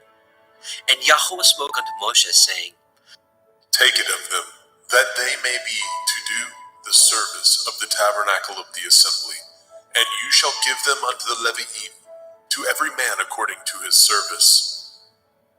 And Moshe took the wagons and the oxen, and gave them unto the Leviim. 2 wagons and 4 oxen he gave unto the sons of Gershon, according to their service. And 4 wagons and 8 oxen he gave unto the sons of Merari, according unto their service, under the hand of Ithamar, the son of Aharon the priest. But unto the sons of Kohath he gave none, because the service of the sanctuary belonging unto them was that they should bear upon their shoulders. And the princes offered for dedicating of the altar in the day that it was anointed. Even the princes offered their offering before the altar. And Yahweh said unto Moshe, They shall offer their offering, each prince on his day, for the dedicating of the altar. And he that offered his offering the first day was Nechshon, the son of Amminadab, of the tribe of Yehudah. And his offering was 1 silver charger, the weight thereof was 130 shekels, 1 silver bowl of 70 shekels, after the shekel of the sanctuary. Both of them were full of fine flour, mingled with oil for a meat offering. 1 spoon of 10 shekels of gold full of incense, 1 young bullock, 1 ram, 1 lamb of the first year for a burnt offering, 1 kid of the goats for a sin offering, and for a sacrifice of peace offerings, 2 oxen, 5 rams, 5 he-goats, 5 lambs of the first year. This was the offering of Nechshon, the son of Amminadab. On the second day, Nethanel, the son of Tzuar, prince of Issachar, did offer. He offered for his offering 1 silver charger, the weight whereof was 130 shekels, 1 silver bowl of 70 shekels, after the shekel of the sanctuary, both of them full of fine flour mingled with oil for a meat offering, 1 spoon of gold of 10 shekels full of incense, 1 young bullock, 1 ram, 1 lamb of the first year for a burnt offering, 1 kid of the goats for a sin offering, and for a sacrifice of peace offerings, 2 oxen, 5 rams, 5 he-goats, 5 lambs of the first year. This was the offering of Nethanel, the son of Tzuar. On the third day, Eliav, the son of Chelon, prince of the children of Zebulun, did offer. His offering was 1 silver charger, the weight whereof was 130 shekels, 1 silver bowl of 70 shekels, after the shekel of the sanctuary, both of them full of fine flour mingled with oil for a meat offering, 1 golden spoon of 10 shekels full of incense, 1 young bullock, 1 ram, 1 lamb of the first year for a burnt offering, 1 kid of the goats for a sin offering, and for a sacrifice of peace offerings, 2 oxen, 5 rams, 5 he-goats, 5 lambs of the first year. This was the offering of Eliav, the son of Chelon. On the fourth day, Elitzur, the son of Shedur, prince of the children of Reuben, did offer. His offering was 1 silver charger of the weight of 130 shekels, 1 silver bowl of 70 shekels, after the shekel of the sanctuary, both of them full of fine flour mingled with oil for a meat offering, 1 golden spoon of 10 shekels, full of incense, 1 young bullock, 1 ram, 1 lamb of the first year for a burnt offering, 1 kid of the goats for a sin offering, and for a sacrifice of peace offerings, 2 oxen, 5 rams, 5 he-goats, 5 lambs of the first year. This was the offering of Elitzur, the son of Shedur. On the fifth day, Shelumiel, the son of Tzurishaddai, prince of the children of Shimon, did offer. His offering was 1 silver charger, the weight whereof was 130 shekels, 1 silver bowl of 70 shekels, after the shekel of the sanctuary, both of them full of fine flour mingled with oil for a meat offering, 1 golden spoon of 10 shekels, full of incense, 1 young bullock, 1 ram, 1 lamb of the first year for a burnt offering, 1 kid of the goats for a sin offering, and for a sacrifice of peace offerings, 2 oxen, 5 rams, 5 he-goats, 5 lambs of the first year. This was the offering of Shelumiel, the son of Tzurishaddai. On the sixth day, Elisaph, the son of Deuel, prince of the children of Gad, offered. His offering was 1 silver charger of the weight of 130 shekels, a silver bowl of 70 shekels, after the shekel of the sanctuary, both of them full of fine flour mingled with oil for a meat offering, 1 golden spoon of 10 shekels full of incense, 1 young bullock, 1 ram, 1 lamb of the first year for a burnt offering, 1 kid of the goats for a sin offering, and for a sacrifice of peace offerings, 2 oxen, 5 rams, 5 he-goats, 5 lambs of the first year. This was the offering of Elisaph, the son of Deuel. On the seventh day, Elishama, the son of Ammihud, prince of the children of Ephraim, offered. His offering was 1 silver charger, the weight whereof was 130 shekels, 1 silver bowl of 70 shekels, after the shekel of the sanctuary, both of them full of fine flour mingled with oil for a meat offering, 1 golden spoon of 10 shekels full of incense, 1 young bullock, 1 ram, 1 lamb of the first year for a burnt offering, 1 kid of the goats for a sin offering, and for a sacrifice of peace offerings, 2 oxen, 5 rams, 5 he-goats, 5 lambs of the first year. This was the offering of Elishama, the son of Ammihud. On the 8th day offered Gamaliel, the son of Pedatsur, prince of the children of Manasseh. His offering was 1 silver charger of the weight of 130 shekels, 1 silver bowl of 70 shekels, after the shekel of the sanctuary, both of them full of fine flour mingled with oil for a meat offering, 1 golden spoon of 10 shekels full of incense, 1 young bullock, 1 ram, 1 lamb of the first year for a burnt offering, 1 kid of the goats for a sin offering, and for a sacrifice of peace offerings, 2 oxen, 5 rams, 5 he-goats, 5 lambs of the first year. This was the offering of Gamaliel, the son of Pedatsur. On the 9th day, Avidan, the son of Gidonai, prince of the children of Benjamin, offered.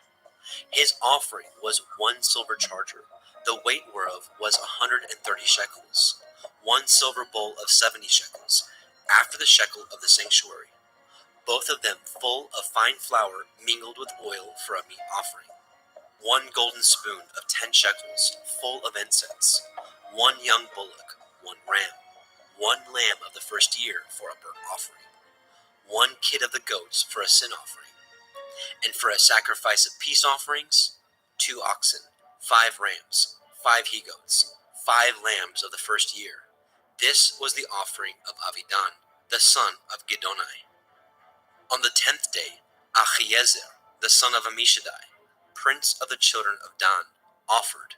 His offering was 1 silver charger, the weight whereof was 130 shekels, 1 silver bowl of 70 shekels, after the shekel of the sanctuary, both of them full of fine flour mingled with oil for a meat offering, 1 golden spoon of 10 shekels full of incense, 1 young bullock, 1 ram, 1 lamb of the first year for a burnt offering, 1 kid of the goats for a sin offering, and for a sacrifice of peace offerings, 2 oxen, 5 rams, 5 he-goats, 5 lambs of the first year.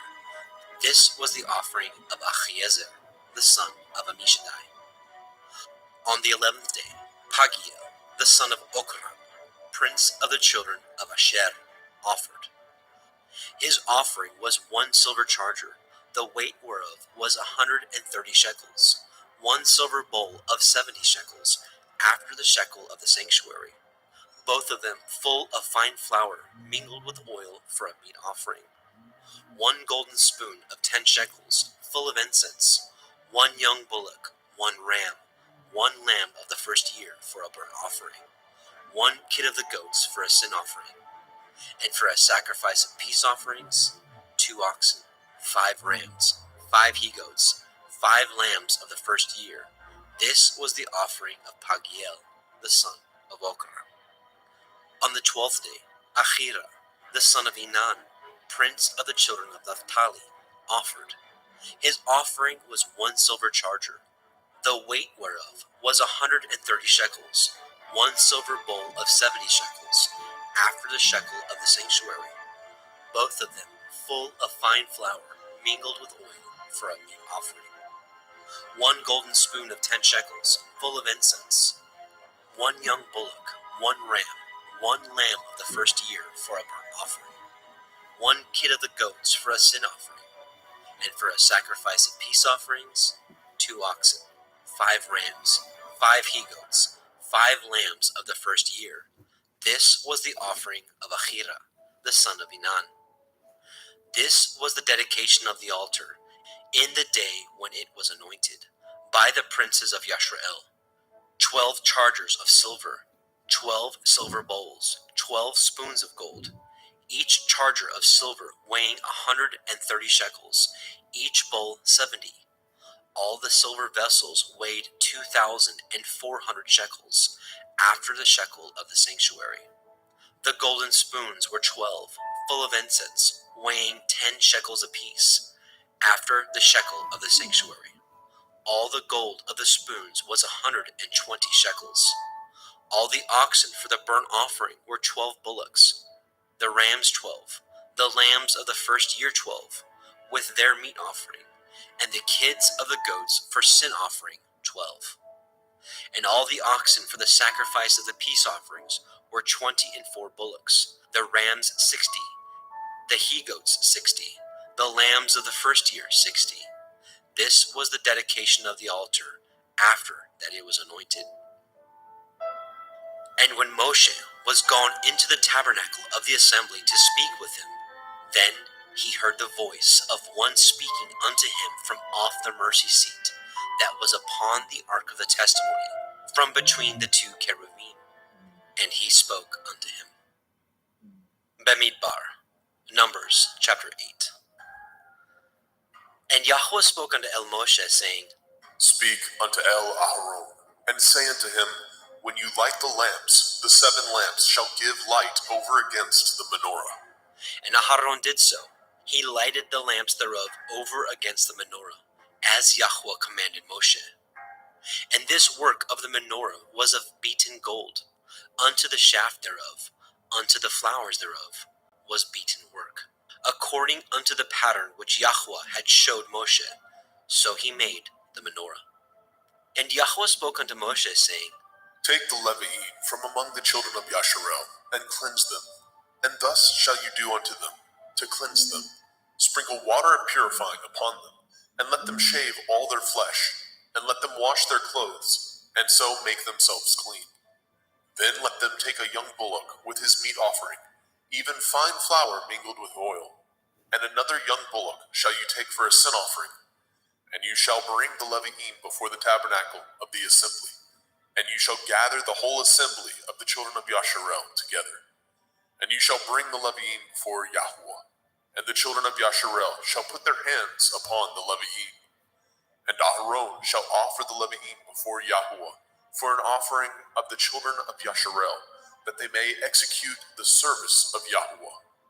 And the Levi'im shall lay their hands upon the heads of the bullocks, and you shall offer the one for a sin offering, and the other for a burnt offering unto Yahweh, to make an atonement for the Levi'im. And you shall set the Levi'im before Aharon and before his sons, and offer them for an offering unto Yahweh. Thus shall you separate the Levi'im from among the children of Yasharel, and the Levi'im shall be mine.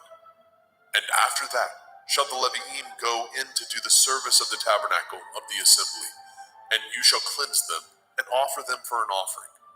For they are wholly given unto me from among the children of Yasharel, instead of such as open every womb, even instead of the firstborn of all the children of Yasharel, have I taken them unto me. For all the firstborn of the children of Yasharel are mine, both man and beast. On the day that I smote every firstborn in the land of Mitzrayim, I sanctified them for myself. And I have taken the Levi'im for all the firstborn of the children of Yasharel. And I have given the Levi'im as a gift to Aharon and to his sons from among the children of Yasharel, to do the service of the children of Yasharel in the tabernacle of the assembly, and to make an atonement for the children of Yasharel, that there be no plague among the children of Yasharel, when the children of Yasharel come nigh unto the sanctuary. And Moshe and Aharon and all the assembly of the children of Yasharel did to the Levi'im according unto all that Yahweh commanded Moshe concerning the Levi'im. So did the children of Yasharel unto them. And the Levi'im were purified, and they washed their clothes, and Aharon offered them as an offering before Yahweh. And Aharon made an atonement for them to cleanse them. And after that went the Levi'im in to do their service in the tabernacle of the assembly before Aharon, and before his sons, as Yahweh had commanded Moshe concerning the Levi'im, so did they unto them. And Yahweh spoke unto Moshe, saying, This is that belongs unto the Levi'im, from 25 years old and upward. They shall go in to wait upon the service of the tabernacle of the assembly.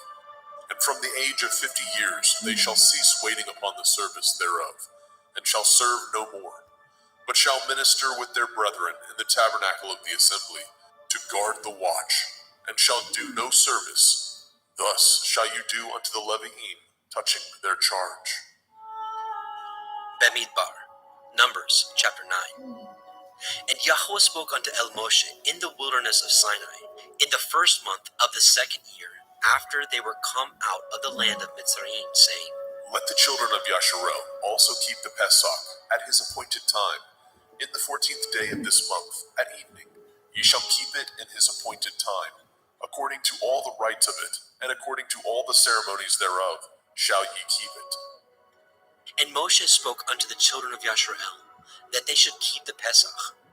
And they kept the Pesach on the 14th day of the first month at evening, in the wilderness of Sinai, according to all that Yahweh commanded Moshe. So did the children of Yasharel. And there were certain men who were defiled by the dead body of a man, that they could not keep the Pesach on that day. And they came before Moshe, and before Aharon on that day. And those men said unto him, We are defiled by the dead body of a man. Wherefore are we kept back, and we may not offer an offering of Yahuwah on his appointed season among the children of Yasharel. And Moshe said unto them, Stand still, and I will hear what Yahweh will command concerning you.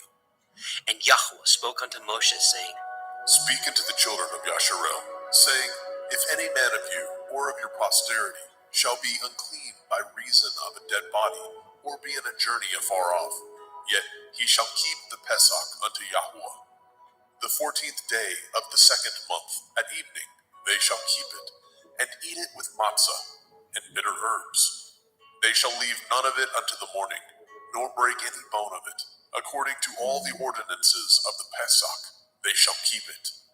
But the man that is clean, and is not in a journey, and forbears to keep the Pesach, even the same soul shall be cut off from among his people, because he brought not the offering of Yahuwah in his appointed season. That man shall bear his sin. And if a stranger shall sojourn among you, and will keep the Pesach unto Yahuwah, according to the ordinance of the Pesach, and according to the manner thereof, so shall he do. Ye shall have one ordinance both for the stranger and for him that was born in the land. And on the day that the tabernacle was reared up, the cloud covered the tabernacle, namely, the tent of the testimony. And at evening there was upon the tabernacle, as it were, the appearance of fire, until the morning. So it was always. The cloud covered it by day, and the appearance of fire by night. And when the cloud was taken up from the tabernacle, then after that the children of Yasharel journeyed. And in the place where the cloud abode, there the children of Yasharel pitched their tents. At the commandment of Yahweh the children of Yasharel journeyed, and at the commandment of Yahweh they pitched. As long as the cloud abode upon the tabernacle, they rested in their tents. And when the cloud tarried long upon the tabernacle many days, then the children of Yasharel did guard the watch of Yahweh, and journeyed not. And so it was, when the cloud was a few days upon the tabernacle, according to the commandment of Yahweh, they abode in their tents, and according to the commandment of Yahweh they journeyed.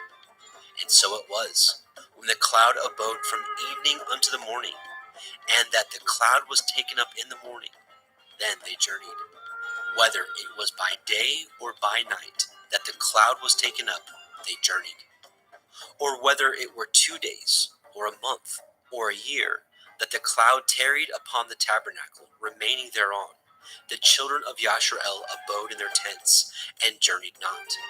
But when it was taken up, they journeyed. At the commandment of Yahweh they rested in their tents, and at the commandment of Yahweh they journeyed. They guarded the watch of Yahweh at the commandment of Yahweh by the hand of Moshe.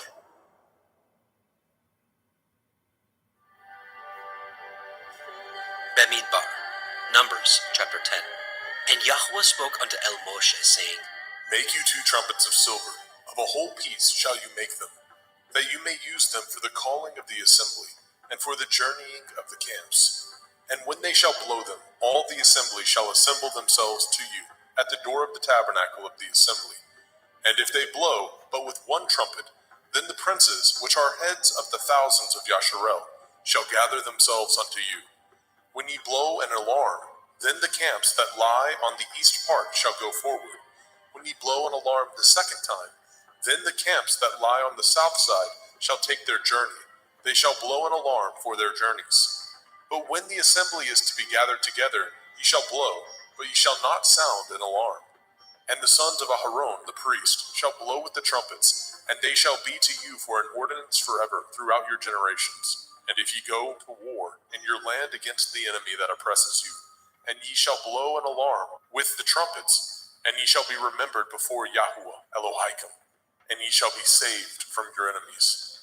Also in the day of your gladness, and in your solemn days, and in the beginnings of your months, ye shall blow with the trumpets over your burnt offerings, and over the sacrifices of your peace offerings, that they may be to you for a memorial before your Elohim. I am Yahuwah Elohim. And it came to pass on the 20th day of the second month, in the second year, that the cloud was taken up from off the tabernacle of the testimony. And the children of Yashrael took their journeys out of the wilderness of Sinai, and the cloud rested in the wilderness of Paran.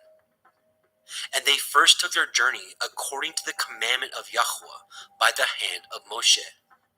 In the first place went the standard of the camp of the children of Yehudah, according to their armies, and over his host was Nechshon, the son of Amminadab. And over the host of the tribe of the children of Issachar was Nathanael, the son of Tzuar. And over the host of the tribe of the children of Zebulun was Eliav, the son of Chelon. And the tabernacle was taken down, and the sons of Gershon and the sons of Merari set forward, bearing the tabernacle. And the standard of the camp of Reuven set forward according to their armies, and over his host was Elitzur, the son of Shedur. And over the host of the tribe of the children of Shimon was Shelumiel, the son of Tzurishaddai. And over the host of the tribe of the children of Gad was Elisaph, the son of Deuel. And the Kohathim set forward, bearing the sanctuary, and the other did set up the tabernacle against they came. And the standard of the camp of the children of Ephraim set forward according to their armies, and over his host was Elishama, the son of Ammihud. And over the host of the tribe of the children of Manasseh was Gamliel, the son of Pedatsur. And over the host of the tribe of the children of Benjamin was Avidan, the son of Gidonai. And the standard of the camp of the children of Dan set forward, which was the rearward of all the camps throughout their hosts. And over his host was Achiezer, the son of Ammishaddai. And over the host of the tribe of the children of Asher was Pagiel, the son of Okran. And over the host of the tribe of the children of Naphtali was Achira, the son of Enan. Thus were the journeyings of the children of Yashrael, according to their armies, when they set forward. And Moshe said unto Chovav, the son of Reuel, the Midianite, Moshe's father-in-law, We are journeying unto the place of which Yahweh said, I will give it you. Come with us, and we will do you good. For Yahweh has spoken good concerning Yashrael. And he said unto him, I will not go, but I will depart to my own land, and to my kindred. And he said, Leave us not, I pray you, for as much as you know how we are to encamp in the wilderness, and you may be to us instead of eyes. And it shall be, if you go with us, yea, it shall be, that what goodness Yahweh shall do unto us, the same will we do unto you. And they departed from the mount of Yahweh 3 days' journey, and the ark of the covenant of Yahweh went before them in 3 days' journey, to search out a resting place for them. And the cloud of Yahweh was upon them by day, when they went out of the camp. And it came to pass, when the ark set forward, that Moshe said, Rise up, Yahweh, and let your enemies be scattered, and let them that hate you flee before you. And when it rested, he said, Return, O Yahweh, unto the many thousands of Yashrael. Bamidbar, Numbers chapter 11. And when the people complained, it displeased Yahweh, and Yahweh heard it, and his anger was kindled. And the fire of Yahweh burnt among them, and consumed them that were in the uttermost parts of the camp.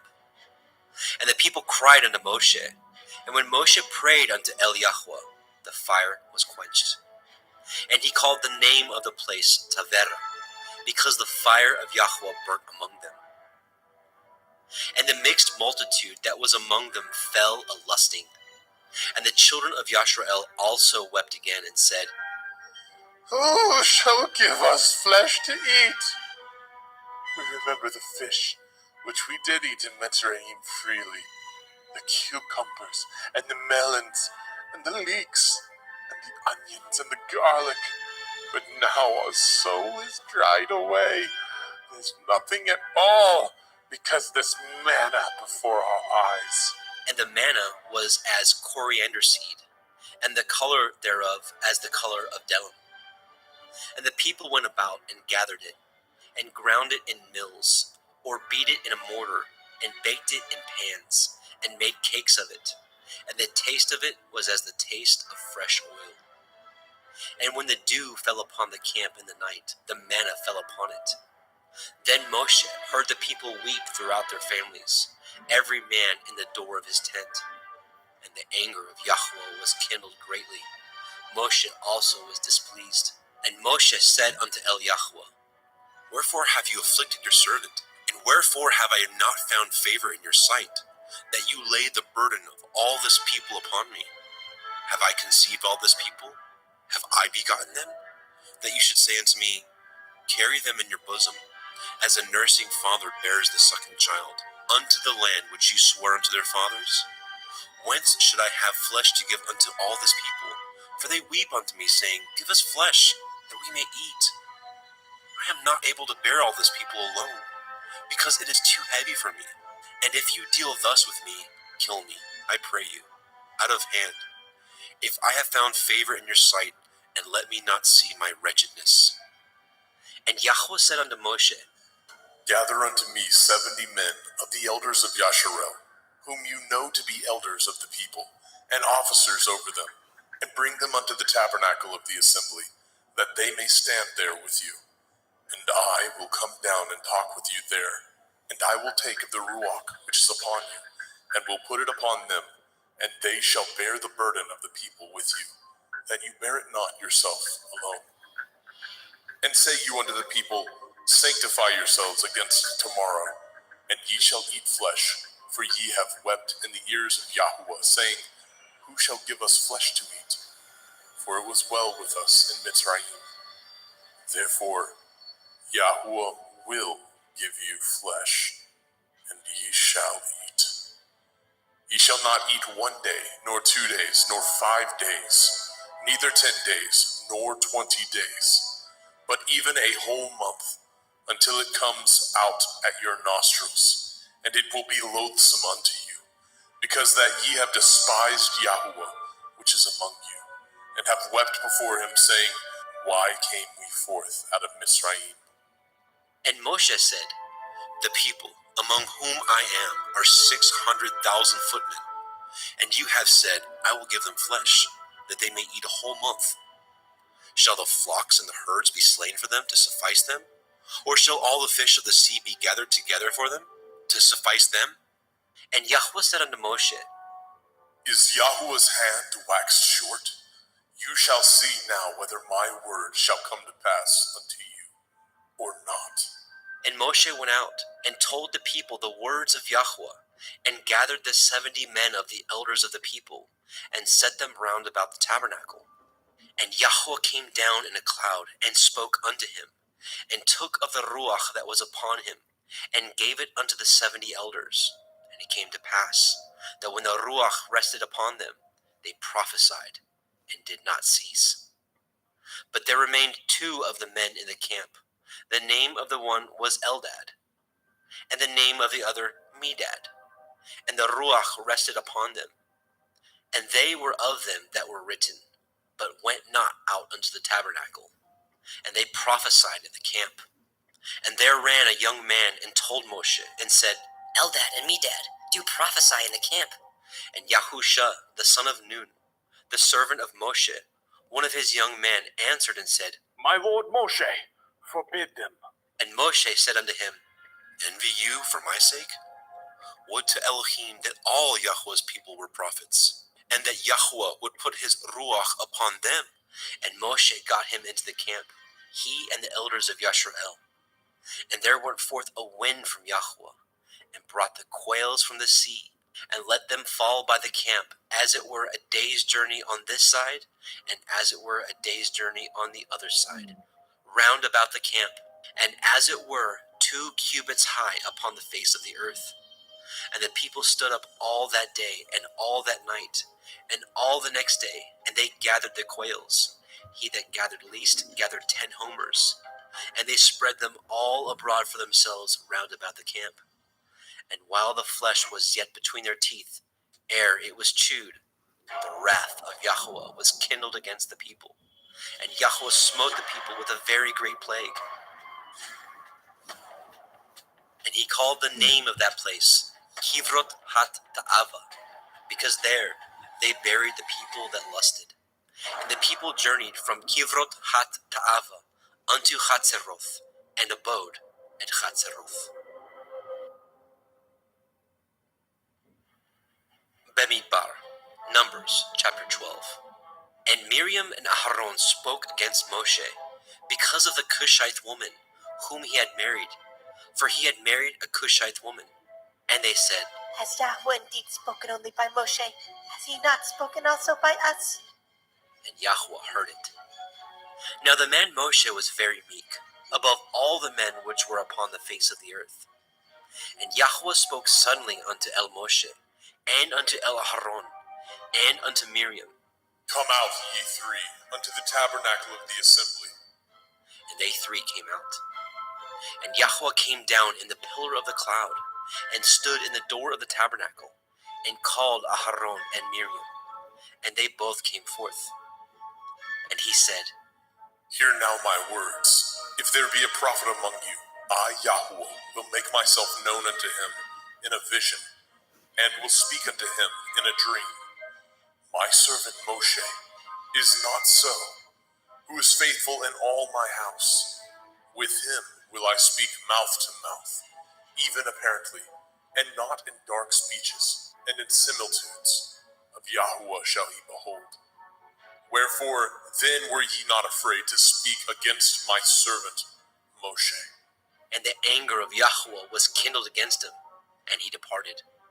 And the cloud departed from off the tabernacle, and behold, Miriam became leprous, white as snow. And Aharon looked upon Miriam, and behold, she was leprous. And Aharon said unto Moshe, Alas, my lord, I beseech you, lay not the sin upon us, wherein we have done foolishly, and wherein we have sinned. Let her not be as one dead, of whom the flesh is half consumed when he comes out of his mother's womb. And Moshe cried unto El Yahweh, saying, Heal her now, O El, I beseech you. And Yahweh said unto Moshe, If her father had but spit in her face, should she not be ashamed 7 days?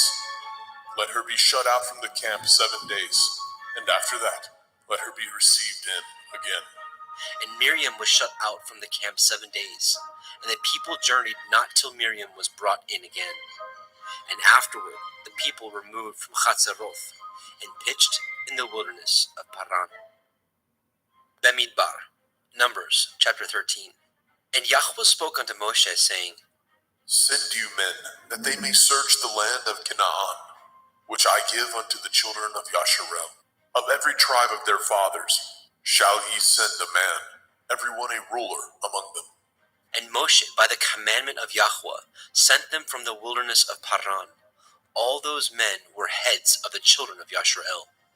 And these were their names: of the tribe of Reuben, Shammua, the son of Zakur; of the tribe of Shimon, Shaphat, the son of Horai; of the tribe of Yehudah, Caleb, the son of Yefuneh; of the tribe of Issachar, Yigal, the son of Yosef; of the tribe of Ephraim, Husha, the son of Nun; Of the tribe of Benjamin, Palti, the son of Raphu.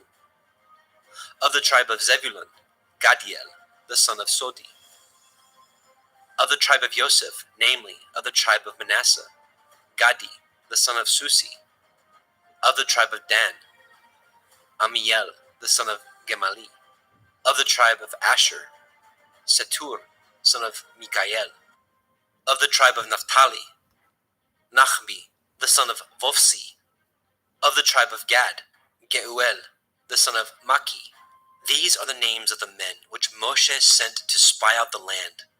And Moshe called Husha, the son of Nun, Yahusha.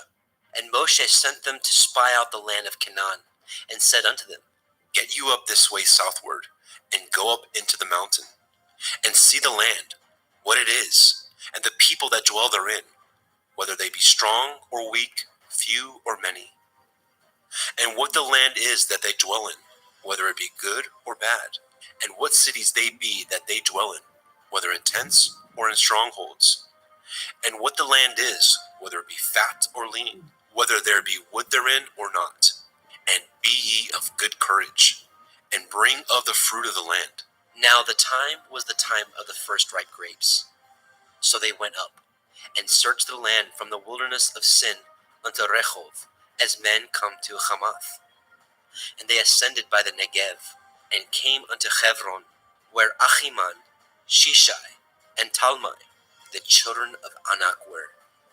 Now Hebron was built 7 years before Tzoan in Mitzrayim. And they came unto the brook of Eshcol, and cut down from thence a branch with one cluster of grapes, and they bore it between two upon a staff. And they brought of the pomegranates, and of the figs. The place was called Nahal Eshcol, because of the cluster of grapes which the children of Yashrael cut down from thence. And they returned from searching of the land after 40 days. And they went and came to El Moshe, and to El Aharon, and to all the assembly of the children of Yashrael, unto the wilderness of Paran, to Kadesh, and brought back word unto them, and unto all the assembly, and showed them the fruit of the land. And they told him and said, We came unto the land whither you sent us, and surely it flows with milk and honey, and this is the fruit of it. Nevertheless, the people be strong that dwell in the land, and the cities are walled and very great. And moreover, we saw the children of Anak there. The Amalekim dwell in the land of the Negev, and the Hittim, and the Yevusim, and the Emorim dwell in the mountains, and the Kinanim dwell by the sea, and by the coast of the Yarden. And Caleb stilled the people before Moshe, and said, Let us go up at once and possess it, for we are well able to overcome it. But the men that went up with him said, We be not able to go up against the people, for they are stronger than we. And they brought up an evil report of the land which they had searched unto the children of Yashrael, saying, The land through which we have gone to search it is a land that eats up the inhabitants thereof, and all the people that we saw in it are men of great stature. And there we saw the Nephilim, the sons of Anak, which come of the Nephilim, and we were in our own sight as grasshoppers, and so we were in their sight. Bamidbar, Numbers chapter 14. And all the assembly lifted up their voice and cried, and the people wept that night. And all the children of Yashrael murmured against Moshe and against Aharon. And the whole assembly said unto them, Would to Elohim that we had died in the land of Mitzrayim, or would to Elohim we had died in this wilderness. And wherefore has Yahweh brought us unto this land, to fall by the sword, that our women and our children should be a prey? Were it not better for us to return into Mitzrayim? And they said one to another, Let us make a captain, and let us return into Mitzrayim. Then Moshe and Aharon fell on their faces before all the assembly of the multitude of the children of Yashrael. And Yahusha the son of Nun, and Caleb the son of Yefuneh, which were of them that searched the land, rent their clothes. And they spoke unto all the company of the children of Yashrael, saying, The land which we passed through to search it is an exceeding good land. If Yahweh delight in us, then he will bring us into this land. and give it us, a land that flows with milk and honey. Only rebel ye not against Yahuwah, neither fear ye the people of the land, for they are bread for us. Their defense is departed from them, and Yahuwah is with us. Fear them not. But all the assembly bade stone them with stones. And the glory of Yahuwah appeared in the tabernacle of the assembly before all the children of Yashrael. And Yahuwah said unto Moshe, How long will this people provoke me? And how long will it be ere they believe me? For all the signs which I have shown among them, I will smite them with the pestilence, and disinherit them, and will make of you a greater nation, and mightier than they. And Moshe said unto Yahuwah, Then the Mitzrayim shall hear it, for you brought up this people in your might from among them, and they will tell it to the inhabitants of this land. For they have heard that you, Yahuwah, are among this people, that you, Yahuwah, are seen face to face, and that your cloud stands over them, and that you go before them by daytime in a pillar of cloud, and in a pillar of fire by night. Now, if you shall kill all this people as one man, then the nations which have heard the fame of you will speak, saying, Because Yahuwah was not able to bring this people into the land which he swore unto them, therefore he has slain them in the wilderness. And now, I beseech you, let the power of my Adonai be great, according as you have spoken, saying, Yahuwah is long-suffering and of great mercy, forgiving iniquity and transgression, and by no means clearing the guilty, visiting the iniquity of the fathers upon the children unto the third and fourth generation. Pardon, I beseech you, the iniquity of this people according unto the greatness of your mercy, and as you have forgiven this people from Mitzrayim even until now. And Yahuwah said, I have pardoned according to your word. But as truly as I live, all the earth shall be filled with the glory of Yahuwah. Because all those men which have seen my glory and my miracles, which I did in Mitzrayim and in the wilderness, and have tempted me now these 10 times, and have not hearkened to my voice, surely they shall not see the land which I swore unto their fathers, neither shall any of them that provoked me see it. But my servant Caleb, because he had another Ruach with him, and has followed me fully, him will I bring into the land whereinto he went, and his seed shall possess it. Now the Amalekim and the Canaanite dwelt in the valley. Tomorrow turn you, and get you into the wilderness, by the way of the Red Sea. And Yahuwah spoke unto Moshe, and unto Aharon, saying, How long shall I bear with this evil assembly, which murmur against me? I have heard the murmurings of the children of Yasharel, which they murmur against me. Say unto them, As truly as I live, says Yahuwah, as ye have spoken in my ears, so will I do to you. Your carcasses shall fall in this wilderness, and all that were numbered of you, according to your whole number, from 20 years old and upward, which have murmured against me. Doubtless ye shall not come into the land, concerning which I swore to make you dwell therein, save Caleb, the son of Jephunneh, and Yahusha, the son of Nun. But your little ones, which ye said should be a prey, them will I bring in, and they shall know the land which ye have despised. But as for you, your carcasses, they shall fall in this wilderness, and your children shall wander in the wilderness 40 years, and bear your whoredoms, until your carcasses be wasted in the wilderness. After the number of the days in which ye searched the land, even 40 days, each day for a year, shall ye bear your iniquities, even 40 years, and ye shall know my breach of promise. I, Yahuwah, have said, I will surely do it unto all this evil assembly that are gathered together against me. In this wilderness they shall be consumed, and there they shall die. And the men which Moshe sent to search the land, who returned and made all the assembly to murmur against him, by bringing up a slander upon the land, even those men that did bring up the evil report upon the land. died by the plague before Yahuwah. But Yahusha, the son of Nun, and Caleb, the son of Jephunneh, which were of the men that went to search the land, lived still.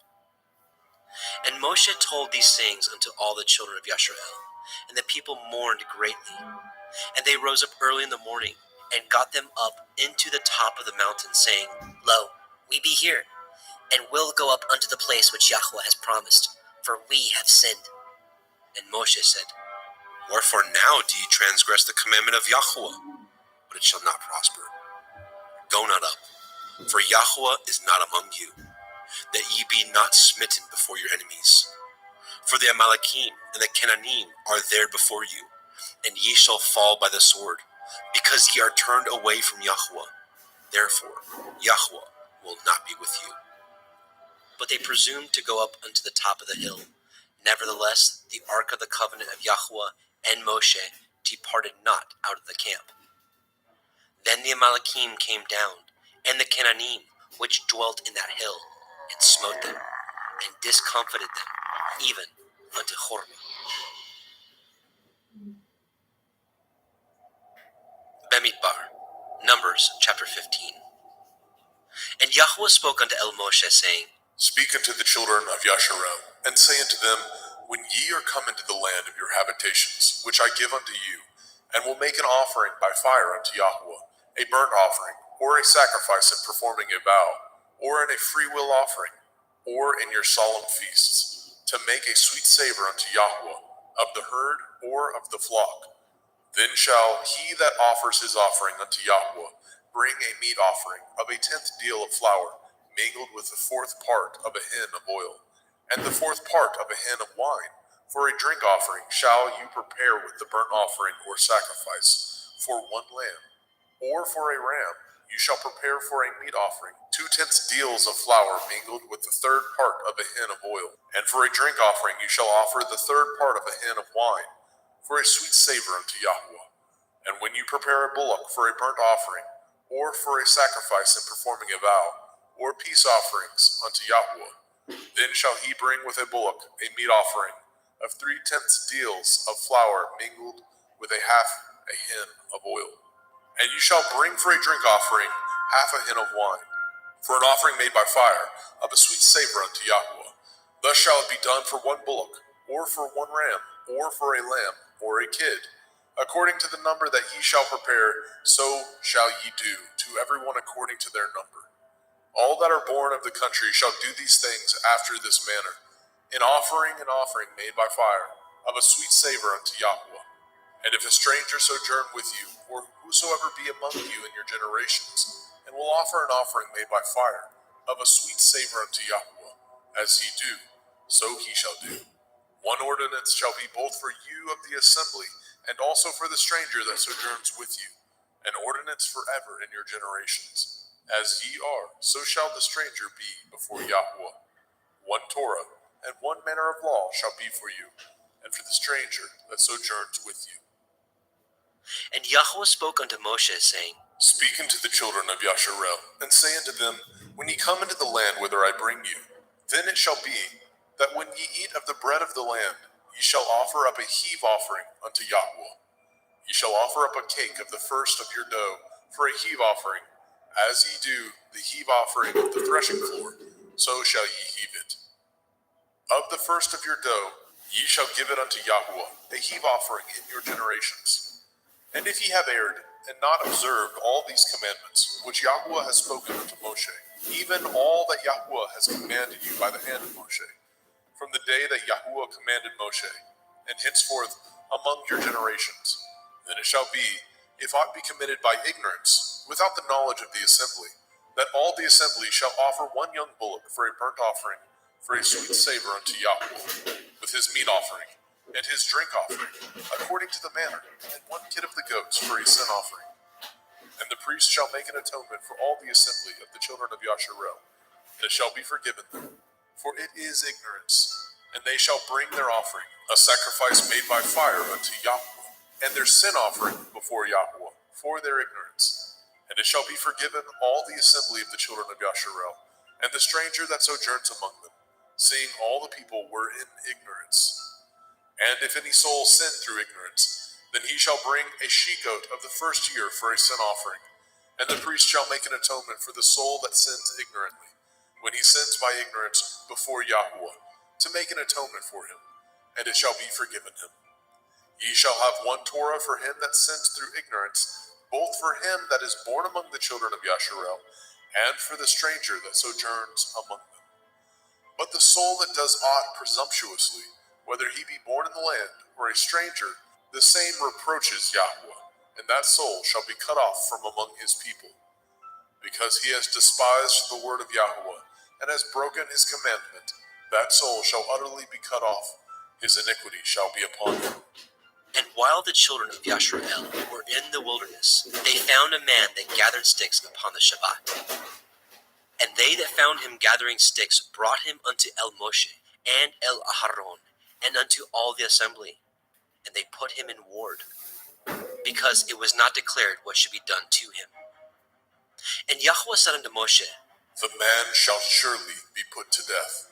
All the assembly shall stone him with stones without the camp. And all the assembly brought him without the camp, and stoned him with stones. And he died, as Yahweh commanded Moshe. And Yahweh spoke unto El Moshe, saying, Speak unto the children of Yasharel, and bid them that they make them tzitzits, a tassel or a fringe, in the borders of their garments throughout their generations, and that they put upon the tzitzit of the borders a riband of blue. And it shall be unto you a tzitzit, that ye may look upon it, and remember all the commandments of Yahuwah, and do them, and that ye seek not after your own heart and your own eyes, which ye use to go a-whoring, that ye may remember, and do all my commandments, and be holy unto your Elohim. I am Yahuwah Elohaikum, which brought you out of the land of Mitzrayim, to be your Elohim. I am Yahuwah Elohaikum. Bamidbar, Numbers chapter 16. Now Korach, the son of Yitzchar, the son of Kohath, the son of Levi, and Dathan, and Aviram, the sons of Eliav, and On, the son of Peleth, sons of Reuben, took men, and they rose up before Moshe, with certain of the children of Yasharel, 250 princes of the assembly, famous in the assembly, men of renown. And they gathered themselves together against Moshe and against Aharon, and said unto them, Ye take too much upon you, seeing all the assembly are holy, every one of them, and Yahuwah is among them. Wherefore then lift ye up yourselves above the assembly of Yahuwah. And when Moshe heard it, he fell upon his face. And he spoke unto Korach and unto all his company, saying, Even tomorrow Yahuwah will show who are his, and who is holy, and will cause him to come near unto him. Even him whom he has chosen will he cause to come near unto him. This do. Take you censers, Korach, and all his company, and put fire therein, and put incense in them before Yahuwah tomorrow. And it shall be that the man whom Yahuwah chooses, he shall be holy. Ye take too much upon you, ye sons of Levi. And Moshe said unto Korach, Hear, I pray you, ye sons of Levi. Does it seem but a small thing unto you, that the Elohai of Yasharel has separated you from the assembly of Yasharel, to bring you near to himself, to do the service of the tabernacle of Yahuwah, and to stand before the assembly to minister unto them? And he has brought you near to him, and all your brethren, the sons of Levi, with you. And seek ye the priesthood also? For which cause both you and all your company are gathered together against Yahuwah. And what is Aharon, that ye murmur against him?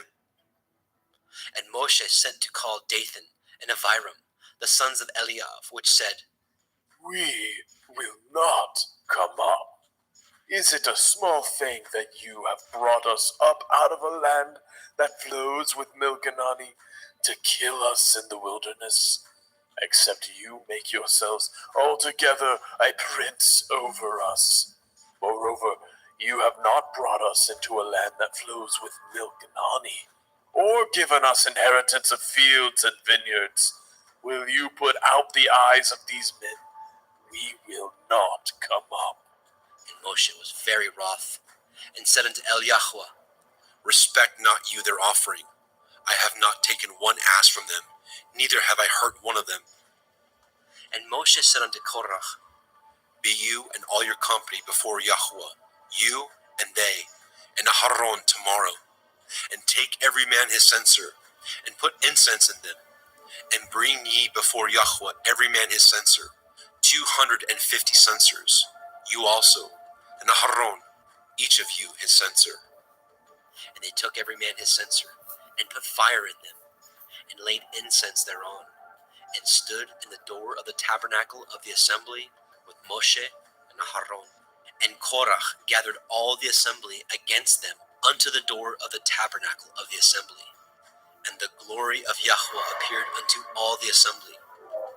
And Yahweh spoke unto Moshe and unto Aharon, saying, Separate yourselves from among this assembly, that I may consume them in a moment.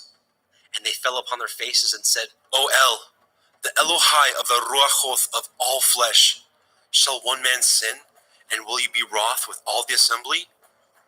And Yahweh spoke unto Moshe, saying, Speak unto the assembly, saying, Get you up from about the tabernacle of Korach, Dathan, and Abiram. And Moshe rose up and went unto Dathan and Abiram, and the elders of Yashrael followed him. And he spoke unto the assembly, saying, Depart, I pray you, from the tents of these wicked men, and touch nothing of theirs, lest ye be consumed in all their sins. So they got up from the tabernacle of Korach, Dathan, and Abiram, on every side.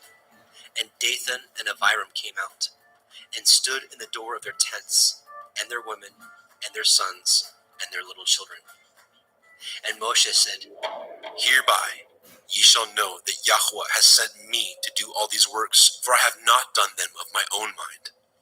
If these men die the common death of all men, or if they be visited after the visitation of all men, then Yahweh has not sent me. But if Yahweh make a new thing, and the earth open her mouth, and swallow them up, with all that appertain unto them, and they go down quick into the pit, then ye shall understand that these men have provoked Yahweh. And it came to pass, as he had made an end of speaking all these words, that the ground clave asunder that was under them, and the earth opened her mouth, and swallowed them up, their houses, and all the men that appertained to Korach, and all their goods. They, and all that appertained to them, went down alive into the pit, and the earth closed upon them, and they perished from among the assembly.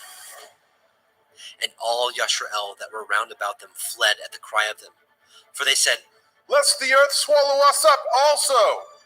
And there came out a fire from Yahweh, and consumed the 250 men that offered incense.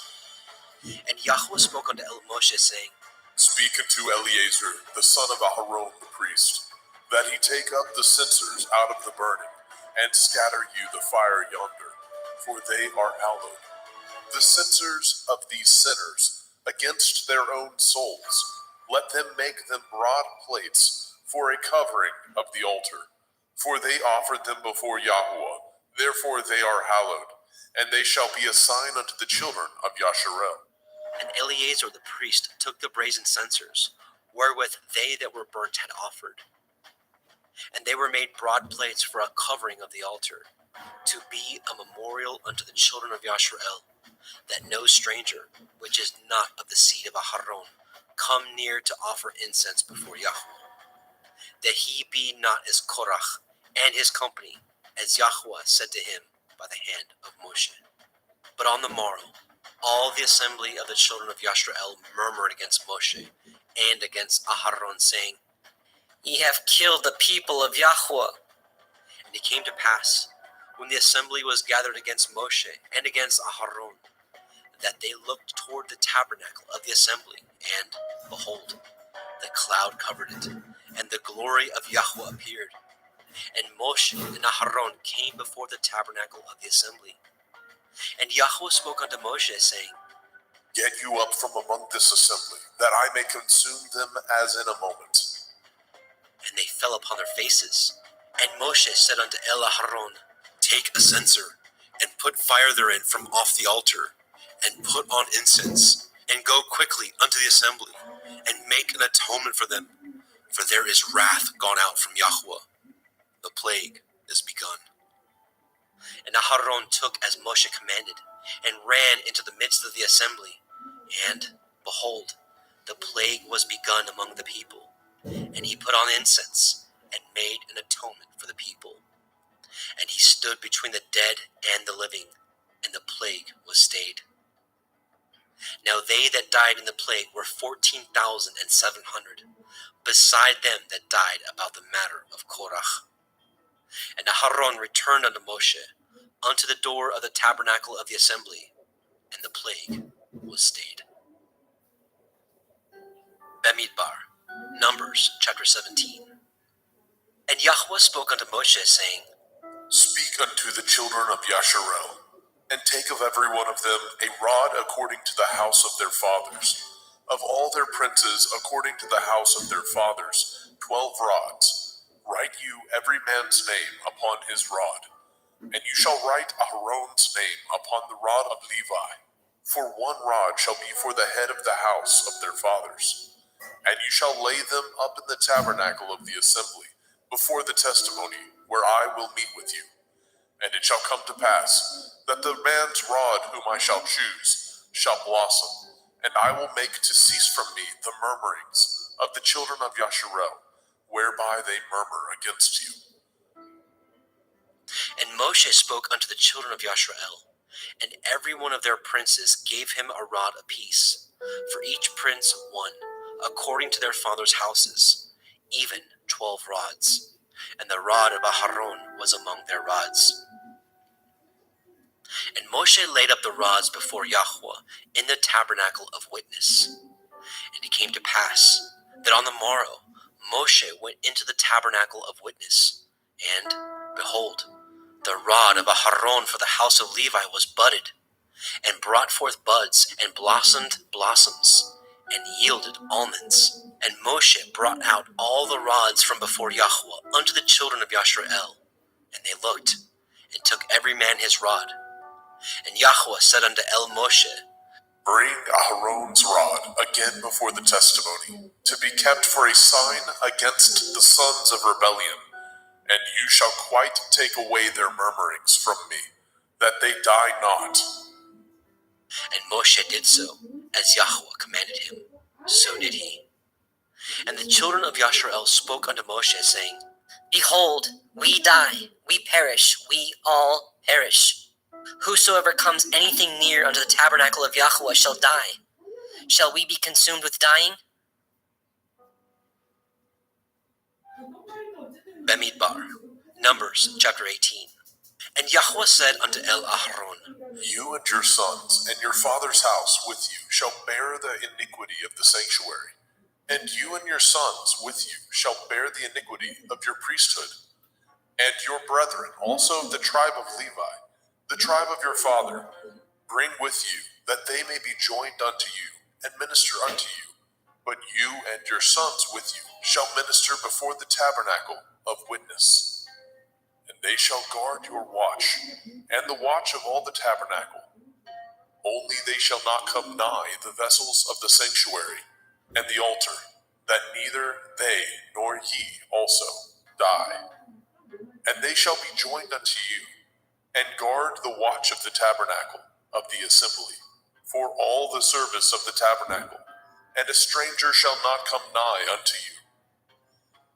And ye shall guard the watch of the sanctuary, and the watch of the altar, that there be no wrath any more upon the children of Yasharel. And I, behold, I have taken your brethren the Leviim from among the children of Yasharel. To you they are given as a gift for Yahweh, to do the service of the tabernacle of the assembly. Therefore you and your sons with you shall guard your priest's office for everything of the altar, and within the veil, and ye shall serve. I have given your priest's office unto you as a service of gift, and the stranger that comes nigh shall be put to death. And Yahweh spoke unto Aaron, Behold, I also have given you the charge of my heave offerings. Of all the hallowed things of the children of Yasharel, unto you have I given them by reason of the anointing, and to your sons by an ordinance forever.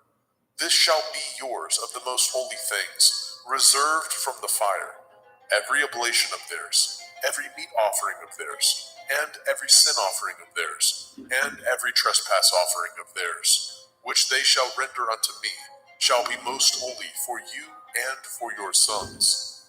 In the most holy place shall you eat it, every male shall eat it, it shall be holy unto you. And this is yours, the heave offering of their gift, with all the wave offerings of the children of Yasharel.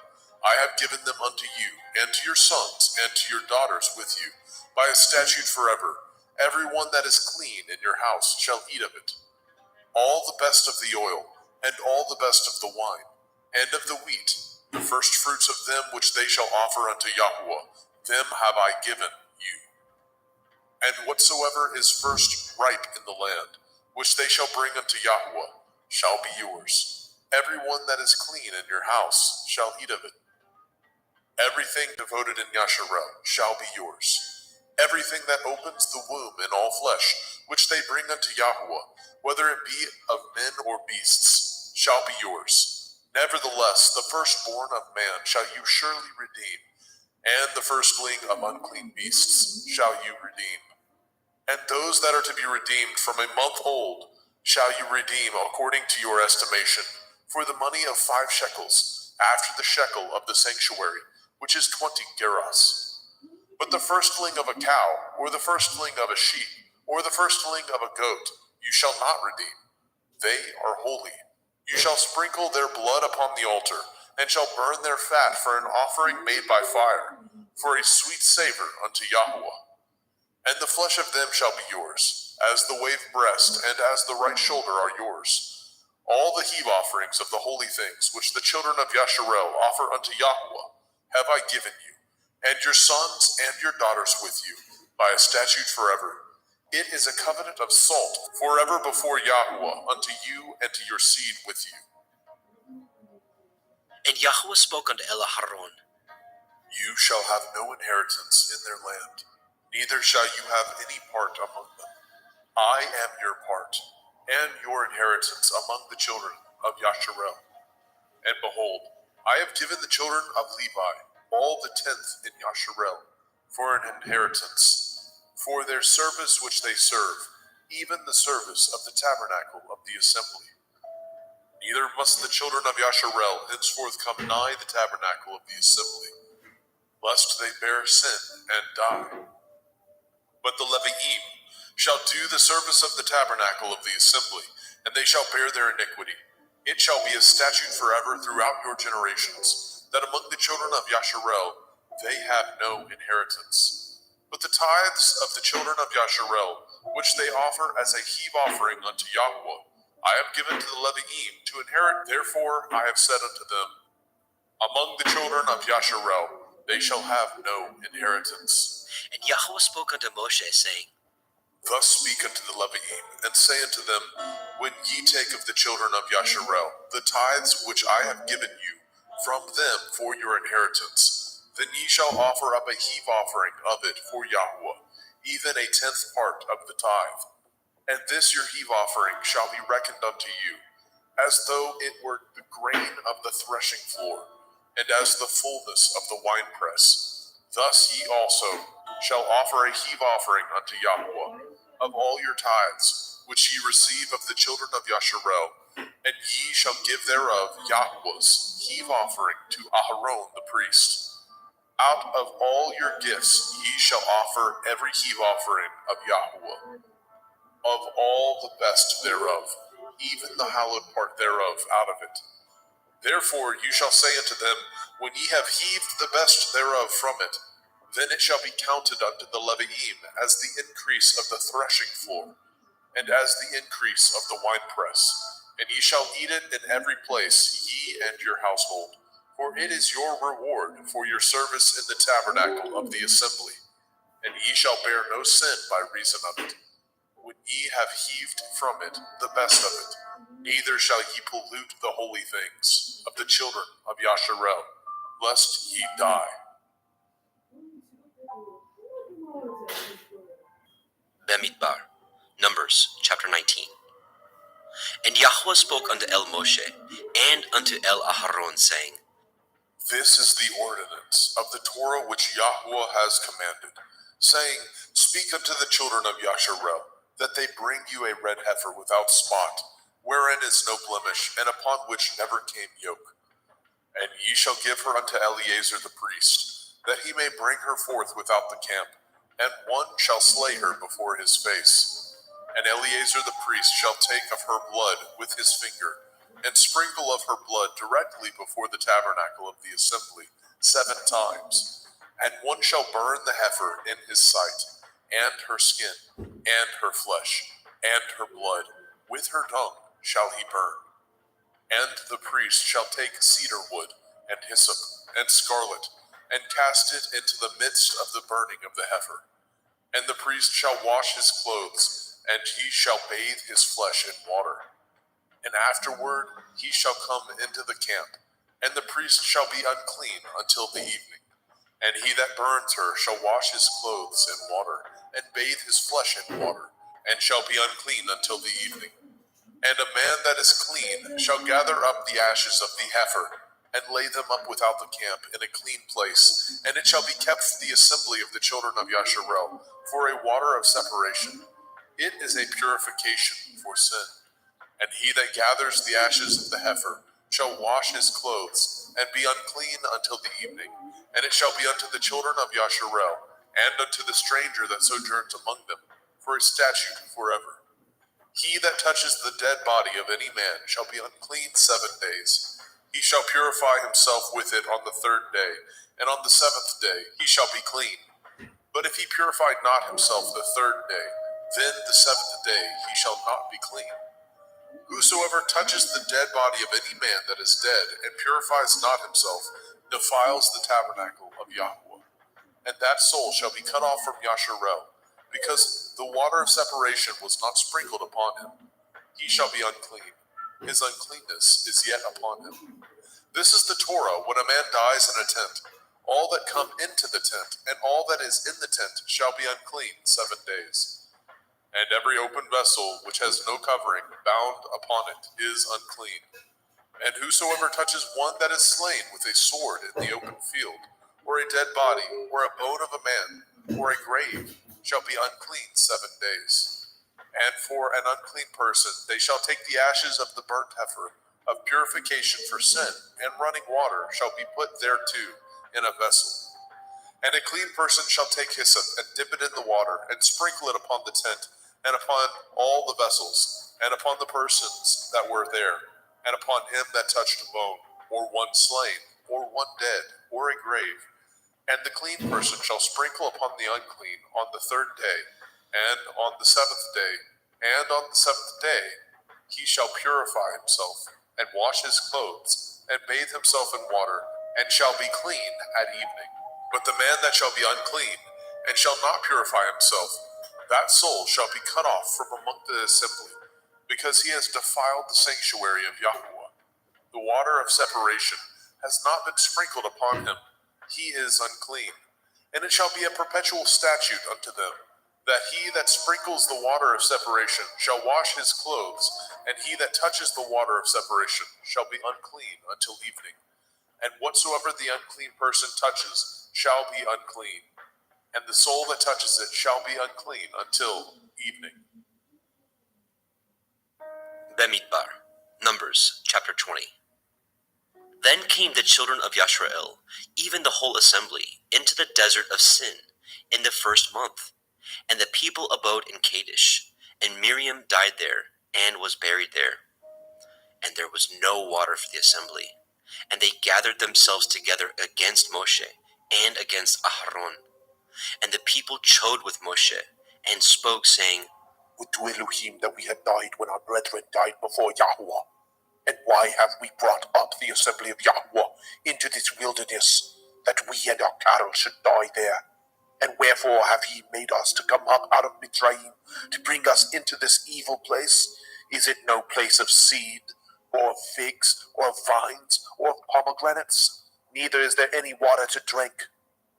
And Moshe and Aharon went from the presence of the assembly unto the door of the tabernacle of the assembly, and they fell upon their faces, and the glory of Yahweh appeared unto them. And Yahweh spoke unto Moshe, saying, Take the rod, and gather the assembly together, you and Aharon your brother, and speak ye unto the rock before their eyes, and it shall give forth his water, and you shall bring forth to them water out of the rock. So you shall give the assembly and their beasts drink. And Moshe took the rod from before Yahweh as he commanded him. And Moshe and Aharon gathered the assembly together before the rock, and he said unto them, Hear now, ye rebels, must we fetch you water out of this rock? And Moshe lifted up his hand, and with his rod he smote the rock twice, and water came out abundantly, and the assembly drank, and their beasts also. And Yahweh spoke unto Moshe and Aharon, Because ye believed me not, to sanctify me in the eyes of the children of Yasharel, therefore ye shall not bring this assembly into the land which I have given them. This is the water of Meribah, because the children of Yasharel strove with Yahweh, and he was sanctified in them. And Moshe sent messengers from Kadesh unto the king of Edom. Thus says your brother Yasharel, You know all the travail that has befallen us, how our fathers went down into Mitzrayim, and we have dwelt in Mitzrayim a long time, and the Mitzrayim vexed us and our fathers. And when we cried unto Yahweh, he heard our voice, and sent an angel, and has brought us forth out of Mitzrayim. And behold, we are in Kadesh, a city in the uttermost of your border. Let us pass, I pray you, through your country. We will not pass through the fields, or through the vineyards, neither will we drink of the water of the wells. We will go by the king's highway. We will not turn to the right hand, nor to the left, until we have passed your borders. And Edom said unto him, You shall not pass by me, lest I come out against you with the sword. And the children of Yasharel said unto him, We will go by the highway, and if I and my cattle drink of your water, then I will pay for it. I will only, without doing anything else, go through on my feet. And he said, You shall not go through. And Edom came out against him with much people, and with a strong hand. Thus Edom refused to give Yasharel passage through his border. Wherefore Yasharel turned away from him. And the children of Yasharel, even the whole assembly, journeyed from Kadesh, and came unto Mount Hor. And Yahweh spoke unto Moshe and Aharon in Mount Hor, by the coast of the land of Edom, saying, Aharon shall be gathered unto his people, for he shall not enter into the land which I have given unto the children of Yasharel, because ye rebelled against my word at the water of Meribah. Take Aharon and Eleazar his son, and bring them.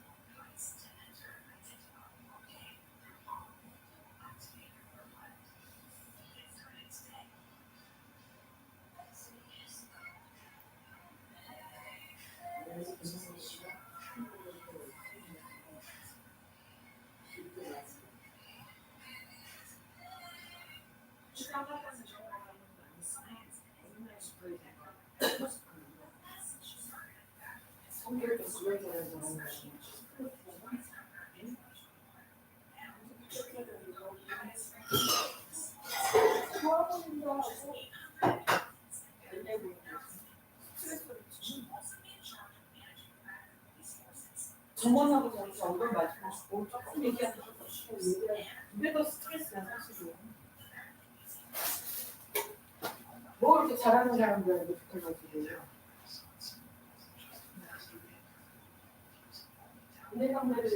인해 상대로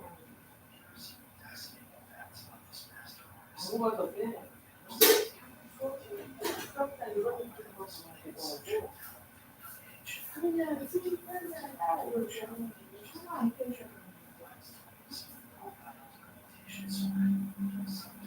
사실 정말로서 그냥 이게 정말 한 명한테만 그렇게 그런 거 아니잖아.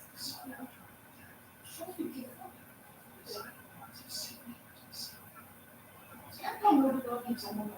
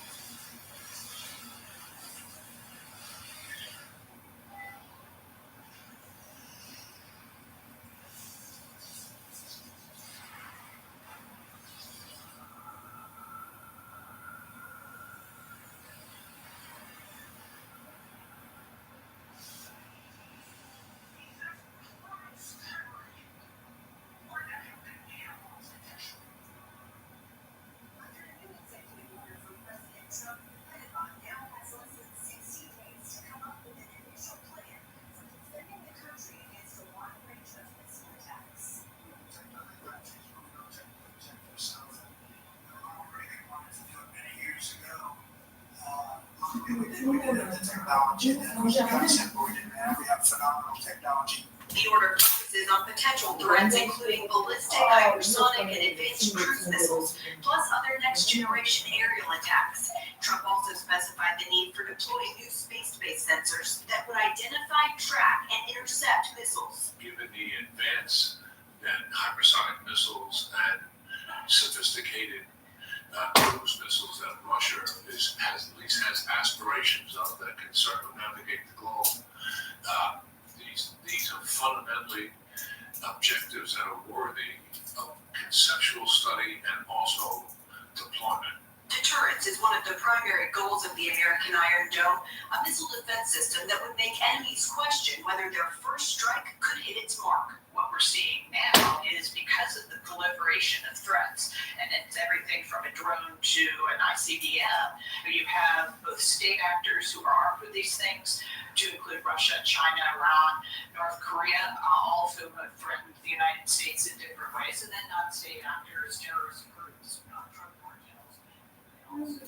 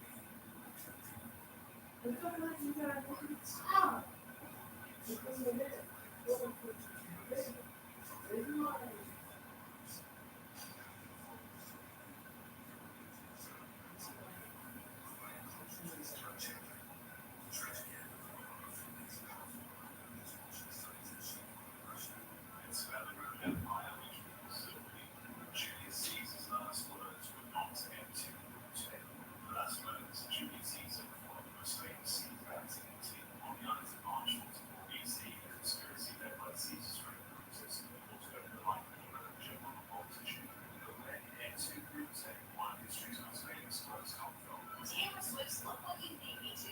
Number 8, Snakes. In many ways, the video is all about Swift acknowledging what her detractors have said about her and forming them into a new ironic image for herself. A couple of years ago, the hashtag Taylor Swift is a snake trended, many blaming Taylor for the views and drama she seems to have with other major celebs. Number 2, Cam's Paris robbery.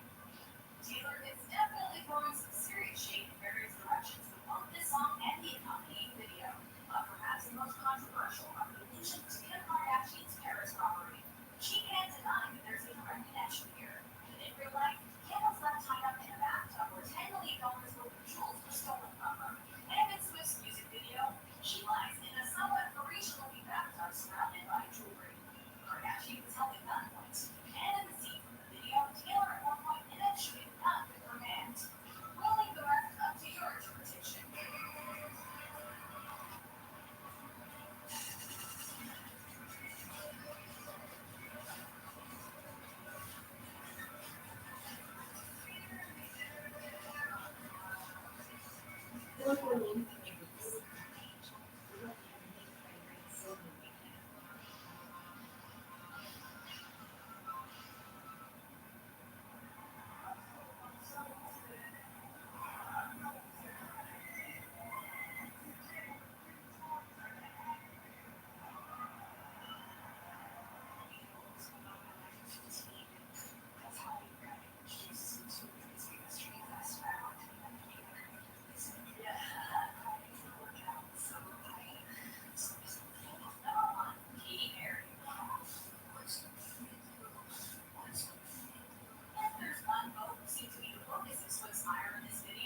It's her all-time rival, Katy Perry.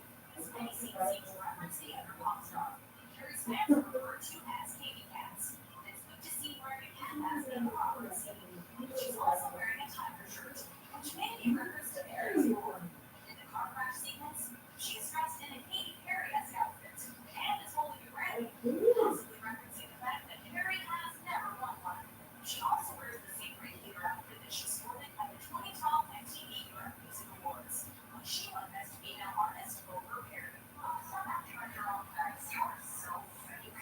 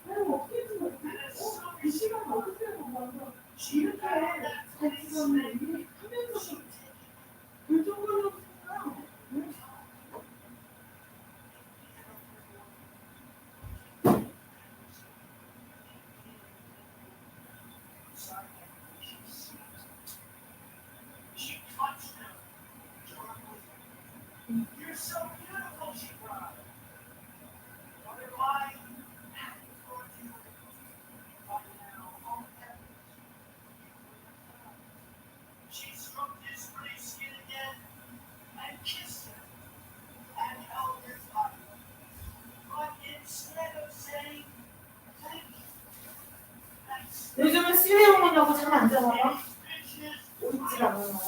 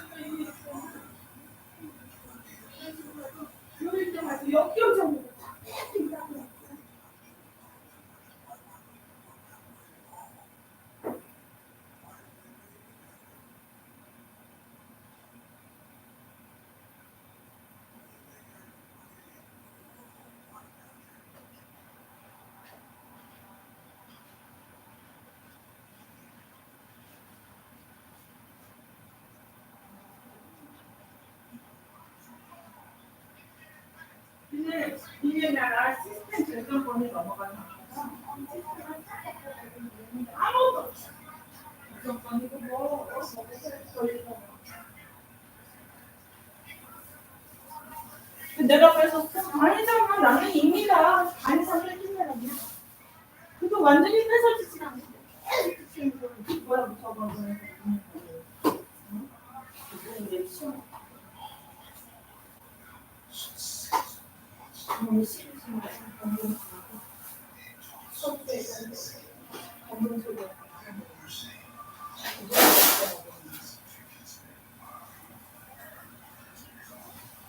감정만 그렇게 하면 수업할 뭐 하나라도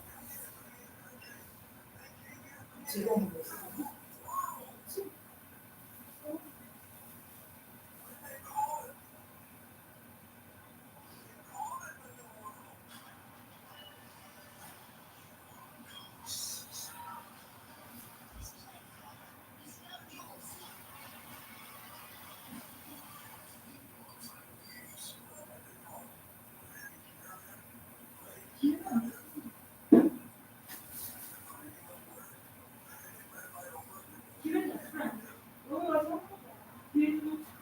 지내가 그다 먹고 지내가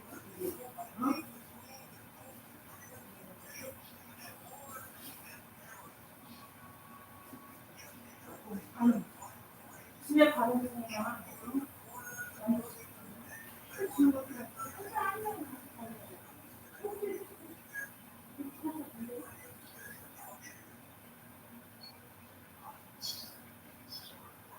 옛날에는 그런 게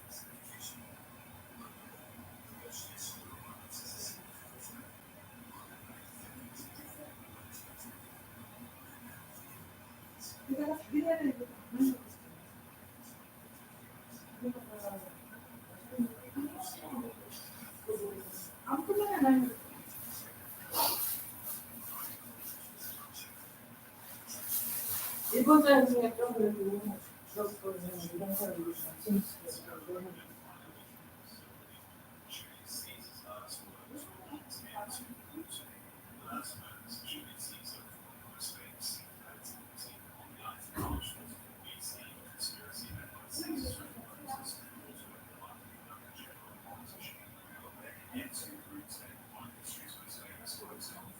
얘기 벌써 안 해도 되겠지.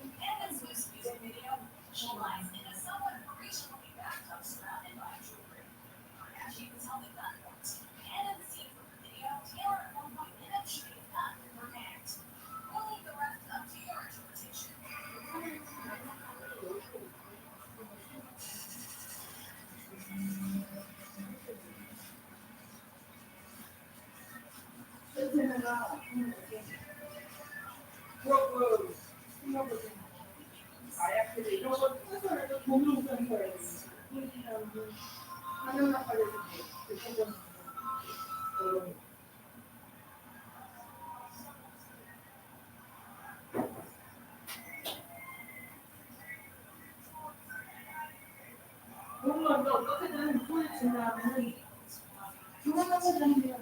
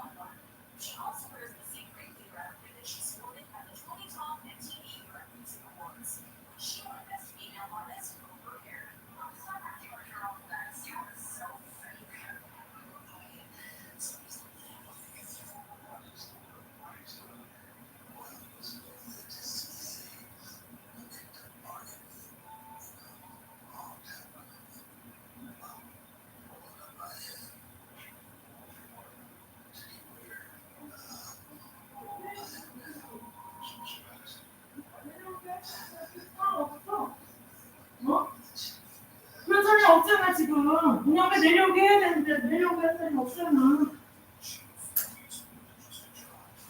아무리 내가 어제도 계속 시험 뭐 하잖아. 계속. 문양을 분명히 사퇴해야 되는데 사퇴하게 할 사람이 없잖아.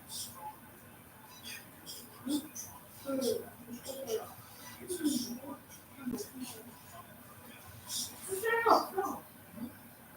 이거